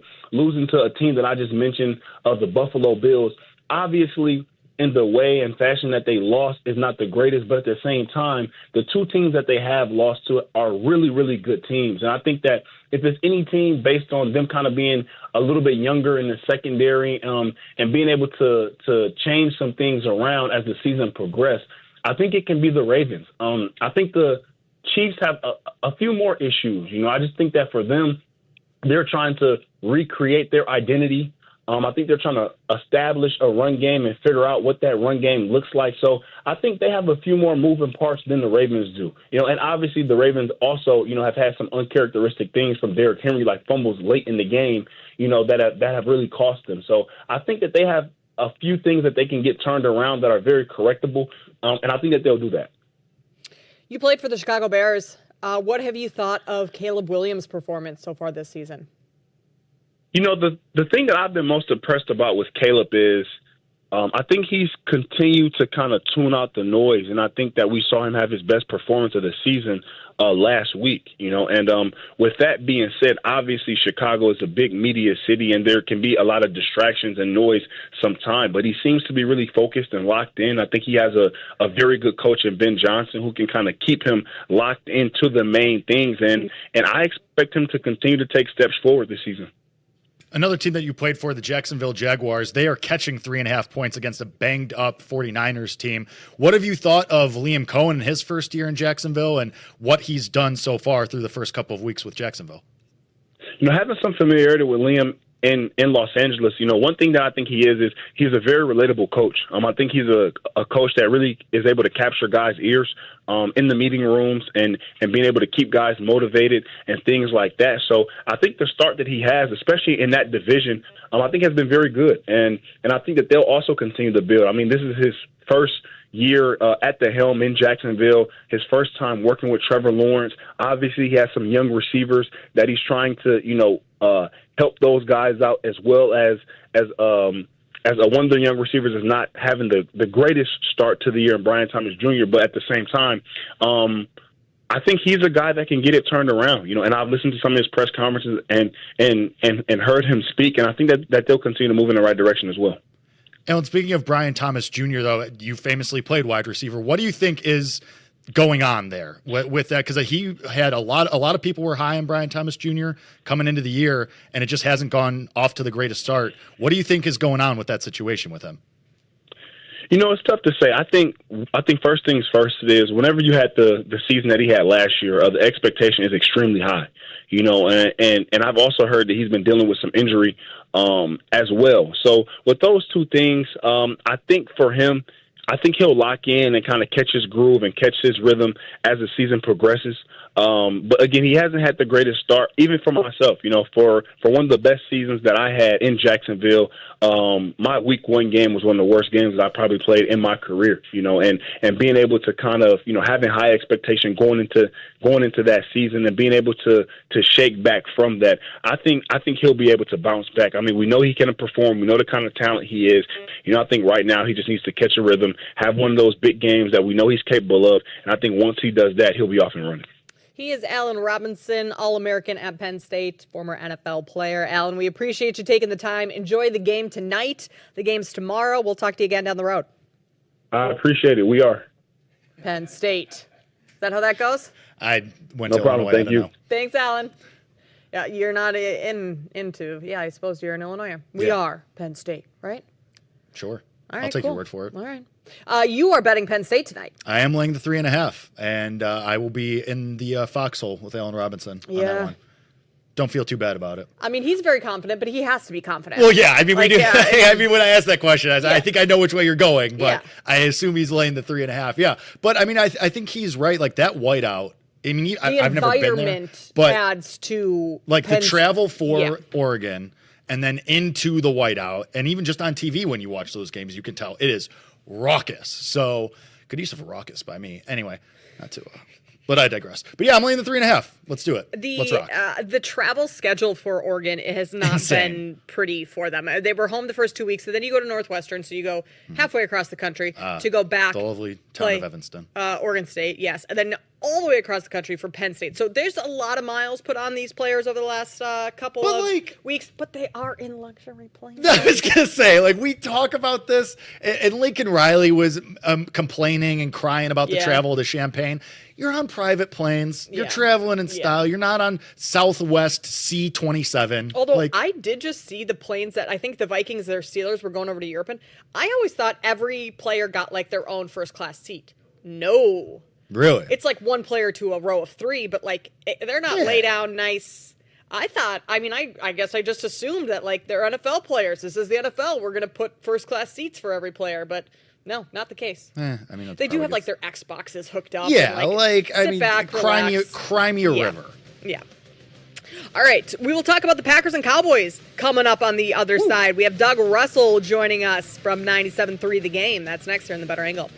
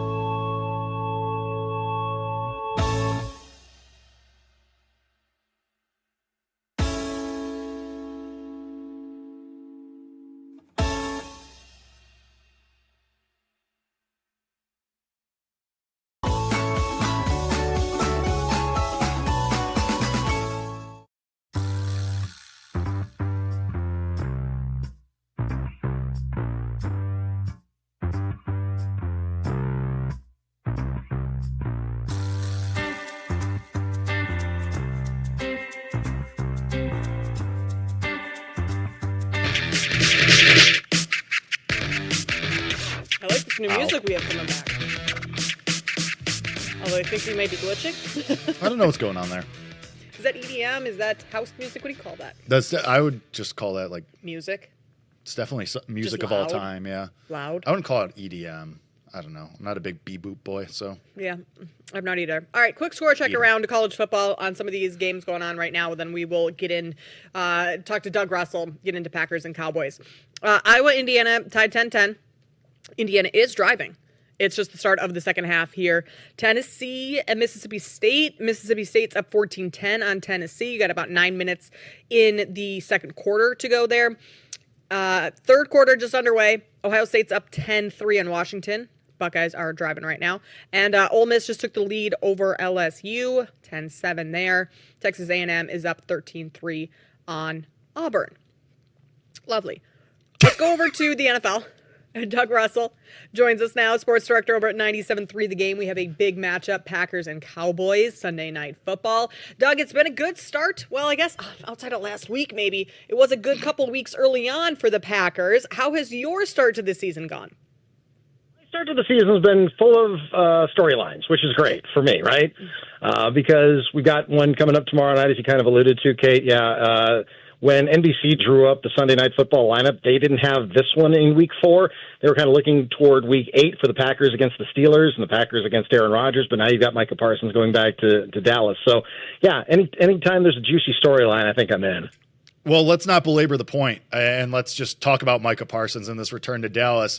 I mean, you're around that team. You know what the vibes are in the locker room. And so can you just give us any insight into what Micah's mindset is, what the team's mindset is? I'm sure they want to win, obviously, and they're 7-point favorites, but what's just the vibes around this team heading to Dallas?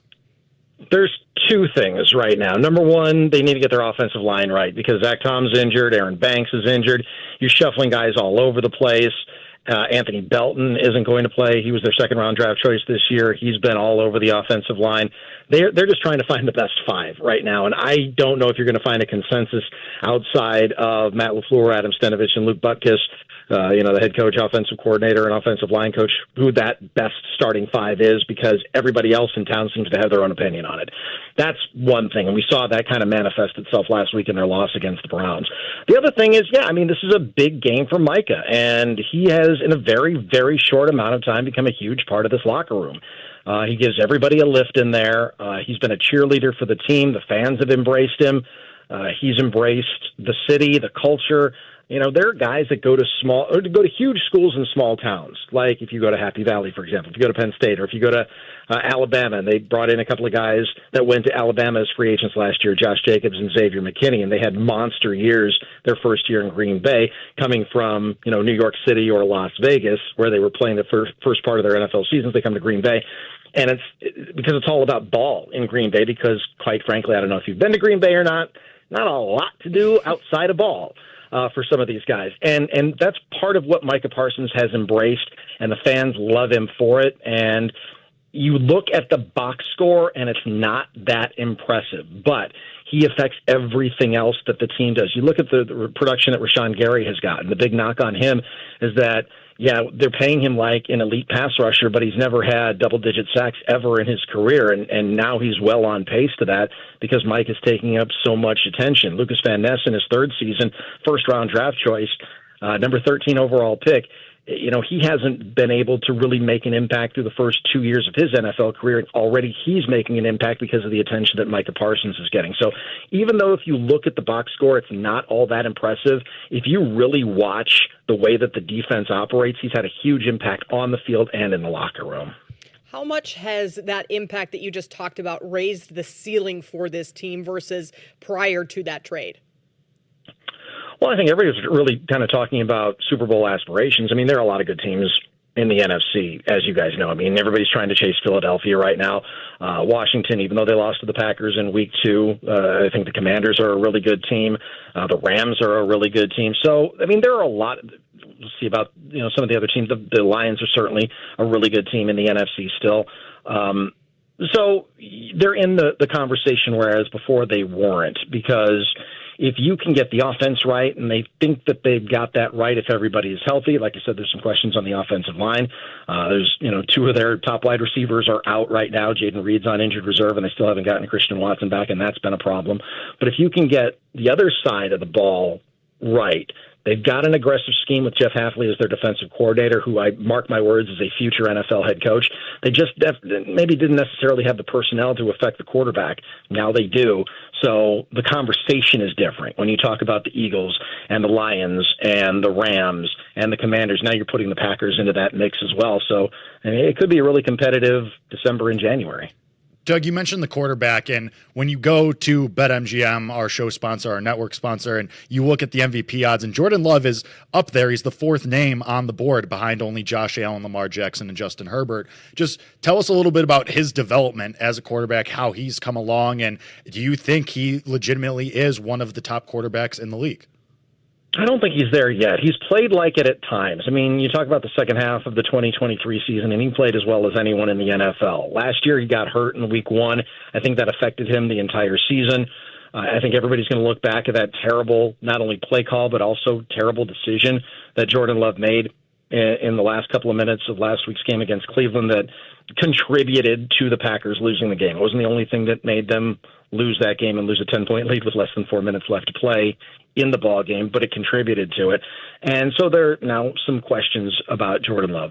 I think he can make all the plays. He's got the thumb injury. I'm not worried about that. That shouldn't be slowing him down at all. It looks like his wheels are healthy. He had the knee injury again last year that I think hampered him.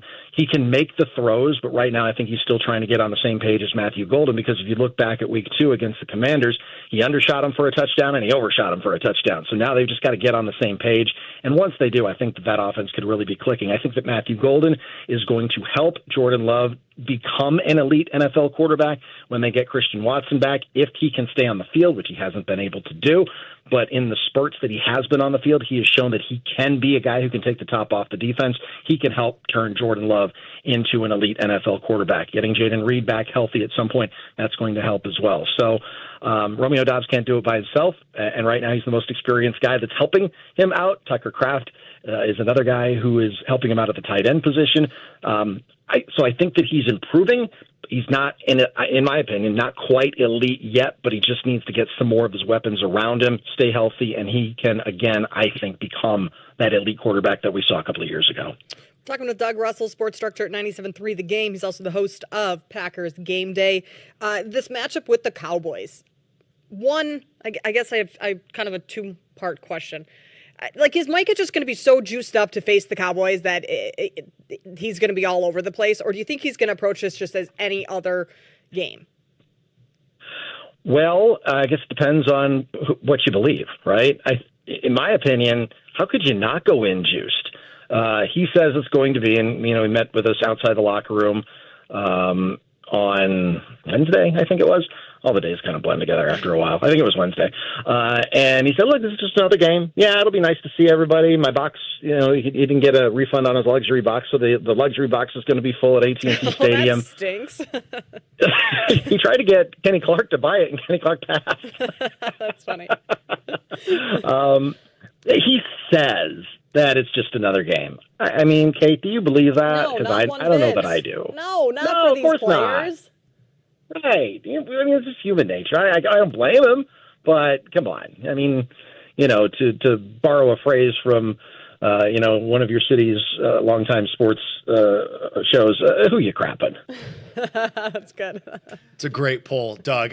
But as far as this game goes, I mean, the Packers also as a whole are 7-point favorites, and this is a bounce back spot for them after last week. Do you expect that they can go in there and just take care of business and that this should be a touchdown or more win? Or do you think that Dallas, also similarly coming off a disappointing week last week, do you think this could be a little scrappier than the point spread implies?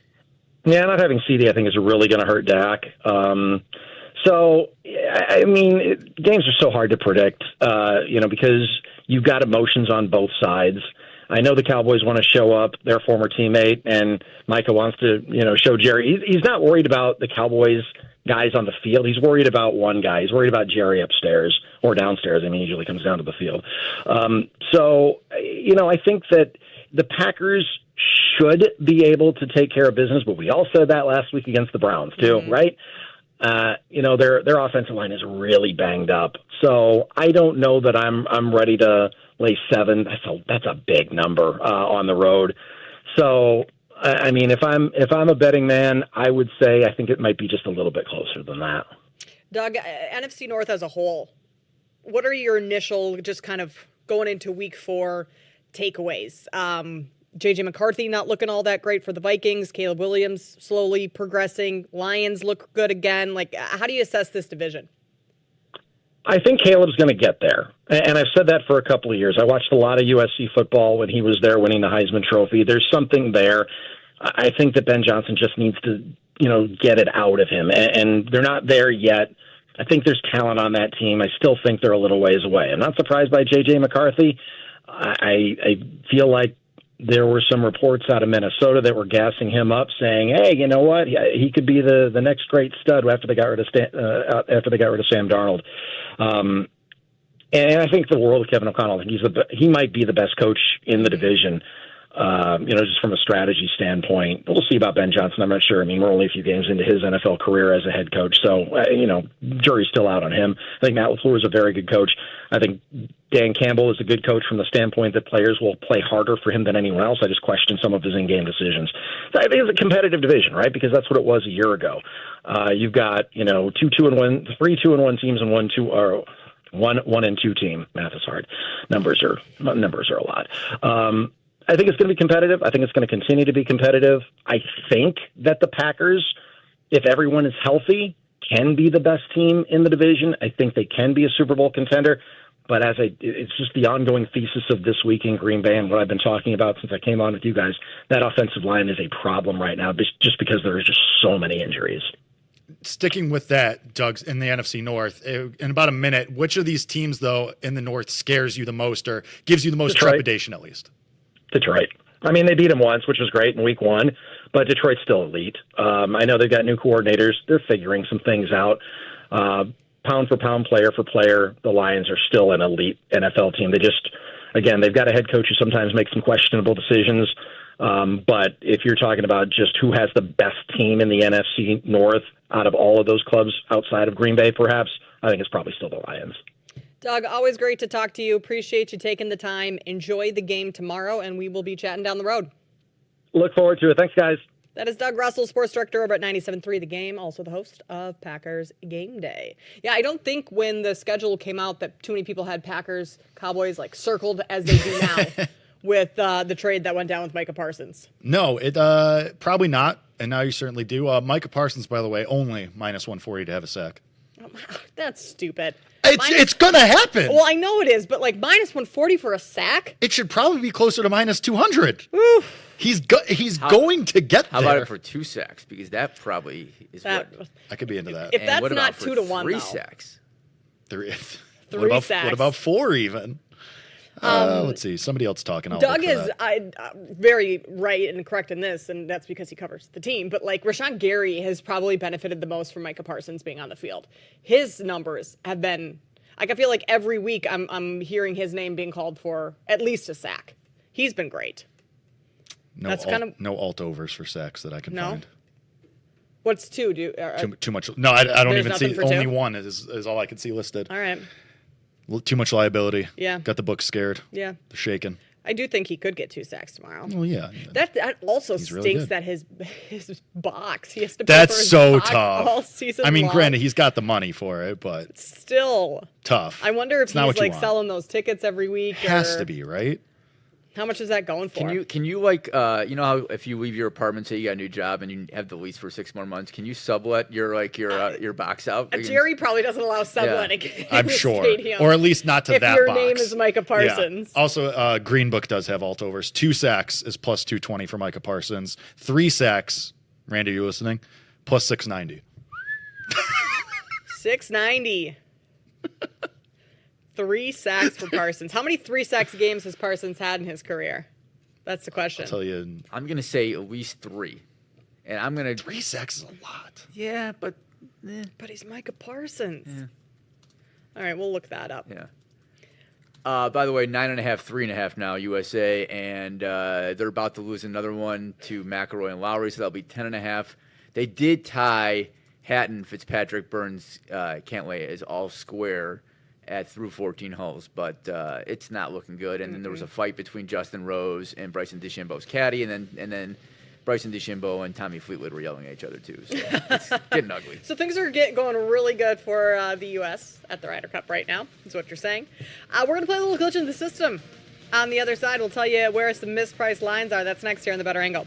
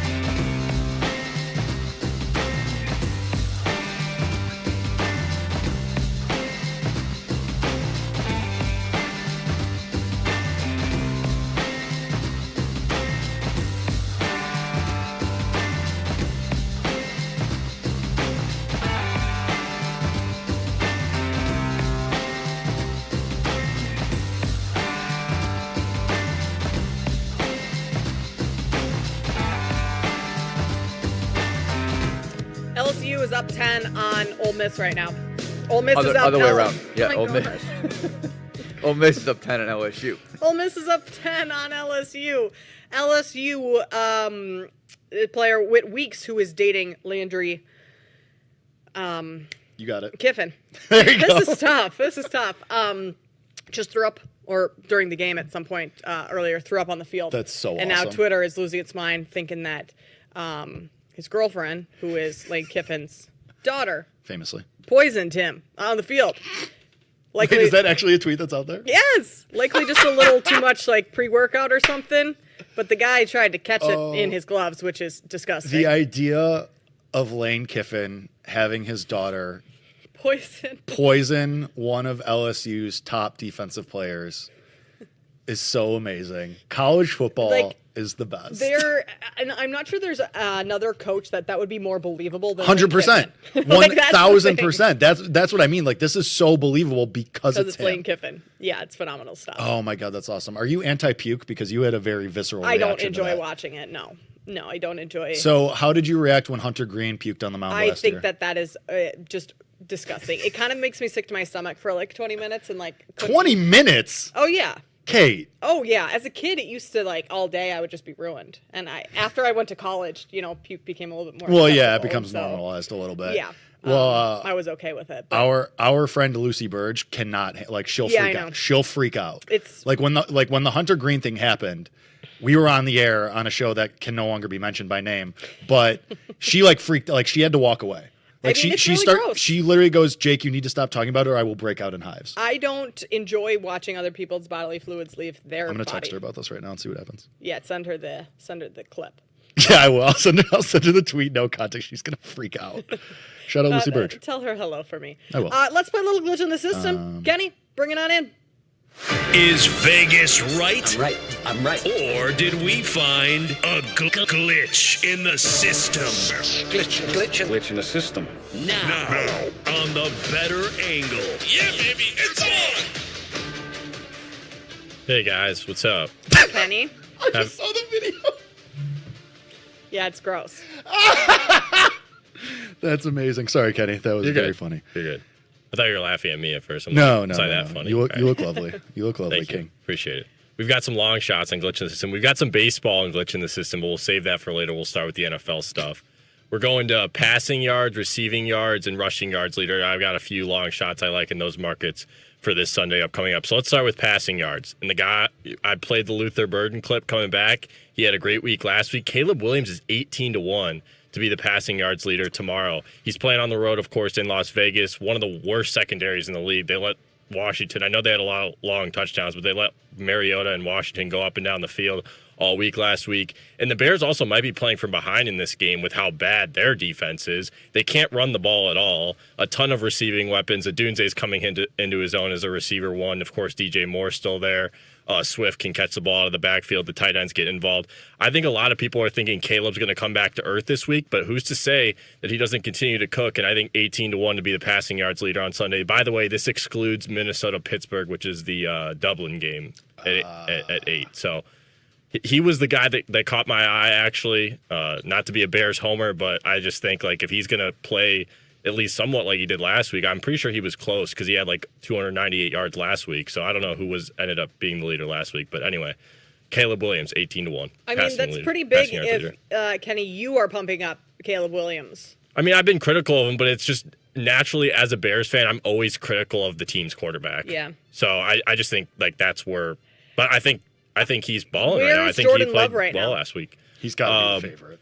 No, actually, I was shocked. Brock Purdy, who was announced he's going to start, is the favorite. Really? I don't know why. Also, Ricky Pearsall is the second favorite in receiving yards. I don't understand because Jacksonville's defense has been good. I don't understand where that comes from. I know Pearsall's been really good himself, but that's kind of odd how Brock Purdy's at the top here for passing yards, and he hasn't played in a few weeks. And it's not like Jacksonville is the worst defense in the league. Right now, they're one of the better ones. I would take Jordan Love over Caleb just because of what we've seen. I mean, Caleb had his great performance last week over the Cowboys. Russ threw for over 400 yards the week before against the Cowboys. I would take Jordan Love over Caleb, but at 18-1, I mean, without Jaden Daniels playing this week, without Joe Burrow playing, without I mean, I would never take Tua or Justin Fields. I mean, Ravens Chiefs, that game, I think, just because of those defenses on both sides, like I wouldn't necessarily want to take anyone there. So process of elimination, I think Caleb is a good. I think that could be a glitch. Kenny, 18-1, Caleb passing yards. Wouldn't be my first choice, but I could certainly sprinkle a little on there. Going with a Bears stat leader. Welcome back, Kevin Lapka. And Caleb, to answer the question, was the second leading passer as far as yards last week, behind only Justin Herbert, who had exactly 300. So to Kenny's point, he was almost there. I'm just worried about the nature of this Bears offensive line. Darnell Wright's not going to play. Mm-hmm. The left tackle position is a rotating door at this point. Max Crosby is still very, very good. I'm a little worried about that. But to your point, Kate, I mean, you have a lot of guys that are out of this market right now. So 18-1 probably is a glitch. Like, where's Josh Allen on that list, Kenny? He is 25-1. I mean, I think it's because of blow. Like, I think the reason Jordan Love is not the favorite, because he's 12-1, by the way. So he's the fifth choice in the market. I would take Jordan Love over Caleb. Yeah, so Jordan Love 12-1. There's something wrong with this market at Brock Purdy being 6-1 and everyone else being 10-1 and longer. Somebody needs to figure out why that's the case. I know McCaffrey's big in the receiving game, but like it's not like there's something up going on as to why Brock Purdy. I would never have guessed Brock Purdy being the leader. What's Herbert? Herbert is he's the fourth choice in the market at 11-1, going up against the Giants. So, all right. So yeah, all right. So I have two guys for receiving, and let's stay in the same game. Brock Bowers is 50-1 receiving yards leader. We know how bad this Bears defense is. He hasn't gotten fed this season as to the level he did last year, but I think a team in the Raiders here who struggled to run the ball. Geno's had some crazy passing games so far this year, but like Trey Tucker was actually the receiving leader last week, so it'd be ironic for the Raiders to have back-to-back guys. But I think it's interesting in this market too. Jacoby Myers is actually the number one Raider in this market. He's 20-1, and Brock Bowers sitting here way better at football than Jacoby Myers. I know he's a tight end, but 50-1. You're getting a much longer number with Brock Bowers here. Is it possible he could be the receiving yards leader tomorrow against the Bears? Against this Bears secondary, I think anything's possible. It's been pretty bad this year. What's the face for, Jake? I might have to bet that. I think I want to bet that. That is because if you get one of the good Geno games. But that's asking. Like, have we gotten a good Geno game yet? Week 1. But the point is, like, you get 3 awful Geno games a year. You get 3 amazing games, and then the other 11 he's exceptionally mediocre. So if you get the good one against this decimated Bears defense that also isn't going to have much of a pass rush, I kind of think that's a glitch. That should probably be cut in half. 50's a lot. Like, for one of, if not arguably the top tight end in the league. Yeah, that's a lot. That's a big the price. number. The price I at could get there home on. too. Yeah, indoors on turf. Yep. I know he's been a little banged up. That's the only thing. Like, is he 100% version of himself? That would be the only thing I'd kind of be worried about. Other than that, love the number, love the player. Maybe tomorrow's the day he goes for 100+, ends up being the receiving leader. Another guy that I have, Tyquan Thornton from the Chiefs. And I know he's 125-1. And I know that Xavier Worthy's going to be back tomorrow. But you look at Tyquan Thornton in the last few weeks, he's established himself as a deep threat, but also basically the number one receiver, like Mahomes' favorite target, more than Kelsey, more than Hollywood Brown. The Chiefs are dogs in this game. They like the Raiders do.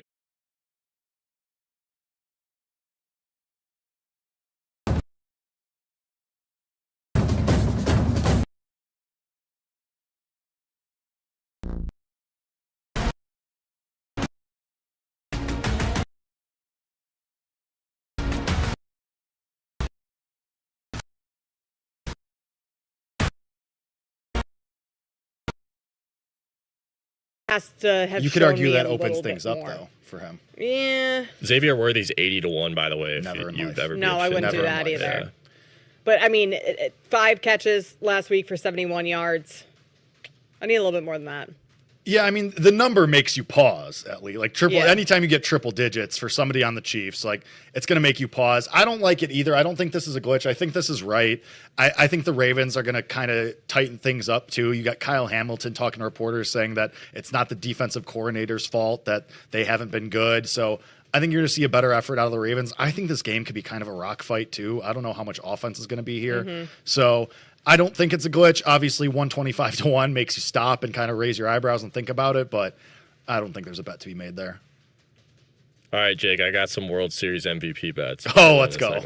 All right, so first comment I'm going to throw at you, and Kate, if you have an opinion on who you think is going to win the World Series, because that's really what it comes down to. I like to just think about who I think is going to win the World Series or play in it, and then pick a player. Jackson Merrill, 50-1, first guy I got here.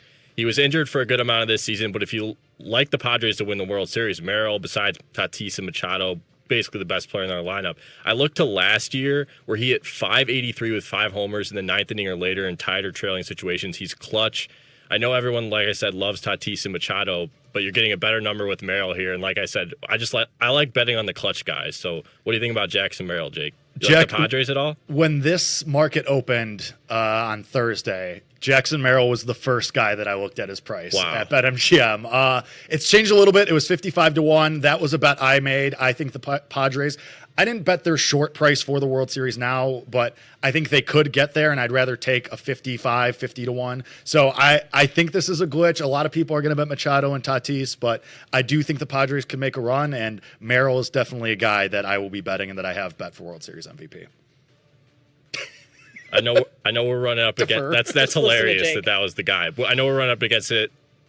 Other guy had Randy Arozarena 35-1. I'm a little in. I think the Mariners are going to win the American League, so he'd be my other guy.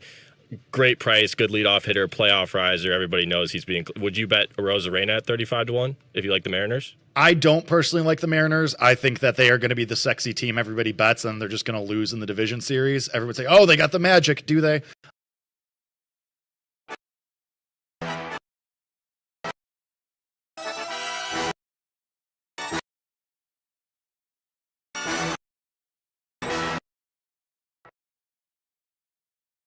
Ready.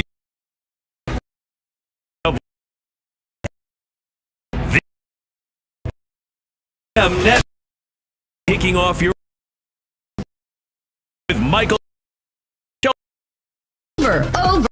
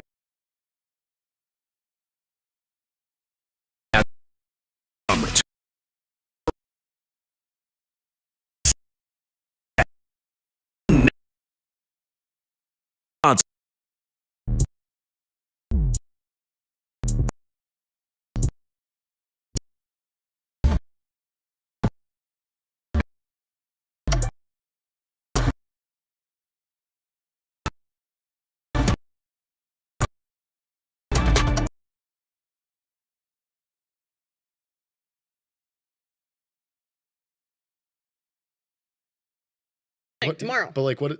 I'm saying it's going to be the opposite, but you guys were talking about Clay eating Sour Patch Kids. I said maybe in a world where the Colts would be 4-0. I was so confused where that was going. Colts to be just trying to come up with a random segue. I had no idea where that was going. As the board op. Thank you, Kenny. Yeah, thanks, Kenny. Mic off. How about that? No, I'm kidding. Into timeout. Back in the cage. Oh, man. Okay, 17-7. Ole Miss is up on LSU right now. 17-6. Ohio State up on Washington. Yeah, don't love that. Yeah, we don't love that. The under's still looking good in Iowa, Indiana. We're going into the fourth right now. It's tied 10-10.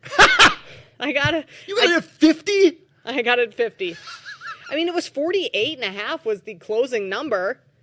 Like, it's been a rock fight ever since. Oh, God. We're tied at half. Tennessee, Mississippi State tied at 17. No Iowa game should start with a total of 4. Not, maybe 40. Not typically. Yeah, no.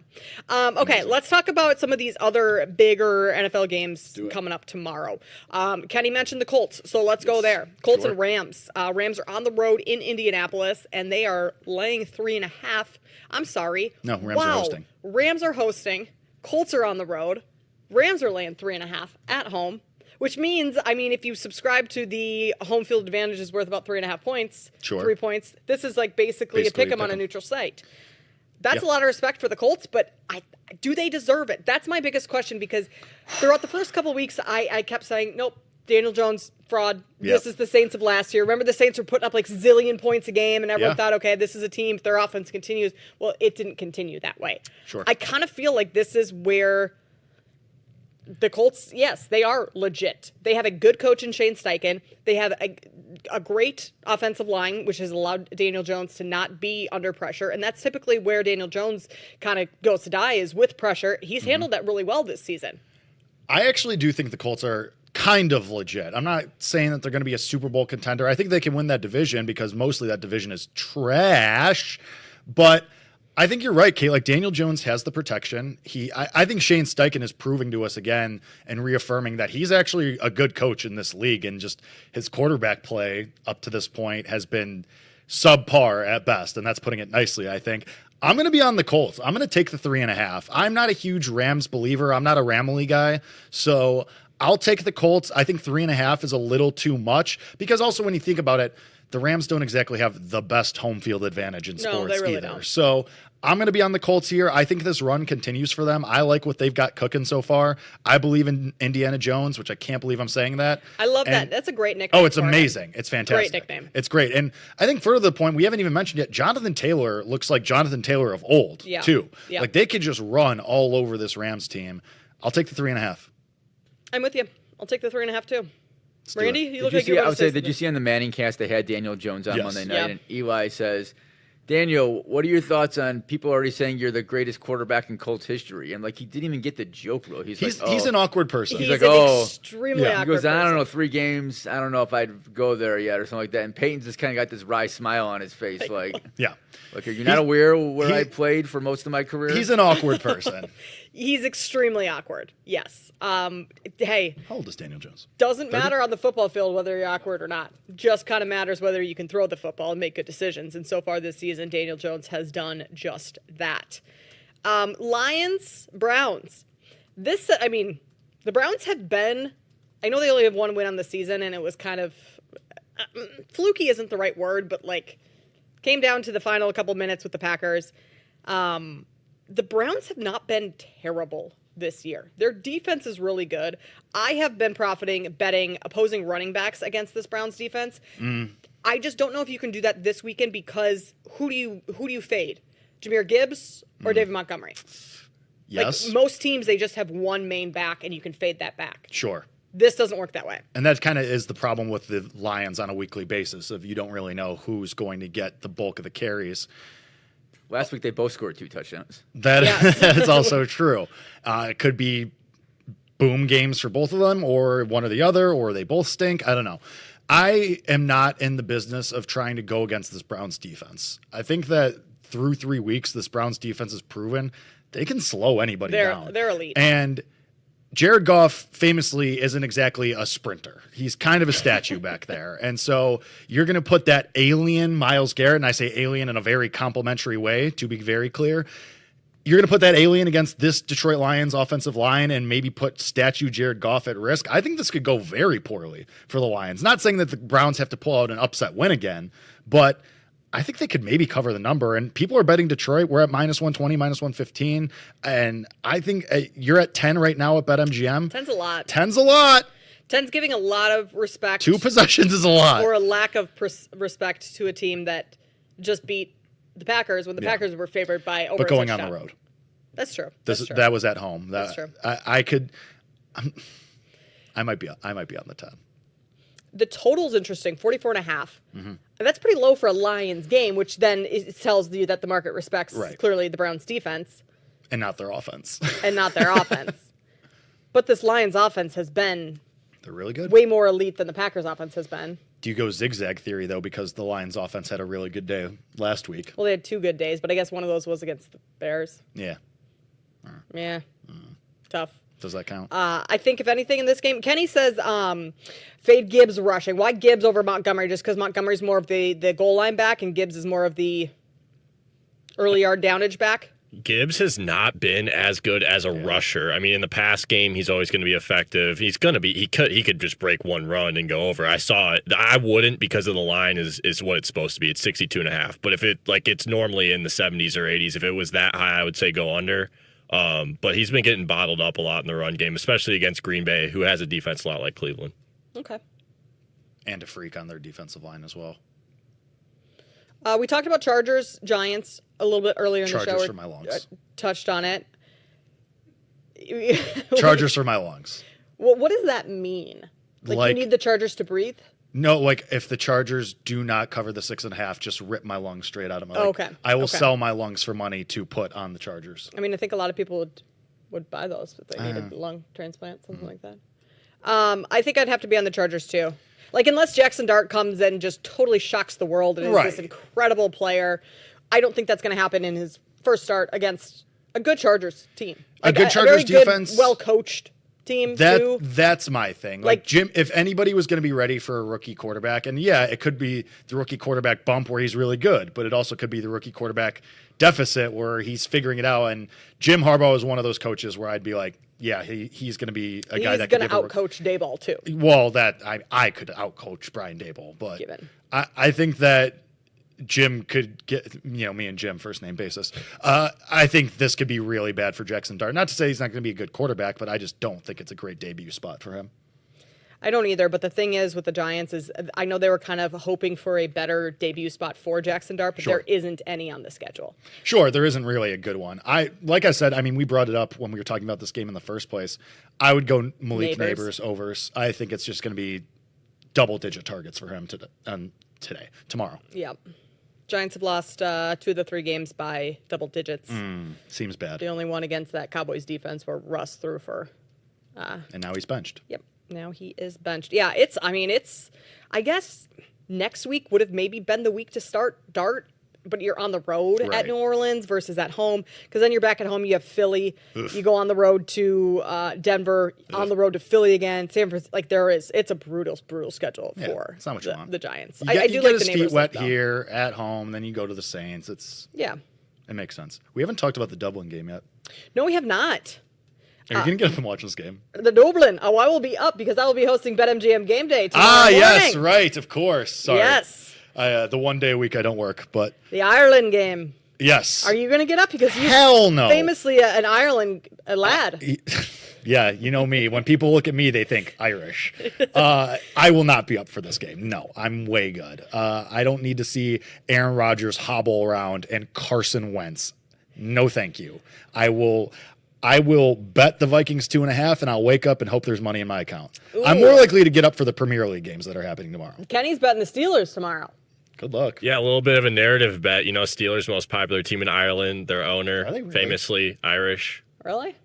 Yeah, that's why they get to host this game. Carson Wentz is a favorite. I know it's not a road game for the Vikings, and it's not either a home game for the Steelers, but I think it's going to feel kind of like it. I think this is a get-right spot for the Steelers defense. They're going to smother Wentz. You think the get-right spot for the defense is flying overseas, just to be clear? No, just going up against Carson Wentz. Who played pretty good last week, to be clear. I know, at home against the Bengals. Yeah, the Bengals suck. God, that Vikings bet was so easy last week. That was amazing. Yeah. I wish they could all be that easy. I always, in these international games, enjoy betting first half unders. Yeah. But the line's at 20.5 right now. That sucks. And it'll probably be like 3-7 at halftime. It's minus 130 I did what to you the did, under, 3-7. 7-3, yeah. Also known as. Yeah. Dang. What do we do? Do we do first quarter? Let's see what the first quarter under is. It's probably 10. First quarter to 7.5. Oh my God. That's minus 152. I'm not laying that juice. No, absolutely But like, not. especially when we're hosting a show early on when the game's going on, like it's kind of fun to have a little something to sweat out. This would not be one of my larger positions on the day. Thank God. But very those, big of you. I mean, especially Aaron Rodgers was not pleased with the travel schedule for the Steelers. He wanted to go earlier in the week. Oh my he God. said that he would have liked to fly dude. Monday, off day Tuesday, see the beautiful city of Dublin, and then get back to it. Instead, they're flying, I think, Friday. Oof. Yeah. That is tough. Okay, Friday's rough. Thursday or Friday, later in the week. I don't know when the Vikings got there. That would be something to find out before the game. Because whoever is a little bit more adjusted, I think, has a little bit more of an edge in that one. I don't know. These international games are funky because there's so many variables going into them. Rodgers also looking for revenge from what happened last year. Yeah, he was awful. Ironically, overseas against the Vikings as a Jet. Yes, I do remember that game. He threw. I mean, he was awful by halftime, wasn't he, in that game, Kenny? Yeah, they actually, I don't know how I remember the score, 23-17 Jets. Probably because I watched it and bet on it, but there's a Tylenol joke in there somewhere, but yeah. Okay. This is the first of many international games coming up over the next couple of weeks. I know it's trending to the team's going to eventually be there, but I can't stand these games. I they're agree. bad. Yeah. They're terrible. I don't want to watch football that early in the morning. Roger Goodell said he wants to have 16 games. He wants every team to be playing over there over the next however many years that takes. I don't know, but that's the goal, is to get every team an international game. The Vikings flew out on Thursday, so then they got there yesterday. So they will have one whole day on the Steelers, allegedly, if my math is correct, which it very much might not be. As long as the Steelers went Friday and not Thursday, Right. I could be wrong on Correct. that. All right. This game tomorrow will potentially dictate how I bet international games going forward. One data point. We'll see. So we're saying it's a pivotal game for you then. This is a big game in the Constable household. Massive game for me tomorrow. I will have my Irish coffee up, ready to go. You're going to rip an Irish coffee while you're on the air? Maybe. Who knows? No one will know.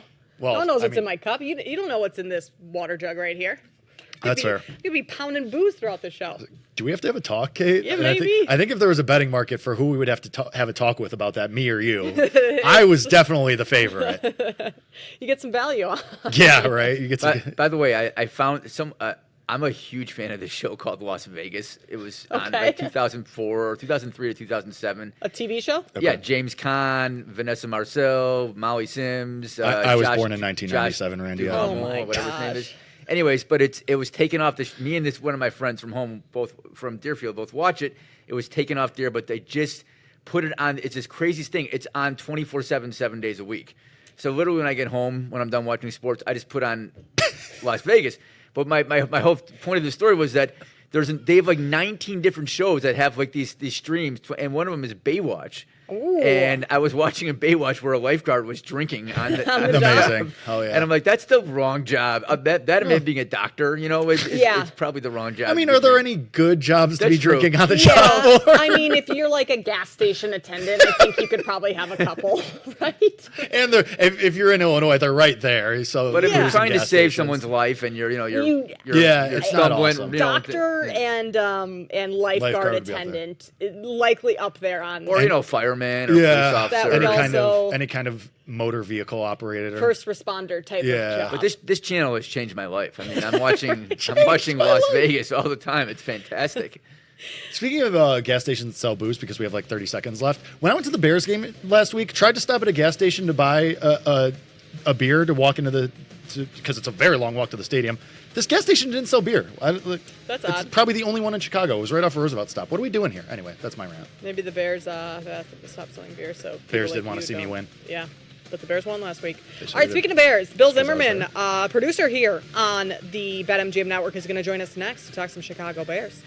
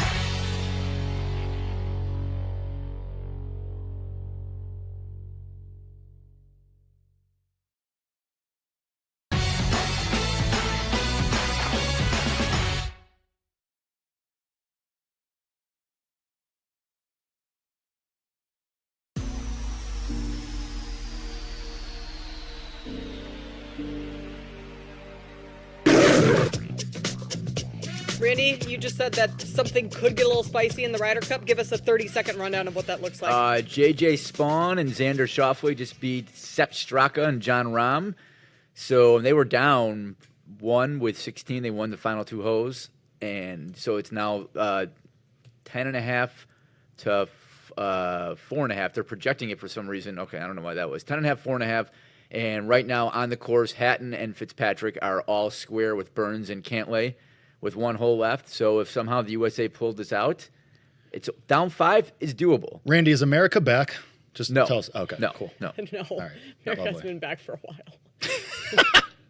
All right, we're going to talk a little Chicago Bears. They are playing in Vegas this week. To do so, we bring in Bill Zimmerman, who is the executive producer for You Better You Bet here on the BetMGM network, as well as the editor over at Windy City Gridiron and host the Bears Banter podcast. So, Bill, we appreciate you taking the time to join us on a day off for you. Bears in Vegas tomorrow. What's the outlook? I think the outlook is going to be points. I really don't see any way that's not it. I'm not sure if the Raiders or Bears come up on top on this one. I feel like it's a bit of a coin flip game, but we have a Bears defense that's still banged up. Kyler Gordon might play, he might not play, but TJ Edwards is still out. Obviously, Jalen Johnson's out for the year, and the Raiders, their secondary is a mess. I mean, they have Max Crosby up front and not much else on the defense. So to me, this looks like 2 teams that are going to score some points. First things first, Bill, hi, missed you, love you. Second of all, be a man, pick who wins the game.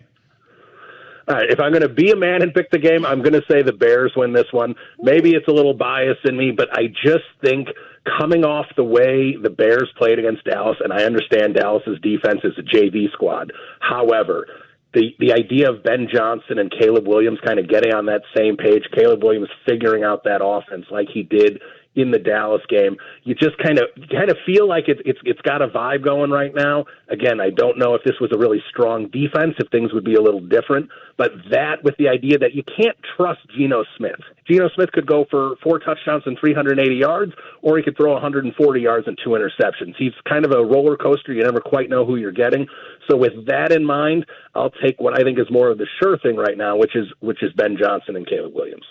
What is the next step in Caleb Williams' progression? Because it feels like over the last couple of weeks he's taken small steps forward, or at least from last season as well. But what's if he has to take another step to continue improving, what's that next one? I think the next step needs to be that accuracy issue. We're still seeing an accuracy issue with him. I mean, in week 1 against the Vikings, it was a mess. I mean, he was inaccurate on about 30% of his passes. It improved each of the last 2 weeks, but you still saw him grounding balls on kind of some simple screen passes and quick passes and things like that, a couple overthrows. That needs to be corrected. It doesn't have to be perfect, but there's still an inaccuracy issue that he needs to clean up. It's probably more of a footwork and that he's still rushing throws. When he sees it, he just throws it a little too quickly before he gets set and makes sure his follow-through is in the right spot. I would think it's correctable, but at the same time, once he starts cleaning that up and gets that consistent, I really think we're going to see a big explosion in his numbers. And once he starts doing that consistently, then the whole key is stacking games. It's not just have one good game, one mediocre game, a good game, then a great game, then a bad game.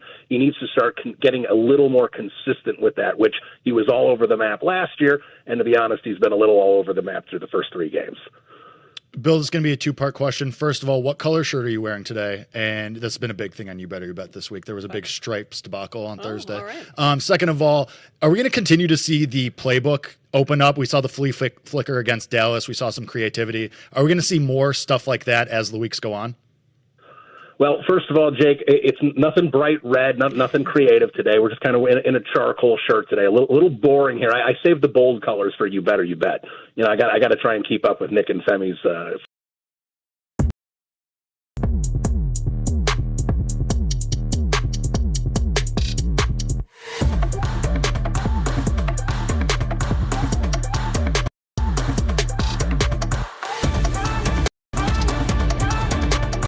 In terms of opening the playbook, that's a great question, Jake, and I don't have a great answer for you. I would say the answer is yes, But at the same time, I think the offense needs to be more consistent in all aspects of the game.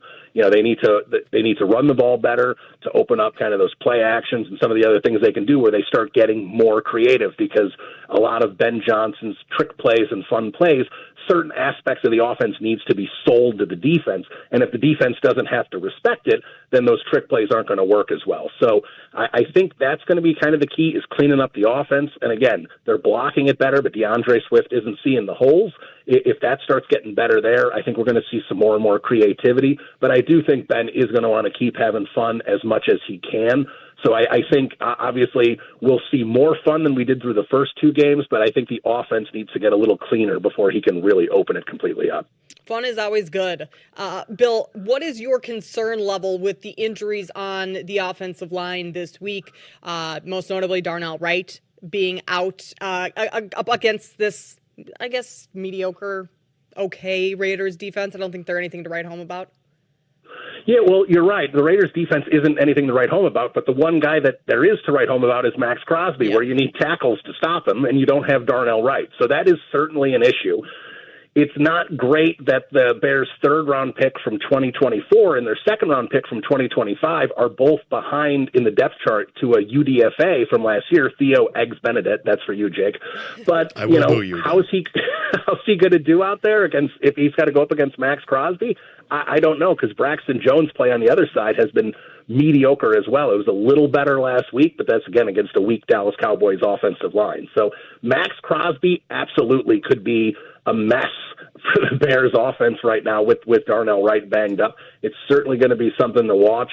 I would think Ben Johnson is going to make sure he gets as much help over to Max Crosby's side wherever he's lining up, whether that be, tight end help with Cole Kmet or bringing a running back over there to chip. There's certain things they're going to try and do to slow him down, but the lack of Darnell Wright there is certainly going to be an issue. Bill, on the flip side of that coin, our friend Femi Abebefe is always pounding the table that you get 3 to 4 excellent Geno Smith games a year. Is there a little bit of worry that you could get one of those this week against a decimated Bears defense? 100%, Jake. He had a great one in week 1. In the last 2 weeks, if you just box score scout and you see his stats in week 3, you're going to sit there and say, oh, he had a great game. But 30-40% of those statistics came in the fourth quarter when they were getting absolutely flattened by the Commanders. So I don't consider that one of the great games. He did play really well in week 1. And like you said, this secondary is not great. Kyler Gordon, we're going to see exactly what his status is. If he does play, that will certainly help. But if they're down their top 2 corners, that's certainly going to open it up to potentially having guys like Trey Tucker and Jacoby Myers get open downfield. And if they get open, Geno Smith will hit them. Bill, I want to ask you about a couple other of the NFC North teams, but just kind of put a bow on this Bears conversation right now. Do you have any official score prediction for this game tomorrow? Again, I think it's going to be points. So I would say it's going to be something in the 31 to 27, 27-24 in that range. I do like the idea that the point total will go north of 50. So I think that's something to keep in mind. Jake, put my feet to the fire and had me pick Bears. So I will say 27 to 24 Bears. All right, love it. All right, over in other teams in the NFC North, the Packers, they are playing in Dallas this week, and we just saw the Bears offense kind of decimate the Cowboys defense last week. Do you expect the exact same thing to happen with Jordan Love and that Packers offense? There's no reason not to, right? I mean, this is a Cowboys team that just is not playing well. Jerry Jones is sitting there going on, our Odyssey friends in Dallas and sitting there saying, "Oh, you can stop Micah Parsons. It's not like we won a Super Bowl with him." I really don't know why he's given Micah Parsons any bulletin board material, but he is. This is a Cowboys defense that is absolutely, a defense that you can put 350 yards and 4 touchdowns up. I think it's kind of funny that 3 of the 4 NFC North quarterbacks have been NFC Player of the Week. The only one who hasn't at this point is Jordan Love, and he's got the Dallas Cowboys defense this week. It's absolutely a game that he could light up the skies with, and you might actually see the 4 NFC North quarterbacks winning NFC Player of the Week the first 4 weeks of the season.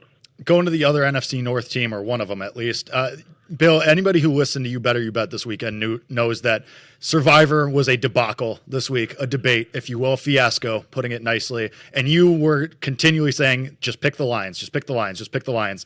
They get the Browns at home, laying 9.5. Just expand on that because you were big on the Lions. Of course, they didn't listen to you because it's Nick Costos and Femi Abebefe. They do their own thing. But you're big on the Lions this week. And also, please answer this one as Chris Mad Dog Russo. Thank you. Nick and Femi are certainly they like doing their own thing. Sometimes there might be some overthinking there. They're planning on who they're picking in week 14 right now, and not really worried about who they're picking in week 4. Sometimes they're getting ahead of themselves. But hey, they wanted to do something more creative with the Patriots and some of these other teams they were looking at. To me, the Lions are just a safe play. Cleveland just had a big win last week. This is a team with a solid defense. They can't score any points. So to me, this Lions offense is clicking. They were a mess in week 1, and week 2, week 3, they looked a lot better. Things are coming together the way that offense is supposed to look. It looked a lot like, a couple stylistic differences, but it looked like Ben Johnson's offense, and Jared Goff was operating it well. If you look at Jared Goff, he's at the top of every statistical category right now for quarterbacks. He's playing really, really well.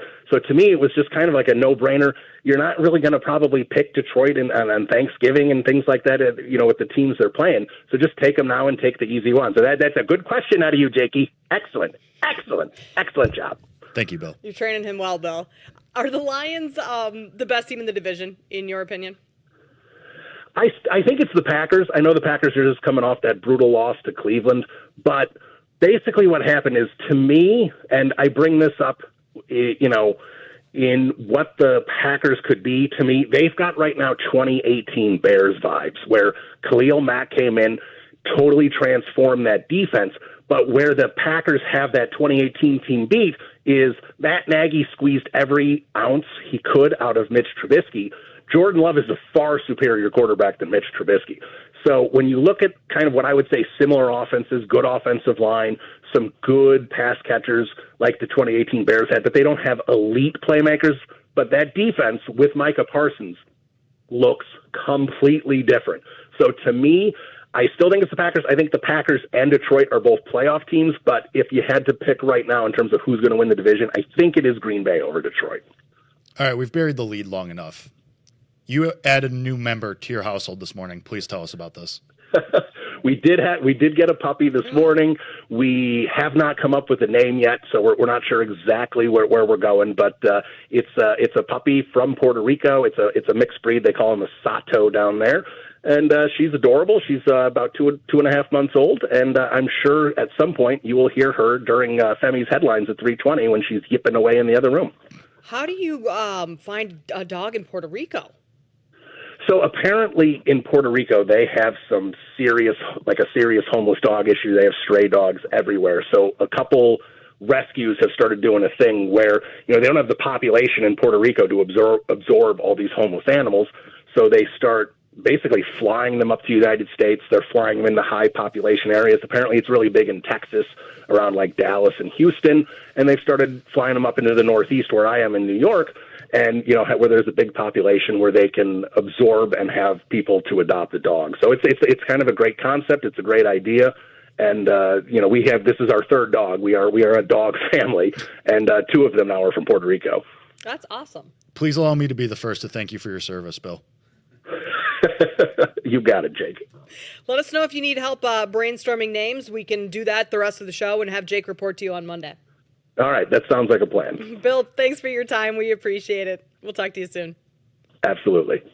That is Bill Zimmerman. He is the executive producer of You Better You Bet, but also does a lot of Bears work. Windy City Gridiron, editor over there, and hosts the Bears podcast as well. So very well versed on the Chicago Bears. Yes, famously. LSU going to do this thing? They might come back here. Also Washington, like the worst bet of the season. Just absolute dumb. Ohio State's up big on Washington, 24-6 24-6, not That's covering nuts. the 8.5, in other words. And as LSU, Ole Miss game is going to be fun, coming down to the wire, almost entering the fourth quarter right now. Ole Miss is up 17-13 Ole Miss, a couple bad right interceptions, now.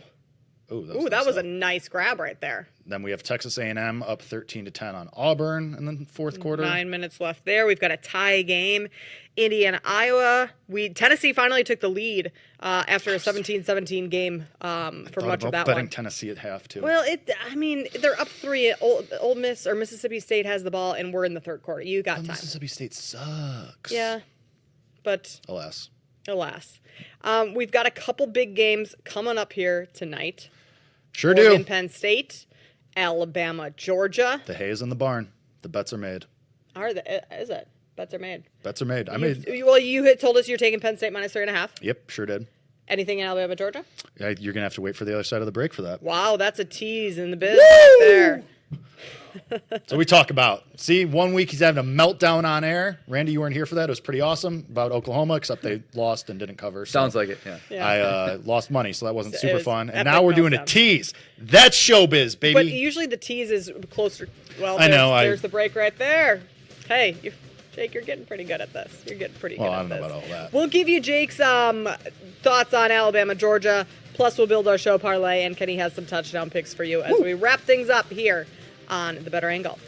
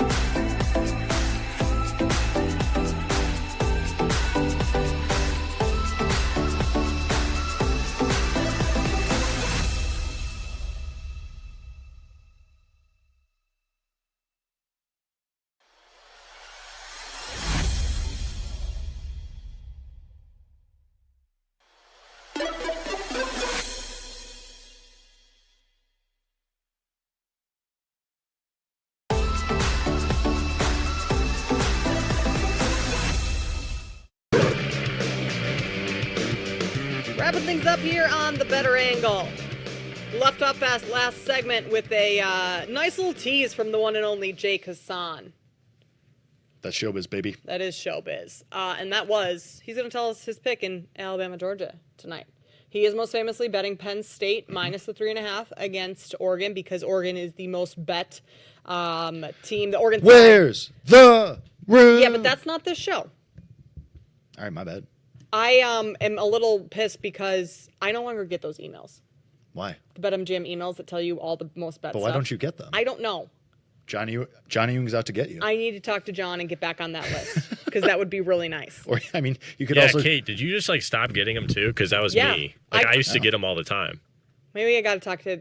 I'll email John. Get us back on. Kenny. Do you guys have random meetings with Mitch and Andrew tomorrow? No, do you? No, I'm kidding. No, because I don't get the emails anymore. No, I actually checked the other day. It was April something. Yeah, It just stopped. It was and then- NBA season was the last time I got them. I don't like it. I got to get back on those. I got my last one yesterday. For real? Oh, yeah. All right. I'm gonna email John because those are helpful. Yeah. The room is most famously what is done on Bet Sweats. Just kind of tells you where everyone's putting their money, the most bet games of the week, and it is Oregon plus the points or Oregon money line even. Yes. Which means Jake is fading the room. The room. Fading the public. And fading the room has been historically great so far. Fading the room has been very profitable this year. The room is I said it in the first time, but the room is 3-17 or something. It's insane. It's hilarious. Okay, but the room went 0 on Thursday Night Football. That's yikes. The room was 0-5. Well, I mean, that's why the sports books have the money that they do because they're cleaning up for the public bets. Those buildings did not build themselves. No, they Vegas. did not. No, they did not. And there's some pretty nice buildings there. Okay, Jake, what do you like in Georgia, Alabama? Then I'll tell you guys what I like. I think Alabama wins.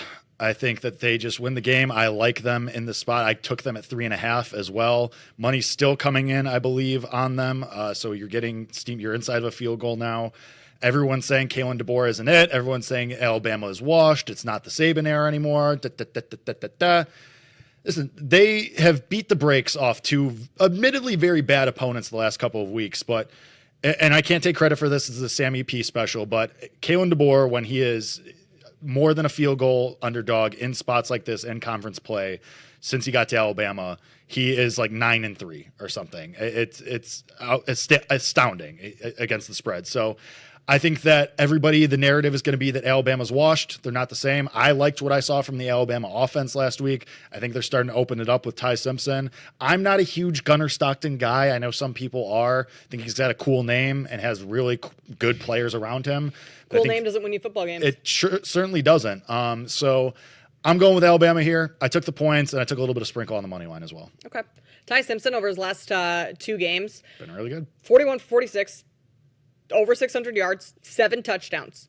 Georgia's secondary is questionable at best this season. It's not the typical Georgia defense that we're used to seeing in these games. I think in years past, it's typically kind of a rock fight, and you see the defenses win these games for, I guess it's been Alabama recently. Yeah. But I think it's going to be more of the offense this week. And speaking of Georgia's secondary, they gave up 371 yards, 4 touchdowns to Joey Aguilar a couple weeks ago against Tennessee. So I'm going over in this one. I think we're going to see quite a few points in this one. Yeah. What is that sitting at right now? According to our right rail, According it's to 53.5. it is 53.5. I think that would be that's up to date. That would be the side that I would take here. I like it. All right, let's build a Big show. Alabama show. Yeah.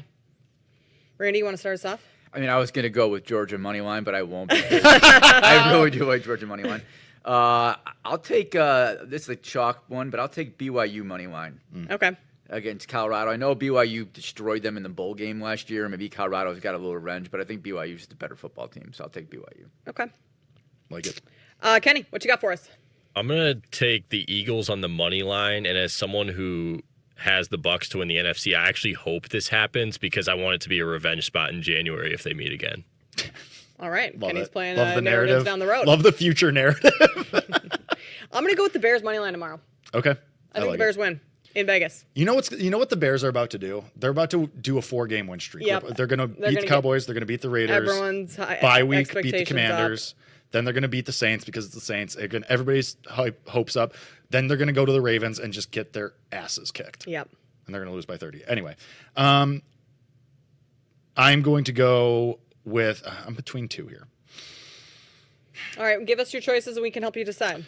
So I'm between two dogs. I'm between the Colts plus the 3.5, and we haven't talked about this game yet.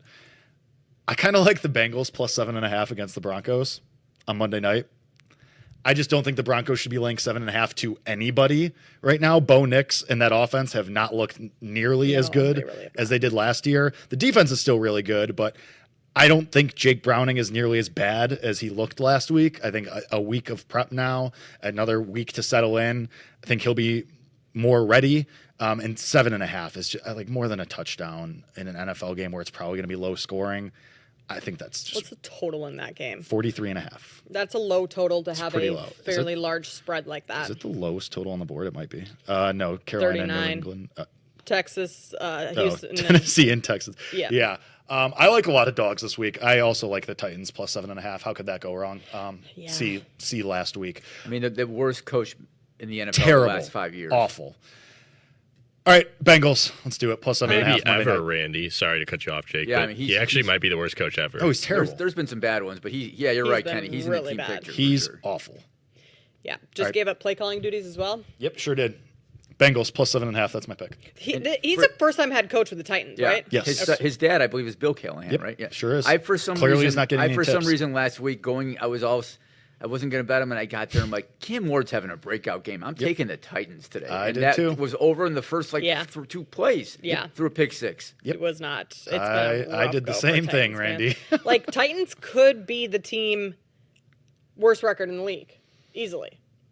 Right? I mean, we talked about the Saints early in the year. Yeah. The Dolphins were a name that I threw out a ton. Sure did. I didn't hear quite as many people talk about the Titans, but the way the Titans are being coached, they certainly could be among that group that wins 2 to 3 games. They are horrid.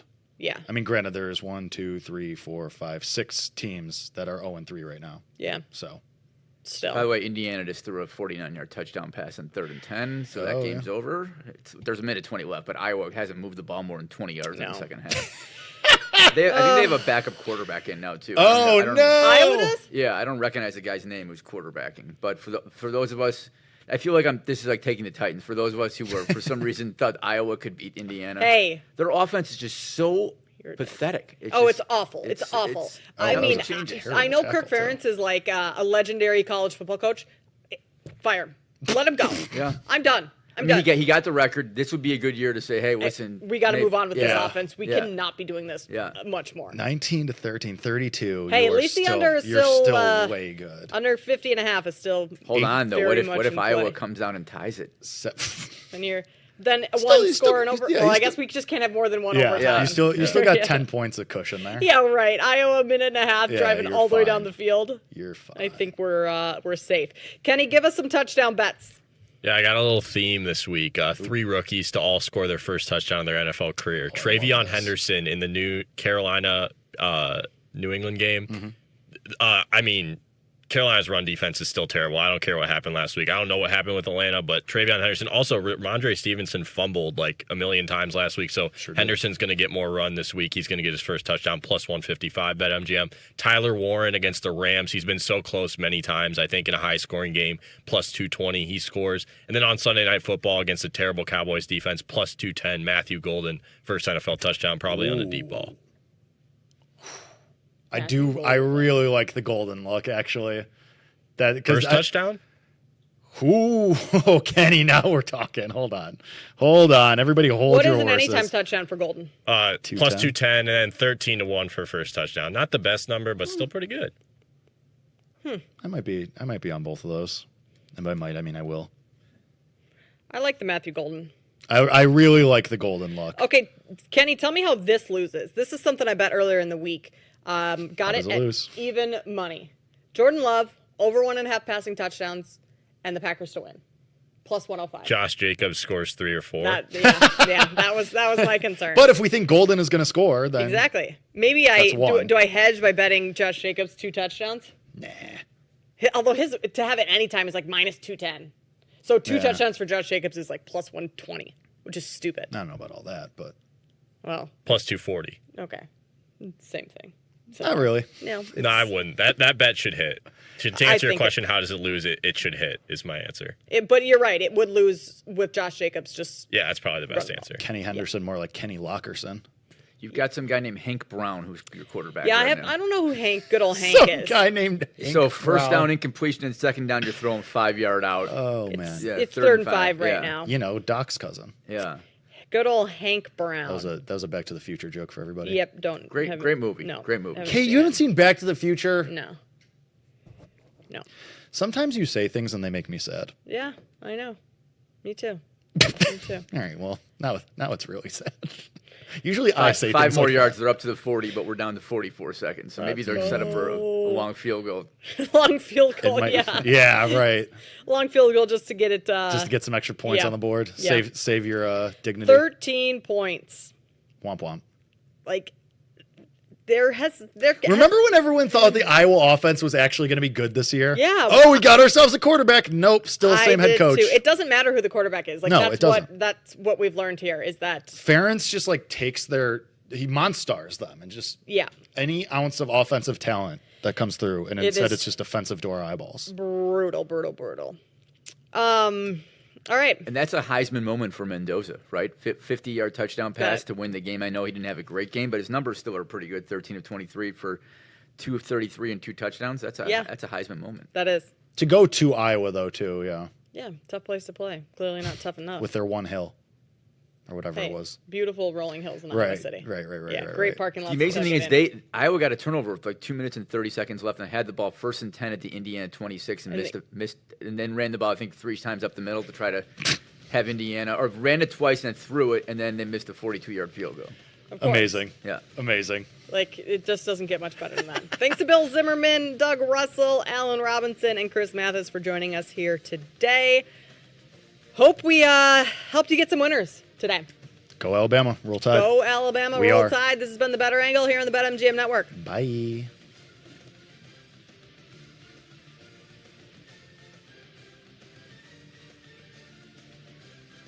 You've been listening